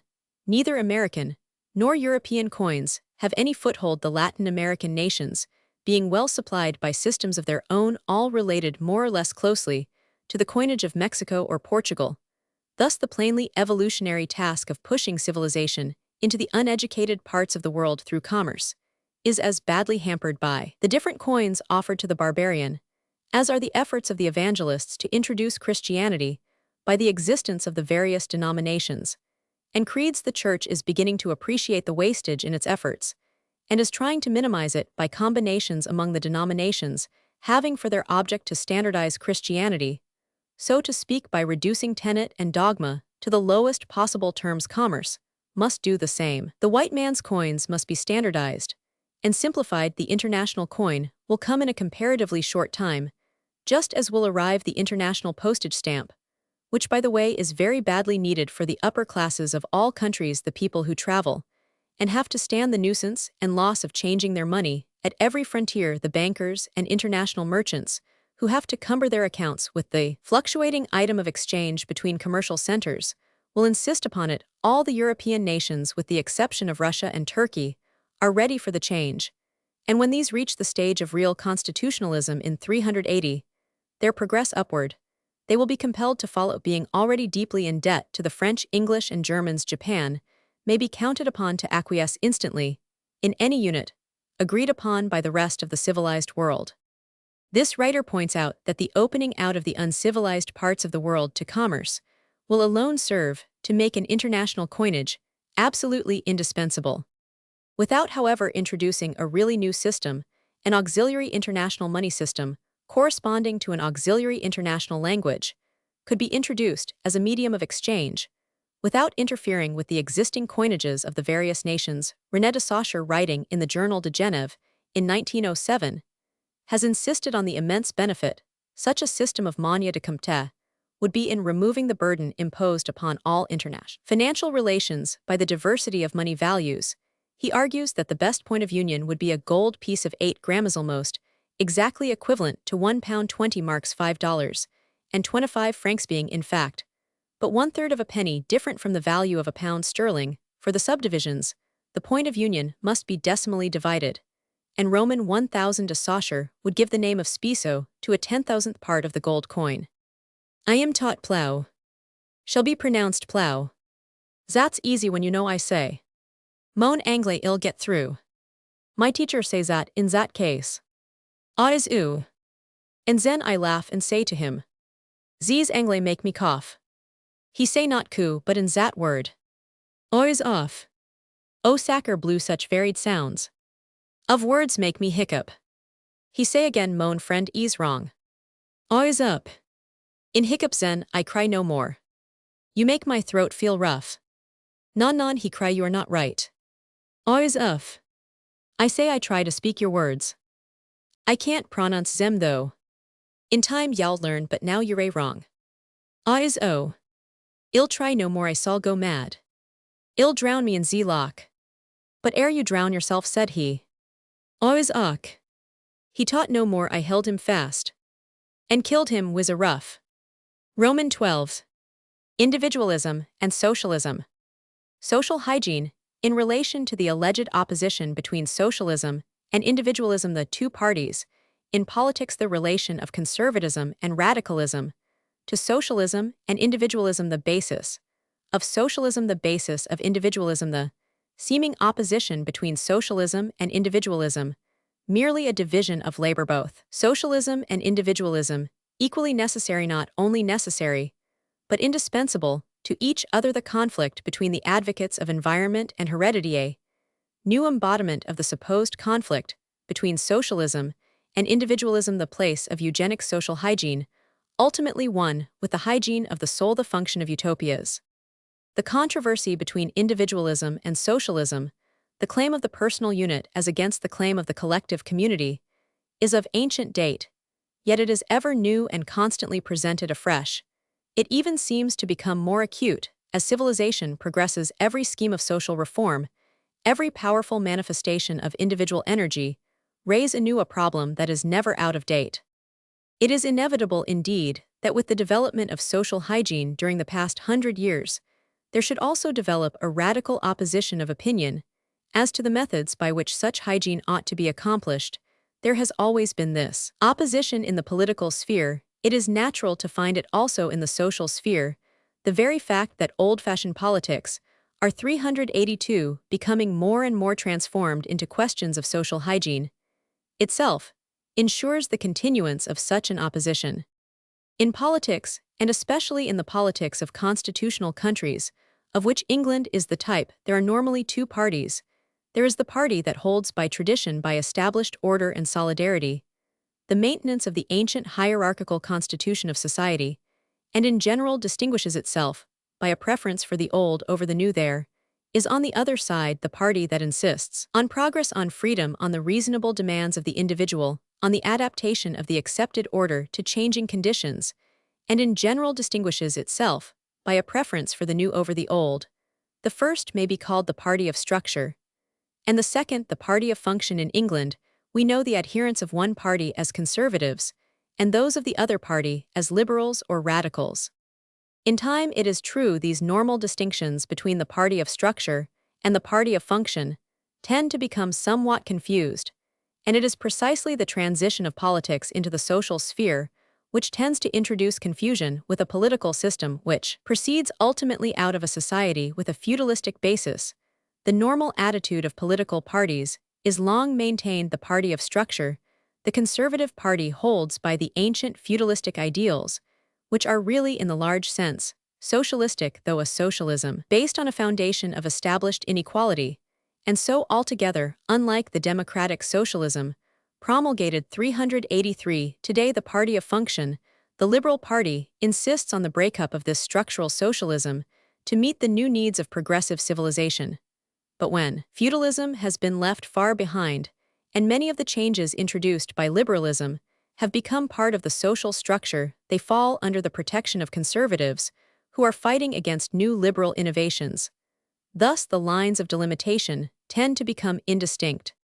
In the politics of social hygiene, there are the same two factors, the party of structure and the party of function in their nature, and in their opposition to each other they correspond to the two parties in the old political field, but they have changed their character, and their names. The party of structure is here socialism, or collectivism 248, the party of function is individualism 249, and while the Tory, the conservative of early days, was allied to collectivism, and the Whig, the liberal of early days, to individualism, that correspondence has ceased to be 384 invariable owing to the confused manner in which the old political parties have nowadays shifted their ground. We may thus see a liberal who is a collectivist when a collectivist measure may involve that innovation to secure adjustment to new needs, which is of the essence of liberalism, and we may see a conservative who is an individualist when individualism involves that maintenance of the existing order which is of the essence of conservatism. Whether a man is a conservative or a liberal,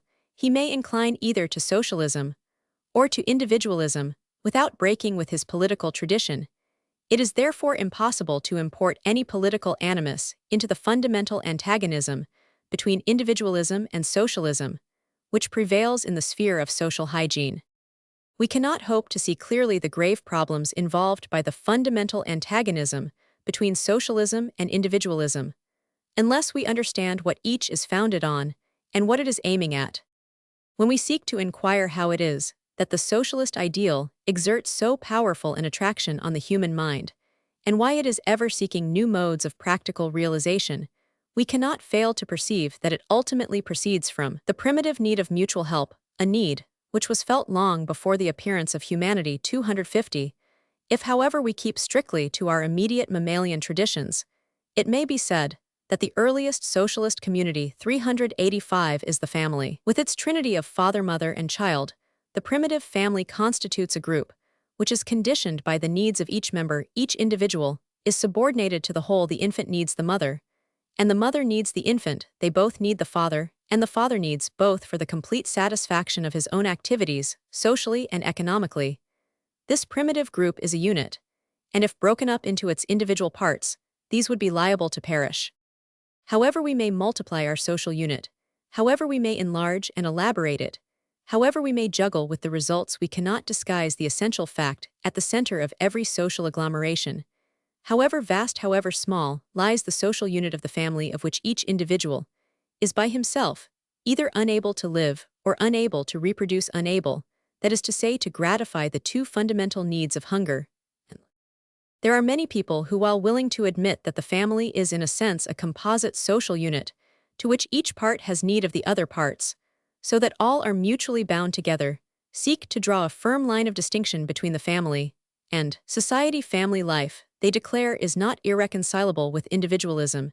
It is merely un egoisme à toi. It is, however, difficult to see how such a distinction can be maintained, whether we look at the matter theoretically or practically. In a small country like Great Britain, for instance, every Englishman, excluding new immigrants, is related by blood to every other Englishman, as would become clearer if every man possessed his pedigree for 1,000 years back. When 386, we remember further also that every nation has been overlaid by invasions, warlike or peaceful, from neighboring lands, and has indeed been originally formed in this way, Since no people has sprung up out of the soil of its own land, we must further admit that the nations themselves form one family related by blood.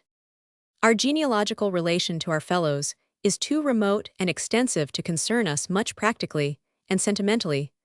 Though it is well that we should realize it, if we put it aside, we have still to remember that our actual need of our fellows is not definitely to be distinguished from the mutual needs of the members of the smallest social unit, the family. In practice, the individual is helpless of all animals. Indeed, man is the most helpless when left to himself. He must be cared for by others at every moment during his long infancy.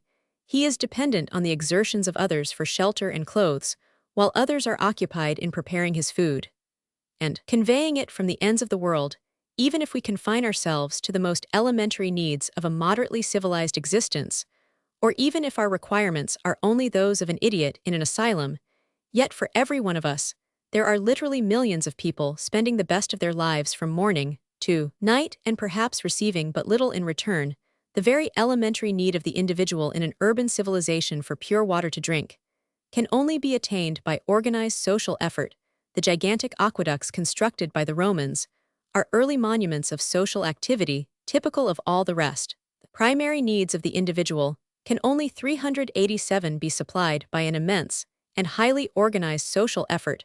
The more complex civilization becomes, and the more numerous individual needs become, so much the more elaborate and highly organized becomes the social response to those needs. The individual is so dependent on society that he needs not only the active work of others, but even their mere passive good opinion. And if he loses that, he is a failure, bankrupt, a pauper, a lunatic, a criminal, and the social reaction against him may suffice to isolate him, even to put him out of life altogether. So dependent indeed on society is the individual that there has always been a certain plausibility in the old idea of the Stoics, countenanced by St. Paul, and so often revived in later days, as by Schaffel, Lilienfeld, and René Worms, that society is an organism in which the individuals are merely cells depending for their significance on the whole to which they belong, just as the animal is, as Hegel the metaphysician called it, a nation, and Darst the physiologist a city made up of cells, which are individuals having a common ancestor. So the actual nation, the real city, is an animal made up of individuals which are cells having a common ancestor, or as Oken long ago put it, individuals are the organs of the whole. 251 Man is a social animal in constant action and reaction, with all his fellows of the same group, a group which becomes ever greater as civilization advances, and socialism is merely the formal statement of this ultimate social fact. 252. It is said by some who disclaim any tendency to socialism that what they desire is not the statenership of the means of production, but staturegulation. Let the state, in the interests of the community, keep a firm control over the individualistic exploitation of capital. Let it tax capital as far as may be desirable in the interests of the community.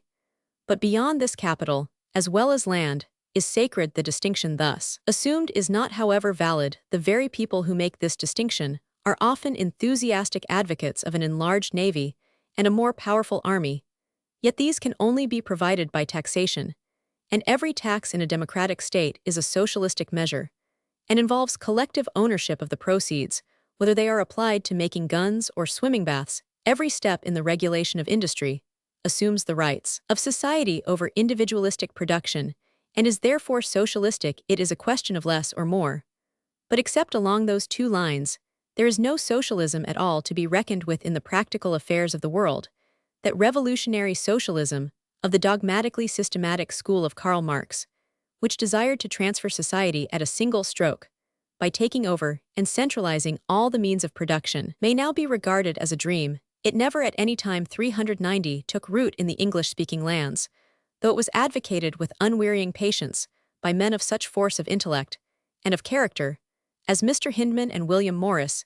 Even in Germany, the land of its origin, nearly all its old irreconcilable leaders are dead, and it is now slowly but steadily losing influence to give place to a more modern and practical socialism. As we are concerned with it today and in the future, socialism is not a rigid economic theory, nor is it the creed of a narrow sect in its wide sense. It is a name that covers all the activities, first instinctive, then organized, which arise out of the fundamental fact that man is a social animal in its more precise sense.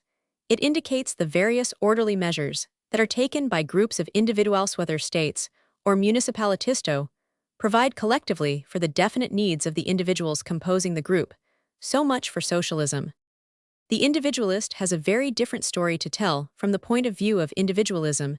However elaborate the structure of the society you erect, it can only after all be built up of individuals, and its whole worth must depend on the quality of those individuals. If they are not fully developed and finely tempered by high responsibilities and perpetual struggles, all social effort is fruitless.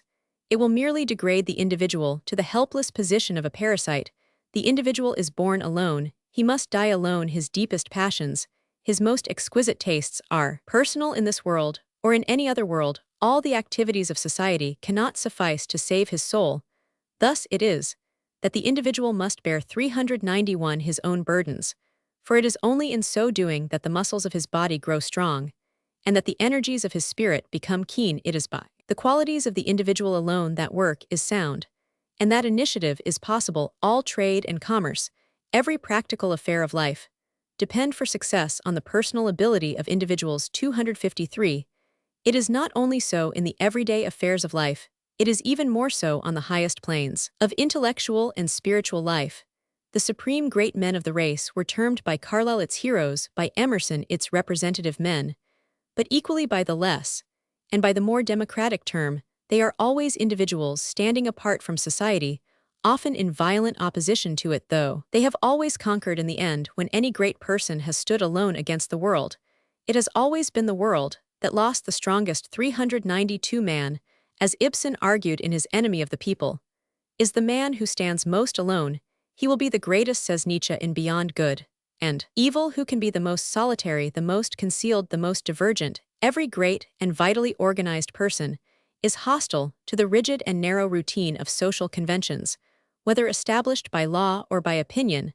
They must ever be broken to suit his vital needs. Therefore, the more we multiply these social routines, the more strands we weave into the social web, the more closely we draw them. By so much the more we are discouraging the production of great and vitally organized persons, and by so much the more we are exposing society to destruction at the hands of such persons.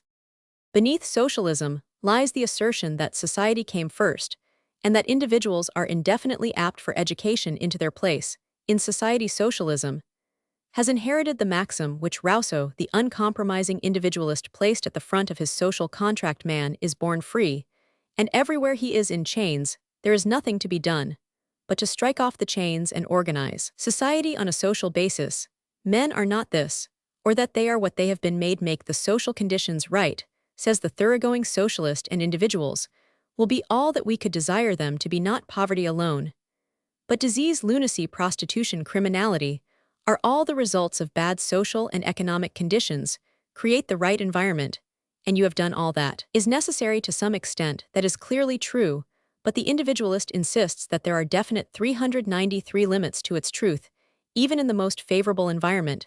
Nearly every ill that the socialist seeks to remove is found inevitably, the individualist declares, because we do not spring out of our environment, but out of our ancestral stocks. Against the stress on environment, the individualist lays the stress on the ascertained facts of heredity. It is the individual that counts, and for good or for ill, the individual brought his fate with him at birth. Ensure the production of sound individuals, and you may set at naught the environment. You will indeed secure results incomparably better than even the most anxious care expended on environment alone can ever hope to secure. Such are the respective attitudes of socialism and individualism. So far as I can see, they are both absolutely right, nor is it even clear that they are really opposed, for as happens in every field, while the affirmations of each are sound, their denials are unsound. Certainly, along each line, we may be carried to absurdity. The individualism of Max Stirner is not far from the ultimate frontier of sanity, and possibly even on the other side of it. 254. While the socialism of the Oneida community involved a self-subordination, which it would be idle to expect from the majority of men and women, but there is a perfect division of labor between socialism and individualism. We cannot have too much of either. 394 of them. We have only to remember that the field of each is distinct. No one needs individualism in his water supply, And no one needs socialism in his religion. All human affairs sort themselves out as coming within the province of socialism or of individualism, and each may be pushed to its furthest extreme 255. It so happens, however, that the capacity of the human brain is limited, and a single brain is not made to hold 395 together the idea of socialism and the idea of individualism. Ordinary people have it as true no practical difficulty whatever in acting concurrently in accordance with the ideas of socialism and of individualism, but it is different with the men of ideas. They must either be socialists or individualists. They cannot be both. The tendency in one or the other direction is probably inborn in these men of ideas. We need not regret this inevitable division of labor. On the contrary, it is difficult to see how the right result could otherwise be brought about. People without ideas experience no difficulty in harmonizing the two tendencies. But if the ideas of socialism and individualism tended to appear in the same brain, they would neutralize each other or lead action into an unprofitable via media. The separate initiative and promulgation of the two tendencies encourages a much more effective action, and best promotes that final harmony of the two extremes which the finest human development needs. There is more to be said. Not only are both alike indispensable, and both too profoundly rooted in human nature to be abolished or abridged, but each is indispensable to the other. There can be no socialism without individualism. There can be no individualism without socialism. Only a very fine development of personal character and individual responsibility can bear up any highly elaborated social organization, which is why small socialist communities have only attained success by enlisting finely selected persons. Only a highly organized social structure can afford scope for the play of individuality. 396. The enlightened socialist nowadays often realizes something of the relationship of socialism to individualism, and the individualist, if he were not in recent times, for all his excellent qualities, sometimes lacking in mental flexibility and alertness, would be prepared to admit his own relationship to socialism. The organization of the whole is dominated by the necessities of cellular life, as Darst says. That truth is well recognized by the physiologists. Since the days of Claude Bernard, it is absolutely true of the physiology of society. Social organization is not for the purpose of subordinating the individual to society. It is as much for the purpose of subordinating society to the individual.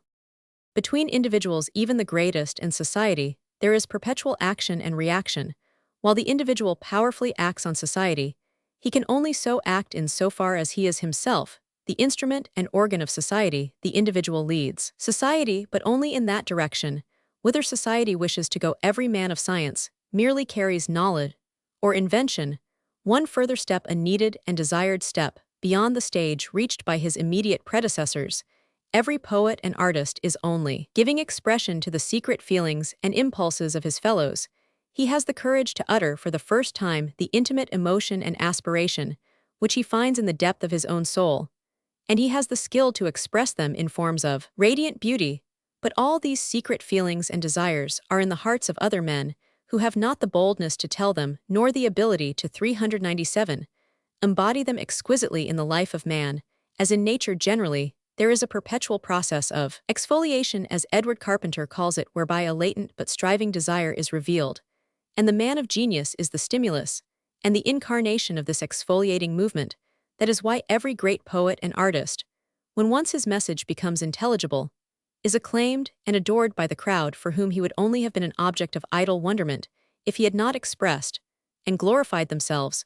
When the man of genius is too far ahead of his time, he is rejected, however great his genius may be, because he represents the individual out of vital relation to his time. A Roger Bacon, for all his stupendous intellect, is deprived of pen and paper, and shut up in a monastery, because he is undertaking to answer questions which will not be asked until 5 centuries after his death. Perhaps the supreme man of genius is he who, like Virgil, Leonardo, or Shakespeare, has a message for his own time, and a message for all times, a message which is forever renewed for every new generation. The need for insisting on the intimate relations between socialism and individualism has become the more urgent today, because we are reaching a stage of civilization in which each tendency is inevitably so pushed to its full development that a clash is only prevented by the realization that here we have truly a harmony. sometimes a matter that belongs to one sphere is so closely intertwined with a matter that belongs to the other that 398, it is a very difficult problem how to hold them separate and allow each its due value 256. At times, indeed, it is really very difficult to determine to which sphere a particular kind of human activity belongs. This is notably the case as regards education. Render unto Caesar the things that be Caesar's, and unto God the things that be God's, but is education among the things that belong to Caesar to social organization, or among the things that belong to God to the province of the individual's soul. There is much to be said on both sides. Of late, the socialist tendency prevails here, and there is a disposition to standardize rigidly an education so superficial, so platitudinous, so uniform, so unprofitable, so fatally oblivious of what even the word education means. 257, that some day perhaps the revolted individualist spirit will arise in irresistible might to sweep away the whole worthless structure from top to bottom, with even such possibilities of good as it may conceal. The educationalists of today may do well to remember that it is wise to be generous to your enemies, even in the interests of your own preservation. During the past century, the socialists of the school for bettering the environment have for the most part had the game in their own hands. They founded themselves on the very reasonable basis of sympathy, a basis which the 18th century moralists had prepared, which Schopenhauer had formulated, which George Eliot had passionately preached, which had around its operations the immense prestige of the gospel of Jesus. The environmental socialists always quite reasonably set themselves to improve the conditions of labor. They provided local relief for the poor, they built hospitals for the free treatment of the sick, they are proceeding to feed school children, to segregate and protect the feeble-minded, to ensure the unemployed, to give state pensions to the aged, and they are even asked to guarantee work for all. Now these things, and the likes of them, are not only in accordance with natural human impulses, but for the most part they are reasonable, and in protecting the weak, the strong are in a certain sense protecting themselves. No one nowadays wants the hungry to hunger, or the suffering to suffer. Indeed, in that sense, there never has been any laissez-faire school. 258. The key to the situation, it is now beginning to be more and more widely felt, is to be found in the counterbalancing tendency of individualism and the eugenic guardianship of the race, not rightly understood as a method of arresting environmental socialism, nor even as a counterblast to its gospel of sympathy. Nietzsche, indeed, has made a famous assault on sympathy, as he has on conventional morality generally, but his immoralism in general and his hardness in particular are but new and finer manifestations of those faded virtues. He was really seeking to revive the superficially sympathetic man, flings a coin to the beggar. The more deeply sympathetic man builds an almshouse for him, so that he need no longer beg. But perhaps the most radically sympathetic of all is the man who arranges that the beggar shall not be born. Poets and prophets from Jesus and Paul to Novalis and Whitman have seen the divine possibilities of man. There is no temple in the world, they seem to say, so great as the human body he comes in contact with heaven, they declare, who touches a human person. But these human things made to be gods have spawned like frogs over all the earth. Everywhere they have beslimed its purity and befouled its beauty, darkening the very sunshine, heaped upon one another in evil masses, preying upon one another as no other creature has ever preyed upon its kind. They have become a festering heap, which all the oceans in vain lave with their antiseptic waters, and all the winds of heaven cannot purify.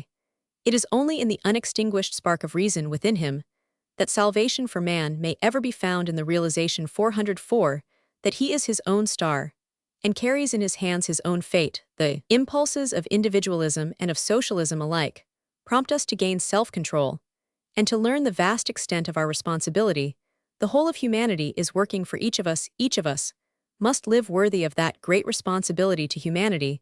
By how fine a flash of insight Jesus declared that few could enter the kingdom of heaven, not until the earth is purified of untold millions of its population will it ever become the heaven of old dreamers, in which the elect walk spaciously and nobly, loving one another. Only in such spacious and pure air is it possible for the individual to perfect himself, as a rose becomes perfect according to Dante's beautiful simile. 261, in order that he may spread abroad for others the fragrance that has been generated within him. If one thinks of it, that seems a truism, yet even in this 20th century, how few, how very few there are who know it. This is why we cannot have too much individualism. We cannot have too much socialism. They play into each other's hands to strengthen one, is to give force to the other, the greater, the vigor of both the more vitally a society is progressing. I can no more call myself an individualist or a socialist, said Henry George, than one who considers the forces by which the planets are held to their orbits could call himself a centrifugalist or a centreptalist. To attain a society in which individualism and socialism are each carried to its extreme point would be to attain to the society that lived in the 405 Abbey of the Lemma, in the City of the Sun, in Utopia, in the land of Zarathustra, in the Garden of Eden, in the Kingdom of Heaven. It is a kingdom, no doubt, that is, as Diderot expressed it, diablement ideal. But today, we hold in our hands more certainly than ever before the clues that were imperfectly foreshadowed by Plato, and what our fathers sought ignorantly, we may attempt by methods according to knowledge. No utopia was ever realized, and the ideal is a mirage that must ever elude us, or it would cease to be ideal. Yet all our progress, if progress there be, can only lie in setting our faces towards that goal to which utopias and ideals point.